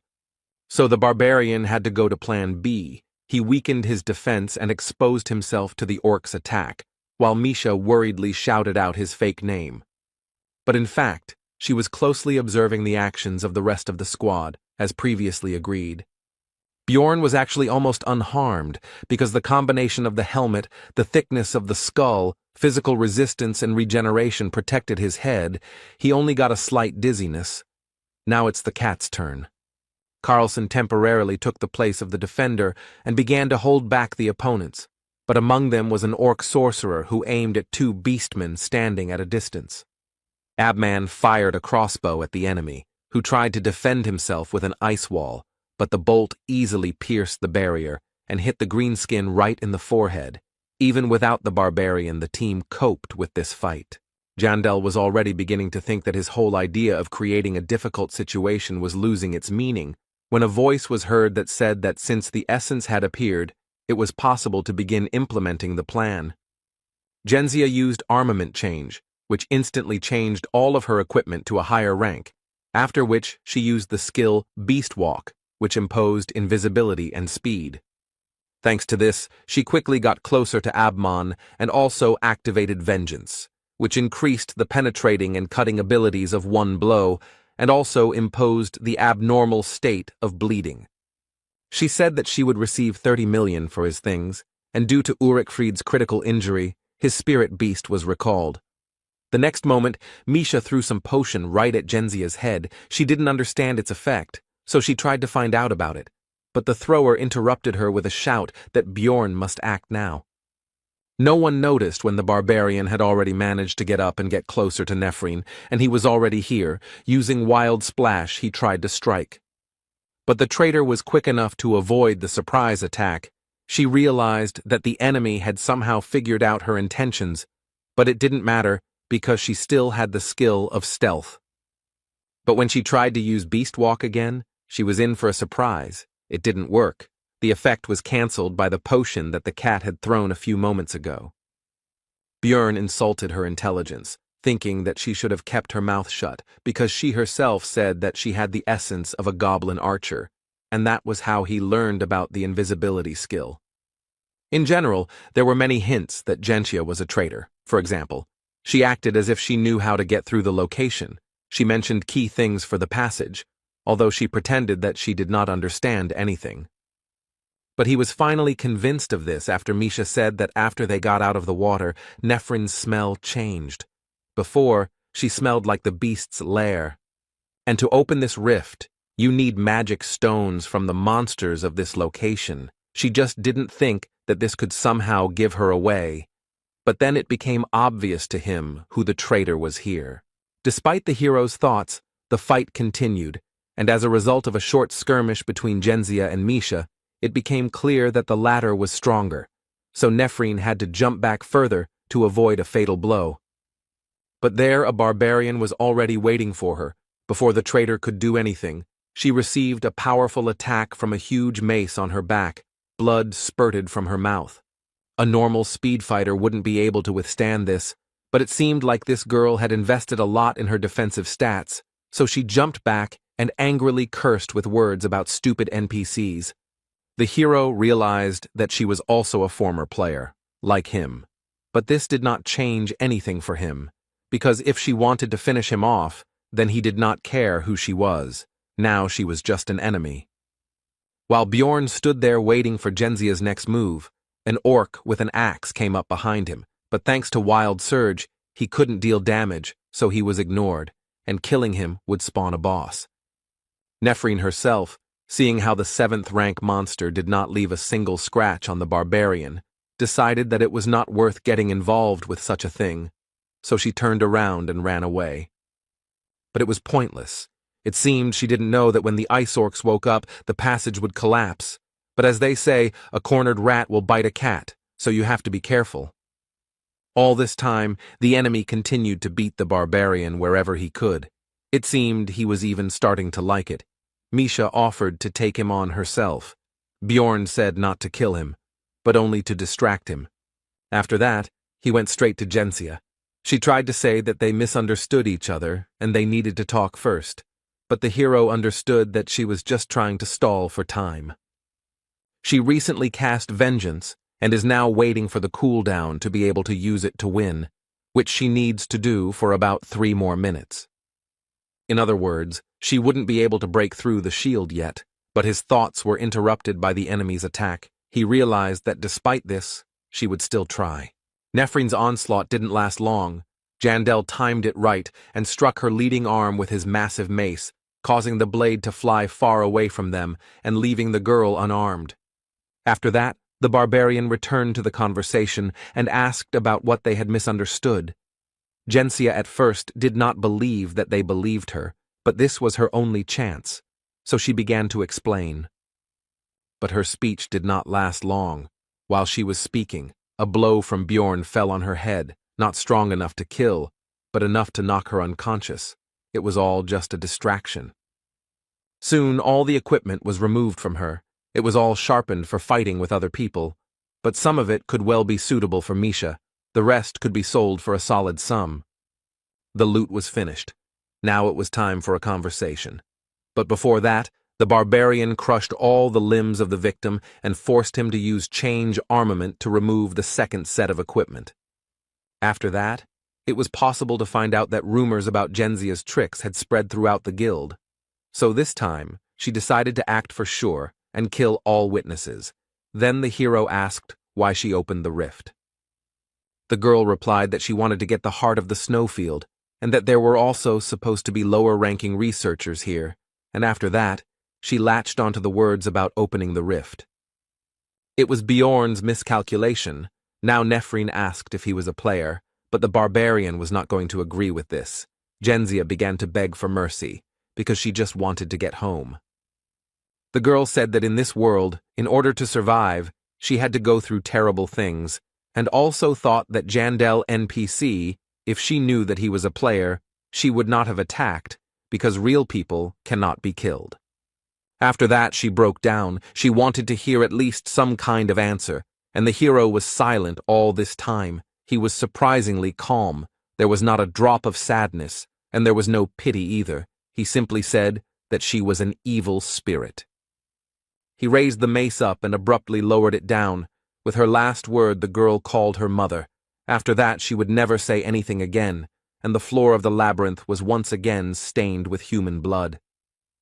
Bjorn killed another player for the first time, whether it was easy or hard, whether he felt excitement or fear. Looking at Misha, he understood that none of it mattered. He did what he had to do. The cat ran towards the barbarian, because she was already starting to worry about his long absence, thinking that something had already happened. Meanwhile, Carlson was barely holding back that last ice orc. He began to call for help. The enemy was clearly stronger than the newcomer and was about to gain the upper hand in the confrontation. In the end, the monster knocked the guy to the ground and was about to finish him off, but Bjorn told Misha to deal with the orc, and at the same time, she should try out her new active skill. The cat used two skills at once. The first was strengthening, the second was condensation of cold. Her sensitivity to cold increased significantly. The orc was about to deliver the final blow with his axe when Misha rushed past at great speed and wounded his hand, saving Carlson. The wound looked like frostbite damage. It stops bleeding, but also prevents regeneration, which will be useful. It also significantly limits mobility on normal monsters. Without cold resistance, it will be even better. Having analyzed all this, Bjorn told Misha to hit him in the neck this time, which she did, as a result of which the enemy instantly froze in place. Most likely the frost reached his brain. Now, after asking about the cat's readiness, the barbarian attacked the helpless orc with his mace, after which the boss should appear. After this, the tyrant Tarunbus broke through the wall. Earlier he woke up from a long sleep, and now he also restored all his strength. This enemy has a few special features. He is 1.5 times bigger than a normal lycanthrope, and his stats are twice as high. He wields an ice club and inflicts hypothermia, but none of this is a problem. The fight will take less than 10 seconds because the preparation was done in advance. Bjorn ate the thundergrass, which increased the damage from lightning, after which he used a scroll with the same element. This boss is vulnerable to this attribute. After the attack, he fell into a state of paralysis, but it was too early to let his guard down, because Tarunbas has a skill that can remove debuffs that limit mobility, which he soon used. However, since the skill was used, it will now be recharged, so you can just do the same thing again that Misha did, throwing lightning bombs at the enemy. All this was taken into account in advance. This time the tyrant Tarunbas fell into a state of complete unconsciousness.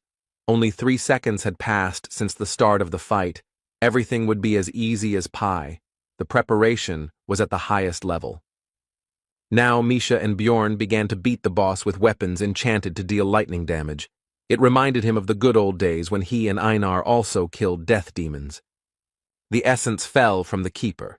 It was previously decided that it would go to the cat. She again began a conversation about the same as last time, but he did not listen to her and simply forced her to absorb the prey. Here they were attracted by the weak voice of Abman, who asked to get a potion from his bag. Misha was glad that he was alive, although she could have sworn that a second ago he had not been breathing. Carlson and the girl found the best potion and, telling the wounded man not to complain about the waste later, began the treatment. But it didn't help, so they continued. The hero realized that the blade was probably lubricated with poison that prevents healing and regeneration. The antidote also didn't work. The bleeding didn't stop. Ulrichfried was getting worse. Then Misha remembered the advanced healing potion that she and Bjorn had acquired earlier and suggested using it. After using 5 regular and 1 advanced elixir, the bear's condition improved more or less. It should even grow back the severed limb. His poison was very strong. After this, Jandel gave Carlson his share. He noticed that there was too much here. Then the barbarian said that it was because he did not receive the promised essences, and also he should not talk about what happened here. Misha seemed to think that Bjorn did it out of the kindness of his heart and cast a warm glance at him, but he didn't understand why she was staring at him like that. When Carlson left, Abman finally woke up. The first thing he said was that he was very lucky to stay alive. The hero was pleased that he understood this. Ulrichfried assured that he would pay for the potion. Jandel said that it would cost 5 million. The bear noted that it was only 1 million, but agreed, because the price of items can change depending on the circumstances. He left one of his numbered items as collateral. It was 7611, Gravedigger's Deception, which after receiving fatal damage plunges the wearer into suspended animation and gives immunity to damage for a certain time. It was thanks to this that the bear was able to survive. There were only 2 out of 3 uses left. But the barbarian still thought about simply taking the debt with the artifact. But Abman understood his thoughts and did not agree. At parting, Ulrichfried promised that he would not forget everything that the hero did for him. Bjorn noticed that he looked very cool at that moment.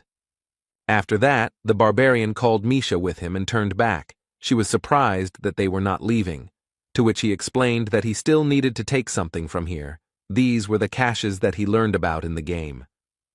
Besides everything else, a consumable was hidden in 1 ice block, increasing sensitivity to cold by 3 points. It, of course, went to the cat, and he himself increased his resistance to frost with another find. After that, Jandel explained that they had not slept much due to being on duty, so they should rest before continuing the hike, and besides, there was no place safer than a cleared rift. But the barbarian was in no hurry to fall asleep. Now was the time to think about today and the decisions he had made along the way. First of all, he thought about what would have happened if he had been here alone. As soon as the hero killed the player, all sorts of thoughts began to creep into his head. He suddenly began to hope that she would still open her eyes, at least in her world, and her dream would come true. Bjorn was disappointed in himself. And even so, despite all his actions, he was overcome by greed. For Abman's equipment, he could get 30 million. This would allow him to raise his seal to the 6th level. He just had to wait. However, Jandel poured the potion on his wound, deciding that it would be wrong to let him die like that in front of the one he was going to work with in the future. Despite his corrupted morals, if it weren't for Misha, who was now looking at him and asking about his thoughts, how far he would have gone, he didn't know the answer to this question and didn't want to know. It was cold, so the cat and Bjorn spent the night under 1 blanket. The heat of the fire embraced them. They dozed off for a while. On the 3rd day of being in the labyrinth, the partners returned to the 1st floor, where Misha needed to check his new sword, which previously belonged to Genzia. It was some kind of numbered item. When the girl realized this, she realized that the blade was very expensive, so she tried to return Bjorn's loot, but he refused. He was still unhappy with the way she thought of him. Misha continued to get used to her new powers and equipment, and Jandel was going to continue these trainings on the 3rd floor. Now he did not interfere in the cat's battles, so she asked just in case whether the barbarian was forcing her to fight alone because of his laziness. He answered negatively. Looking at how much stronger Misha had become, Bjorn began to be proud of her. Because she had grown so much in such a short time, he did not expect that they would be able to catch the essence. The essence of the lycanthrope is as good as the Yeti. It increased agility, cutting power, sensitivity to cold, resistance to it, physical defense, fighting spirit. But these are not the main characteristics. Passive skill, Snowblood, which increases sensitivity to cold by 1.5 times. The longer you live, the more noticeable the bonus will be. Plus, it is an excellent synergy with condensation of cold. The active skill Ice Crush slightly increases damage dealt to enemies in the frostbite state. and greatly increases damage dealt to enemies in the frozen state, making it super effective for multiple attacks. The Indomitable skill removes all effects that affect mobility. It costs a lot of soul energy, but helps fill in the weak spots in the defense of damage dealers who are usually vulnerable to control. Bjorn told Misha to try using Ice Crush immediately after cold condensation. The Beast Woman noted that monsters die with one blow. Then the barbarian advised to hit not with a sword, but with a fist. But it didn't help.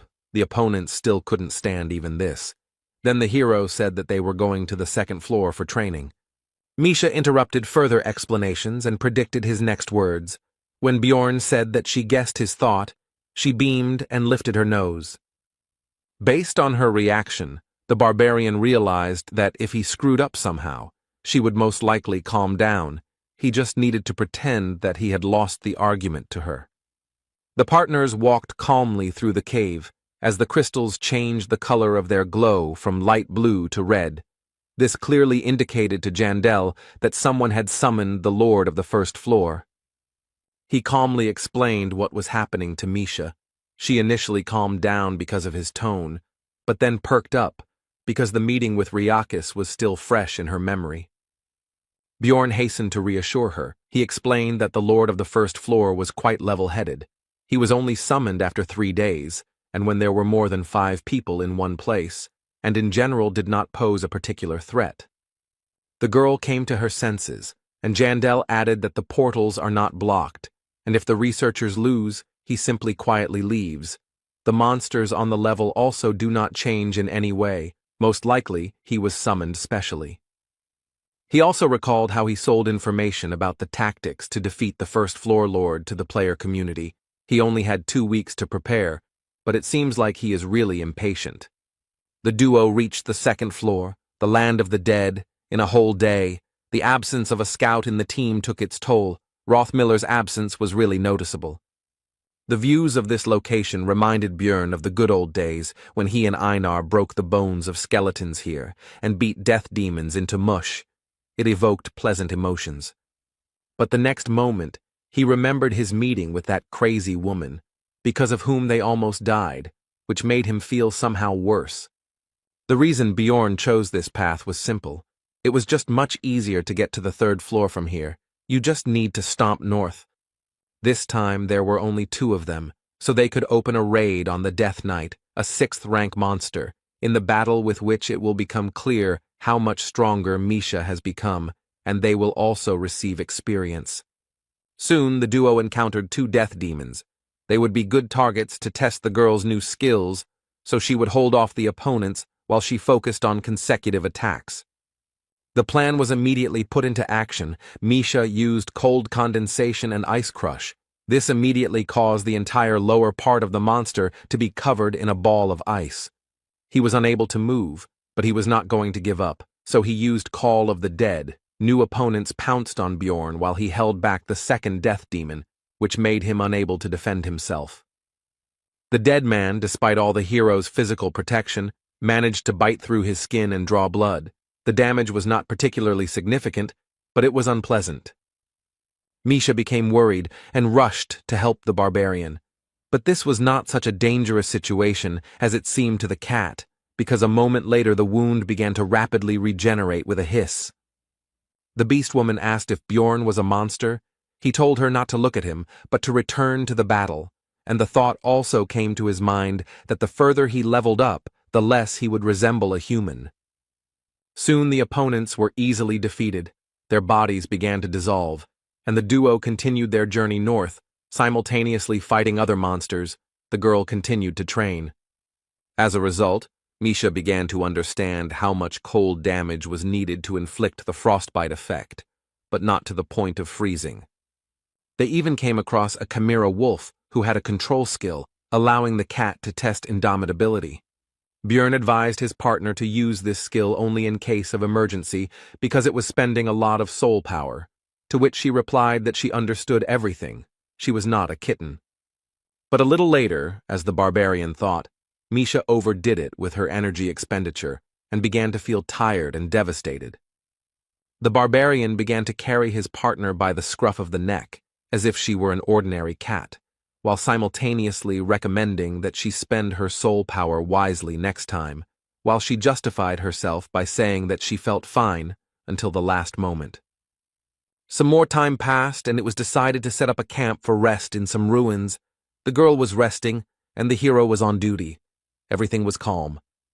But soon the voices of some researchers were heard nearby.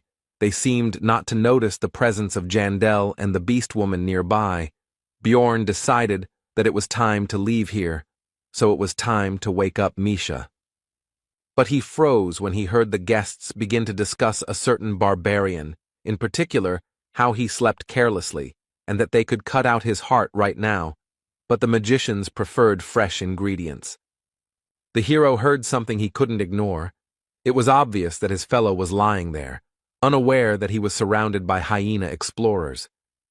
Bjorn remembered that of the barbarians who had gone through the initiation ceremony with him, less than a third had survived by now. Karak had told him this. And of course it couldn't be just the monster's fault. It was obviously the work of marauders aiming for their hearts.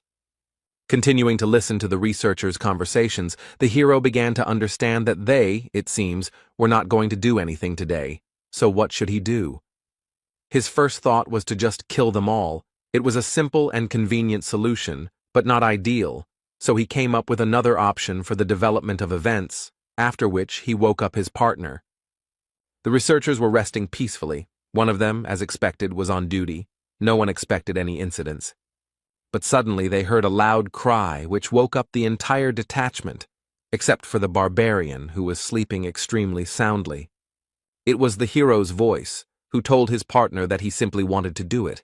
The researchers heard them and were surprised by the unexpected guests, but did not lose their heads and told them not to come closer. After this, one of the squad members hurried to wake up the barbarian and explained the situation to him. He was surprised that it was not monsters that arrived, but other people. He did not understand the danger. After all, his relative was among the guests. They hurried to meet each other. Bjorn introduced himself by his false name, Bjorn, son of Thor, and the second big guy was Karen, son of Tarson. Watching the actions of the barbarians, Misha did not understand what they were doing, although she knew that the hero was pretending, but she still wanted to move away from them because of the atmosphere. After the introduction, Charon turned to his team and said that they needed to lower their weapons because Bayan was not a bad explorer, and Jandel confirmed these words while they seemed to shine. One of the members of this squad twice began to address the barbarian, but he first told him to call him by name, but he made a mistake in this too, calling him Thor. He corrected him again, and soon the hero got him angry. The explorer was still able to correctly name Jandel and said that they should leave here because this is their camp. Then Bjorn said that they can become friends for the night. He began to explain that this was not done above the first floor, but the faces of the other people showed that they were already fed up to death. They had no idea that this was only the beginning. The researcher continued his speech. He said that you need to go up with those you trust. Bjorn clarified that they cannot become friends for the night. And the next moment he yelled that they were completely stupid, that they only had the bull for decoration, because if they united, then each of them would be able to sleep longer. Charon was surprised by this. He exclaimed that this was simply a brilliant solution, and he also wondered how the others had not thought of this before. The researchers were extremely surprised by this whole conversation. They decided that there was no point in even talking to these stupid barbarians. They even tried to somehow object, but this did not bring any results. The leader, with whom Bjorn had been talking all this time, had already decided that this would only bring disadvantages when he noticed the beast woman, who was very beautiful. He asked her opinion. The cat replied that since they were in the company of a barbarian, they could not be bad people, so she was not against their temporary unification. After which she told that her companion had lost his weapon, so she could not trust him to be on duty. This news pleased the squad leader, and Bjorn added that he had stuck the weapon into the monster and it had run away. The hero came up with a ridiculous excuse, but they believed him, looked at each other and decided to agree. Sometimes the reputation of not the smartest barbarians can be useful. The duo began to pretend that they were sleeping. Misha asked if they had to lie together. Bjorn replied that it was necessary. In exchange, he would then fulfill any wish of his partner. Soon the people stood up. Jandel squeezed the cat's shoulder tighter. The researchers decided to split up to deal with all the targets at once. 2 went to the hero and the beast girl, 1 to Karen. Bjorn pretended to wake up. He asked if they also got up because of hunger. They answered in the affirmative and said that they had dried meat. The hero turned away. Then the researcher struck him, which did not cause him any damage. The attacker was so surprised by this result that he simply froze, not even continuing the attack. Jandel turned around and asked about the fact that he had done this by accident, and also said that you can't make a mistake like that even if you are very hungry. The leader of the squad began to justify himself. But before he could say 3 words, he received a punch in the face. Several of his teeth flew off, after which the hero said that it happened by accident, because he was also hungry. Charon, meanwhile, woke up because of the noise. Then one of the squad members shouted to the archer who was standing behind Tarson's son to shoot him. But the barbarian still managed to defend himself from the arrow. Although it pierced his arm through and through, the tip almost reached his eye, but he still survived. This made Karen very angry. He grabbed the archer by the neck and began to demand answers. The situation of the researchers was getting worse and worse. Misha dealt with the last one. She told Bjorn that at first she was a little doubtful, but he turned out to be right. These people really are marauders. All the enemies were neutralized. Now it was time for interrogation. These researchers had a notebook with their conversations, which they conducted in writing so as not to be heard by their future victims. Charon did not understand the reasons for their attack. The archer read these conversations. From them, the reasons for which the squad accepted Bjorn became clear. They discussed the stupidity of the barbarians, and at some point he stopped. But the hero forced him to continue, and then the conversation turned to the fact that they had already killed many of them, and they also believed that these blockheads were just walking monsters, about the same in intelligence and aggressiveness. Charon was furious about the whole situation. He asked whose last words were. The archer answered, after which Bjorn ordered the prisoner to continue.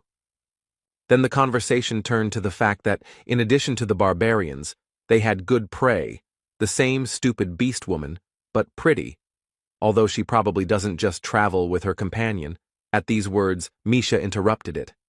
She snatched a notebook, read something, and then asked the prisoner who had written certain lines, and upon learning this, she said that the researcher would be hers, to which the hero agreed. After that, they skimmed through the dirty words about the cat.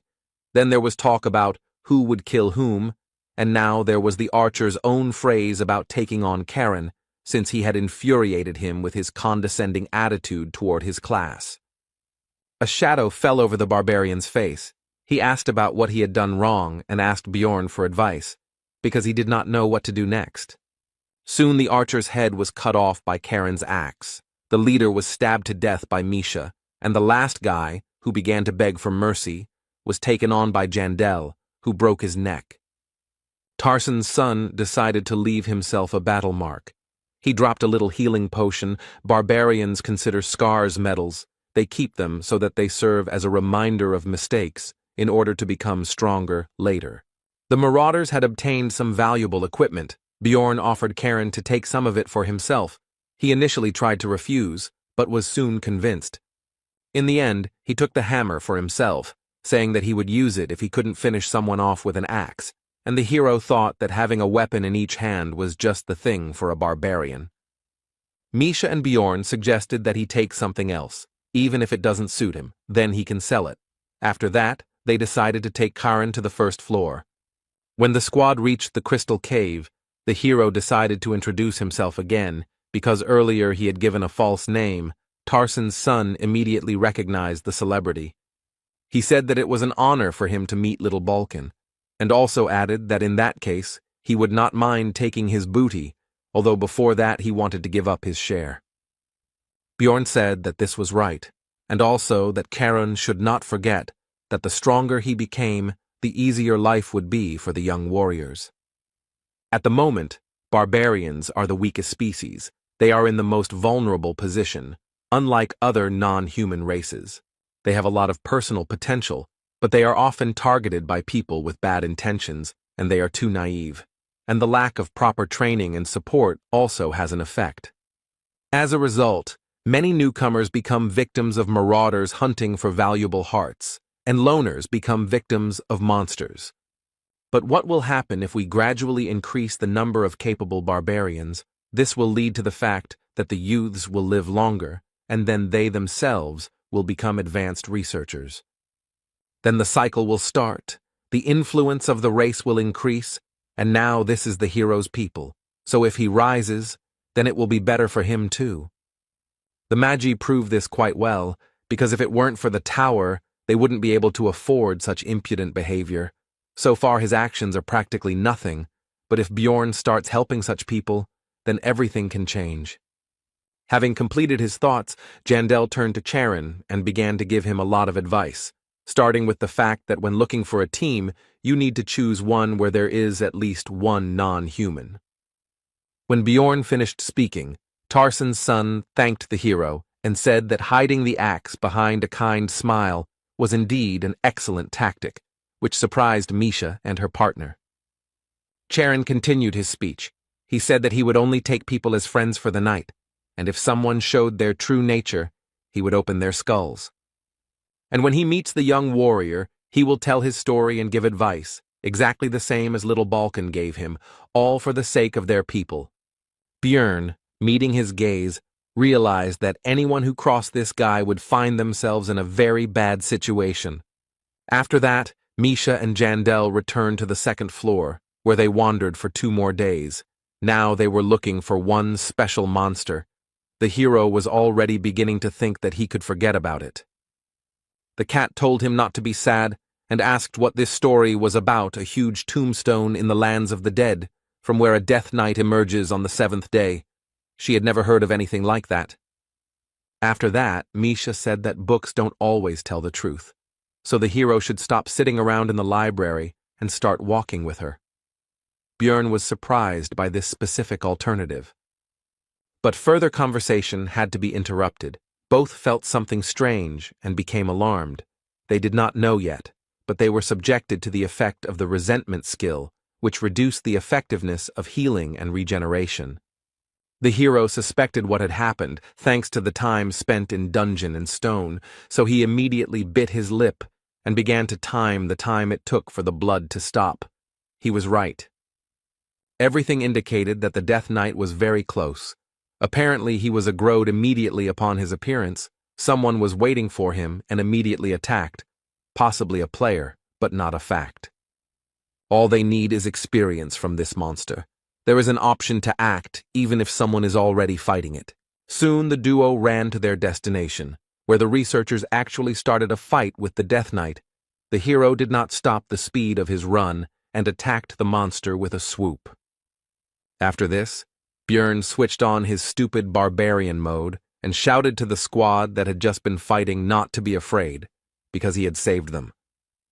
In the end, they started whining. The elf was furious and tried to rush at the barbarian. One of them held her back, the rest just stood there. Misha actively apologized and bowed. Suddenly, one of the people spoke up.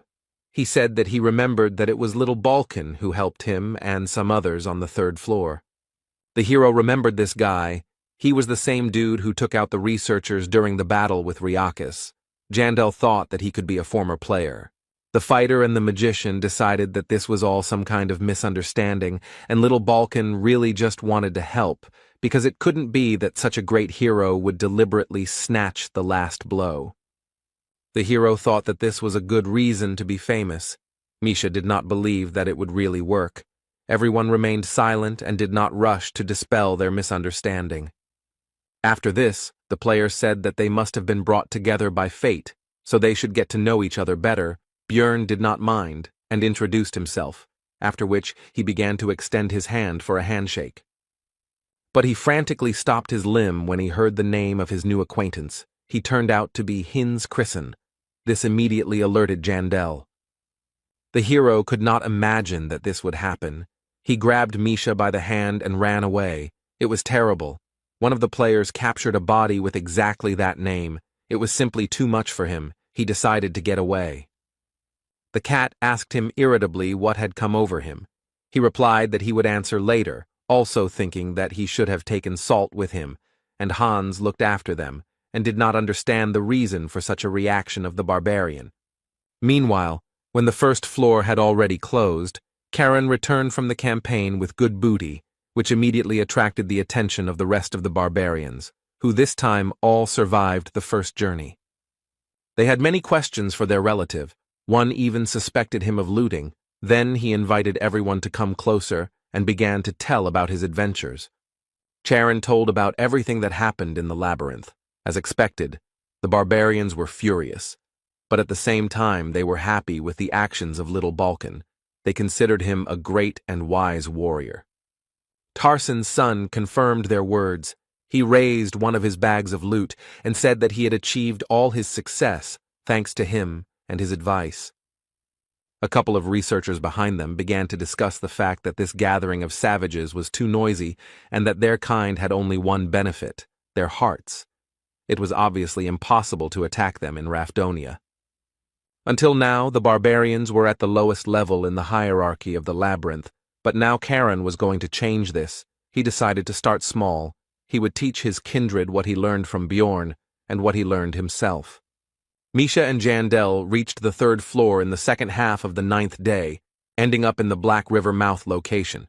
Next time, they definitely need to take a scout, but now they've tagged along with another group.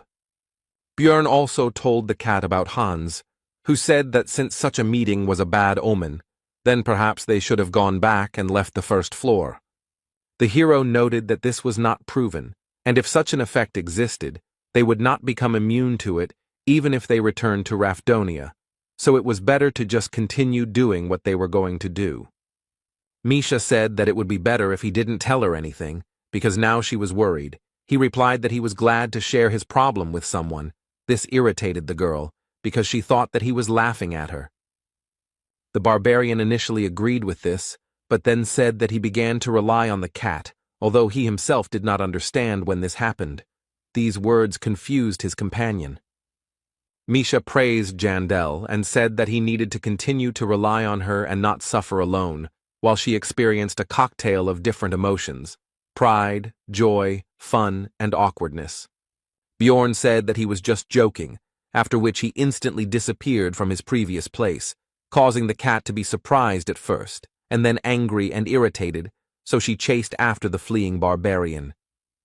But the merry chase did not last very long. To reach the place for a halt, it was necessary to cross the river. At certain moments, the water rises. They were lucky to make it in time, but the best places were already taken. Misha said that she forgave Bjorn because she has a generous heart, and certainly not because she didn't want to get wet.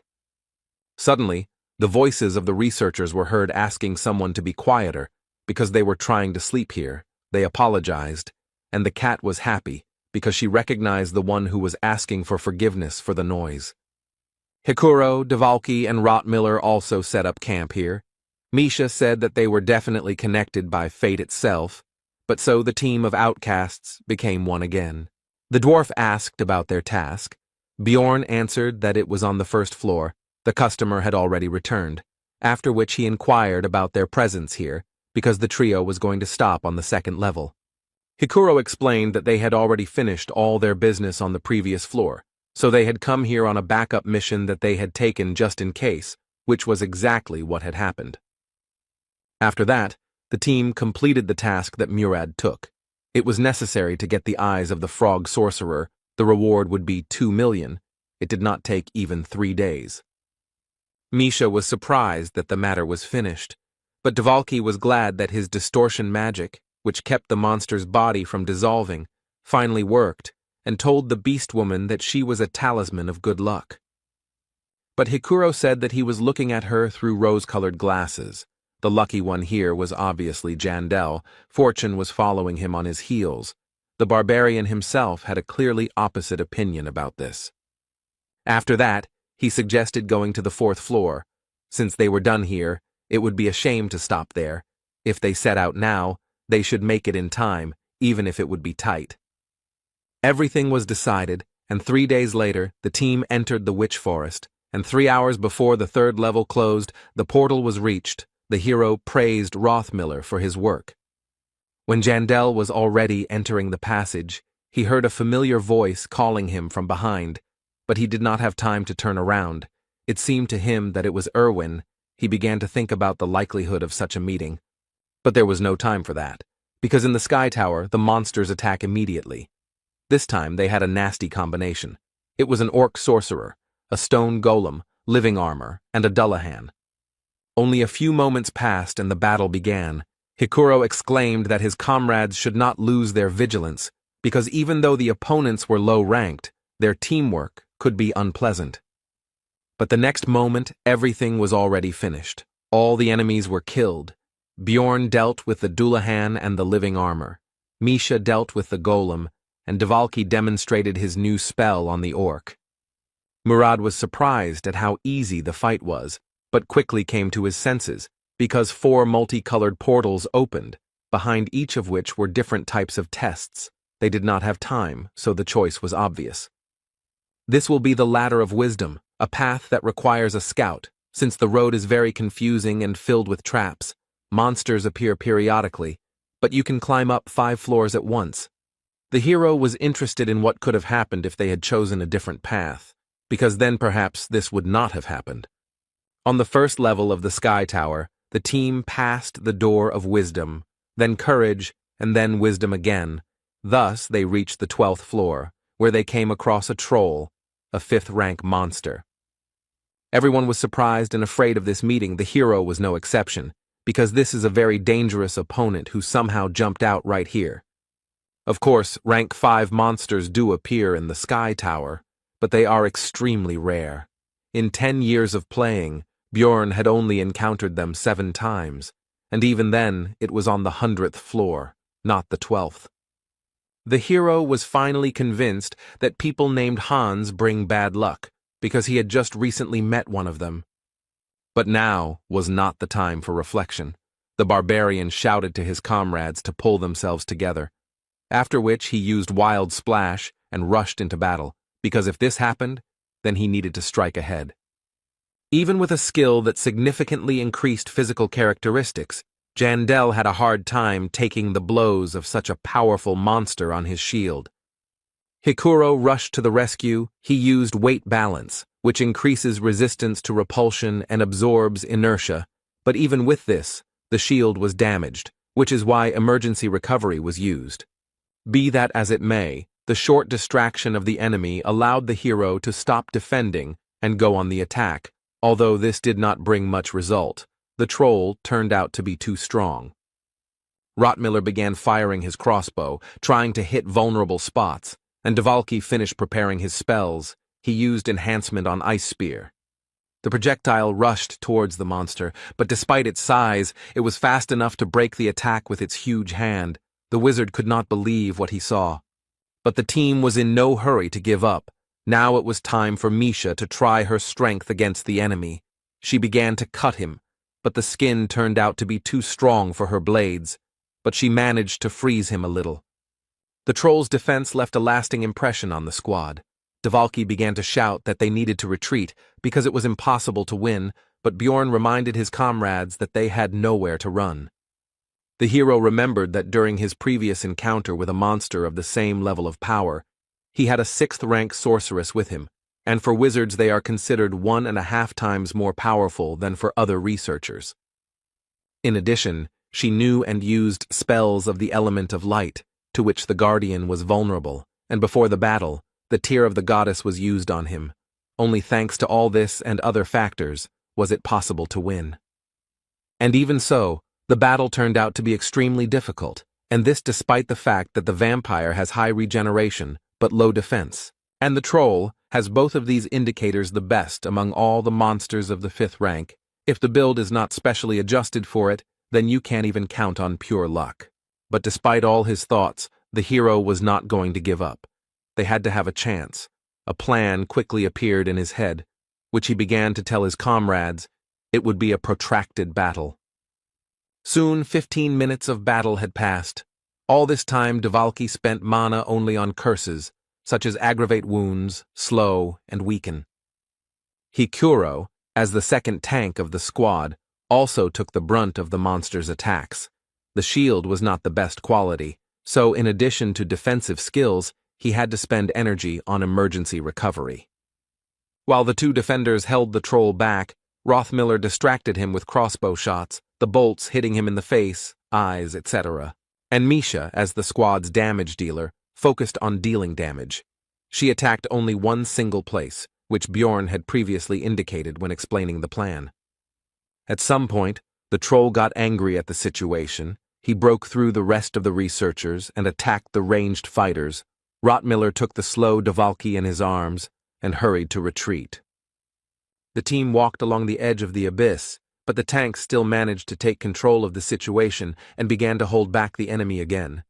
Bjorn also used Wild Splash, which attracted the attention of the monster. The hero asked the wizard about the remaining mana, and he replied that there was only enough for 2 or 3 minutes. Then the barbarian said to refuse to use slowdown. Dvalki replied that in that case, the time would increase by about 3 times. The fight continued, but now the squad was on a timer. Misha still couldn't cut through the troll's tough skin. The situation wasn't the best, so the barbarian decided to go to plan B. To do this, he left the defense on Hikuro and went around the enemy from behind and dealt a crushing blow with a mace to the enemy's hand, which the cat had been cutting all this time, which had already caused him damage.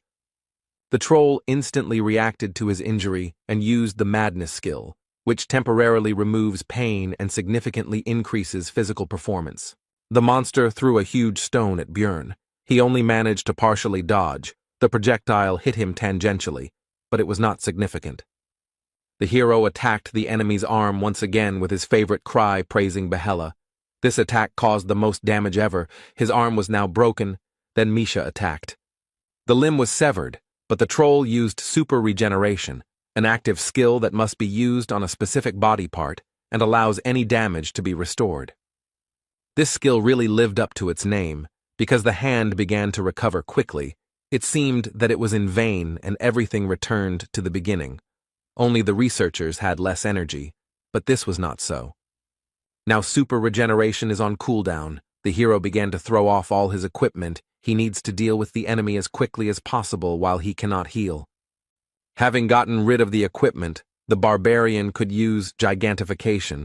In the allotted time he needed to destroy the monster's brain or heart.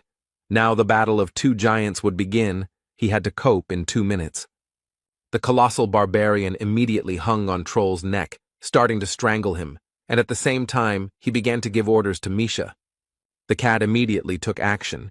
She needed to hit the enemy in the eyes, and also cut Bjorn himself, so that his blood would start to flood the enemy, because due to the essence of the corpse, golem, it is acidic.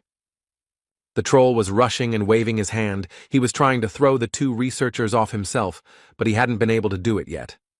Rothmiller could no longer shoot for fear of hurting his comrades, so he simply watched and hoped that they would succeed, while Dvalki continued to weaken the enemy with his curses. It was impossible to reach the brain through the eyes, so Misha tried to break through the skull directly, but the sound that was heard showed that the strength of this 5th-rank monster was too great. The girl said that she couldn't do it, but the barbarian told her not to give up and continue, because they vitally needed to get to the creature's brain. The blinded monster seemed to have already given up hope of throwing the enemies off his body, which is why he became enraged and rushed to those he could reach. To Rothmiller and Dvalki, the monster did not intend to tolerate the curse. It is unknown how he aimed at the wizard, because he should not have seen anything, but it was now and it did not matter. Brown, as a more resilient and physically developed one, took the magician in his arms and began to run away. The troll became extremely purposeful and was no longer distracted by anything. He decided to pursue his new goal to the end. Perhaps he had sensitivity to mana. The battle quickly began to take a different turn. A moment ago, it seemed that victory was near, and now the situation has become extremely dangerous. The most vulnerable members of the squad are at risk. Hikuro tried to stop the huge carcass, but right now his soul energy ran out. which is why he was unable to use his defensive skills. The shield was broken, and the dwarf was wounded. The situation was getting worse. Misha was worried about her comrade, but Bjorn shouted at her to focus on the troll. The girl began to strike with even greater force and speed, putting her whole soul into it.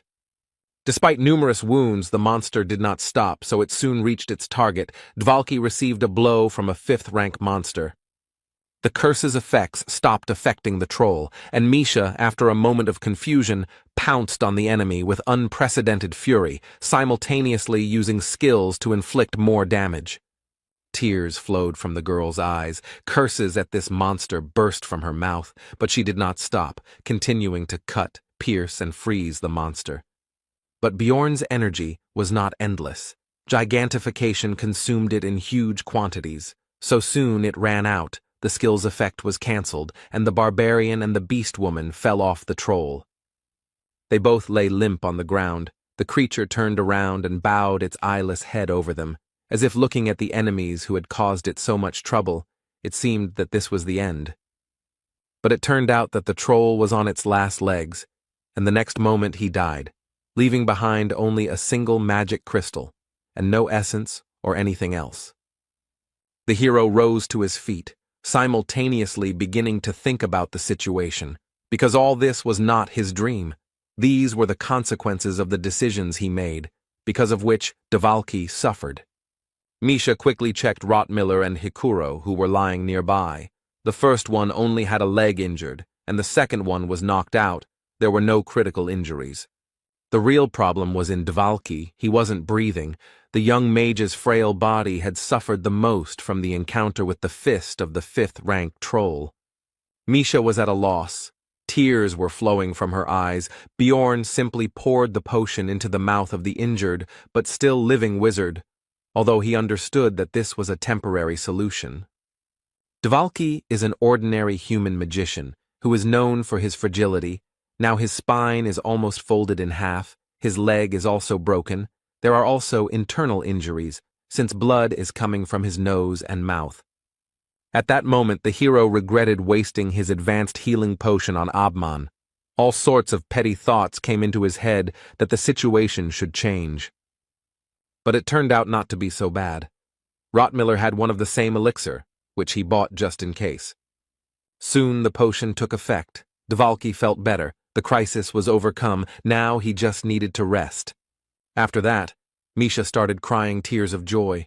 She said that she was happy that it was all over and no one died. But Bjorn couldn't be happy because too many things had happened that were stressing him out. Jandel's son understood that everything ended well, not because he planned everything correctly, not because of his efforts or because of the right reaction. It was just luck. Now, recognizing this fact and remembering his past misadventures, the barbarian truly understood what the life of an explorer meant in this accursed world. The hero was also sure that luck, like today's, would not be with them forever. Death might await them in one of their next journeys into the labyrinth. Soon Hikuro came to his senses, and having learned all the details, was glad that everyone survived. Rothmiller said that it was worth leaving a donation at the temple when they returned. Bjorn bowed his head and began to apologize to his comrades, because he did not expect such behavior from the troll at the end of the battle. They were not going to blame him, because without him, no one would have survived. He made the right decisions. The conversation was interrupted by Dvalka's cough. He woke up. Everyone immediately rushed to come closer to him and began to calm him down and explain the situation. The potion hadn't completely healed everything, so some blood was still coming out of his mouth, but he said he was glad to see all his comrades were okay. Hikuro laughed and said that this story was not even worth bragging about, because no one would believe that they managed to kill the troll. Misha shared her indignation over the lack of normal prey. Rottmiller was also glad that they all survived, after which Murad remembered that the squad scout had spent an expensive potion and said that everyone would chip in for a new one. He did not refuse. While Brown and the dwarf were talking, Misha asked Bjorn about their next steps. She wanted to know if they would be going up further. He was outraged that a cat could think that way about him. The barbarians said that their team would stay here until the labyrinth was closed, but Hikuro was outraged that the girl was asking about such a thing as Jandala, since this dwarf was the leader. After some time, the labyrinth closed, the squad moved back to Rafdonia, a week passed, and their 6th expedition came to an end. Irvin found out which hotel Björn was supposed to stay at and was looking forward to their long-awaited meeting. But a little while ago, right after returning to the city, the team went to the Temple of Letlas with Dvalki in their arms to completely heal all his wounds. Soon the wizard was completely whole. Bjorn expected something like this, because some advanced potion cannot compare with divine power, but neither one nor the other will help with psychological trauma. While Rottmiller asked about any side effects, to which he received the answer that everything was fine, the hero decided to visit the magician later and talk to him about what happened. Now everyone decided to rest and meet in 2 days, since this time they did not get many magic stones. Then the main income will be from tasks. When they receive a reward for them, then everyone will take their share. In the end, it should be 400,000 per squad member. This was very little. Because of the troll, the income from this expedition will be significantly less, and the monster itself did not even drop any essence. Misha asked the hero about his future plans. He replied that they should not split up and needed to take a bath. This caused the girl to be embarrassed, and the barbarian continued by saying that after that, they needed to sort out his clothes. The cat realized that her thoughts had again taken a wrong turn. Jandel said that they had already had enough rest in the labyrinth, so she shouldn't even think about escaping. She agreed with this. The girl said that in that case she would wash herself at his place, since she didn't want to go first to her place and then to his place. The hero replied that he didn't mind, since he didn't want to waste time walking to her house. Björn quickly took the water procedures, impressing Misha with his speed and then delighting her with the fact that she could take her time because he still needed time to sort. The hero was going to divide all his loot into what he would need to keep for himself and what he would need to sell. All of this could be done while the cat was in the bathroom. But he was distracted from this activity by a knock on the door. It turned out to be some employee of the Researchers Guild, who began with idle conversation, but the barbarian interrupted him and demanded that he get down to business. Then the guest said that a certain Karen Tarson asked Bjorn to act as a witness. He said that the hero could confirm that he was not a marauder. Jandel realized that the little barbarian was in trouble, so he immediately shouted to Misha that their business for today was cancelled, because he had to help their recent acquaintance in the guild.